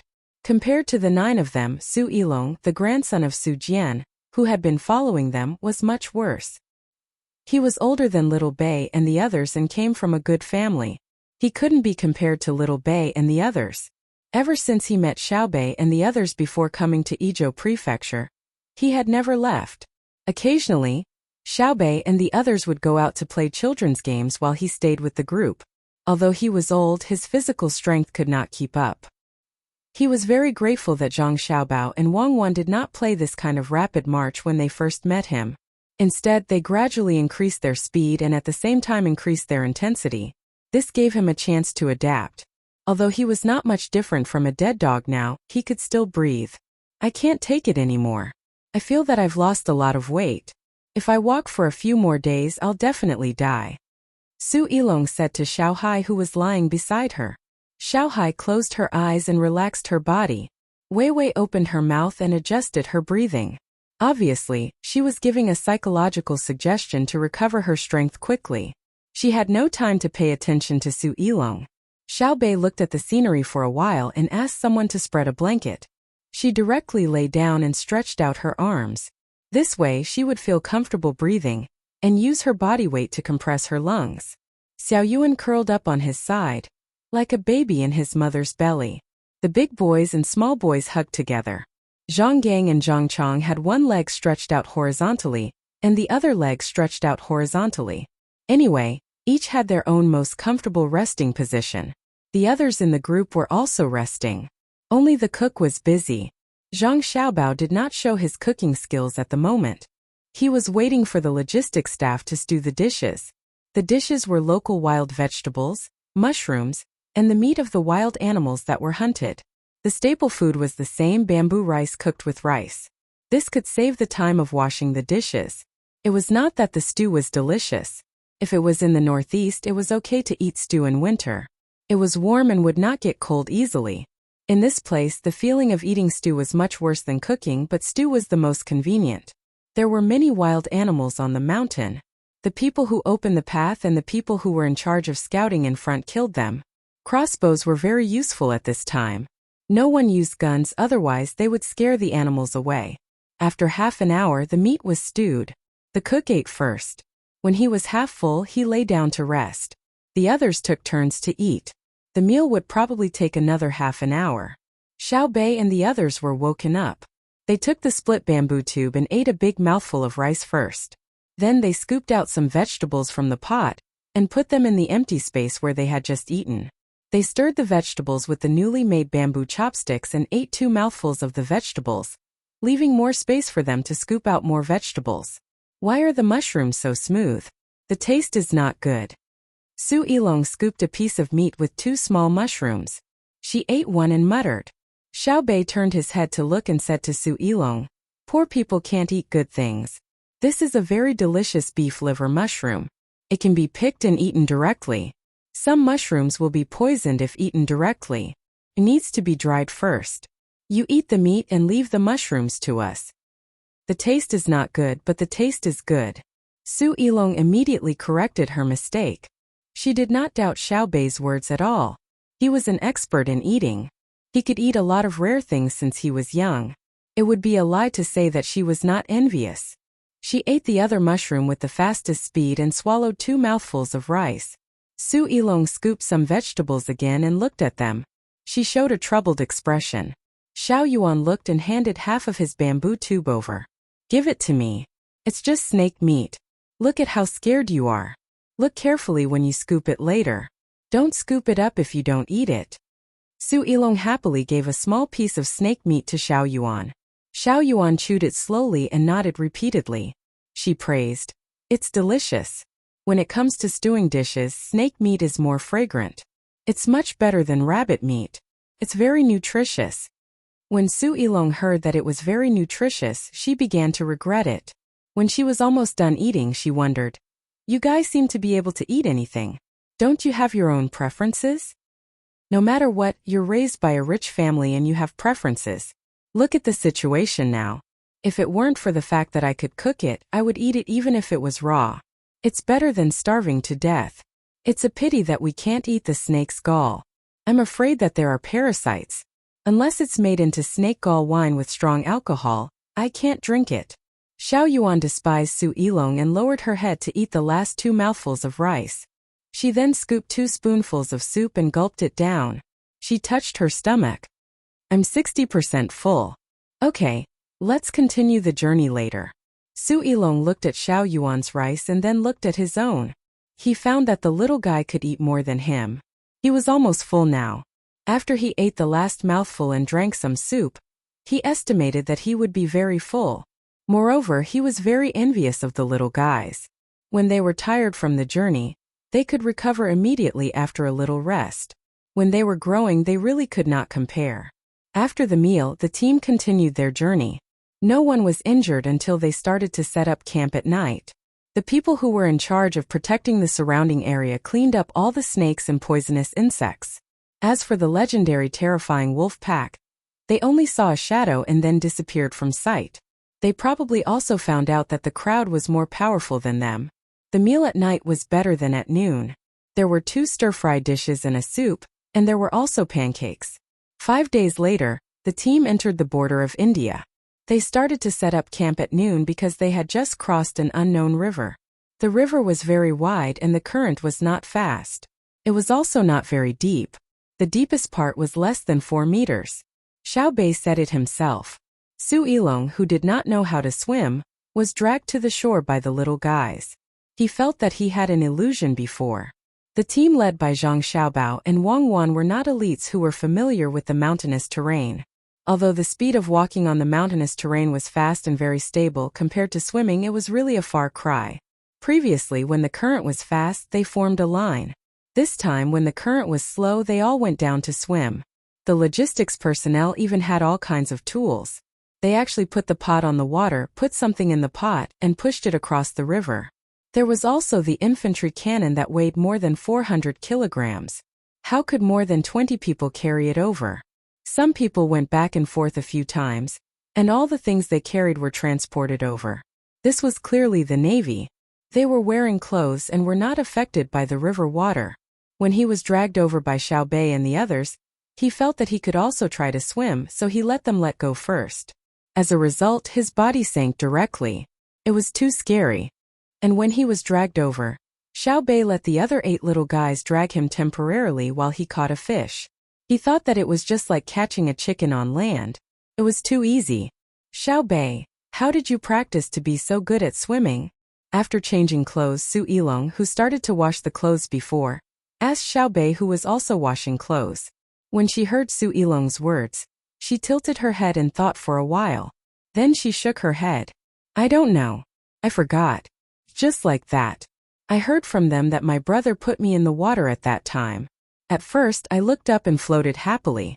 Later, when I was a little older, I swam next to my brother and listened to him sing while lying on the water. But I don't remember. How do you lie on the water? Is it like this? Su Yilong stretched out both arms with palms facing down. Xiao Bei shook his head. No, it's like this. Xiao Bei retracted his arms and put his hands under his neck. Wei Wei raised her head. Su Yilong followed suit and her face changed immediately. Why didn't you sink? Does anyone dare to lie in the water like this? You just need to move your feet a little. Of course, your feet will sink if you don't move. You're so stupid. Think about it. Lying on the water and listening to brother sing is so blissful. Xiao Bei felt that he could not scold Su Yilong anymore. Her IQ was too low.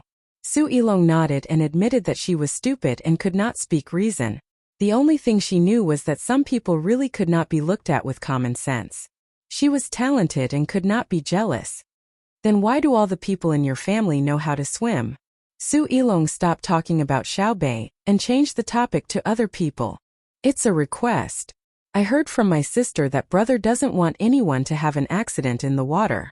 You will know if you go to Sanshui County.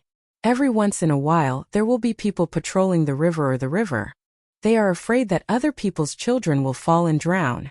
So when the children in Sanshui County say that they want to go out to play, the adults are relieved when they know that they are going to the river. It's not like other places where the children say that they want to go to the river to play, and the adults don't let them. After Xiaobei finished speaking, he continued to rub his clothes. He looked very serious. Su Yilong said understandingly, "If it were me, I would also be willing to let the children play by the river in Sanshui County. It's safe and stable." Everyone changed their clothes and began to bathe in batches. Xiaobei felt very uncomfortable because he could not bathe for a few days. He set up his tent here and did not plan to move forward again today. The cooks who had bathed first began to set up pots and ran upstream to catch fish with nets. Zhang Xiaobao had good news. They could already use telegrams to directly contact the army on this road. The army hoped that they could cooperate and prevent any side from providing food supplies to the reinforcements of Duoshi, who were forced to retreat in the northwest. That's right. Previously, the Duo Eater army didn't dare to cross the river, and was defeated instead. After they gathered by the river, they were surrounded. Our people actually opened up a gap for them to call for reinforcements.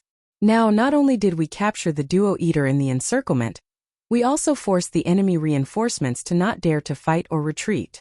Zhang Xiaobao said happily after reading the telegram. The smile on Wang Wan's face also increased. Of course they don't dare to retreat. If they retreat again, they will give up the area where they are going to harvest the food. It seems that we will have to continue to force our way to the northwest. We will run to the north bank of the Naga River and choose a key area to patrol along the river. We will not let any supplies from the Indian side pass through. At the same time, we will stop the Duoshi people from escaping to cross the river when we attack this line. With that said, Wang Wan opened the map and pointed at the river basin. This time they could be considered to have completed the strategic deployment with their attacking troops. No matter what, it was impossible to determine a perfect strategy before this. The battle situation could change at any time. Controlling a supply line that might appear and blocking the Duoshi people's path of retreat was a very important strategic arrangement. If their troops did not come, they would not have been able to control this line. The Duoshi people were fighting across borders. They had arranged for manpower in the Indian territory. Originally, it was to attack the Tibetan Lhasa city from this side. Now it was changed to defense to contain their troops. Otherwise, their troops would continue to head northwest. After crossing the Indian River, they would directly attack the Duoshi people's territory diagonally. Wang Wan still thought highly of this opponent. She said, "As expected of the country that once defeated our Tang army, their strategic deployment is pretty good. The history book said that they made a small country betray us and caused us to suffer a crushing defeat. This time they also know how to contact India and help them resupply. But we are here. Our troops are too conservative. Why should we control the Naga River? Send a telegram back and tell them that we will march parallel to them to the northwest. We will resupply the horses there. Let them only push forward when the logistics can keep up. The Duoshi people will not know about this. We will control the airspace. The speed of the other people on the land is not as fast as us." Someone immediately went to send the report. Zhang Xiaobao came over to look at the map. He stretched out his hand to measure the distance and said hesitantly, "It's too far. We have to cross the Naga River first, then continue to head northwest and cross the Indian River. Just the journey alone will take more than 2 months.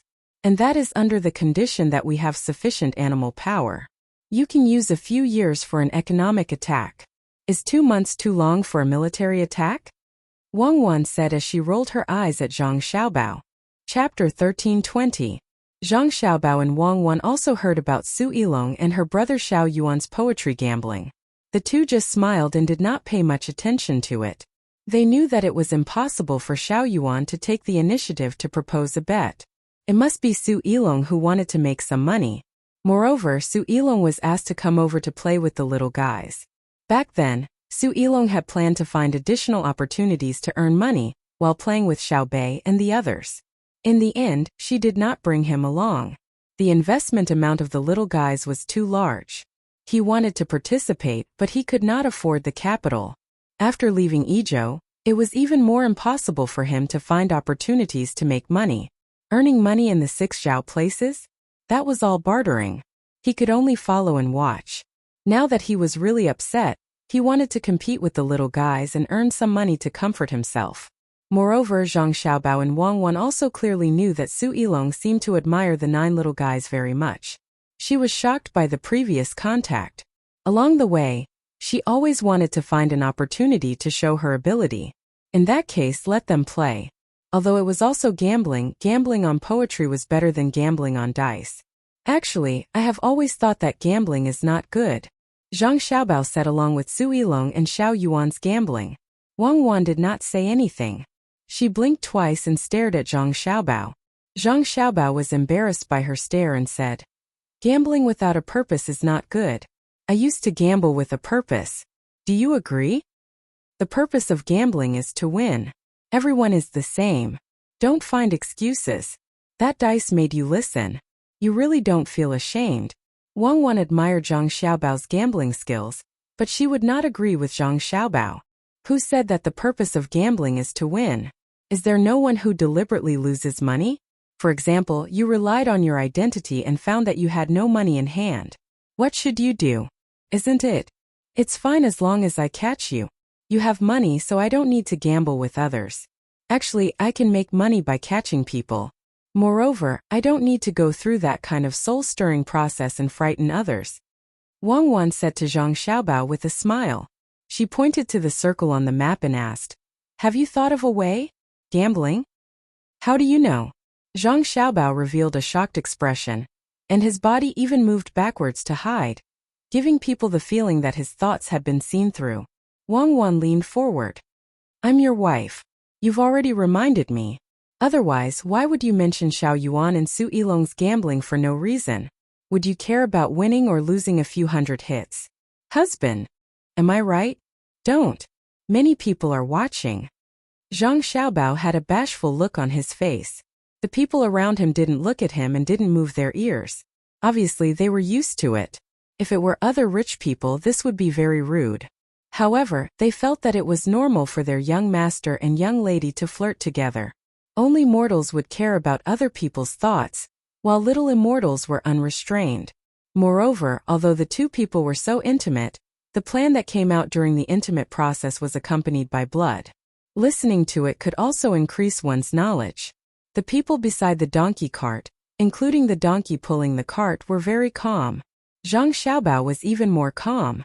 Seeing Wang Wan's beautiful big eyes staring at him, he said gently, "Madam, you've seen through my little plan. Since that's the case, why don't we have an in-depth communication?" "Okay."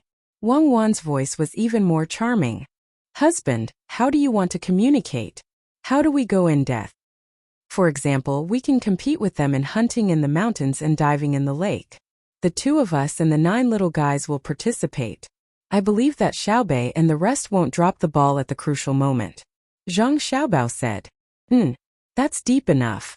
How do we communicate?" Wang Wan also did not doubt that her younger brother and sister would be worse than others in the water. Especially Xiaobei, whose talent in the water was almost demonic.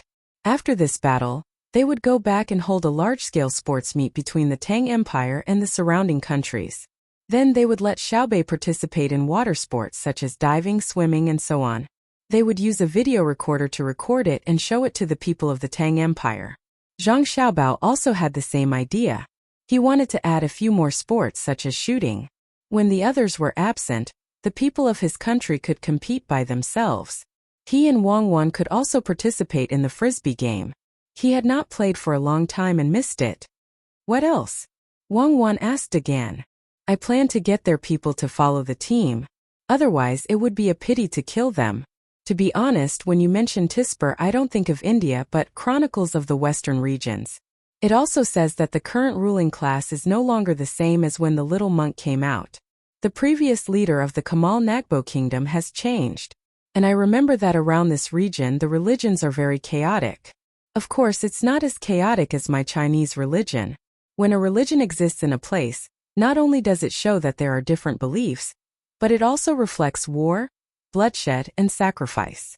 The conflicts between religions are no different from the conflicts between countries.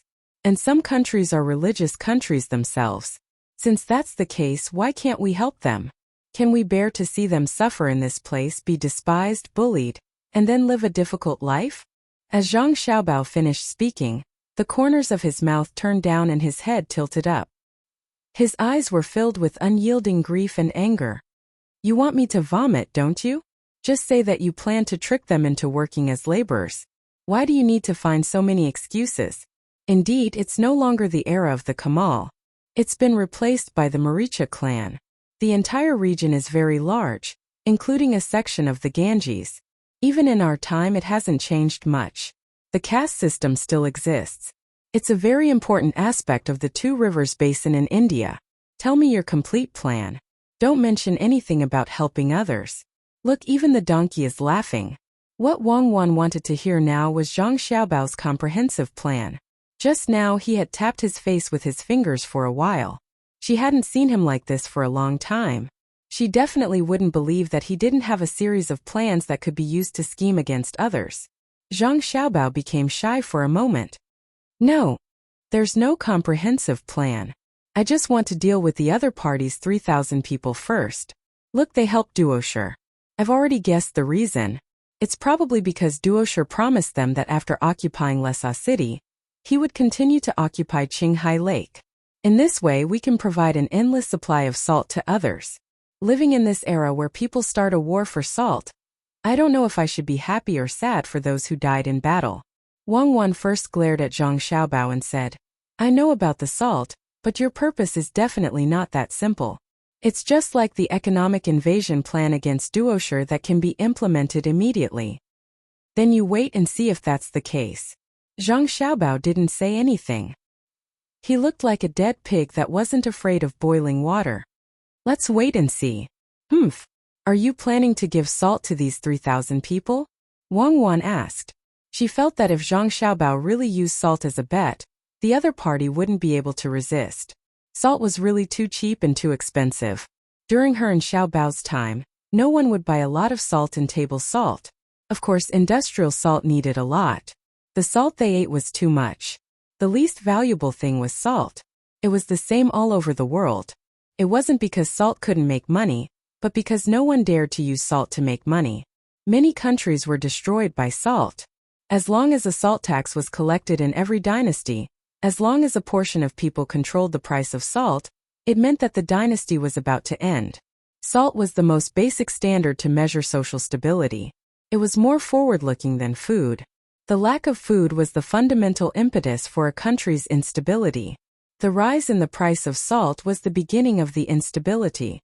It was such a common thing that no one could live without. Therefore, the people who enjoyed the low price of salt should be grateful to this regime. Zhang Xiaobao and Wang Wan's thoughts were the same, so the words he replied at this moment were also in line with Wang Wan's thoughts. I want to give them some salt first, then bet on their ability to survive in the jungle and mountains, the ability to dive and catch fish, or the speed of swimming, etc. If they win, we'll keep half of the salt and guarantee that the salt they eat in the future will be free. What if we win? Wang Wan played along and asked. If we win, they have to follow our team forward. We'll provide them with the salt they need along the way. And they'll help us hunt and pick wild vegetables. At the same time, after we win, we can still provide them with a large amount of salt, but they have to work in exchange. As long as they work for a day, they can get 20 to 100 grams of salt, depending on their efficiency and the danger of the work. For example, mining. In just 12 hours of mining, they can get 100 grams of salt, 100 grams. Zhang Xiaobao said seriously, as if the reward was very high. Do you dare to say this to the people of our time? 100 grams is equal to 2 taels of salt, right? A good well was 5 yuan per caddy, so you can earn 1 yuan per day from mining, right? A caddy of ordinary northeastern rice is more than 7 yuan. Wang Wan was amused by Zhang Xiaobao. Zhang Xiaobao's expression was so serious that it made people feel that it was not 100 grams of salt, but gold. Zhang Xiaobao was discouraged and said with a smile, I'm telling the truth. You can't always use the rules of another era to measure the things in front of you. I know that salt is worthless and gasoline and diesel are worthless. Maritime satellite phones have been eliminated, because all mobile phones are directly connected to satellites and have global coverage. The problem is, do you have it now? If you really want to talk about it, who will give me my yachts and private jets? Do I need to take a donkey cart? I'm not here to experience life as a tourist. This is the happiness and sorrow of the era, and the helplessness and suffering under the suppression of technology. Let's help them. I think we can just use salt to open the road in the future. We don't need to exchange other goods, especially your follow-up economic means. Why use this and that? Salt is enough, Wang Wan said. No, there needs to be luxury goods for the upper class. The better the upper class enjoys, the angrier the people are. When a regime is rotten to a certain extent, it is the moment they enjoy the best luxury goods. Take this opportunity to attack them, and their people will no longer support their upper class. When the people of a country ruled by a regime are living well, and the power of the ruler is restricted, you must not attack. You can't win just like America. Wang Wan did not wait for Zhang Xiaobao to finish and said 2 words. Chapter 1321. The team continued to move forward. In the evening, they found a spacious place to set up camp and sent out scouts to spread out in all directions. In the middle of the night, the scout at the front came back and reported that he had found signs of human activity in the area. There was the light of torches. Zhang Xiaobao and Wang Wan did not expect to be so close to the other side. According to the distance and the time it took for the scouts to travel, they estimated that they had only traveled about 20 miles. While telling the scouts to rest, Zhang Xiaobao got up to discuss with Wang Wan. What's there to talk about? Who said that all people can only live together? 3,000 people. Do you think this lousy place is suitable for so many people to live together? What the scouts saw should be a small group of people with a bad status in the group. They are arranged to live outside. When they encounter danger, they have to report to the people inside. If they encounter an enemy, they can resist for a while. Moreover, there must be flat land around the people inside, suitable for farming. Wang Wan analyzed from the social hierarchy. Zhang Xiaobao thought about it and said, if it were me, I would be very willing to live outside, especially the river next to it. I would rather guard it than go back and live with more people. I don't need many, just give me 100 people to manage. That's enough. You stay, we'll go back. You use salt to hire 100 people. I'll come and see you in 3 years. Wang Wan smiled and said to Zhang Xiaobao, bickering, what I mean is development. What development can we get by staying in a ditch? How can we expect a Brahmaputra river? Every year the floods will confuse them, not to mention how to use it. What is this place? Look, it's going to rain again. The weather is so stuffy. They live here and really rely on the weather to make a living. It was not easy to grow wheat, but when the heavy rain comes, it will be washed away. Who cares? It's different outside. For example, on the road we came here, there is a large plain formed by the river. This river is not very wide, the current is not very fast, and the deepest place when crossing the river is only about 4 meters. Find a place with a more stable mountain to build a house, then raise cattle, sheep, pigs and poultry such as ducks and geese. Build terrace fields on the mountains opposite, plant wheat, and grow rice in the alluvial land below. Is it better to set up wooden rafts on the river, hang fishing nets, dry the fish caught in the nets, and store the food than not being close to the river? How good is your life? Zhang Xiaobao went along with his own thoughts.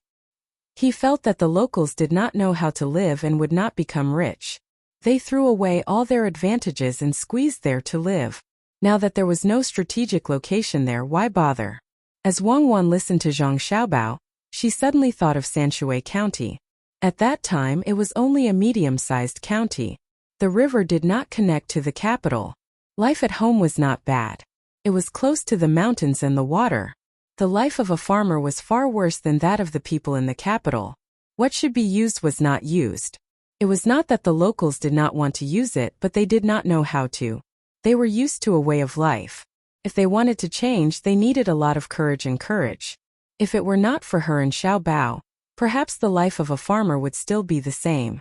Sanshui County would still be the original Sanshui County. How could it become the first county of Tang dynasty? Wait for the future. Wang Wan heard the thunder outside, but she was not worried. When they set up camp, they had already considered this situation. There was no danger at all, even if it was raining heavily. Wait for the future? Zhang Xiaobao began to put on his coat. During the day, he was not tired sitting in the carriage. At night, he had rested enough. Now was the time to take a look at the camp, especially the little ones. When they saw the rain, they ran out excitedly. Wang also put on her coat. She was not wearing the normal clothes of this era. Those kinds of clothes were strenuous. Now it was popular to use buttons and chains. After putting on her coat, she said to Zhang Xiaobao, "When we occupy this place in the future, you can tell the Tang people your idea and let them build it. They can even build a simple dam. We can't count on the locals. They don't know how to build dams. Our Tang people are smart. When there is no cement and steel, they can build dams one after another. Why do we need special high-grade cement to reinforce the canals? Wisdom." That's right. We are so smart. India is so poor. After more than 1,000 years of development, they want to compete with us? It will tire them out. But it is because they are stupid that many species that have disappeared from our place are preserved. Our people are too smart. Animals and plants are no match for us. Today there is one species, tomorrow there will be two pairs. Then, when we talk about something, we look at Bangladesh and India. I really can't say whether it is right or wrong. Zhang Xiaobao really looked down on the people here. He felt that they were not a threat and could be bullied whenever he wanted. After so many years of development, China did not even have a place of its own. India still had a large area of empty land and a large population. How could it be crowded? The most interesting thing was that as a Buddhist country, they did not have their own historical records. They had to write their own history based on other people's records. How sad was this? An ordinary civilization could not do this. Thinking of history, Zhang Xiaobao could not help but laugh. Wang was puzzled. When she walked out of the tent, she asked, "Are you very happy?" "Just so." When the little monk came, he made people speechless. He called him Mahayana God, liberating God, and so on. Later, when I write a travel book, India will use it to compile its own history. Now let's have someone write a history and tell the Indians that they used to be slaves of the Tang dynasty. They should continue to be slaves. Anyway, they still have the slave system now. How much trouble can we save, right? Zhang Xiaobao chuckled as he spoke of his idea. It was as if he was very happy to be able to fool others. Wang stood outside and looked at the sky. There was no trace of the moon and stars. It was pitch black. The sound of the diesel generator could be heard. The searchlight shone up and dark clouds could be seen rolling in the sky. After hearing Zhang Xiaobao's words, she curled her lips. How free. If you have the time, why don't you let people write books? Our textbooks are much worse, especially the basic language. There are very few good articles. Children learn from the moment they are born. Their intelligence can't keep up. Do you think they are like Xiao Yuan? Children waste a lot of time on the basics of language. Why don't you design more books for language teaching? To put it more bluntly, when they grow up, they can slowly learn more things. When that time comes, those who don't want to learn don't learn. It's not necessary to write the book of songs to be amazing. You can also launch satellites into the sky. That's where you are wrong. People who have the ability to launch satellites have a good foundation in literature. At the same time, they have a solid foundation in foreign languages. For example, people like me are better at learning foreign languages. Zhang Xiaobao praised himself without blushing. You are trying to fool people not to launch satellites. Oh, you can also say that you are trying to launch satellites. Do you know Indian? The little monk came over and had a good communication. Wang thought of a problem. Not to mention here, there were many dialects that she could not learn. How did Tang Sung speak to people in the past? One language could be used everywhere. Zhang Xiaobao puffed up his chest and said, I do know a little Indian language and I can still use it now.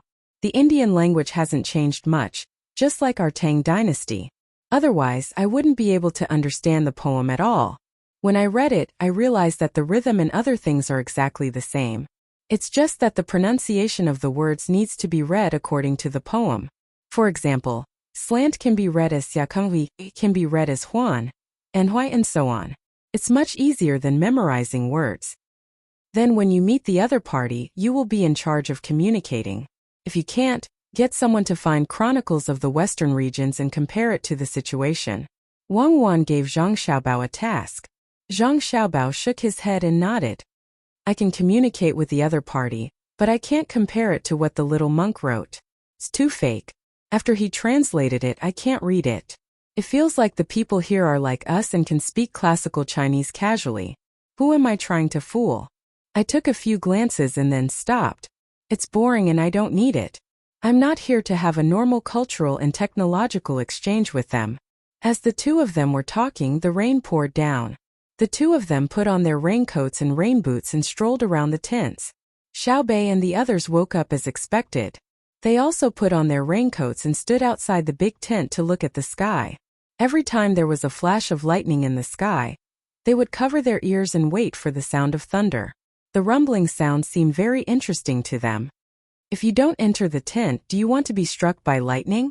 When Zhang Xiaobao and Wang Wang came over, the little guys didn't notice. They were startled by Zhang Xiaobao's shout. Oh, I thought there was a sudden thunder in our ears. We came out to take a look. It's stuffy inside the tent, so the lightning won't strike us. There are lightning rods set up higher up. In fact, we want to see how the lightning looks when it hits the lightning rods. Brother, you said that lightning is also electricity. If we can use it, then we don't need to use other things to generate electricity, right? Xiaobei stepped on the gathered water and jumped in front of Zhang Xiaobao. Zhang Xiaobao nodded first and then shook his head. Lightning is indeed electricity, and the voltage and current are not small. If the electricity of one lightning bolt can be stored, it will definitely be enough for more than 10,000 people to use for half a year. But because there is too much energy, we don't have a way to store it. It comes and goes quickly. Unless there is a way to slow down the speed of the lightning when it disappears unnaturally. If there is such a technique, it is enough for us to collect more energy. Why do we have to focus on collecting lightning? Oh, is it because our technique is not good enough? Xiaobei said disappointedly. Yes, you're still far from it. It's not easy to conquer nature.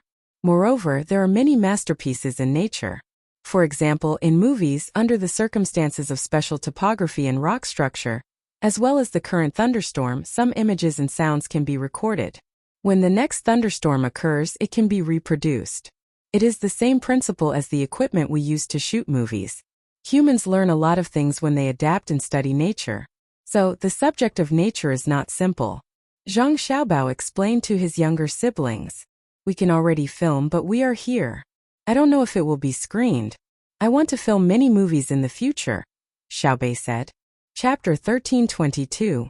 Due to the shape of the earth and the fact that he had nothing to do, the morning in Chang and came earlier than where Zhang Xiaobao and Wang Wan were at. Li Longji woke up not long after Xiaobei said that she was looking forward to him making many movies. Last night, he slept with the Empress and concubine Wu. He didn't dare to let the ministers know about this. Otherwise, they would definitely postpone other matters during the morning court session and start discussing etiquette with the emperor. After all, the empress had a high status and couldn't sleep with other women. If Li Longji wanted to sleep with a few more women, he could, but he had to get up and move to another place. It wouldn't be easy for him to sleep with 2 or more women. Not only did the ministers refuse, but the women also refused. Unless he didn't say that he was the emperor and went to a brothel, then there wouldn't be a problem. Of course, it wasn't just 2 women. Even if it was just 1 woman, it couldn't be during the day. Otherwise, the ministers would object and find many reasons to make the emperor lower his head. It wasn't that Li Longji hadn't been pointed at and scolded in the morning court session, but he hid his matters with women well. The palace maids and eunuchs wouldn't talk about it. Empress Wang and concubine Wu, who shouldn't have been able to spend the night with him, agreed to it now. The 2 of them also couldn't talk about sleeping with the emperor at night. Otherwise, the people who heard them would go crazy. Li Longji, who woke up early in the morning, was full of energy and didn't look weak at all. Previously, during the morning court session, the ministers said that the imperial physicians should be heavily rewarded. They were the ones who took good care of the emperor's body. Li Longji rewarded the imperial physicians according to the minister's words. The imperial physicians took the reward money and sent half of it to the savant's restaurant to be deposited in the donation box. First, it was to repay the kindness. Their medical skills were getting better and better because of the medical school. The medical school had 2 sets of profits. One was the normal profits of traditional Chinese medicine, and the other was the utilitarian profits. They would give eye drops when their eyes hurt, and not use the Bezor detoxification pill to check if the patient was heady. The 2 theories could influence and promote each other, making the imperial physicians' medical skills even more exquisite. Sometimes, when they encountered an official who was ill, They would also give him anesthetic to perform surgery to save time. Otherwise, if they used acupuncture and ointment, the treatment would take several months. Secondly, the imperial physicians knew that the emperor's good complexion was not only due to their help in looking after him, but also because of the emperor's own judgment. The emperor was in a good mood, and his diet was good. He was not tired usually, and when he had nothing to do, he would go out of the palace for a stroll. Of course he would be healthy. However, the credit didn't fall on their heads. It was Xiao Bao and Cuckoo who planned it well. Unlike the previous emperor, who was washed away by water today and had no money or food, and who was crushed by snow the next day and had no people or goods, the ministers came up with a plan. They needed to repair the riverbanks and pave the roads. The national treasury was still in debt.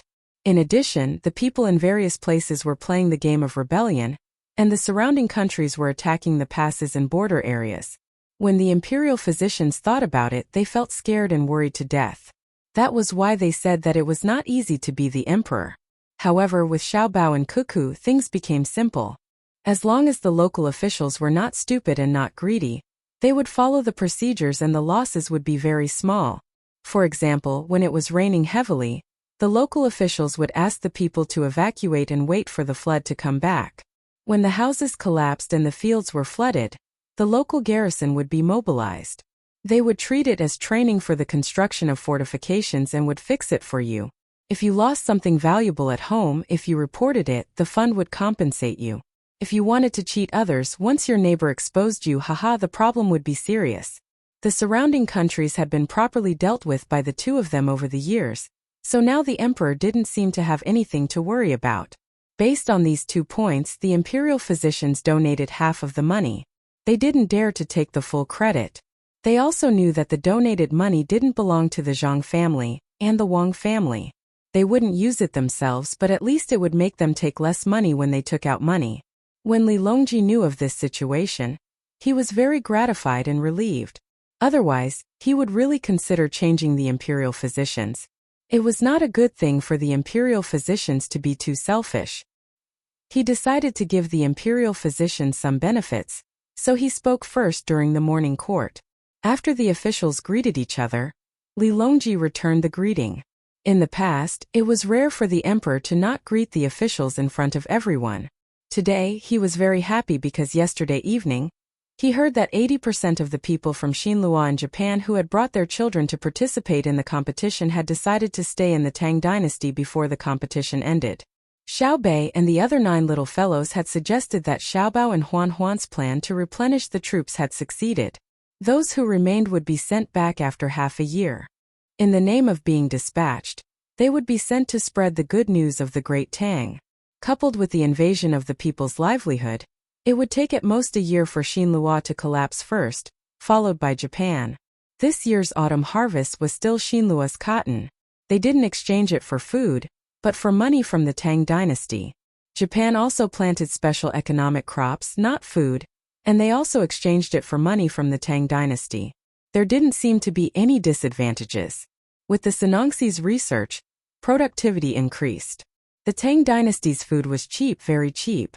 The Tang dynasty's money could buy food that was much better than the local food of the two countries.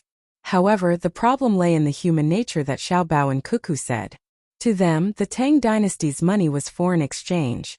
Foreign exchange could be used to buy food, and they wouldn't be able to finish it even if they ate. In reality, the ruling class wouldn't buy food. They would use the money to buy luxury goods. The result was that the common people did not have enough food. The common people were not fools. They knew how much grain the Great Tang could buy with the money they had spent on 1 mu of cotton. Normally, half a mu of cotton could buy as much grain as they could buy with the money they had spent on 1 mu of cotton. Under such circumstances, if they planted cotton and realized that they were hungry in the end, what would happen to the money? They would know that the money was changed into beautiful clothes and ornaments by the people above them.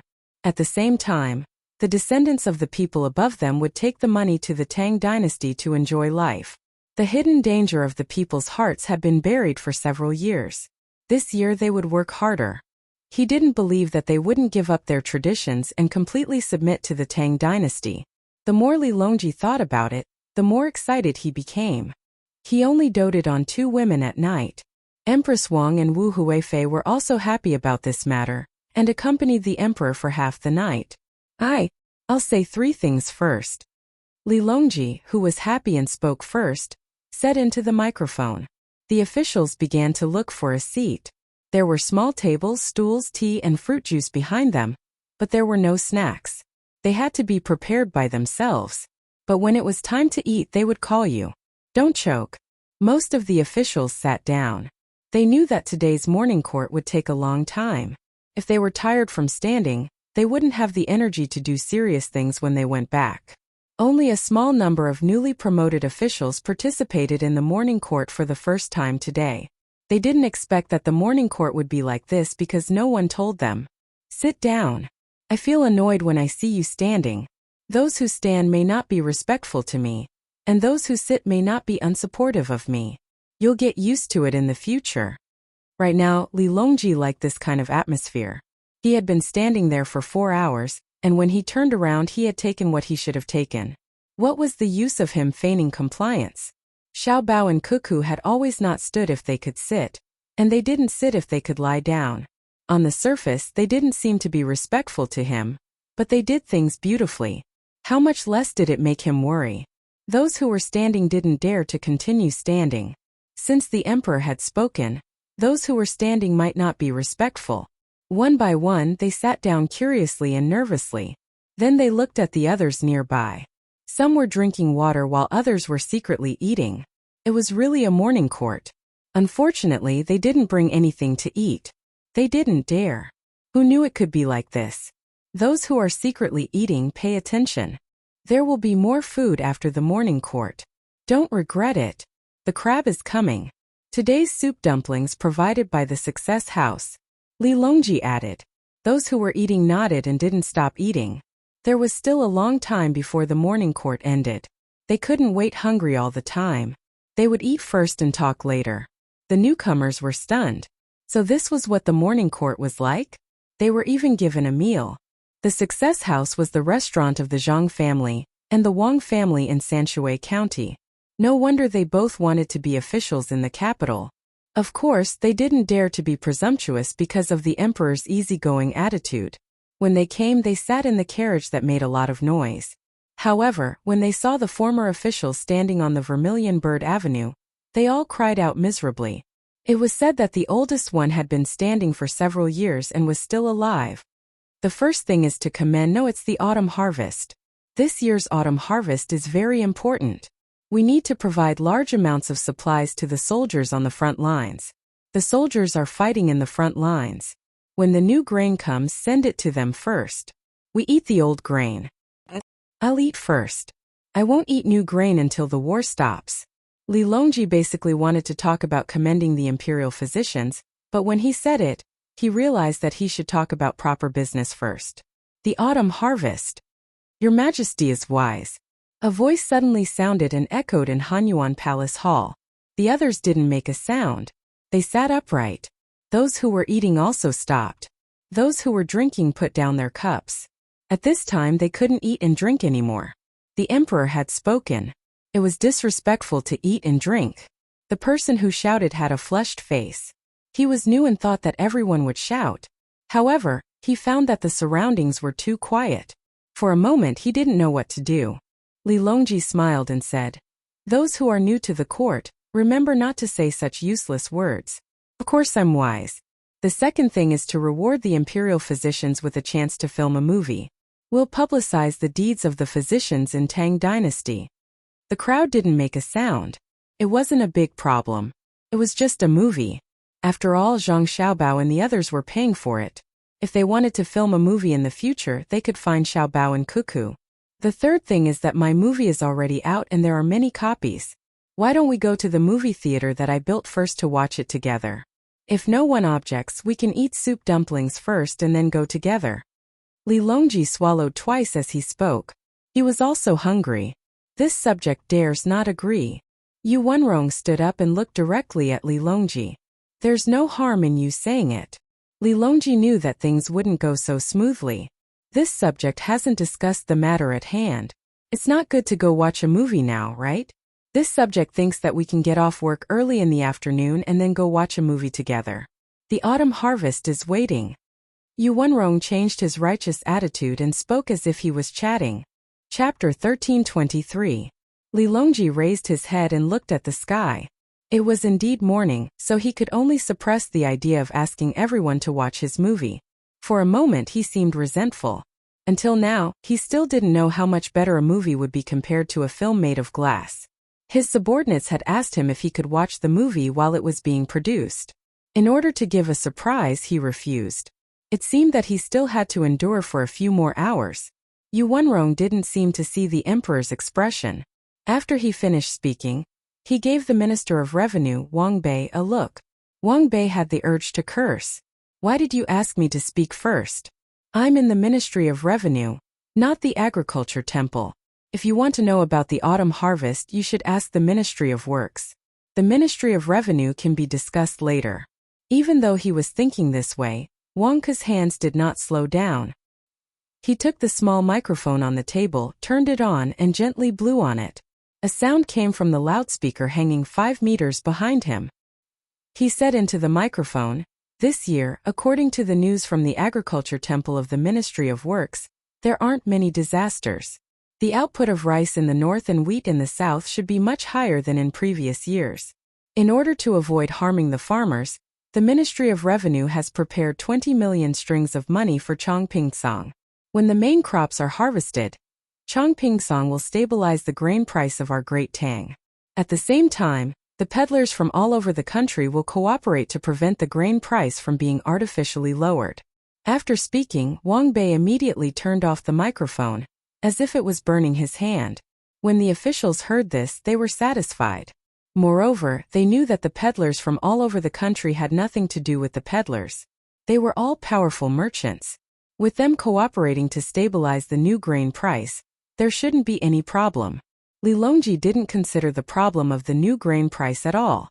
He didn't think that anyone would dare to lower the grain price at such a critical time. This was because Panner and Panner had said that Baby Candy House had stopped making cakes for some time in order to support the previous war. In other words, if they didn't touch Chongpingsong, the Great Tang would have enough grain. When the new grain came, as long as Xiaobei and the others gave the order, Baby Candy House would be able to use a lot of the new cakes. Hearing Wang Bei's words, Li Longji felt that Wang Bei was implying something. He asked, "Wang Bei, did you notice any bad signs recently? Someone wants to destabilize the price of our Great Tang's new grain?" Wang Bei turned on the microphone again.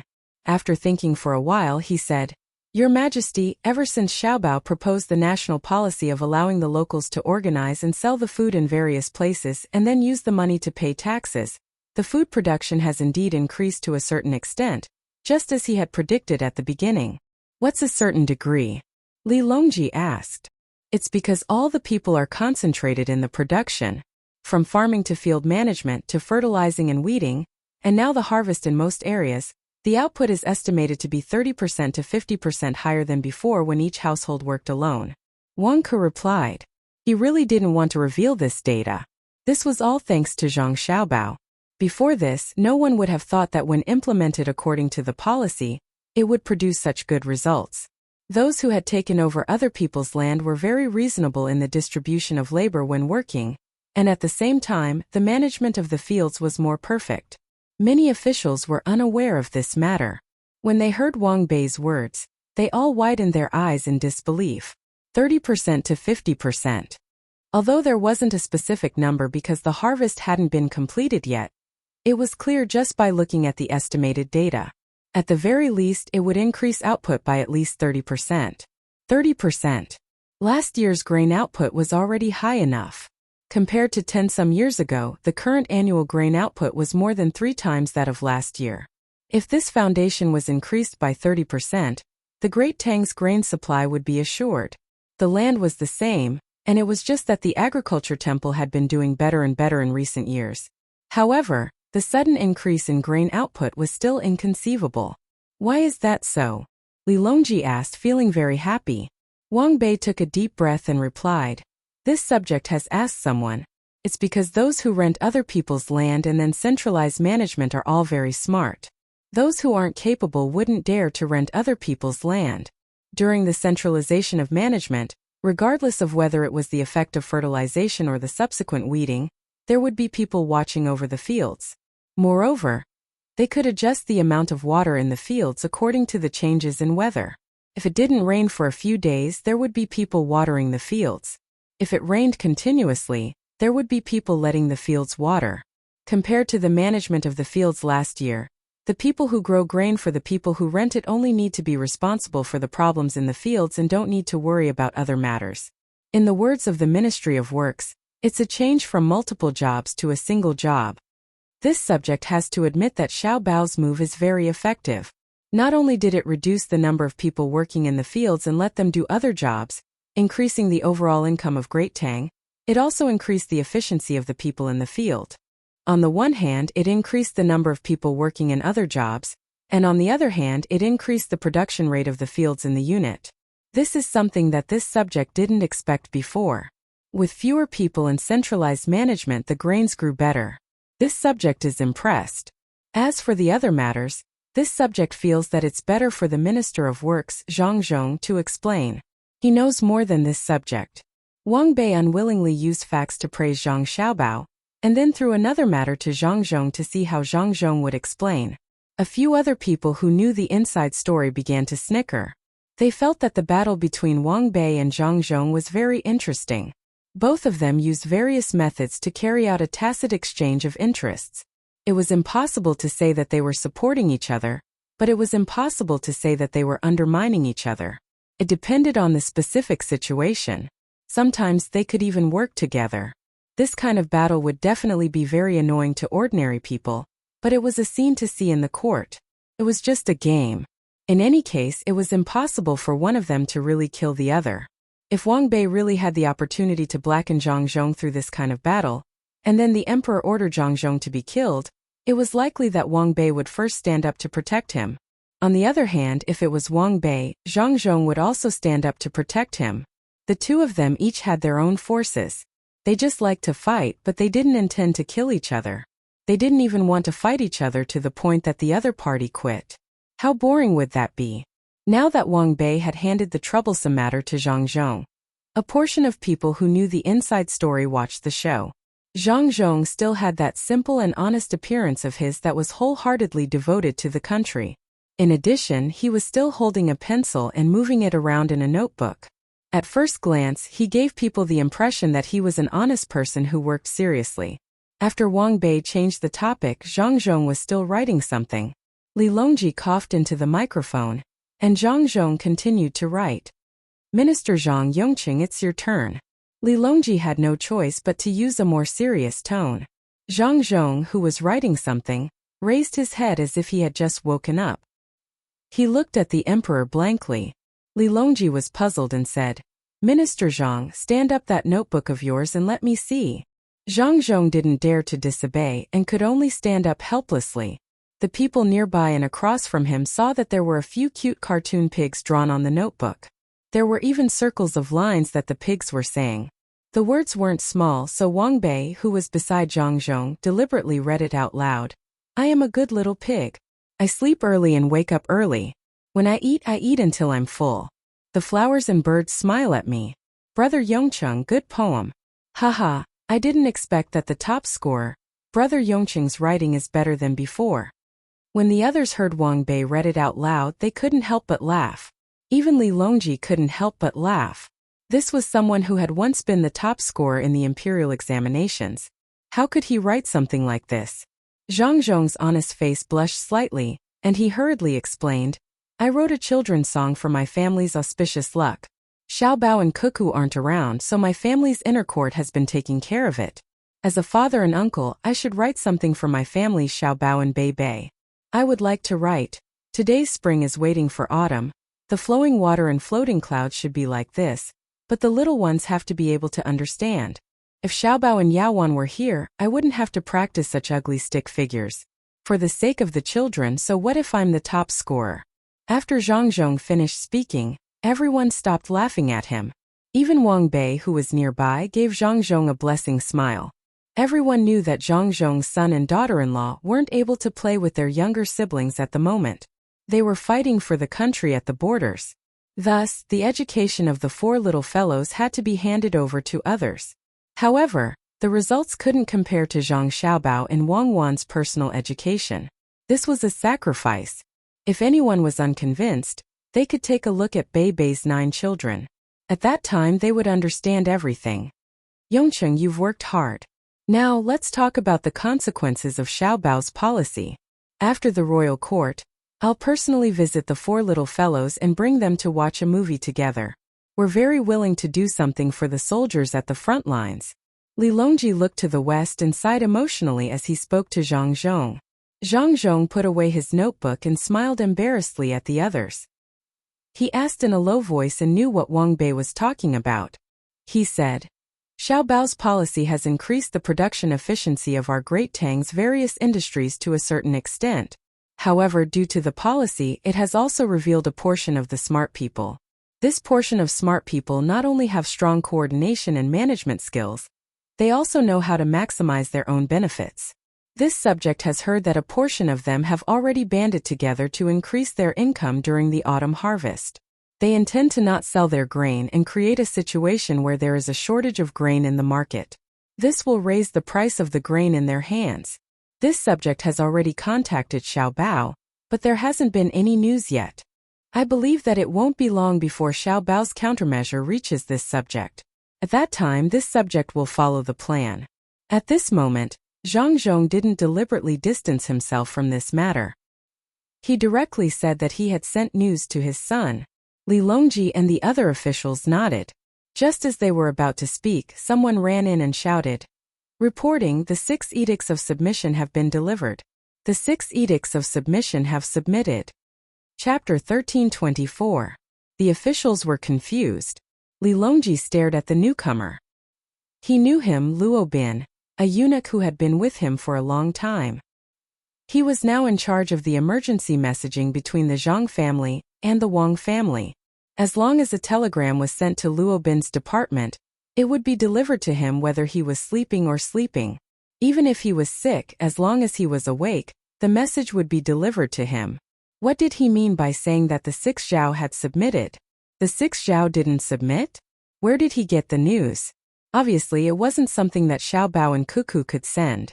The officials also knew Luo Bin's identity. The eunuch from back then was now old, but he didn't have a wife. He said that he didn't want to harm other women, but he sent a lot of money to his family. It wasn't because he was greedy, but because he received benefits. What did his arrival have to do with the 6 Zhao's submission? Many people looked at Zhang Zhong, but Zhang Zhong returned a look that said, I don't know either. Yuan Qianyao turned on the microphone and coughed lightly. He asked, the 6 Zhao have always belonged to the Tang Empire. Why would they submit? Luo Bin looked at Yuan Qianyao, then at His Majesty. Seeing that His Majesty nodded, he wanted to shout at the top of his lungs. Suddenly, he reacted and ran to the nearest official, picked up the microphone on the table and turned it on. Your Majesty, it's true that the 6 Zhao have always belonged to the Tang Empire, but the 6 Zhao have their own territories. Although there are hostages in the capital, they resist the Tang Empire's orders. They don't pay taxes and only pay tributes. The value of their rewards is always more than the tributes they pay. Now, the people left behind by Xiaobao and Cuckoo in Kuan province are helping them to send secret messages to the hostages in the capital. The hostages will write the submission letters on their behalf. Before I came, I went to find the 6 Zhao's hostages and waited for them to finish writing the submission letters before coming. Luo Bin raised his hand and shook the few submissions he was holding. The officials, including Li Longji, understood a little, but more were still puzzled. Xiaobao and Cuckoo's last telegram said that they had left Yi province for Kuan province. They had probably arrived there, but they didn't understand the meaning of asking them to write another submission letter. What else did the telegram say? Li Longji asked. Replying to Your Majesty, it also said that when we saw the telegram, Xiaobao and Cuckoo had already gone deep into the Indian region and were cooperating with our army on 3 fronts. We hope that the imperial court will take good care of the migration of the 6 Zhao people. Luo Bin replied respectfully. Zhang Zhong suddenly understood and said, Xiaobao and Cuckoo went to Yuzhou and left after seeing the people of the 6 Zhao. Did they leave some people behind? Yes, it was mentioned in the telegram. Luobin nodded towards where Zhang Zhong was and gave him a big smile. As for whether Zhang Zhong could see him from so far away, he didn't care. Li Longji waved his hand, and Luobin immediately trotted over and placed the 6 documents and a telegram on the table in front of His Majesty. Li Longji waved his hand again and waited for Luobin to retreat to the side. He picked up the telegram and looked at it. He nodded as he looked at it, and a smile appeared on his face. He then looked at the 6 submissions and the contents were basically the same. It said that the great Tang had obtained the power of the heavens and was willing to lead its own tribes to submit. Li Longji put down the submissions and said to the anxiously waiting officials, "We will tell you all about the situation. It's like this." Xiaobao and Cuckoo left Yizhou to scare Zhenla. But before they reached Kuan province, Zhenla was really scared and thought that they were going to continue south. Thus, he sent an envoy to hurry and send someone to the Annan Protectorate.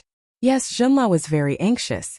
They didn't care about the large number of troops stationed in the Protectorate, but they didn't dare to be unafraid of the 12,000 people led by Xiaobao and Cuckoo. As for why, I believe all of you should know, hehe.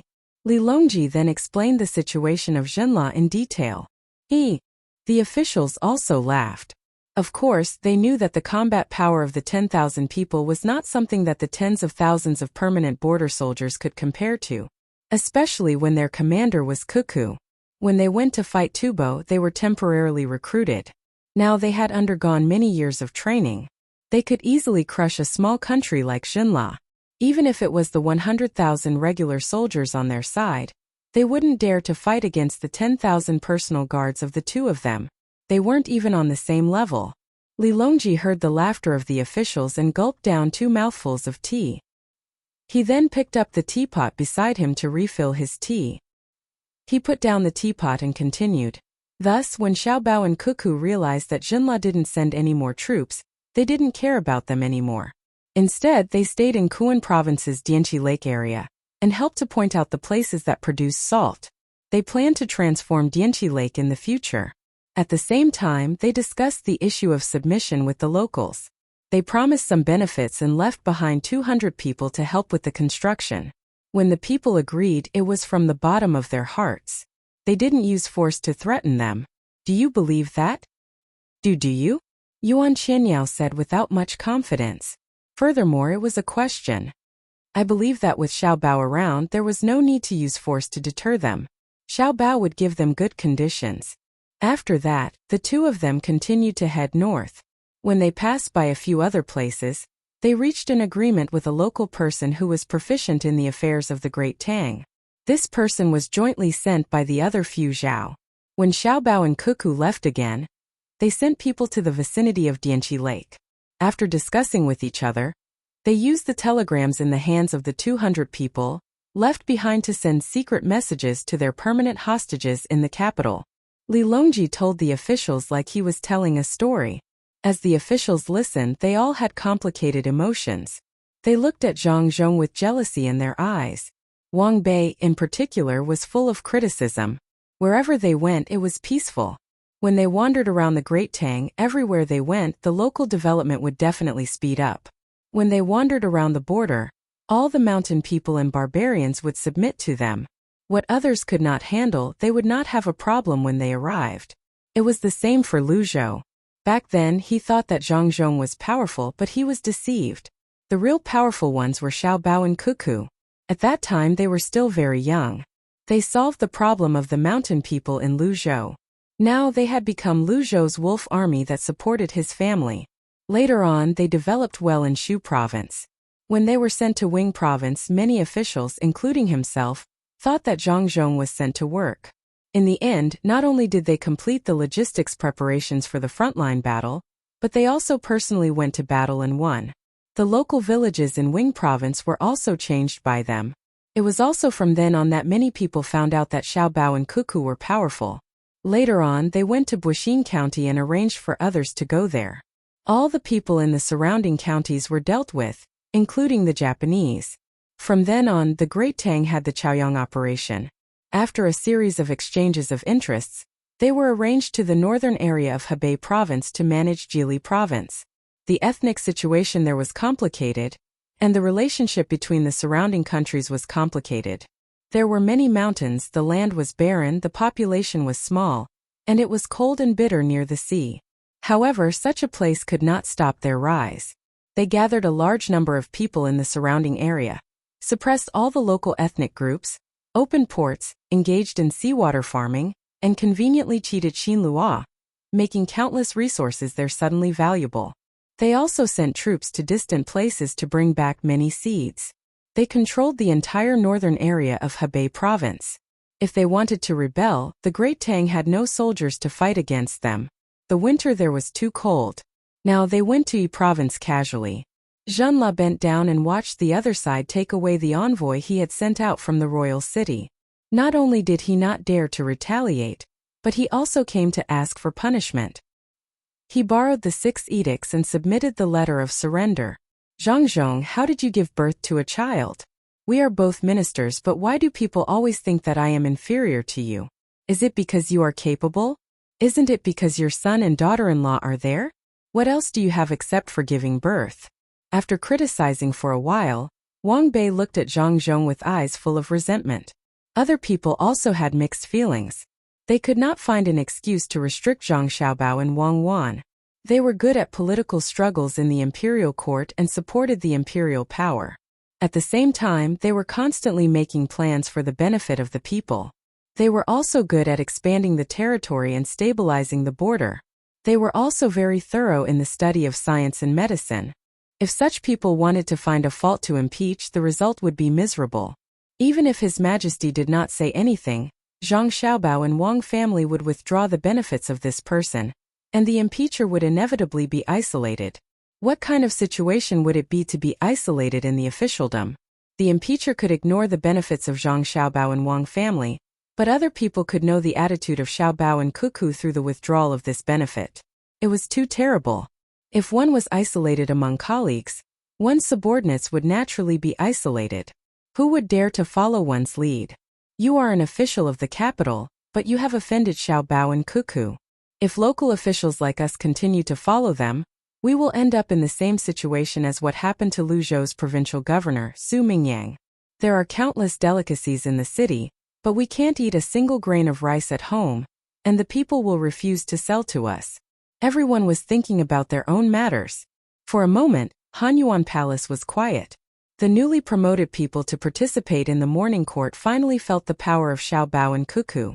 They were thousands of miles away, but their influence on the imperial court was so great.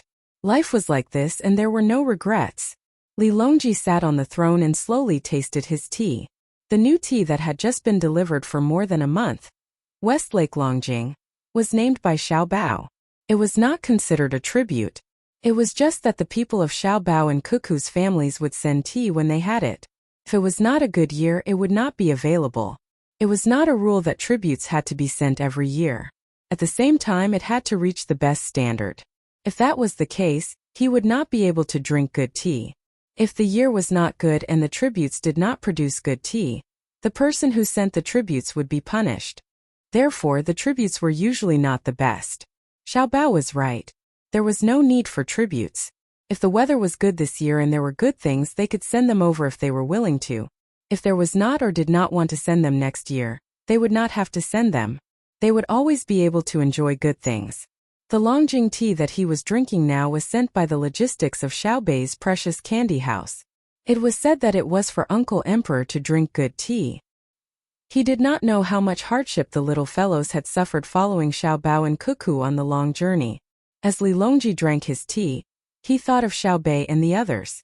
The corners of his mouth unconsciously curled up, and there was a trace of longing in his expression. As for the silence in Hanyuan Palace, Li Longji did not care. It would be fine in a while. If there was a delay, he could just postpone the movie.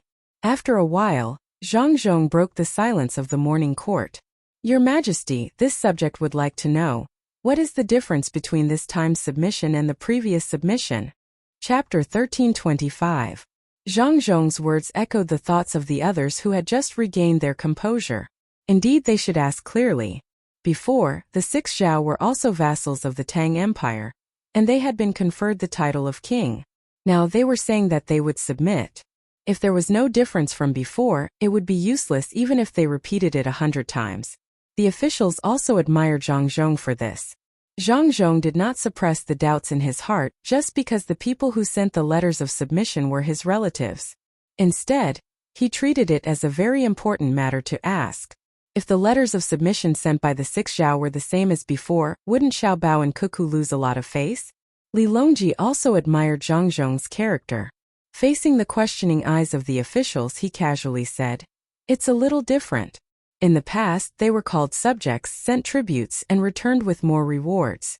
Now they don't mention subjects, only submission. Besides the kings of the six Zhao, the other important people in charge will be coming to the Tang Empire." Li Longji said it casually, but the others were not. They were actually sending people over, and important people at that. From His Majesty's words, it seemed that many people were coming. Then, didn't that mean that the kings of the six Zhao lacked capable people in management? How could they develop if they lacked capable people in management? Had the kings of the six Zhao all become fools?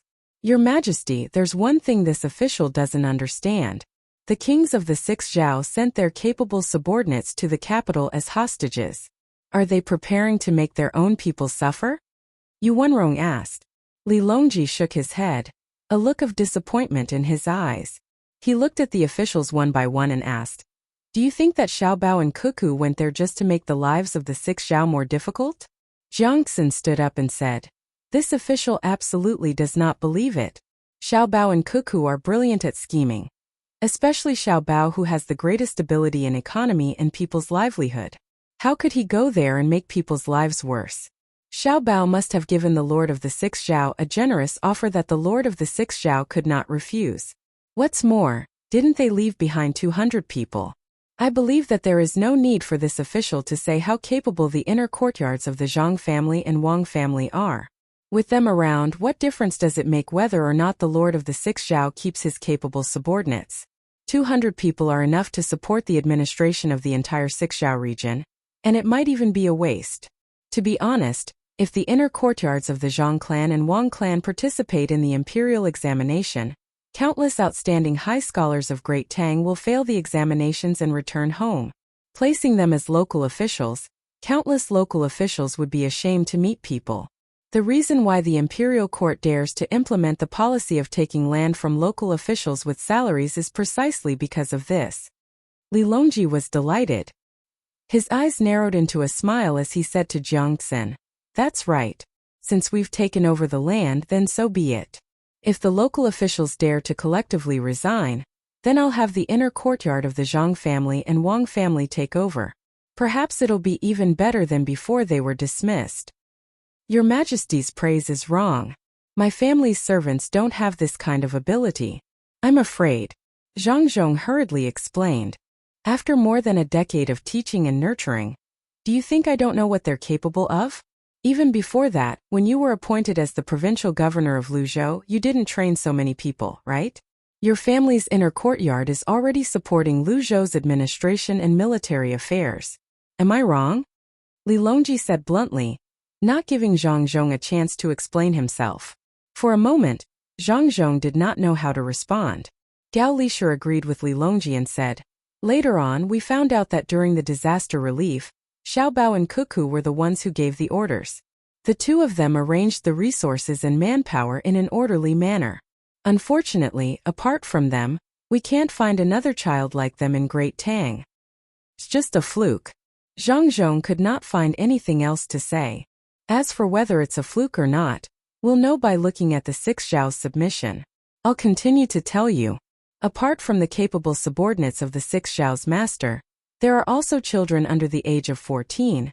Most of them are elderly and unmarried women. Those who stayed behind are experienced old men, strong young men and married women. They're staying behind to build the place. It's written in the letter of submission that they only brought a small amount of food with them. They've already set off and passed through Yi province. From there, they'll come to the capital to let me take a look at them before we make other arrangements. They don't have money, and they can't offer anything else in exchange. We'll have to arrange for their food, clothing, shelter and transportation along the way. Also, they'll have to receive medical treatment. The people who stayed behind by Xiao Bao and Cuckoo sent a message saying that they'll take care of all the expenses. However, I don't think that's a good idea. Xiao Bao and Cuckoo have done enough. I'll pay for it. Now I'll need you to make the arrangements. Li Longji explained the specific actions of the 6 Zhao's submission, and then swept his gaze over the crowd with a meaningful smile. The officials were all dumbfounded. Even Zhang Zhong knew that Xiao Bao and Cuckoo were powerful, but they had never imagined that they were this powerful. In just 2 days they'd passed by, and all the people from the 6 Zhao, including the unmarried women and future children, had migrated to the Great Tang. This truly was submission. This was true submission. Apart from a few strong young men to work and women to accompany and do housework, the entire tribe had come? What had the 2 of them been doing there? Yes, their army of more than 10,000 people was strong enough, but could they just stroll around and cause all the surrounding countries and tribes to kneel down? Wasn't their strength boundless? Li Longji liked to see the surprised expressions of his officials. He felt very satisfied. Usually, when he protected Xiao Bao and Cuckoo, there would always be people who didn't show it on the surface but were unconvinced. Now, were they convinced? This was called ability. All of them were surprised because they didn't think they could do it. Now Xiao Bao and Cuckoo had done it. Next time, if anyone was unconvinced, he would send them to a remote tribe that had not yet submitted. I don't need you to go over a few days to solve the problem and make them submit. I'll give you half a year to see if you can do it.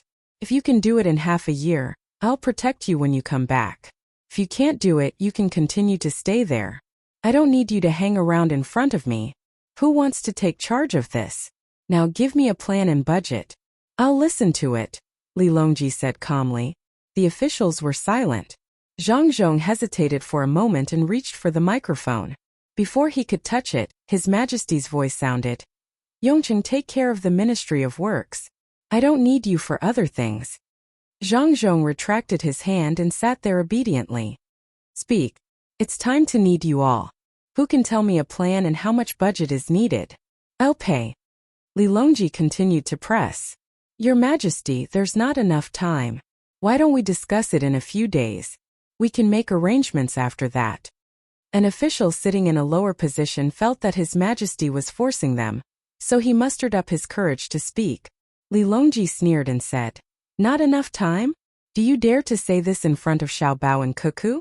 When I asked the 2 of them for a plan, I never received such an answer. They always immediately came up with a plan for me. Moreover, it was a complete set of plans. Leisure knows best. As long as Xiao Bao and Cuckoo are by my side, regardless of whether it's me, Leisure, the Empress, or concubine Hui who ask, have they ever hesitated? Yongqing, what about when you ask? Replying to Your Majesty, this subject doesn't need to ask. Xiao Bao and Cuckoo only need to look at this subject's complexion and ask the servants about this subject's general itinerary, and the people I've met today. They will know why this subject is distressed, so they will tell this subject how to deal with it. Furthermore, the 2 of them will complete the plan one by one. Zhang Zhong said proudly. Did you hear that? Li Longji asked. All the officials were silent and had nothing to say. His Majesty was comparing Xiao Bao and Cuckoo to them. What else could they say? Were the 2 of them even human? The 2 of them were doing things that defied the heavens and couldn't be measured with common sense. Li Longji leaned back and said, No one said anything. Recently, there have been people in the streets getting beaten up because these people say that Xiao Bao and Cuckoo ran to the border to raise troops and maintain self-respect. They're vaguely dividing the borders from the imperial court. Who instigated this? Raising troops and maintaining self-respect? Don't tell me they're not self-respect. What borders? My country is counting on the 2 of them to properly govern it. There's no need to divide. If anyone has the ability to make the 2 of them rebel, I'll give the dragon chair under my butt to that person. With a crash, all the officials stood up and returned to their seats. One by one they knelt on the ground. At this time, if they didn't express their attitude, it would be very easy for them to be shot dead by the hidden snipers. Your Majesty, this subject believes that our colleagues in the imperial court won't do such a wrong thing. I hope? You shut up. They're bullying you, yet you're still pleading for leniency. Li Longji scolded Zhang Zhong. Zhang Zhong could only shut up. The others didn't think that His Majesty was angry at Zhang Zhong. Rather than calling it a reprimand, it was actually another kind of protection. Li Longji didn't let the crowd rise. He leisurely sipped his tea and said, I know that you didn't arrange for people to incite, but I also know that some people are playing the game of watching the fire burn across the river. The people who incited this matter are a little stupid. In the Great Tang, they spread the news of possible disagreements between Xiao Bao and Cuckoo. They even went to the tea house and the entrance of the zoo to spread the news. They were almost caught and fed to the animals by the zoo people. They beat them up and sent them to the capital office.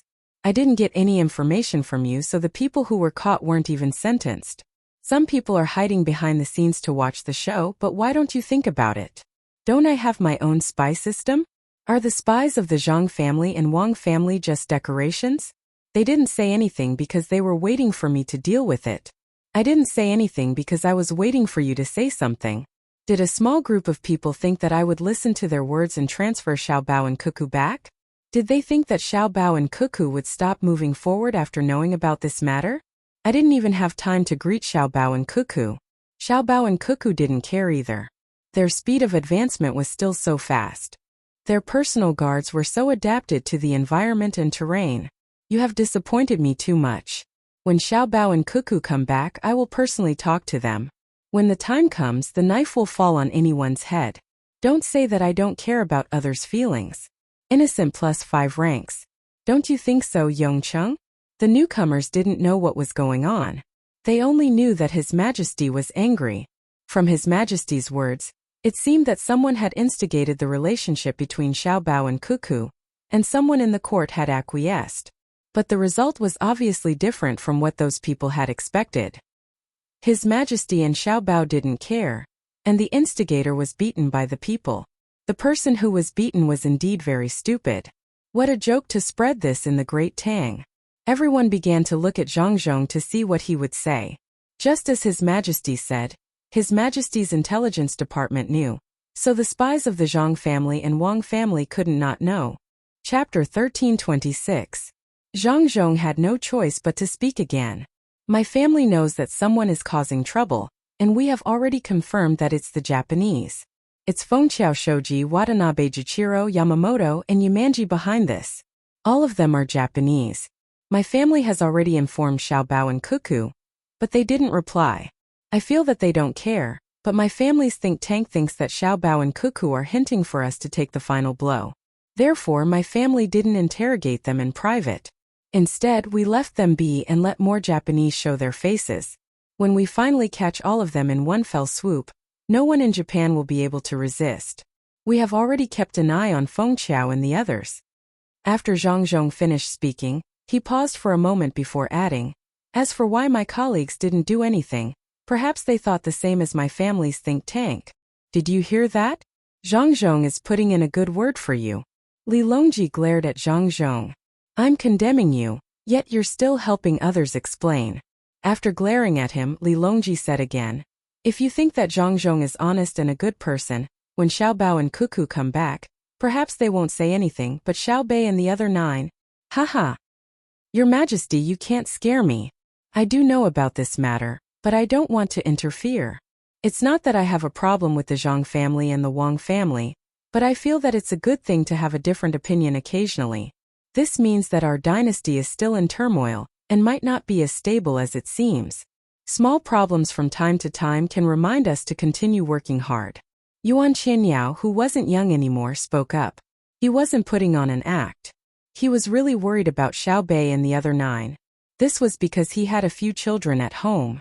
Their usual benefits were provided by Darling Candy House. If Xiao Bei and the other 9 came back and heard about this matter, the children would impulsively stop the benefits. That would be a huge blow to the children at home.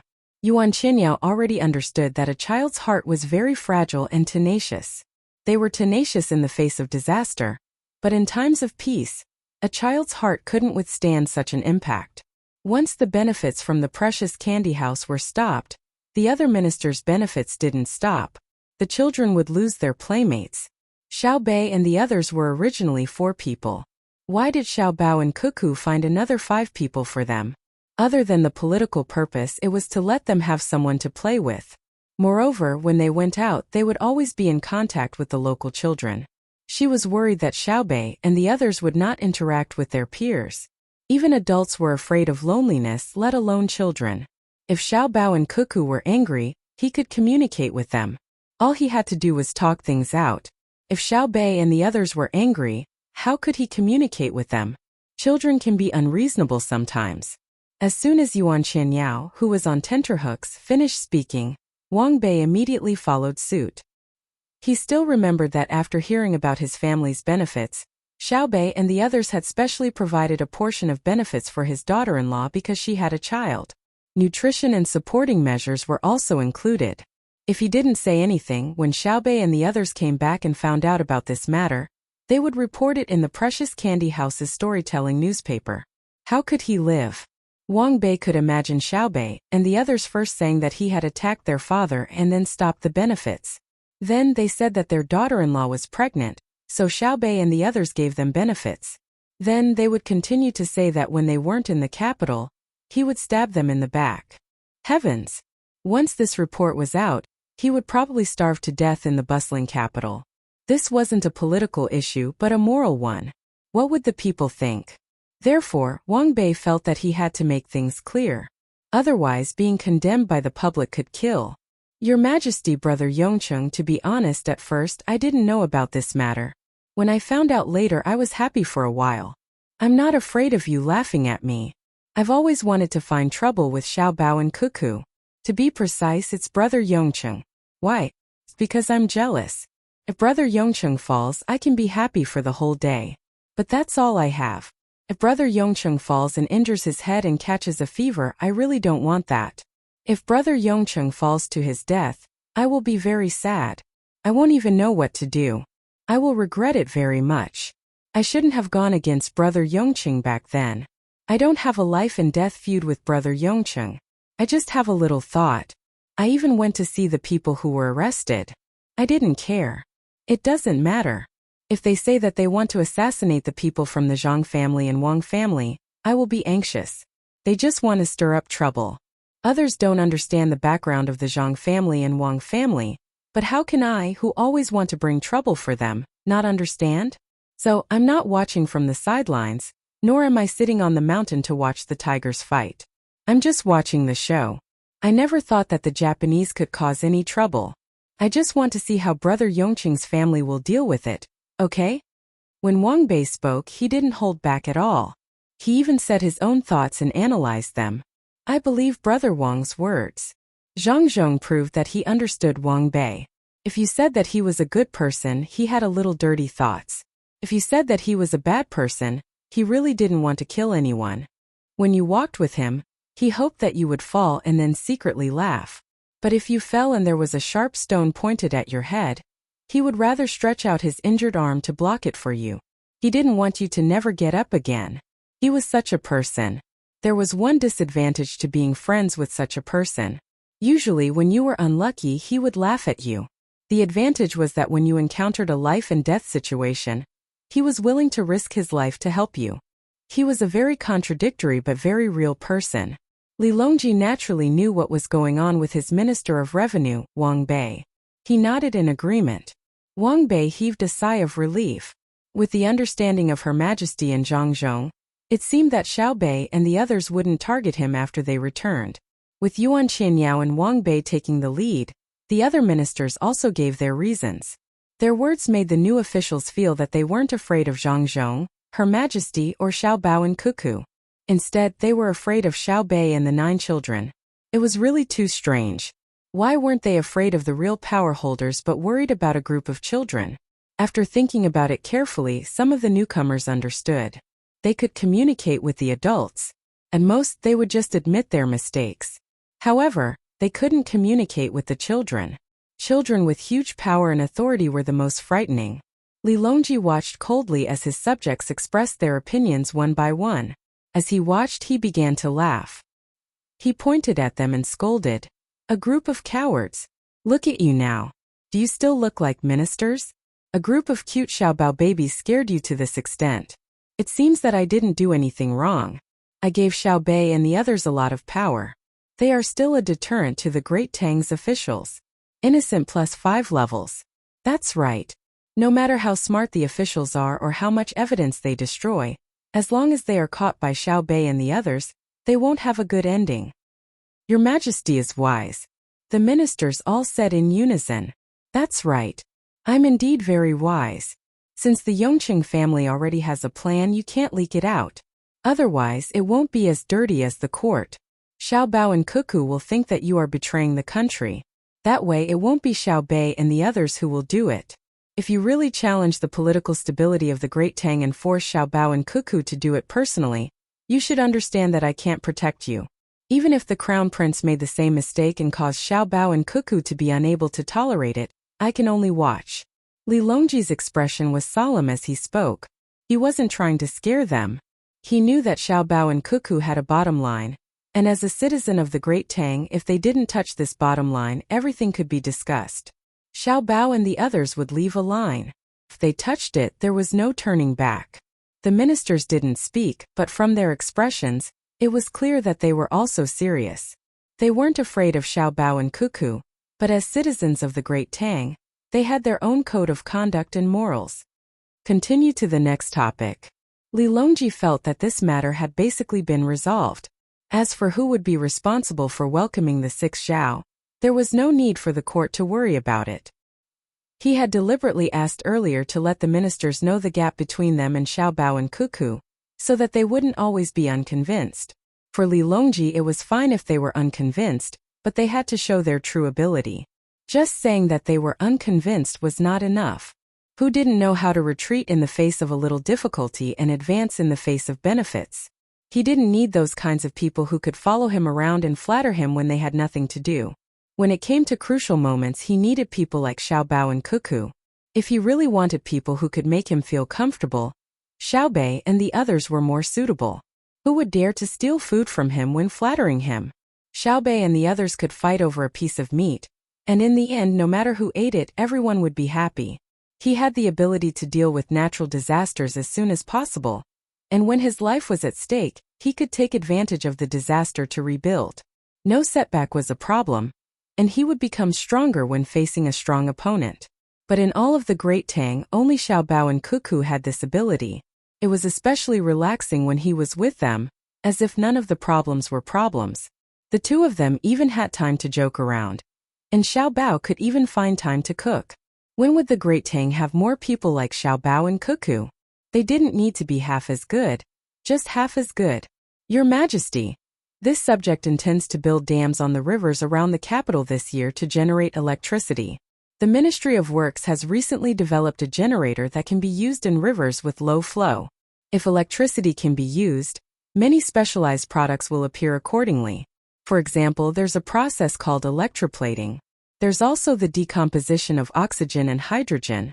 The airships that the Ministry of Works built some time ago are much faster than hot air balloons, and they're filled with hydrogen. Oxygen can be used for welding, and there's also the medical aspect. The current production capacity is very low, and welding doesn't use oxygen, so the results are much worse. When it came to serious matters, Zhang Zhong spoke first. Oh, I've used oxygen before. The weather wasn't good a few days ago, and it was stuffy. I caught a cold and my stomach wasn't feeling well either. In the end, I couldn't breathe after eating, so someone gave me an oxygen bottle. It was very comfortable, and I wanted to use it continuously, but the doctor said that I can't. If I use it for too long, my body won't be able to adapt to the lack of oxygen.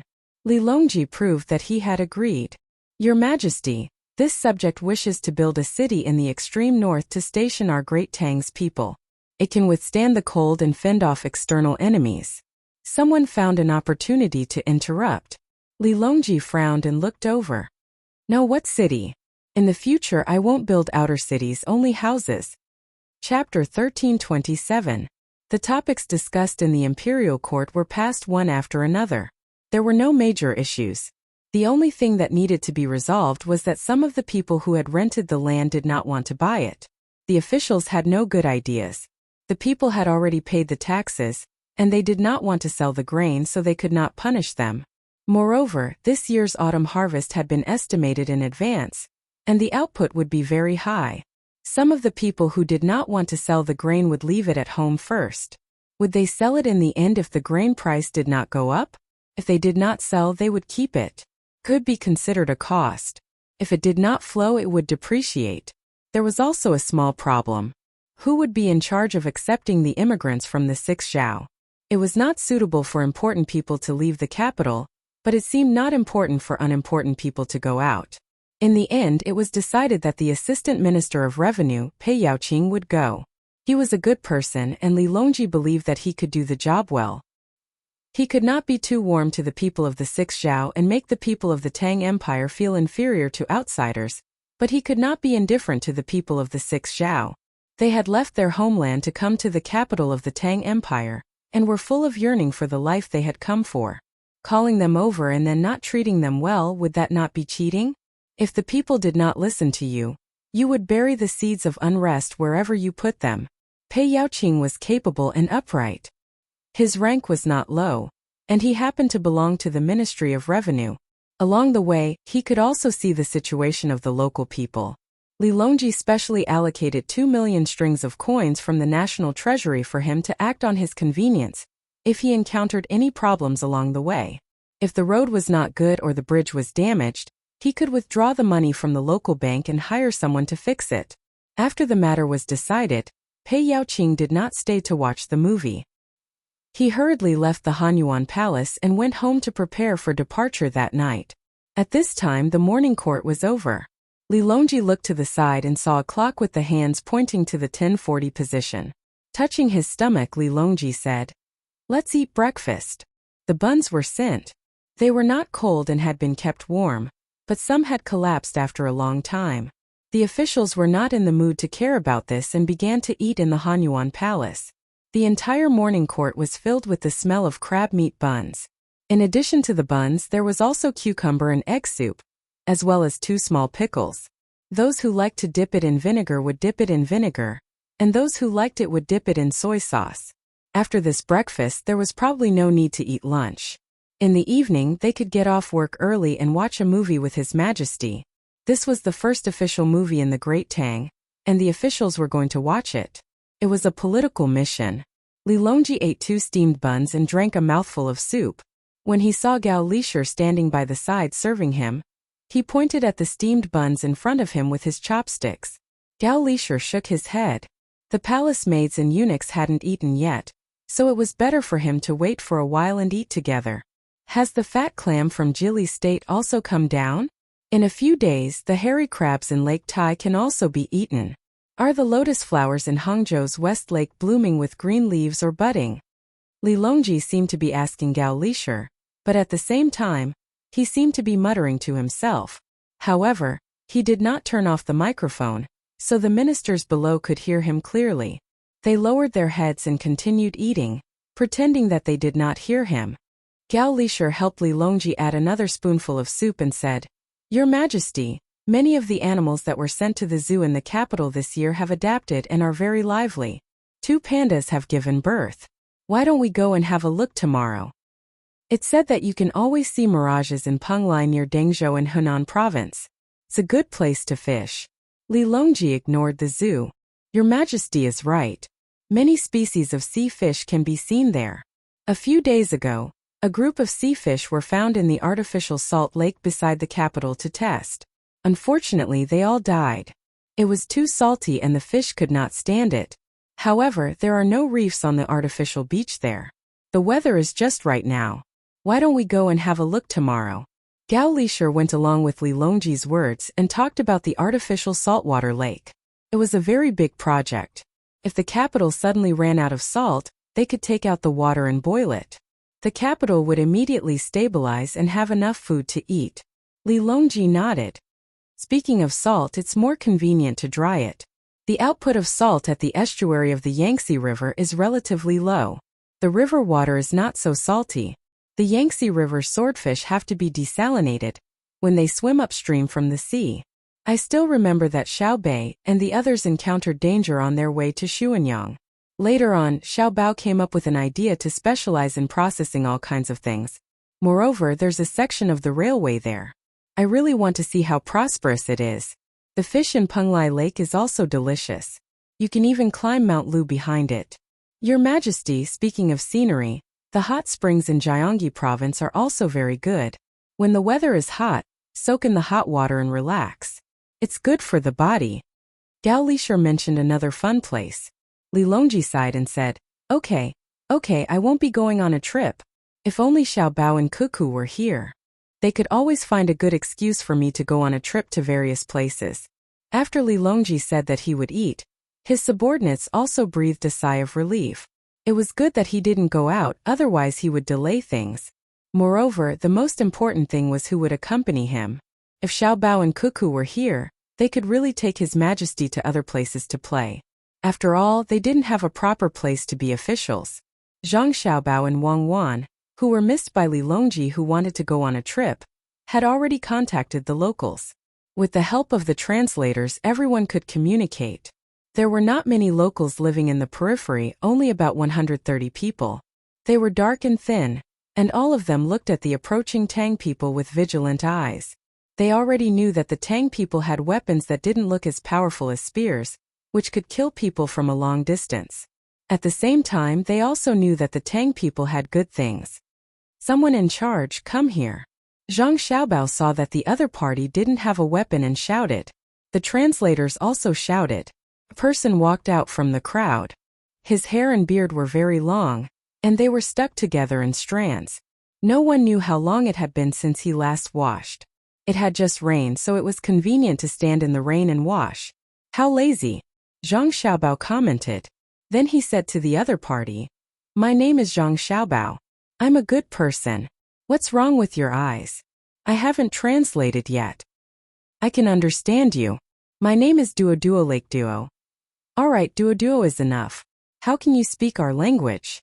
Zhang Xiaobao knew why the other party had such an expression when he said that he was a good person.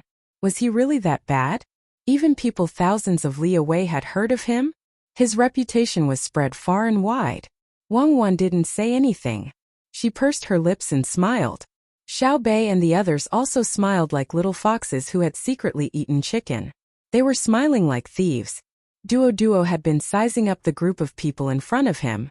When he found that none of them looked fierce, and there was no ridicule in their eyes, he relaxed a little and replied, In the past, I saved your people. No, I was saved by your people. In a mountain very far away, I was bitten by a snake and fell ill. I met a Tang merchant passing by and was saved. I followed the group for a period of time and learned your language.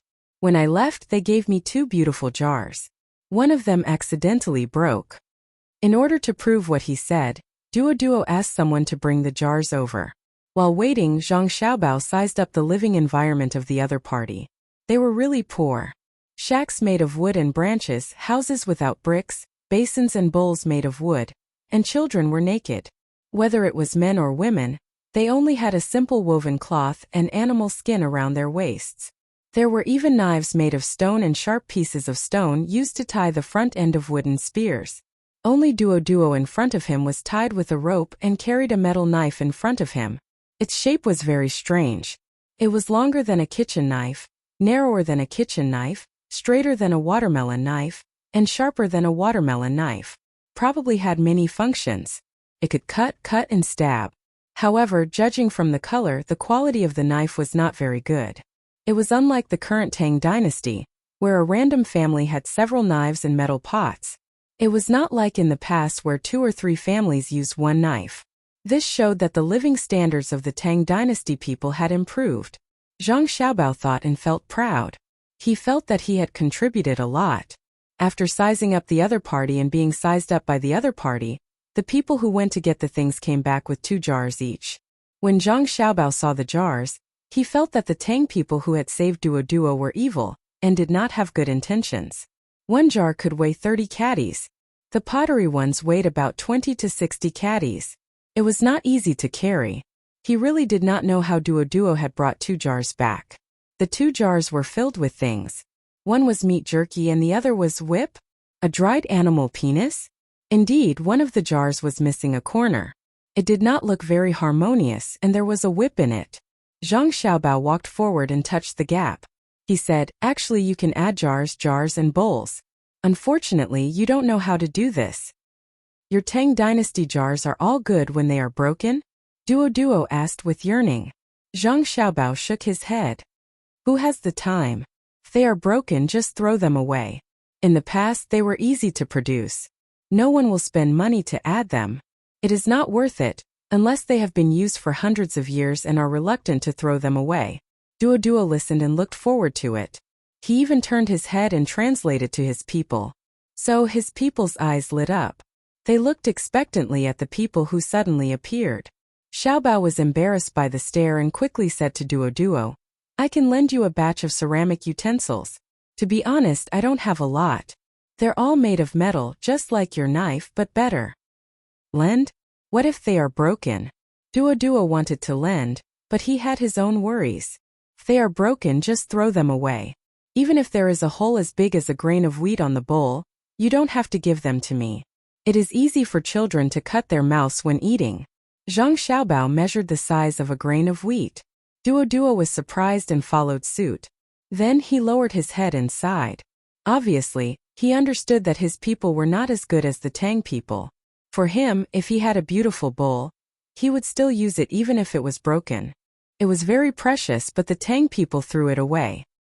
He translated it to his clansmen, and they all cheered as they looked at Zhang Xiaobao, their faces filled with enthusiasm. They are a group of honest people. They are welcome to give benefits. Zhang Xiaobao thought and waved his hand. Someone immediately brought the things over. Zhang Xiaobao took a bowl with golden flowers. After hesitating, he handed it to Duo and said, I will lend you this, but I need your help. Chapter 1328. As the leader of this small group, Duo had only seen a beautiful bowl once. When the tribes held a grand Buddhist meeting, he participated. The small golden bowl was displayed. At that time it shone brightly under the sunlight. The whole bowl was golden, and the pattern on it made people not dare to look directly at it.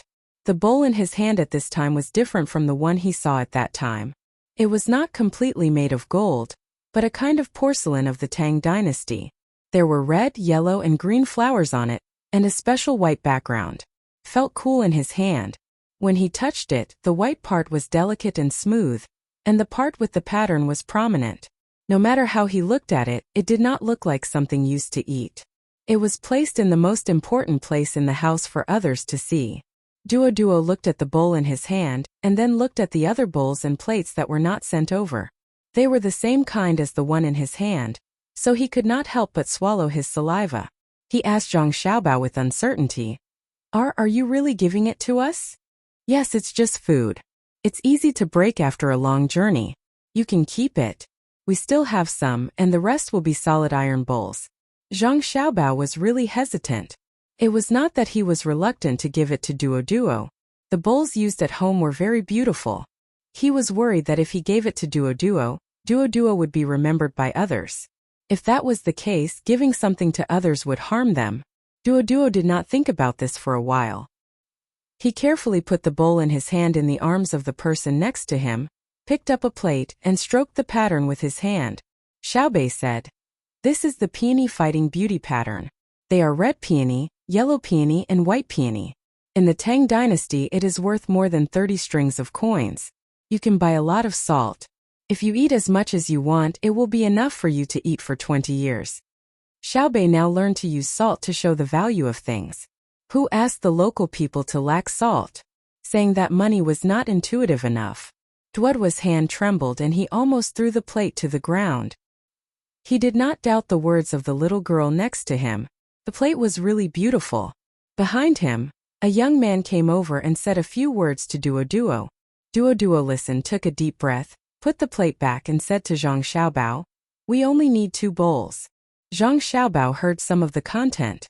That person asked Duo what was going on, and Duo told him that it was a gift from the Great Tang and that it could be used to eat. That person was very happy and said that they had good things. Even the king of the tribe would feel that they had a high status. Duo thought about what Zhang Xiaobao was worried about and decided not to take so many things. He only kept 2 bowls. If people didn't care about him and forced him to take them, he would keep them as treasures. If people threatened him, he would give them to them. He then turned his head and spoke to the people on his side. His meaning was that the item was too expensive, and they were unable to pay for it. They could only leave behind 2 bulls and help the great Tang. His people couldn't understand the language of the great Tang, so they all believed it to be true. No one objected to the offer of help. In their eyes, the 2 bulls were very precious. Even if they added up all the things in the tribe, they still wouldn't be able to exchange for them. Do you see? They live on the outskirts of the large tribes and are looked down upon by the tribes. But they don't dare to leave behind everything we give them. They are worried that the leaders of the tribes will find out and steal it. If you don't have strength, don't even think about having it, even if it clearly belongs to you, Zhang Xiaobao said to his brothers and sisters as he handed over another bowl. The 9 little ones nodded. They had seen too many things along the way, things that they couldn't understand just by reading books, and things that they didn't personally experience in the stories told by their brothers and sisters. They knew that they were respected and loved by the great Tang because of their brothers and sisters. They gave the great Tang people a good life and a stable environment to live in. When they arrived at the 6th Zhao, it was because of their brothers and sisters' reputation. Now it was because of the strength of their own large army. It had nothing to do with the good bowls and plates they had. If they didn't have the company of more than 10,000 elites, the better the things they had, the more dangerous it would be. So that's why my brothers and sisters have always valued technology to strengthen the army. Right?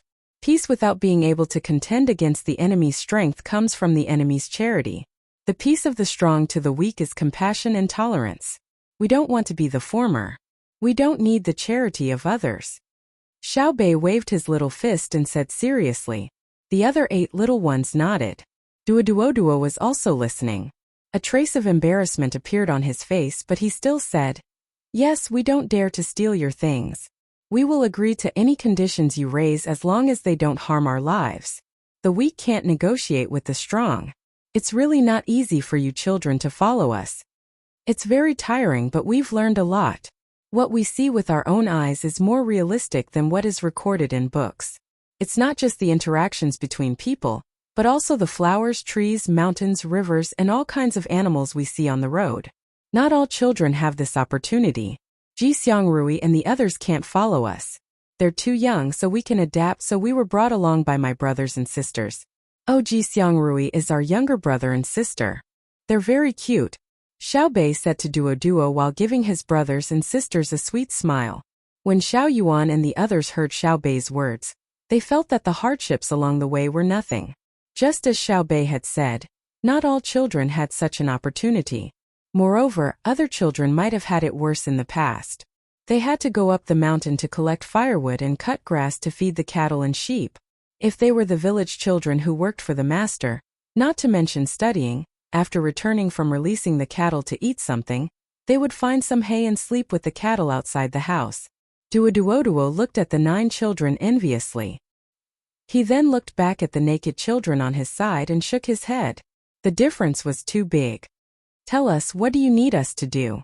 Actually, if you don't give us anything, we won't dare to resist," Duo sighed and said to Zhang Xiaobao. At this time, Wang Wan said, "You have to follow us wherever we go. Also, you have to be responsible for hunting and picking vegetables. We can't use the things we carry too much." As Wang Wan spoke, she finally understood why other expeditions had to bring a large number of non-combatants, such as craftsmen and the like. Then they had to defeat the enemy and be captured.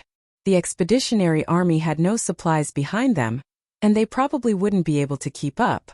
When they went deep into the local area, they could only rely on the things carried by airships. It would be great if they had a group of long-range heavy transport aircraft. Countries without such tools couldn't fight long-range wars. They could take advantage of the good weather to hold on for food, but what about ammunition? It was no wonder that when aircraft carriers and heavy transport aircraft came out, the surrounding small countries were nervous. Wang Wan thought for a moment. When she was done, Duo didn't respond. He didn't look at her and looked at Xiao Bao. Thus, Wang Wan snorted in dissatisfaction. Zhang Xiaobao coughed and said to Duo, "This beautiful and charming woman is my wife. As for me, I can't control this team. I can only control the people in the team who don't fight. As for her, everyone with guns listens to her. Do you know?" Duo opened his mouth blankly and looked at the beautiful woman in front of him again. So this woman was the one who killed people. Duo looked at Zhang Xiaobao again. Why are you staring at me like that? She's the one who calls the shots. Don't you understand? Zhang Xiaobao said with a glare. You can't beat her? Duo asked. Normally I can beat her, but I can't. She's my wife. Do you understand my wife? She's the woman who will live with me for a lifetime. Why would I beat her? After the fight I can't live anymore. Even if she can't beat me, she won't give in. I know her better than you. But when it comes to fighting, I'm really not her match when leading the same people and weapons. In other words, she's better at leading soldiers than me. The more soldiers she leads, the stronger she is. As for me, the more money she gives me, the stronger I am. I can't explain it clearly to you. In any case, you remember that the relationship between me and her is different from the relationship between you and your woman. Zhang Xiaobao explained over and over again. After all, he needed the other party's help, so he had to make things clear. Duo actually didn't understand why a man would give the military power to a woman. If he could beat her, he would beat her until she became obedient. If she didn't, he would continue to beat her. He kindly advised Zhang Xiaobao, you can. Wang Wan stepped forward with her left foot, exerted force on her waist, and kicked Duo with her right foot. Duo flew up and heard the woman's voice. You talk too much nonsense. Then there was the sound of Walla from his side. Don't move. After landing on the ground, Duo felt that his body was about to fall apart. Ignoring the pain in his chest, he shouted to his people, listen to them, don't move. Get up, get your people ready and follow us. Wang Wan said with a cold face. Oh. Duo responded, turned over and rubbed his chest. He began to prepare the 120 people in his small tribe for migration. Zhang Xiaobao raised his arm, and the people in the team put away their guns. He said to his younger siblings, see? People always know how to cherish the time when they are not injured after they are hurt. So brother, you don't dare to hit sister. You're afraid of getting hurt, right? Little Bei looked up and asked. Zhang Xiaobao patted his sister's head. When you're older, you'll know that when husband and wife fight, the physical harm will never be as great as the distance between the hearts of the people. Most importantly, if I don't kill your sister but she risks her life, I'll get hurt easily. A life and death battle only takes a moment. In theory, the speed of a passive reaction can't compare to the speed of an active attack, especially when the distance is very close. Xiao Yuan, who was beside Little Bei, said to her brother as if she had found a confidant, I'm always bullied by Little Bei. My heart hurts. Then I won't bully you in the future. I'll bully others, Little Bei said with a pout. Then I'll make the people you bully hurt all over their body, Xiao Yuan said threateningly. Look at how you teach your younger siblings. Wang Wan rolled her eyes at Zhang Xiaobao and walked over to instruct the people of Duoduo's tribe to pack their military backpacks. There were many things they needed to carry. Zhang Xiaobao turned his head to look at his younger siblings and said, my heart hurts now too. Hey brother, you and sister are so fun. Little Bei hugged her brother's waist and twisted her body to act like a spoiled child. Zhang Xiaobao picked up his sister and held her on his right elbow. He followed Wang Wan and walked over. She's already 3 meters tall. She's getting heavier and heavier. I can't carry her. Let's go and take a look. Duo rubbed his chest with one hand and kept pointing with the other, telling his people to move faster. Wang Wan told him not to let the people of the tribe carry wooden weapons and stone tools. Wooden bowls and basins were also thrown here. Duo was very obedient this time. He thought that he couldn't beat the woman in front of him. When he was being beaten just now, he couldn't make any defensive movements at all.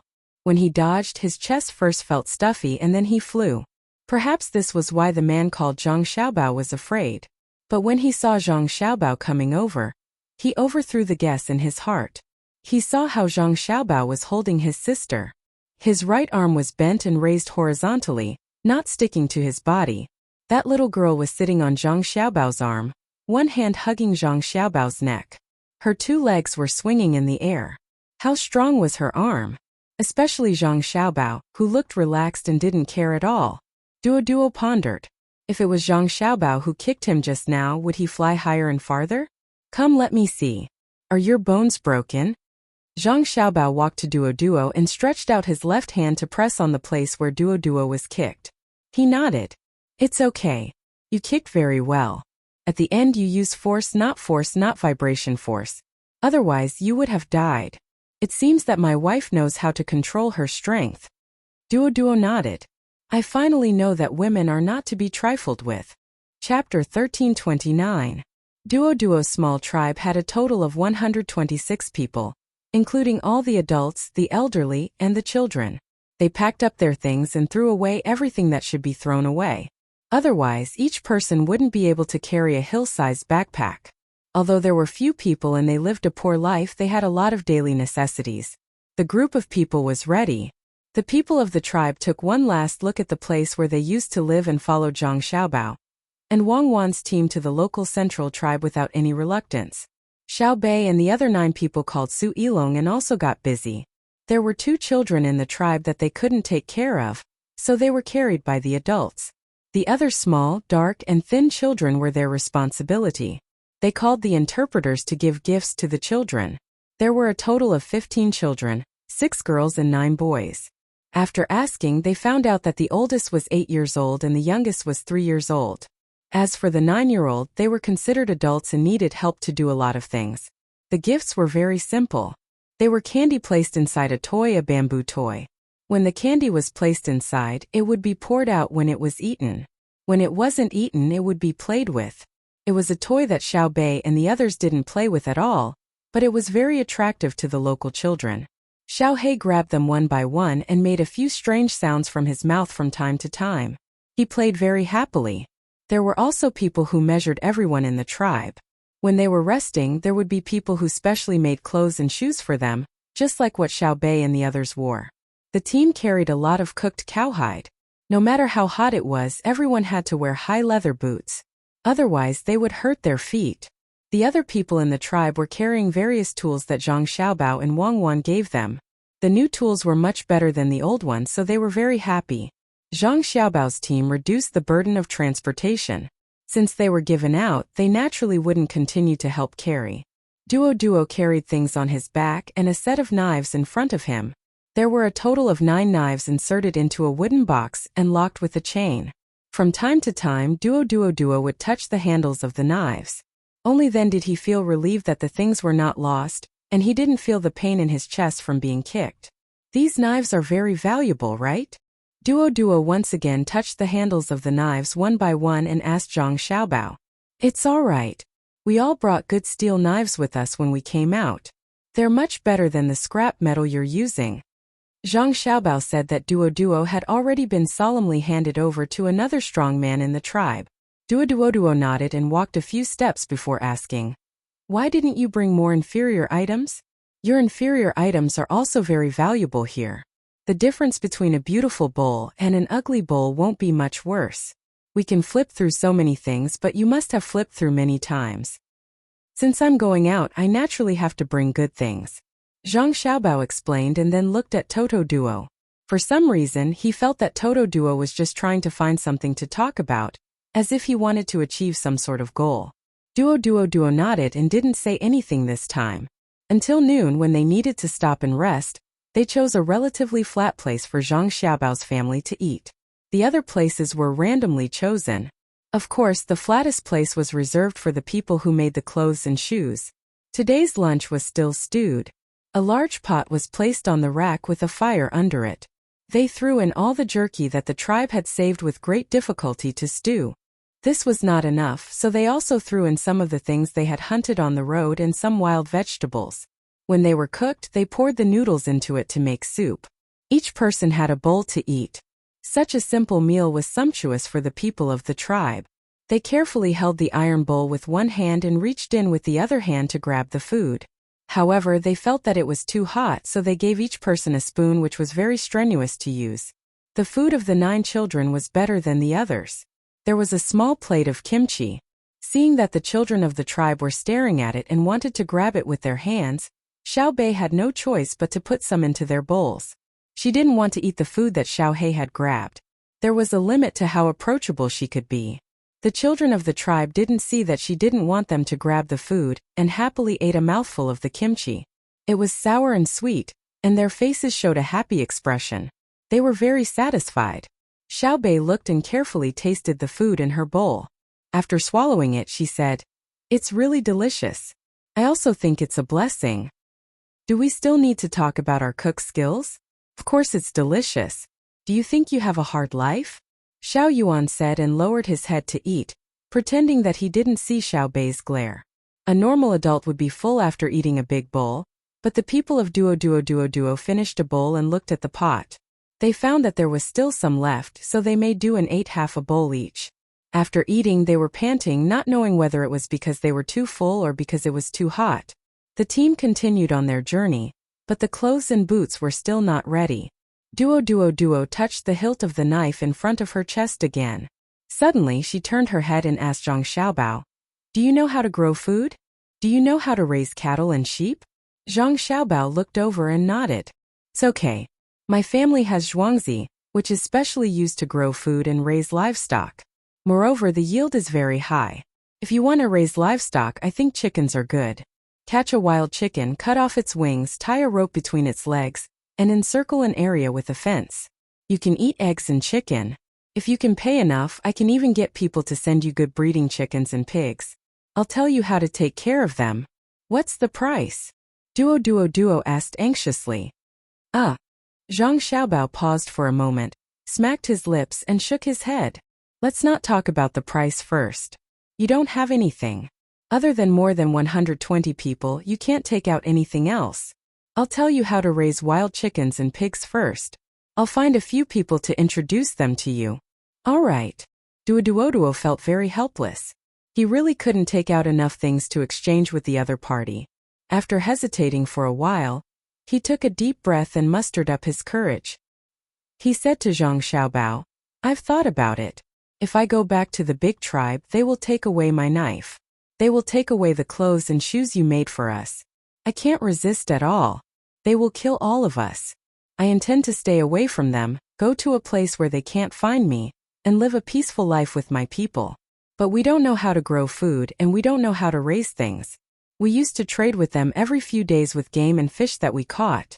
If you can teach us, I won't have to worry about not having anything to trade. If you leave us some of your good tools, I'm willing to do anything for you." This time Zhang Xiaobao understood that Duo was also ambitious. He also wanted to resist exploitation and oppression. It was just that he didn't have the ability in the past. Now he felt that if he found a temporary backer and learned some skills, he would not be controlled by the big tribes. Zhang Xiaobao didn't answer immediately. He was thinking about how to solve the current problem of Duoduo's tribe while he was on the road. Until night fell. When they would arrive at the area where the big tribes lived, Zhang Xiaobao still couldn't figure out a solution. He seemed to be very confused. During dinner, he personally roasted the meat of a deer that he had hunted on the road for his younger siblings. He also cooked roasted deer belly and steamed rice for the children in the tribe to eat together.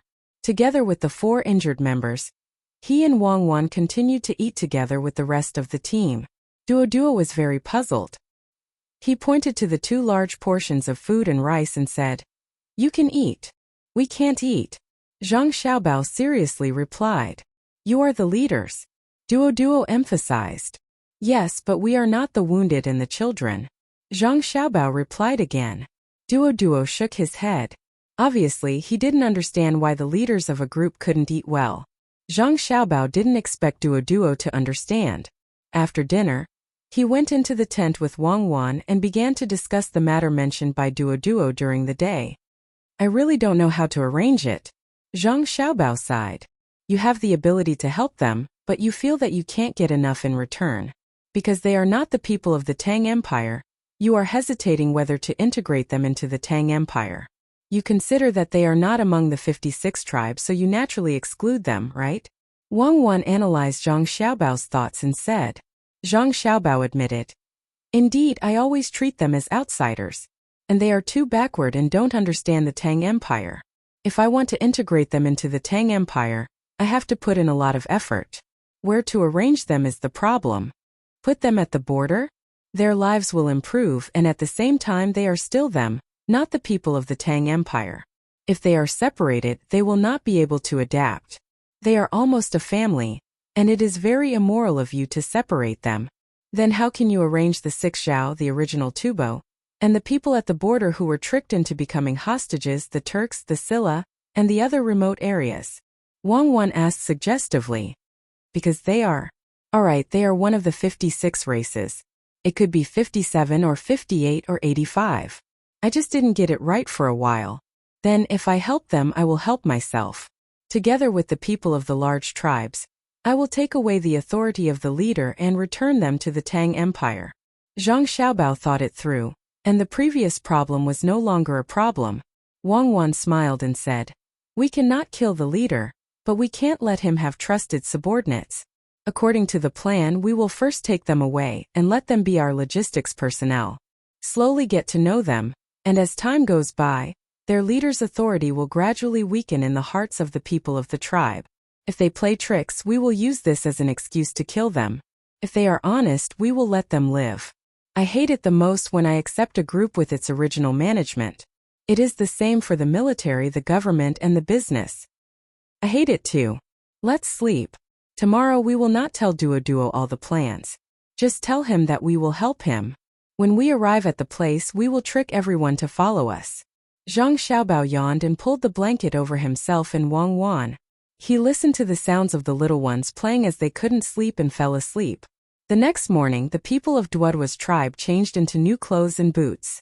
After breakfast, Zhang Xiaobao pulled Duo aside and whispered to him. Duoduo's face finally showed a look of relief and excitement. Chapter 1330. Duo, who had been promised by Zhang Xiaobao, jumped up and down as he walked. His head kept looking back and forth. Several times, he wanted to tell his tribesmen the good news, but he restrained himself. He was afraid that if he told the news when his tribesmen met the leader of the big tribe, someone would accidentally spill the news. If the leader knew, he would be angry and kill all 126 of his tribesmen. Even though he had come with the Tang team, who could guarantee that the tribe leader would kill him in a fit of anger? Even if the Tang people helped him take revenge, he would still be dead. Duo was happy, so he asked the strong men in the tribe to work hard to hunt. They all pulled their bows and arrows and worked very hard. It was a pity that there were no metal arrowheads. Zhang Xiaobao's tribesmen had metal arrowheads, but they were not suitable for the shafts of bows and arrows. They carried crossbows which were shorter than bows and arrows, but they saved strength, had a long range, and had high accuracy. There were two ways to load the crossbows. One was to kick the crossbows directly, the other was to shake the handle beside it. Crossbows were more convenient for assassination than guns. They were less noisy, and the most important thing was that the arrows could be retrieved. Duo looked at them with envy. At the same time, he was surprised by their ability to adapt to the terrain. Every time he saw someone with a crossbow, he would take a second look. However, he did not ask for it. He knew that the crossbow and the set of arrows were dozens or even hundreds of times more valuable than the set of knives he just got. Fortunately, Zhang Xiaobao gave him another set of knives. They were not for cooking but for carpentry. The bows and arrows they used were made from tree branches. With a good knife it would be easier to cut them and it would be more accurate. The tail feathers used to balance the arrows would also be easier to find. The tribesmen could make bows and arrows as they walked. The workmanship was rough but the effect was good when they hit animals. Zhang Xiaobao and Wang Wan also understood this, so they always asked the Tang army to be very careful. With traps and long-range weapons they could teach the enemy a lesson. Duo didn't know that the bows and arrows used by his tribe would make Zhang Xiaobao and Wang Wan nervous. He always felt that the Tang people's weapons called guns were more powerful. He wasn't wrong in his thinking. It was indeed powerful.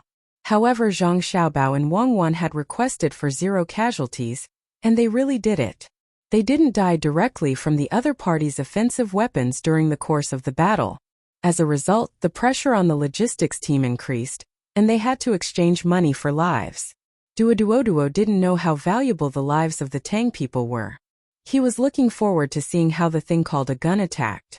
Seeing that Zhang Xiaobao didn't use it, he couldn't help but ask, "Gun, let's have a shot?" Zhang Xiaobao hesitated for a moment and nodded. "It's just one shot. It's not easy to reload the bullets.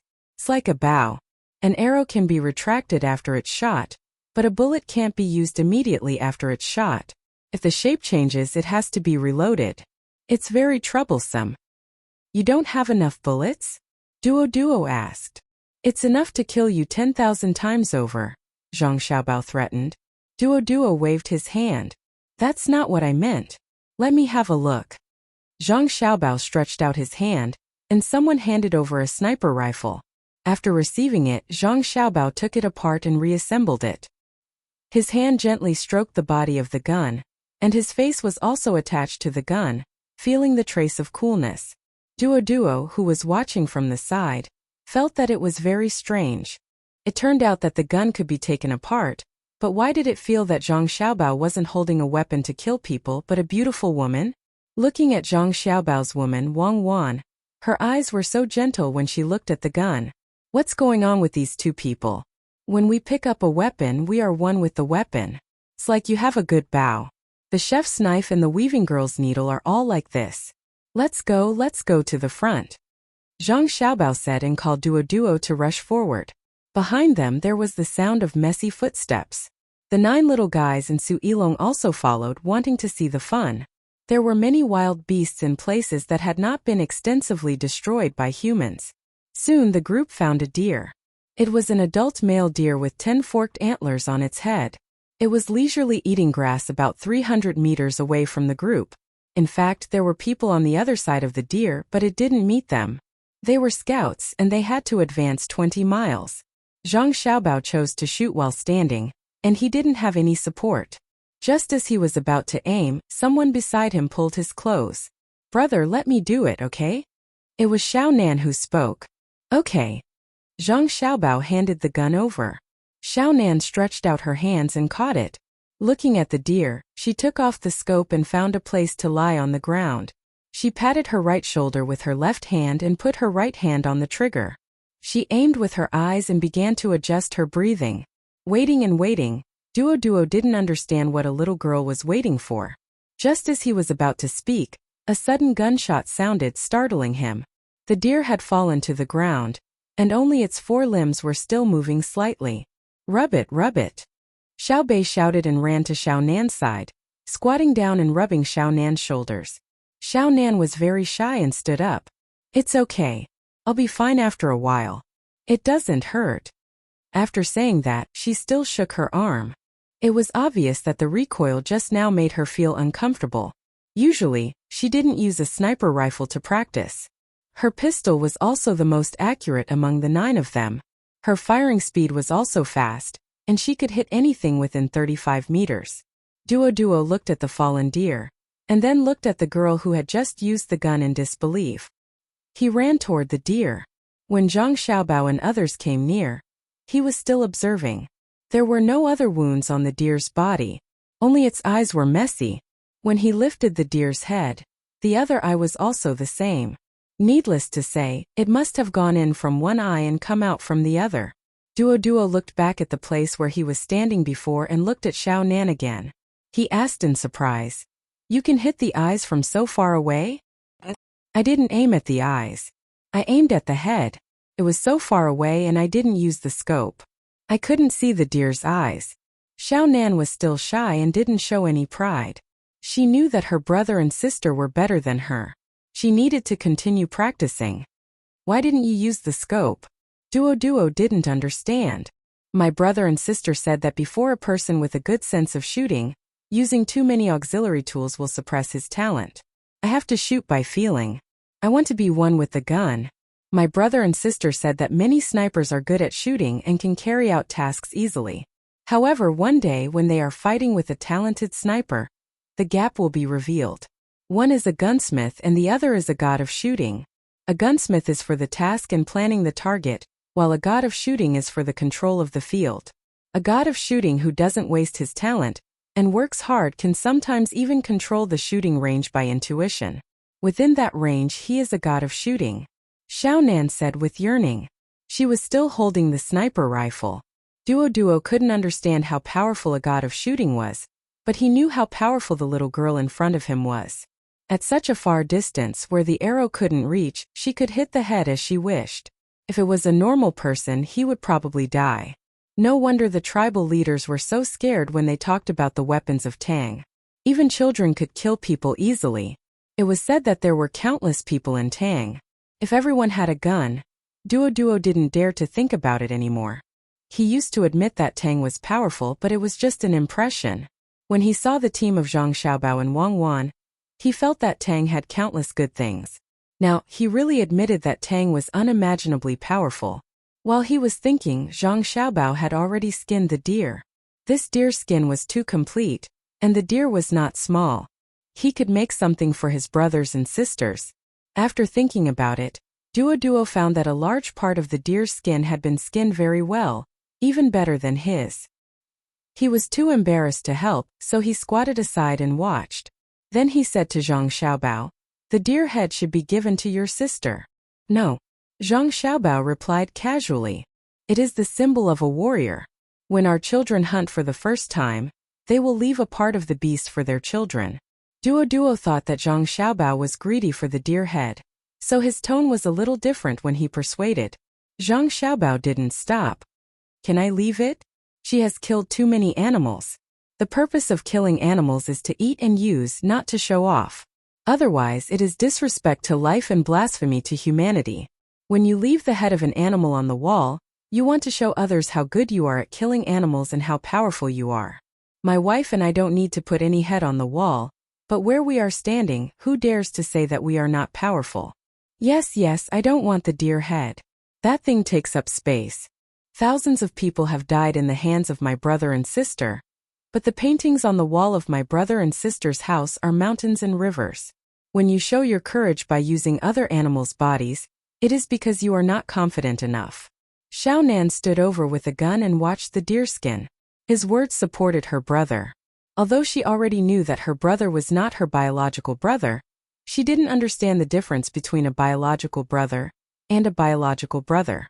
Moreover, she had forgotten the things when she was younger, but she always remembered when Xiaobei gave her candy. So every time someone questioned her brother, she opposed it.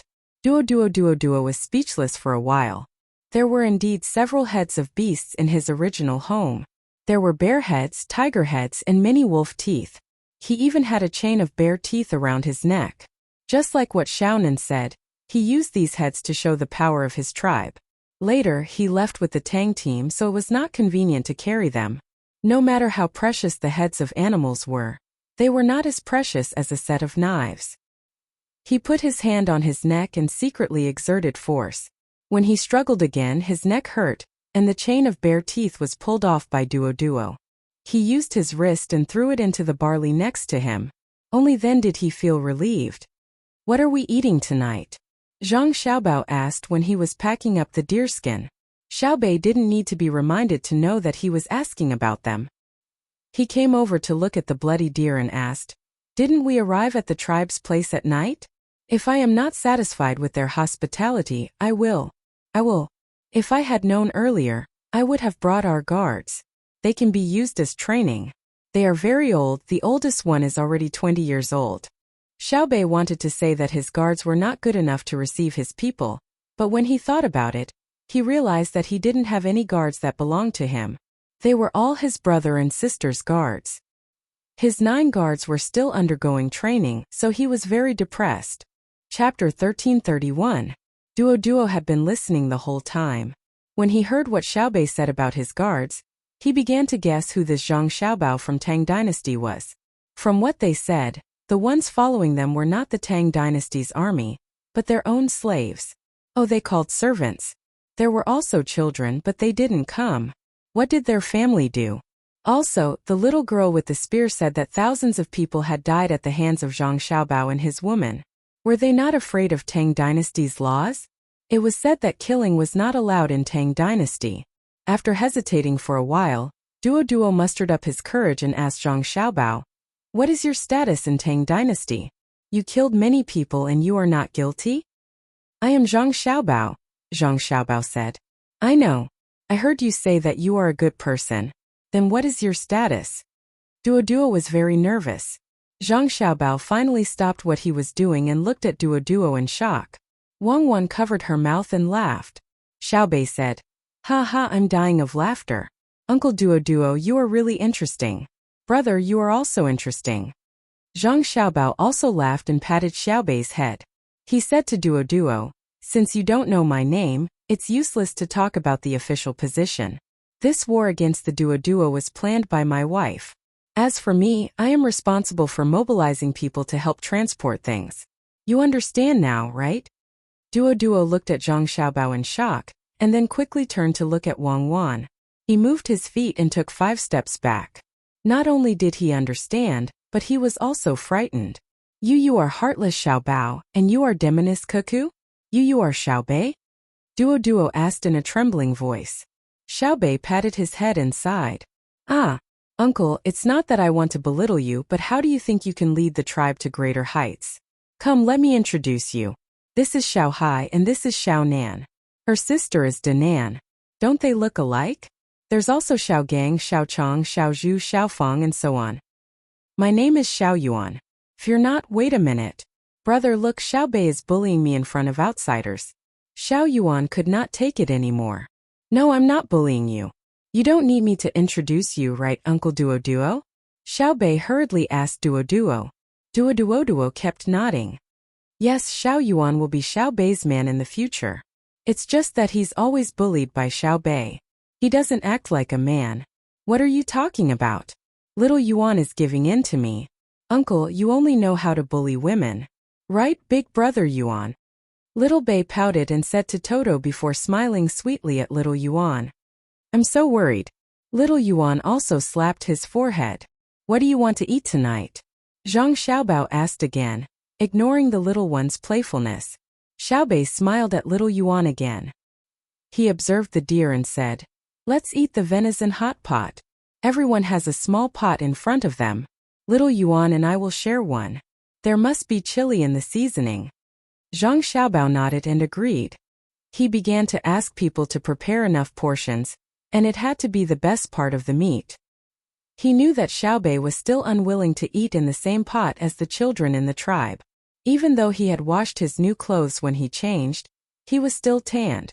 Moreover, he did not undergo hygiene inspection, so Xiaobei was afraid of getting sick. Duo could tell that the children did not like to eat in the same pot as his children, so he could not help but feel a little uncomfortable. However, when he thought about how this person directly started a war against the cannibals, his status was naturally very, very high. So high that he would not have come into contact with him if he did not meet him by chance. Then, he suddenly saw Zhang Xiaobao promise the children to make some hot pot, so he used this as a topic. Zhang Xiaobao, can I call you guys like this? You guys, okay? Xiaobei, do they like to eat meat? You can call me whatever you want, but you can't call me you guys. Sounds awkward to me. You don't have to care too much. My wife and I are actually very kind. Really, okay, I won't say that we are kind. I'll just say that we won't kill you guys. You should believe me, right? When Zhang Xiaobao spoke, he saw the look in Duo's eyes again. Wang Wan was still smiling. She remembered how Xiaobao looked when he said that he was a good person yesterday. When she saw Duo looking over, she quickly tried to become serious and said, Xiaobei and the others like to eat everything. They are not picky about food. You see that they don't eat in the same bowl as your children, right? Wang Wan immediately thought of this question. Duo nodded embarrassedly. Zhang Xiaobao smiled at him to show that he understood, but he still explained, Actually, Xiaobei and the others don't like to eat in the same bowl as other children. It's not that they dislike it, but that they are afraid. We walk around the capital and every place is different. To put it in a more profound way, it's different from bacteria. Something that can make people sick. You locals are already used to it. Xiaobei and the others are children. If they get sick from eating together, it won't be easy to treat them. In fact, we put medicine in the food you eat, including the clothes you change. The purpose is to let you take a bath first. Otherwise, why would we be in a hurry to make new clothes for you? We are all afraid that we will get sick before we can fully adapt to your place. Once the words were said, Duo didn't feel uncomfortable anymore. Who asked them to not be clean enough? It wasn't enough to be looked down upon from the bottom of their hearts. They could wash off the dirt, but they didn't know what to do when they were looked down upon. After feeling comfortable, Duo said to Zhang Xiaobao, Just now, when you said that they were in a dilemma about what to eat, why don't I give you an idea? Let them roast it. Roasted venison is very fragrant. Thank you, but they said that they want to eat hot pot. I'm not in a dilemma. I have to think about how to make them feel comfortable eating it. I'll do it according to the current deer. If the fiber of the meat is thick, I need to cut it thicker and let them cook it slowly in the hot pot. If the fiber of the meat is thin, I need to cut it into very thin slices and let them cook it. Also, what should we put in the soup?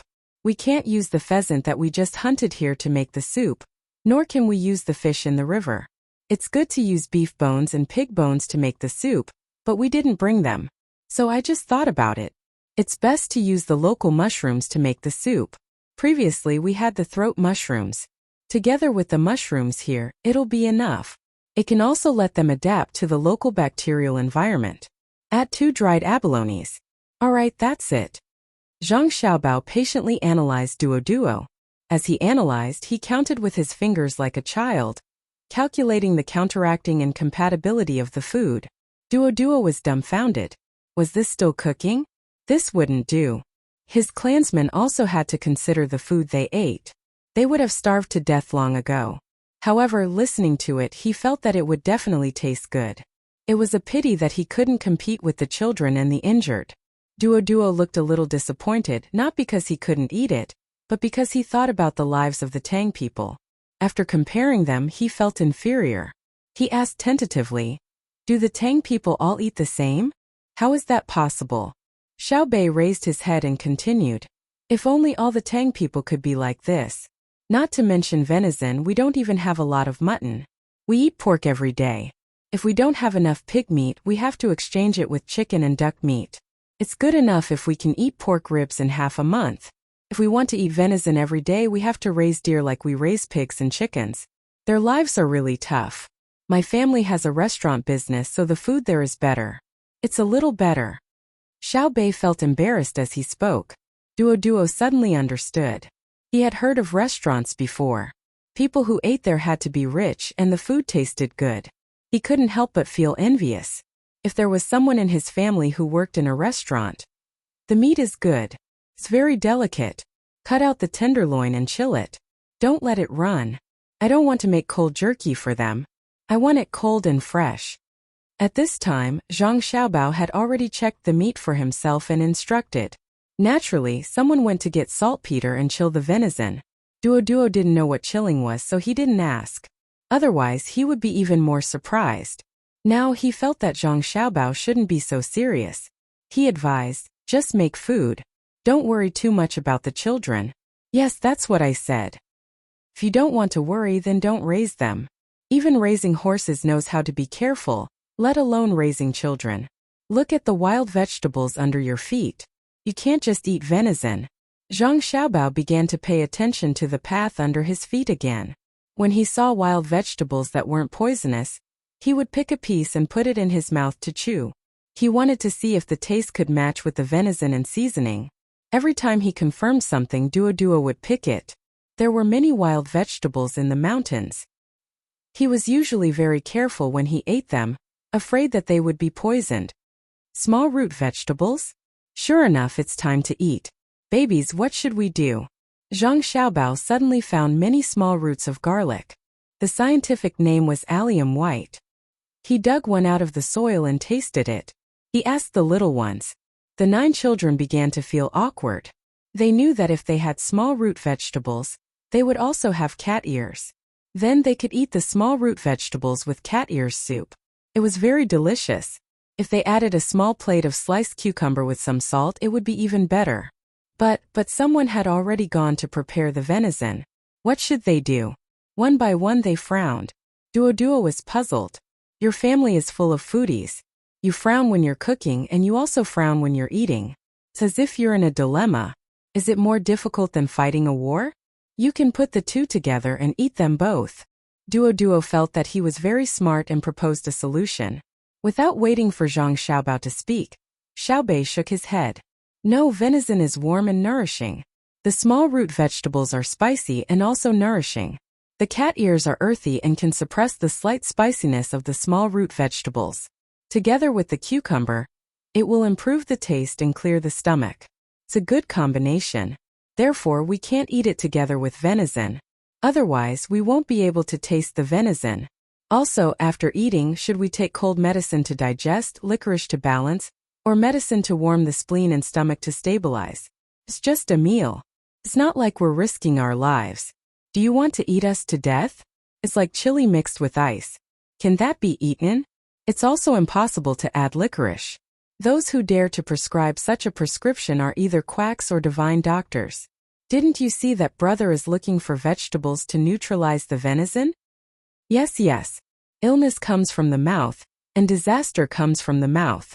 We have to be very careful, Xiaoyuan echoed. Duo didn't understand at all. The only thing he knew was that it wasn't easy for Zhang Xiaobao and the others to eat. It sounded very dangerous. Thinking of the danger, he became nervous again. He said to Zhang Xiaobao, "When we see our big leader, you must not reveal your identities. If the big leader knows who you are, he might want to arrest you." Chapter 1332. Duo spoke very sincerely. After knowing who Zhang Xiaobao and Wang Wan were, he knew the difference between them. They were actually the leaders who started the war against the cannibals. However, he was also worried. This time, the leader of his tribe helped the cannibals once. He thought that the cannibals would succeed, but who knew that the great Tang would be so prepared? Not only did the sneak attack plan fail, but the cannibals were also beaten up. The cannibals did not resist at all and ran away without a trace. Thus, the great Tang troops ran to the tribe and searched. The leader did not dare to resist, but he also searched his small tribe again.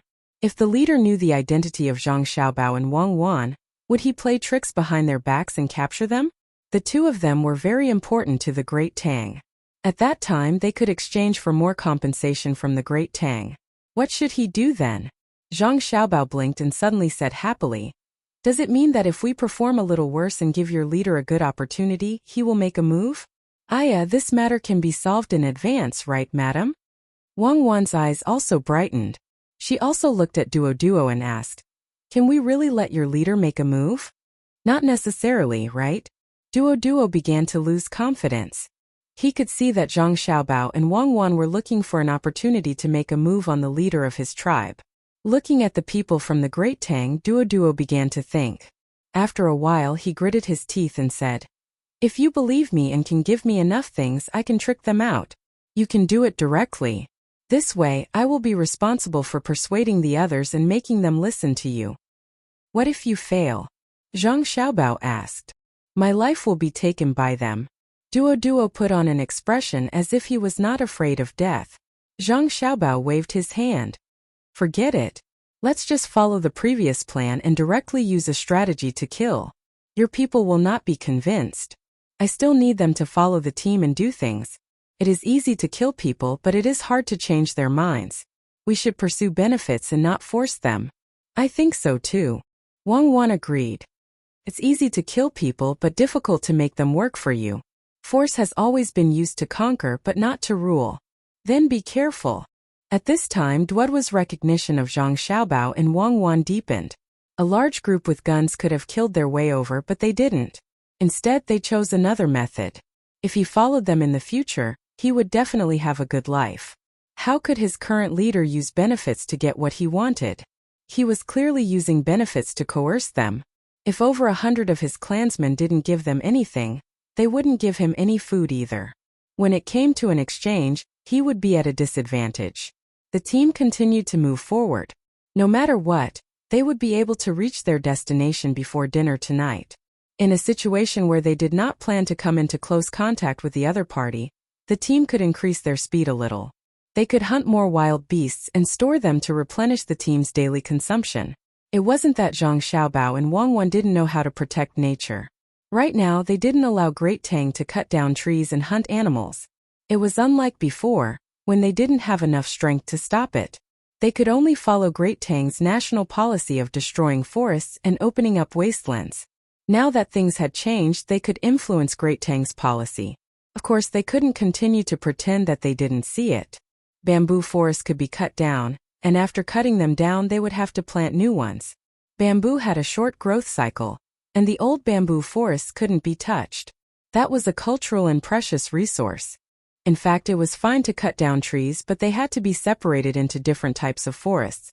Take the old red pine forests, for example.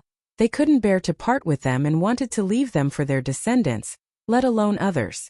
As for opening up wastelands, they had to clear up the wastelands first. How many people did Great Tang have? Wasn't there enough land for them to plant? If they felt that the land was too small, they could just expand. If people came over to plant them, they wouldn't have to pay a single copper coin in taxes. They could even give them subsidies. But this wasn't the Great Tang, and it was impossible to kill all the wild beasts in the area. If 12,000 people could kill all the wild beasts in the area, it meant that the wild beasts had been on the verge of extinction before. This was impossible. The group hunted as they walked. When the scout at the front reported that they were only 5 li away from the other party's settlement, the group stopped to set up camp, cut down trees, dig trenches, set up tents, and start a fire. Duodwa's tribesmen couldn't help with this kind of thing. They could only watch. They saw that the Great Tang's group was very fast and that the camp was built well. You guys seem to be building camp faster than the Great Tang army. After 2 days of observation, Duo finally found this problem. He had seen it once when he was delivering things to the tribe, so he pulled Xiaobei aside and asked.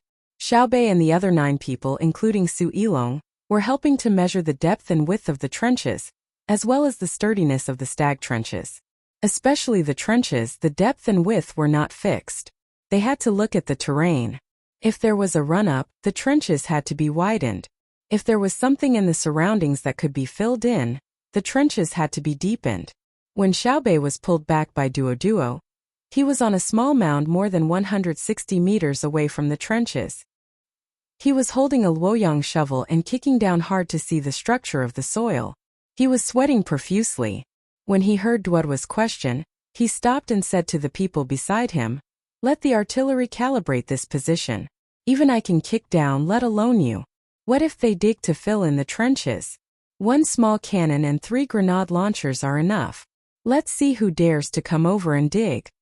Then he turned around and asked, "What are you doing, uncle? I mean, compared to the Great Tang army that came before, you guys look more. It's faster to follow Yanjin, right?" Xiaobei helped Duo say. Duo nodded. "Yes, more rigorous. I've heard of this before." "That's right. They are the army of the imperial court, and we are the private army. What you saw should be the army led by Zhang Shogawei and army supervisor Yang Xixuan. The 2 of them are still passable, and they have the help of 2 third-generation graduates from my family. Don't compare their fighting strength to ours. If we were to fight the 2 of them, even if 10 of them were tied together, it would be like a game for Big Sis. In other words, our 12,000 people can easily defeat 120,000 of theirs. The individual qualities of soldiers are different. Even if I explained it to you, you probably wouldn't understand." Xiaobei took advantage of the time while speaking to take a break. Then he picked up his luoyang shovel and kicked elsewhere. Duo stood in place for a while, stunned. Then he muttered, "In other words, your 10,000 people are more terrifying than their 100,000 people." Back then, they chased less than 6,000 people to the tribe. They clearly knew that there wouldn't be a battle, but they still built the camp like this. It's a waste of effort. Because this is tradition. You can't wait until you think there's danger. If you die on the battlefield because of this, no one will sympathize with you. They will only praise the victor. Zhang Xiaobao's voice suddenly rang out in Duodwa's ear. Duo jumped in fright. Turning back to Zhang Xiaobao, he exhaled and said, "You didn't make any noise when you walked. There's no danger here. Who would dare attack you?" "I changed into rubber shoes and came over to watch others work." Zhang Xiaobao smiled, and then he said to Duo, "Many times in history, when the enemy believed it to be safe, a battle won by a small force. The Great Tang can lose, even if it has advanced weapons. But my wife's and my team cannot lose. Do you want to strike at the confidence of the Great Tang? Defeat our army and capture us. No matter what method you use, whether it's a direct battle or a scheme, as long as you succeed, all the industries of my Great Tang will be in trouble, and the people will be shaken. My wife and I are the symbol of invincibility.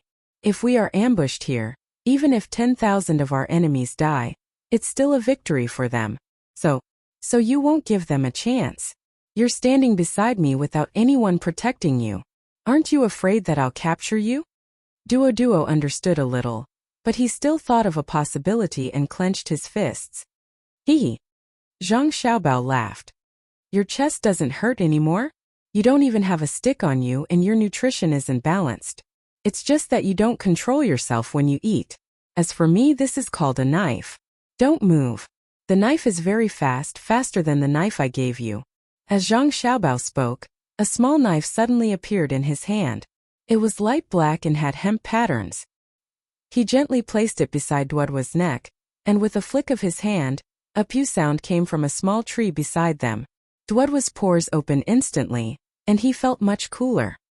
He turned his head to look at the small tree and walked forward. When he got closer, he shivered again.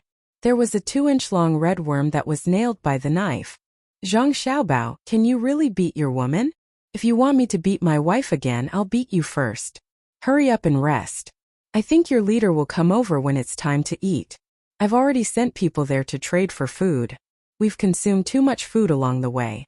Zhang Xiaobao walked over and pulled the knife out of the worm's body. He then took out a white handkerchief and wiped it. The small knife made a light black mark on his hand, and then it suddenly disappeared. Duo looked at Zhang Xiaobao's back as he left. His feet seemed to be glued to the ground, and his expression was blank. He didn't understand what kind of person this person was. When he looked at his smile, he thought that he was very ordinary. He just looked a little better, and he didn't look that strong when he wore clothes. Why did he have the strength, the throwing knife, and the ability to cook good food, but he was willing to eat the same food as his subordinates? The most important thing was that he was afraid of women. As long as his woman Wang Wan looked at him that way, he would smile. "If I smile with my women, what will it be like? He's not like a man. He's so powerful, but he's afraid of women. Maybe only his women can understand him." Duo muttered to himself. He found that he really couldn't evaluate Zhang Xiaobao with what he knew. "In fact, I don't know him very well. I only know a part of him. Of course, he doesn't know me completely, but he definitely knows me more than I know him. I plan to use my life to understand him. Don't just stand there. Organize your people. Your leader is here." Wang Wan's voice was the same as Zhang Xiaobao's. She suddenly sounded behind Duo. Then she caught up with Zhang Xiaobao, who was holding a stick, and said to him, "Brother Simodomo, he Luofoche Hoemo Wu has come in person. He only brought 25 people with no weapons. It's really strong." Zhang Xiaobao swung it a few times, but it didn't break. He praised it and then asked Wang Wan, "Who? What do they do?" "The local leader." Wang Wan also came over and kicked the side of the deer. "Aren't they the Mish tribe? There's no Mish in their name. Others call them Mish just like the Japanese call us Shina. Do you have Shina behind your name? Who dares to call me that? I'll let him know why flowers. How many eyes does Ma Wangyi have? Japan was originally called Neon, okay? Later, our Chinese people were magnanimous and thought that their sun rose first, so they called it Neon. Unfortunately, this Neon name became derogatory in our time. I feel sad for them. Come with me to meet some Moda people." Zhang Xiaobao threw down the stick and walked in the direction Wang Wan pointed. Chapter 1333. Zhang Xiaobao and the leader of the local tribe Seymour Domo He, Luofach. When the two of them met, they didn't shake hands or hug each other. They didn't even get close to each other. The two of them were 10 meters apart. Zhang Xiaobao sat on a chair with his back facing the south. Seymour Domo He only had a stool and sat facing the north. When he looked at Zhang Xiaobao, he had to look up. It was not that Zhang Xiaobao was deliberately making things difficult for him. It was the rules that represented the dignity of the Tang Empire. How could a leader of a small tribe be on the same level? He was already being merciful by not making him kneel. As for why they could put their arms around each other's shoulders when they met, it was to show that they were close. When to be close and when to be dignified was decided by the person in charge. It was also decided by strength. At this moment, Zhang Xiaobao decided to be dignified. After all, thunder and rain were the grace of the emperor. Seymour Domo He below? Luofach. Brother Hema Wu, why are you here? Zhang Xiaobao asked in a sarcastic tone. Seymour Domo He? Luofach. Brother Hema Wu felt very uncomfortable when he heard this. He was not your subordinate. What right do you have to treat me like this? Although he was unconvinced, Seymour Domo He showed a respectful expression and replied, "We see that the envoy from your country has traveled a long way and have worked hard. Therefore, we are here to greet you personally." After he finished speaking, he raised his head and looked at them, as if he was here to visit them, giving them a sense of being neither servile nor overbearing. Zhang Xiaobao, who was sitting on the chair, sneered. "Haha, we are not here to visit you. We are here to kill. Since we are here, someone must die." Seymour Domo, he took a deep breath and forced a smile. He asked, "Who do you want to die?" "Those who stare at us die. Those who bare their teeth at us die. Those who are disrespectful to us die. Those who do not listen to us die. Those who make me uncomfortable when they smile at us die. Come, Seymour Domo, he give me a smile." Zhang Xiaobao rested one leg on the armrest of the chair and leaned against it, casually saying to Seymour Domo he. Beside him, someone had already raised his gun and aimed it at Seymour Domo. Seymour Domo felt deeply humiliated.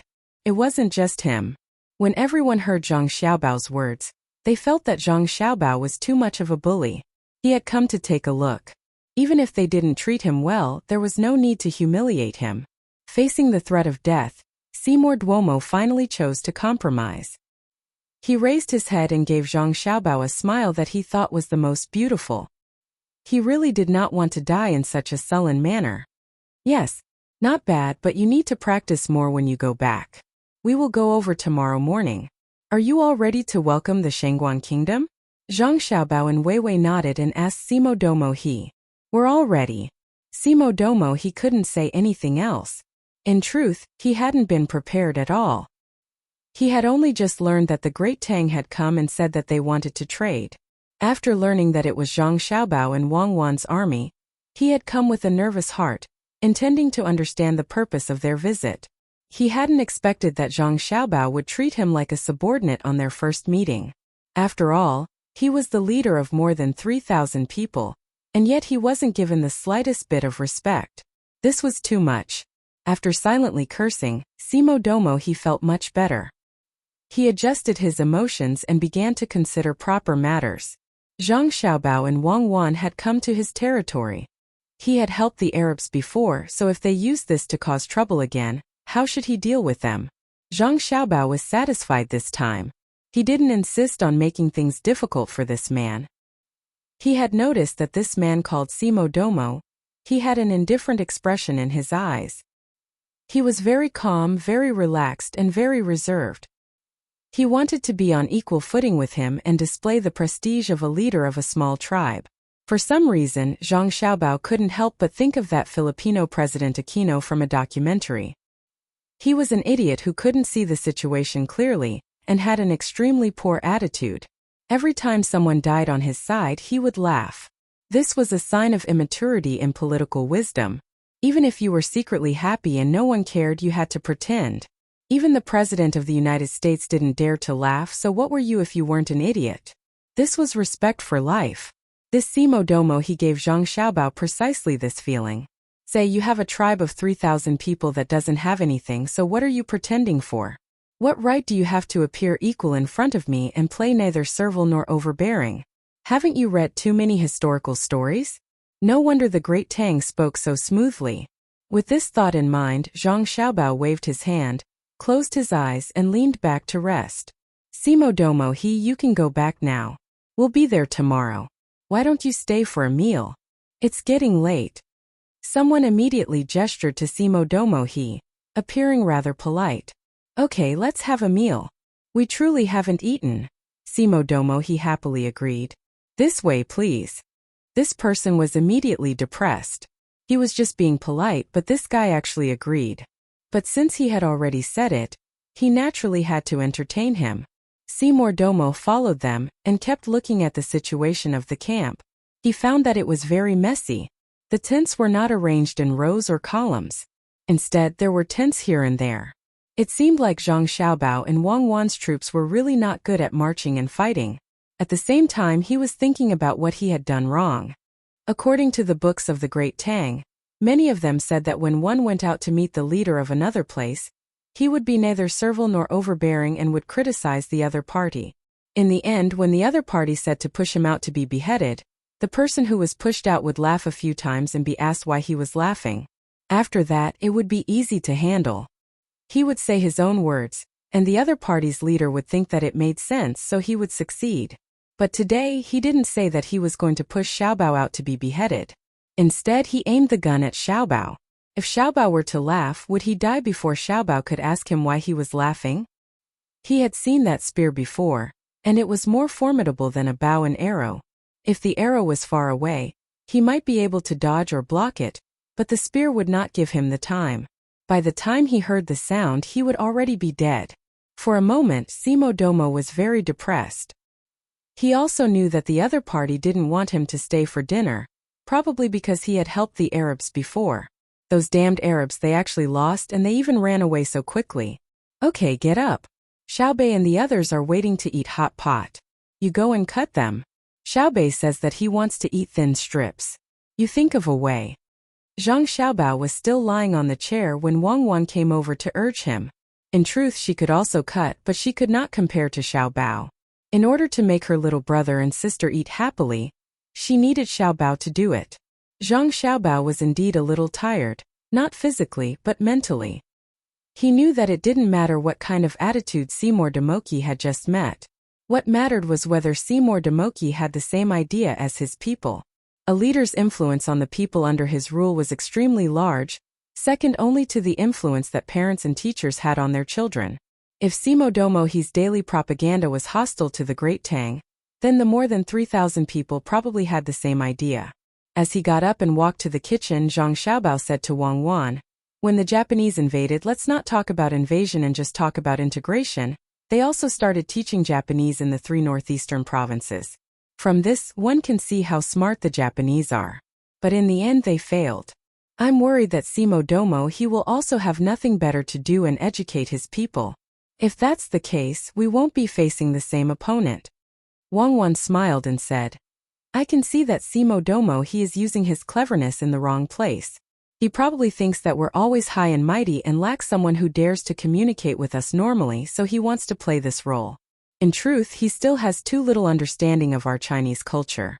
There's no such thing as equality, and no leader would be so cheap, including Li Longji. We really do treat him this way, but it's not because he lacks feelings in this aspect. It's because we can provide him with benefits." He laughed and was very happy when Xiaobei stole food from him. But without us, Xiaobei wouldn't have had a chance to steal food. Even if he did, would he still be happy? He's being magnanimous by not teaching Xiaobei a lesson, but he'll definitely teach Xiaobei's family a lesson. If Xiaobei was an ordinary person, Li Longji would teach a lesson to the local officials. As for us, we can communicate with the people of Tang equally, but Simo Domo he thinks that we're used to being high and mighty, so he wants to give us a special impression. Pooh. Well said. Where's the meat? Zhang Xiaobao had already arrived at the big tent that served as the kitchen. He saw the washed wild vegetables, but he couldn't find the meat that he wanted to cut.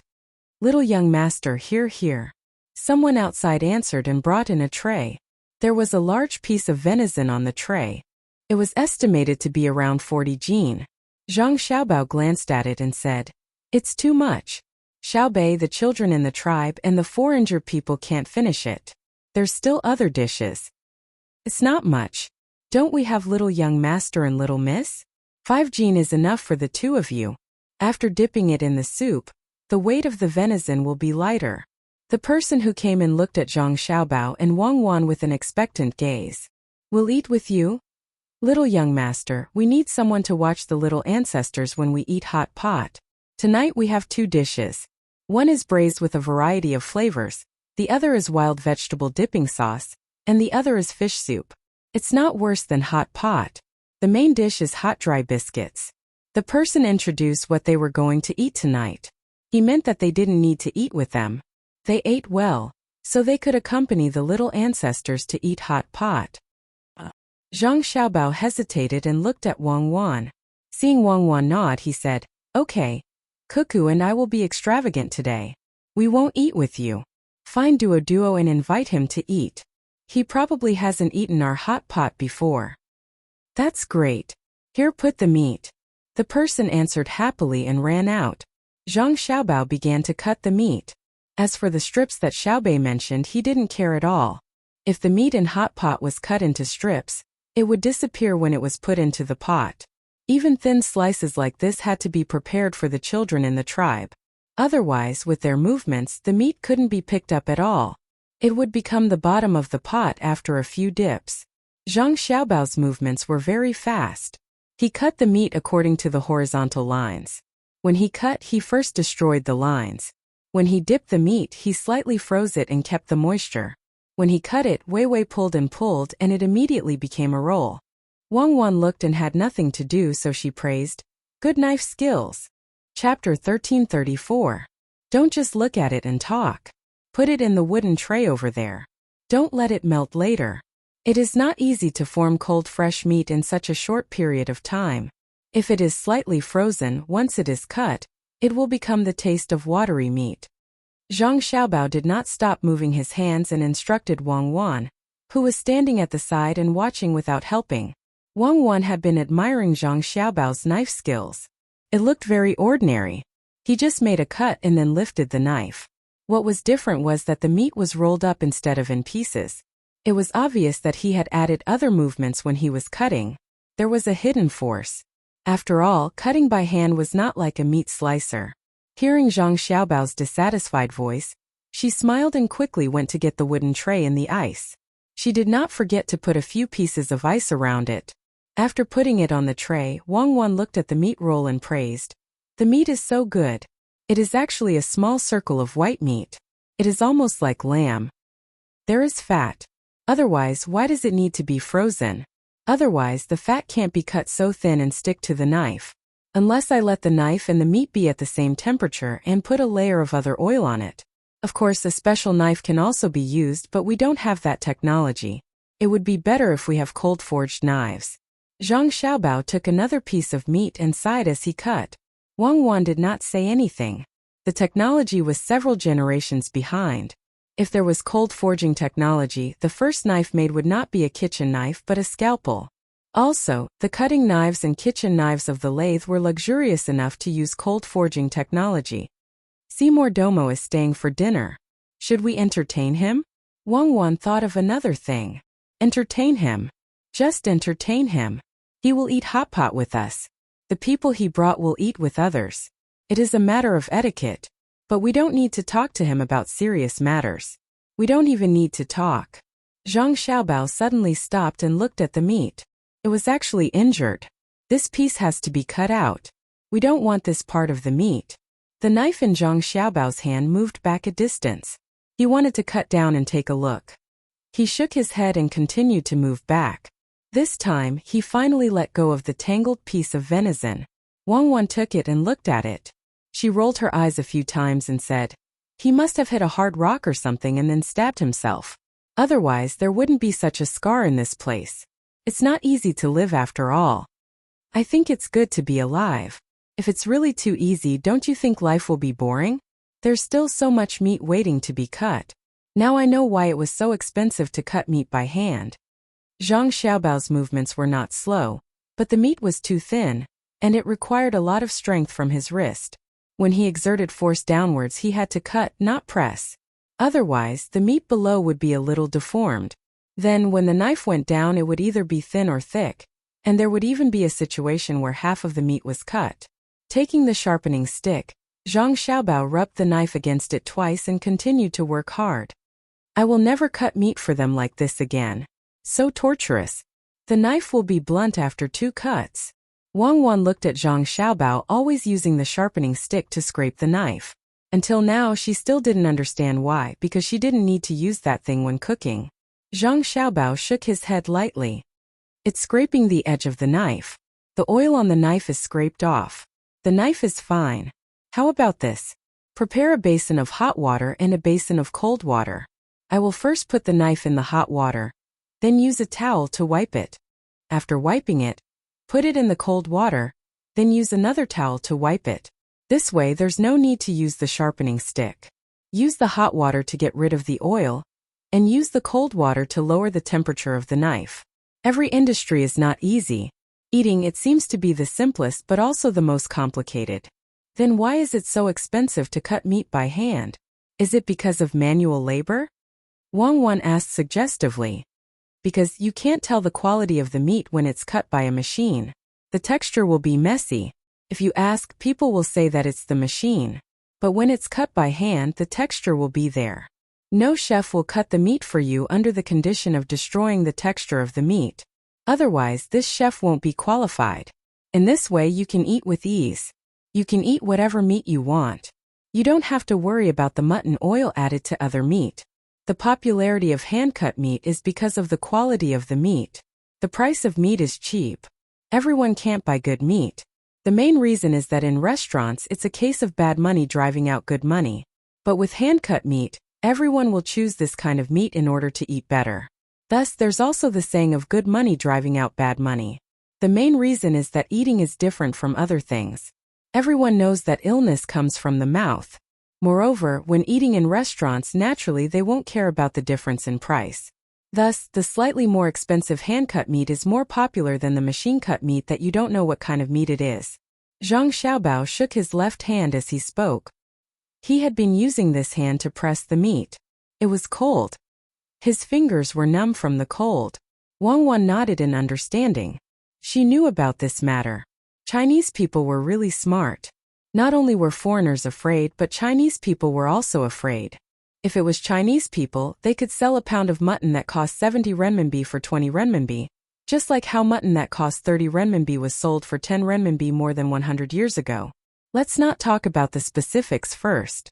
Just talk about the similar taste and how low the cost of the food was. Thus, Chinese people were afraid. Generally, they would go to Muslim to buy beef and mutton and cut it themselves at home. It was very ironic. They were religious people who should be restrained and rejected, but they had no choice but to go to other people's places to buy things because no one dared to sell fake meat in that place. That was ethnic conflict and people would die. Selling things to foreign countries in terms of the same quality was still very cheap. What made the foreign industry even more afraid was that China's exports were much lower in quality, but the price was much lower. Yes, the quality was indeed not very good, but the price was cheap. If it was a car, quality was very important. But what quality did disposable tableware need? It was thrown away after eating. Are we Chinese people really the scourge of this planet? Wang Wan found it funny and asked. China is the scourge of the entire universe, so let the Chinese people rule this planet first, and then scourge the universe. The others can't do it all and can only suffer losses. The people of this deer are really good. The meat is delicate. If you look at it under the setting sun, it's like the texture of a cloth. Zhang Xiaobao pinched a piece of meat and looked at it under the light. Wang Wan came over to take a look and nodded. It's really good. It exercises all year round, and it's different from other animals. It's especially better than wild boar meat. The fiber is not so thick, but it's a pity that there's no marbling. If you didn't deliberately let people put some fat, you wouldn't even see a bit of white when you cut it. Marbling, it's nothing more than the ratio of protein to fat. That's other people's rules, not our Chinese rules. If you take 5A beef, other than making steak, can you stir-fry it and eat it? If you cut it along the texture, you'll separate the fat from the thin. If you don't and cut it horizontally, then fine, let's not eat the shredded meat. Eat the foam, it will break. It's a matter of eating habits. It's not always good when others say it's good, unless it's specially sold to them. It's like eating fish and crabs. Do people in England eat crabs? Do people in America eat carp? There are a lot of thorns. But in China, if you have wild crabs and carp, they're very expensive. The English think it's hard to eat crabs. Lobsters are all peeled by the chef. We don't need it, we have special tools to eat it. There are 8 pieces of crabs, it's very delicious. And carp, of course, people in America don't eat it. It's very earthy and there are too many thorns. Why? Because the way they eat it is simple. Children in China know to spit out the thorns when they eat fish from a young age. They don't wait for their parents to remove the thorns and fry the fish with breadcrumbs.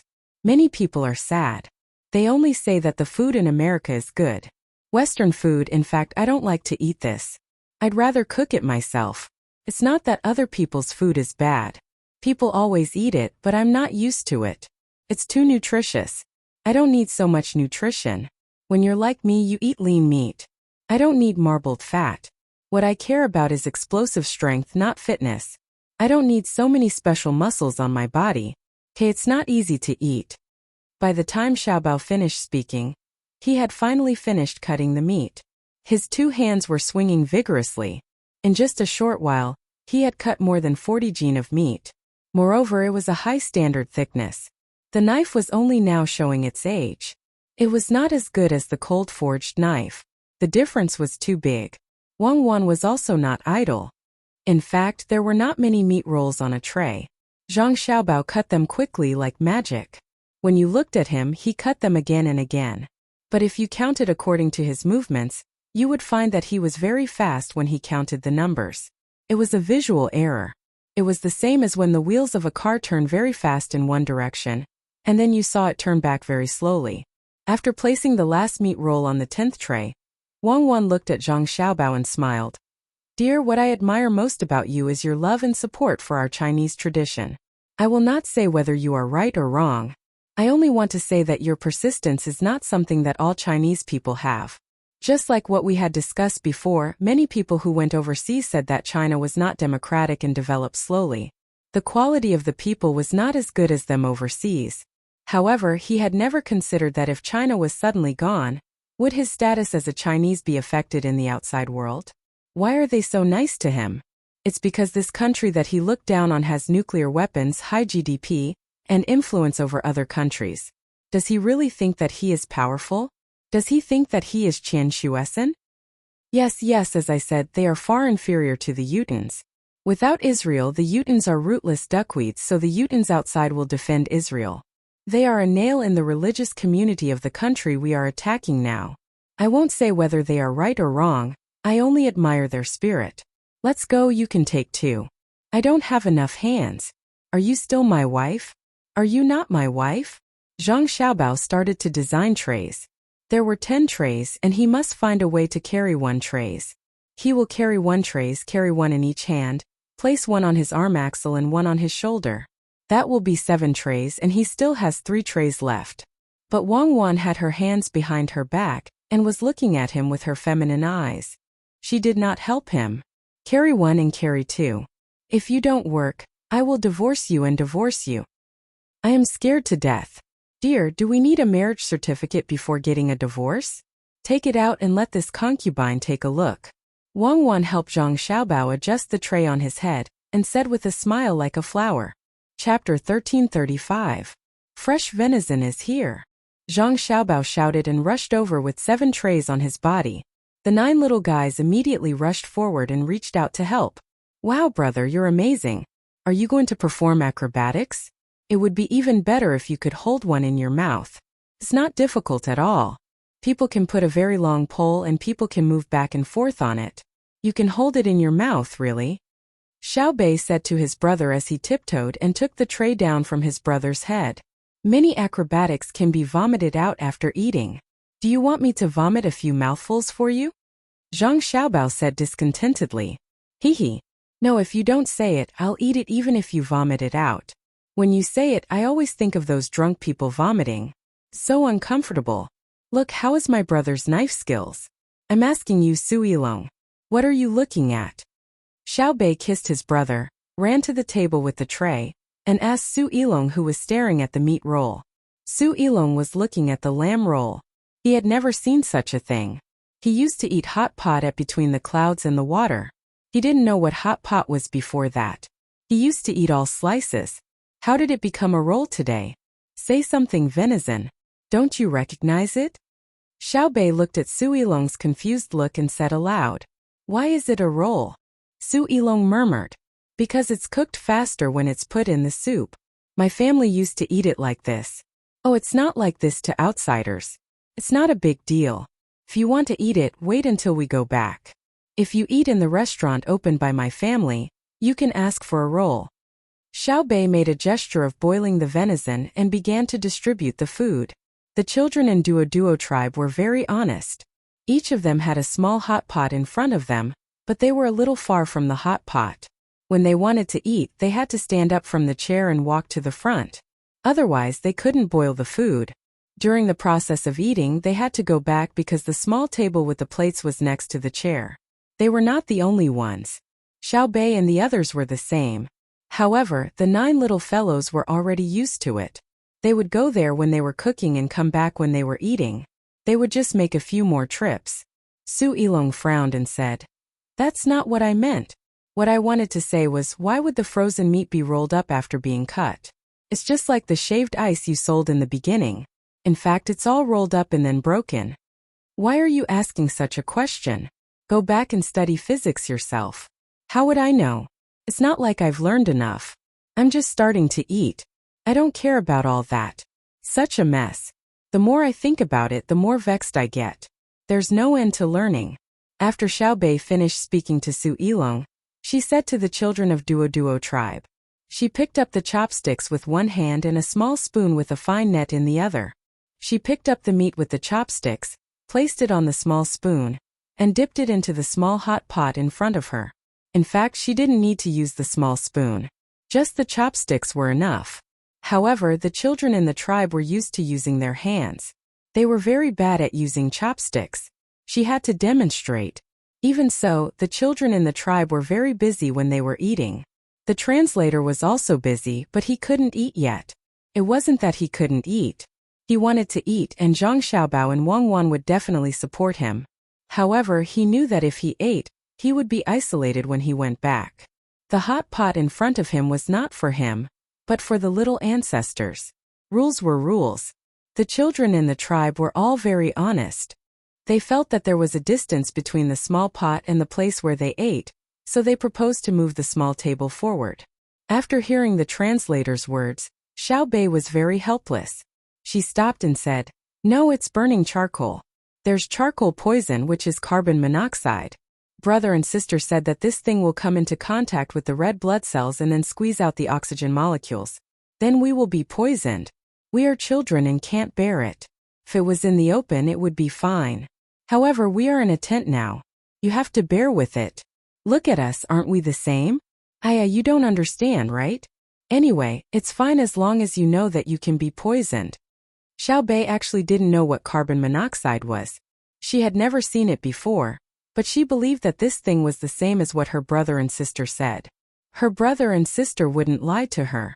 If they said that it was impossible, it was definitely impossible. Furthermore, it was definitely related to her body, not a matter of money. Xiaobei still had some impression of throwing the big pearls on the marble floor when she was young. She couldn't understand why she did that back then. Now the big pearls were still at home. It was probably good luck that they threw them for fun. She wouldn't throw them again. That was money. Her brother and sister were really too much. They let her and the others throw such big pearls to play with. She hoped that her younger brothers and sisters wouldn't break them now. Luckily, there was a house and they could play inside. However, they shouldn't break the glass. Pee and the like were unavoidable. That was Agarwood. When she thought of the things she used in the past being ruined by her younger brothers and sisters, Xiaobei didn't know what to do. She pursed her lips and ate a mouthful of venison. "What's wrong with our family's most lively Xiaobei?" Zhang Xiaobao didn't pay attention to Simo Duomo, who was eating hot pot with them. He just smiled at Duo and then focused on his younger brothers and sisters. "I'm thinking about the problem of the house," Xiaobei said very honestly. Wang Wan was stunned for a moment and tried hard to think of a house. Zhang Xiaobao immediately said, "When I first made a house for you, my thoughts were very simple. It was to let my younger brothers and sisters have their own space. The price didn't matter. How much money could be exchanged for the happy smiles of my younger brothers and sisters? Yes, that was the best house in Tang. Even your emperor uncle was jealous. Today, it was the only one in the world with a Mercury dynamic balance foundation and a back connection structure. It was the only one in the world with a chain design. It was the only one in the world with a self-floating water supply structure. It was the only one in the world with a constant temperature heating and air-changing system. Back then, our Grandpa Bai and the others kept an eye on your house all day because they knew that your sister and I would always put the most advanced things in your house. The most important thing was the wood agarwood. In fact, it wasn't valuable. What was valuable was its concept. Now, do you want to know what the house that Jiziang Grui is using now looks like? Do you want to know how safe it is for them to play in it? Yes. The 9 little guys shouted in unison. They could also go in now, but the height was a little low. However, this house was very big and was also relatively high. If the adults didn't straighten up when they went in, they wouldn't hit their heads. What house? Simo Domo suddenly interrupted. He felt that he was left out. It has nothing to do with you. Anyway, don't expect the children in your tribe to live there. That house is ours. The function of the house, if I say it out loud, you will be scared to death. The function is the place to use it. Anyway, you don't understand. Brother, hurry up and tell us, what has become of the house now? Xiao Bei explained to Simo Domo, then shook his head. He felt that he shouldn't say it. The other party wouldn't understand. Zhang Xiaobao answered under the anticipation of his younger brothers and sisters. There are more things in the house now. One is the oxygen supply and the other is the battery heating. Why? Yes, why? Xiao Bei asked very cooperatively. Then she stared at her brother with her big eyes. What she meant was that she had cooperated with him once. Next time, she wouldn't cooperate with him at a critical moment. Moi. Zhang Xiaobao kissed his sister hard. This kind of silent communication was the most intimate. Others only thought that his sister was asking questions, but he knew that his sister wasn't asking questions. She was angry. It was a big favor for her to compromise for him. Brother, if you don't say it, I will tell my mother, grandfather, and grandmother when we go home. I will say that you are deliberately keeping them in suspense. Let's see who they will side with. Humph. Xiao Bei threatened again. You should tell your emperor and let him control your brother, Simo Domo said to Xiao Bei as if they were close friends. Xiao Bei turned his head and pursed his lips. Are you stupid? I was just saying it to my brother, but you took it seriously. If I took it seriously, it would be useless no matter who I looked for. Even if I looked for my grandparents, they would tell me to beat your brother when we see him. In the end, when we really saw him, we couldn't wait to feel sorry for him. Do you think I am stupid? This is a disease that needs to be treated. Brother, tell us quickly. We are all waiting. Ha ha ha ha. Zhang Xiaobao laughed heartily and kissed his sister again. He said, as expected of the person in charge of foreign affairs. You are indeed amazing. Good, let me tell you. Now Jiziangrui is using your original house. There is a separate sealing system inside. That is, when the overall pressure from the outside is too strong, the house will be completely sealed immediately. Air can only go out but not in. Even the Tang Empire's Ministry of Works doesn't have such a thing. They use an automatic response system that your sister specially designed. There are oxygen cylinders inside. When there is an external force, they will open in a chain. The principle is very simple. It is a passive lever structure and gears. Now, your sister and I are researching the light sensor system. That is, when the outside is dark, the house will immediately light up. There are batteries and light bulbs. This technology will scare people to death if it is taken out now. Unfortunately, it will not be able to be automatically controlled by computers in the next few decades. This is the regret of your sister and I. The house is also equipped with a small battery power propulsion system. It can move on its own on water.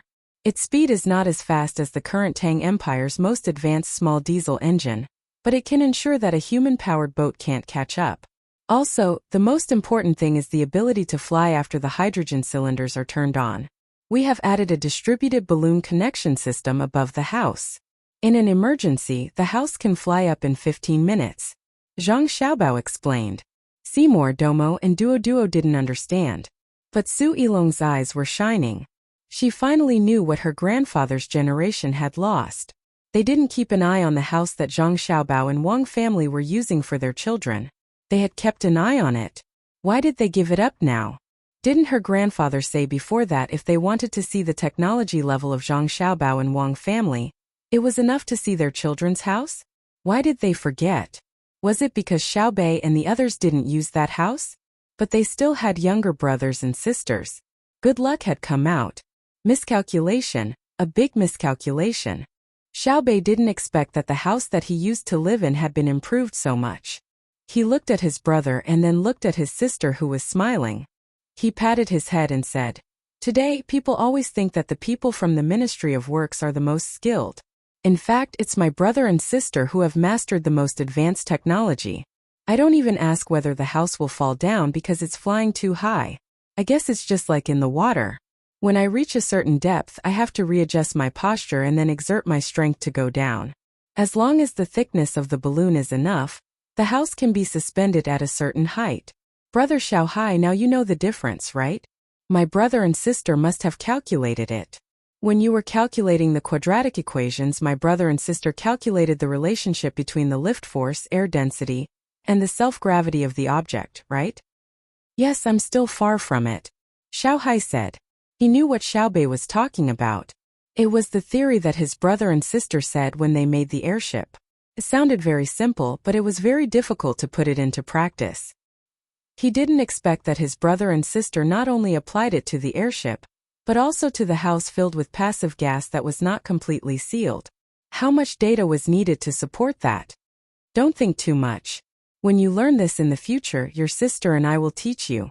When we can't teach you anymore, it means that the technology of the Tang Empire has reached a certain height. Remember, never be proud and complacent, because the knowledge that you are proud of is actually the common sense of many people. When you think that you can stand at the peak of the world because of this bit of knowledge, those who regard this as common sense will think that you are so insignificant in the starry sky. When Zhang Xiaobao talked to his younger brothers and sisters with a smile, he picked up some bean sprouts with his chopsticks and put them into the mushroom soup. Normally, one shouldn't put bean sprouts into the mushroom soup when eating. However, when cooking meat, bean sprouts must be added, because it could remove the smell of meat with its own earthy smell. It was very magical. Xiaobei and the others began to ladle the soup into the small pot in front of them. They didn't forget to teach the children in the tribe. Most importantly, each of them was given 2 ounces of yellow wine, which was being boiled in the big pot. They could drink it when it was warm. When used as a medicine, yellow wine was neither harmful nor harmful. That was to say, for many medicines that require people to abstain from alcohol, it was fine to drink less yellow wine, because it could exist in the form of non-alcohol. It was a seasoning. If it was like the formula of the Yunnan Baiyao brought by Zhang Xiaobao and Wang Wan, it was fine to drink yellow wine, because it could promote the efficacy of the medicine as wine. When it came to eating seafood with wine, Western cuisine used red wine, but it wasn't very good because there would always be allergies. Chinese cuisine used white wine, but it wasn't very good because there would still be cases of stomach upset even if you ate a lot of garlic. The most authentic was yellow wine, drunk shrimp, and drunk crab. If you said that you were drunk with red wine and white wine, it was not to ridicule you, but it was indeed more disgusting than drinking dry red wine mixed with Sprite. This was no longer a matter of taste, this was a matter of the intelligence of the entire family. Starting from your grandfather, there probably wasn't anyone with a high IQ. In this regard, Zhang Xiaobao didn't have to say anything, and Wang Wan handled it very well. She let her younger brothers and sisters drink some yellow wine, which was good for their health. Of course, if you drank too much, the after effects would be very strong. Simo Domo listened to them speak and watched them eat and drink. He also learned from them. The food was indeed very delicious, especially the dozens of seasonings. He felt dizzy just looking at them and didn't know how to choose. After that, he looked at the children and realized what seasonings Xiaobei and the others used, so Simo Domo followed suit. But what he didn't know was that Xiaobei and the others didn't use the same seasonings for everything. They would ask someone to bring a new bowl at any time, and then mix it according to the type of food. Zhang Xiaobao was also eating. As he ate, he felt that it was about time, so he asked Simo Domo, "We don't know each other very well. Can we hold a few competitions to improve our relationship?"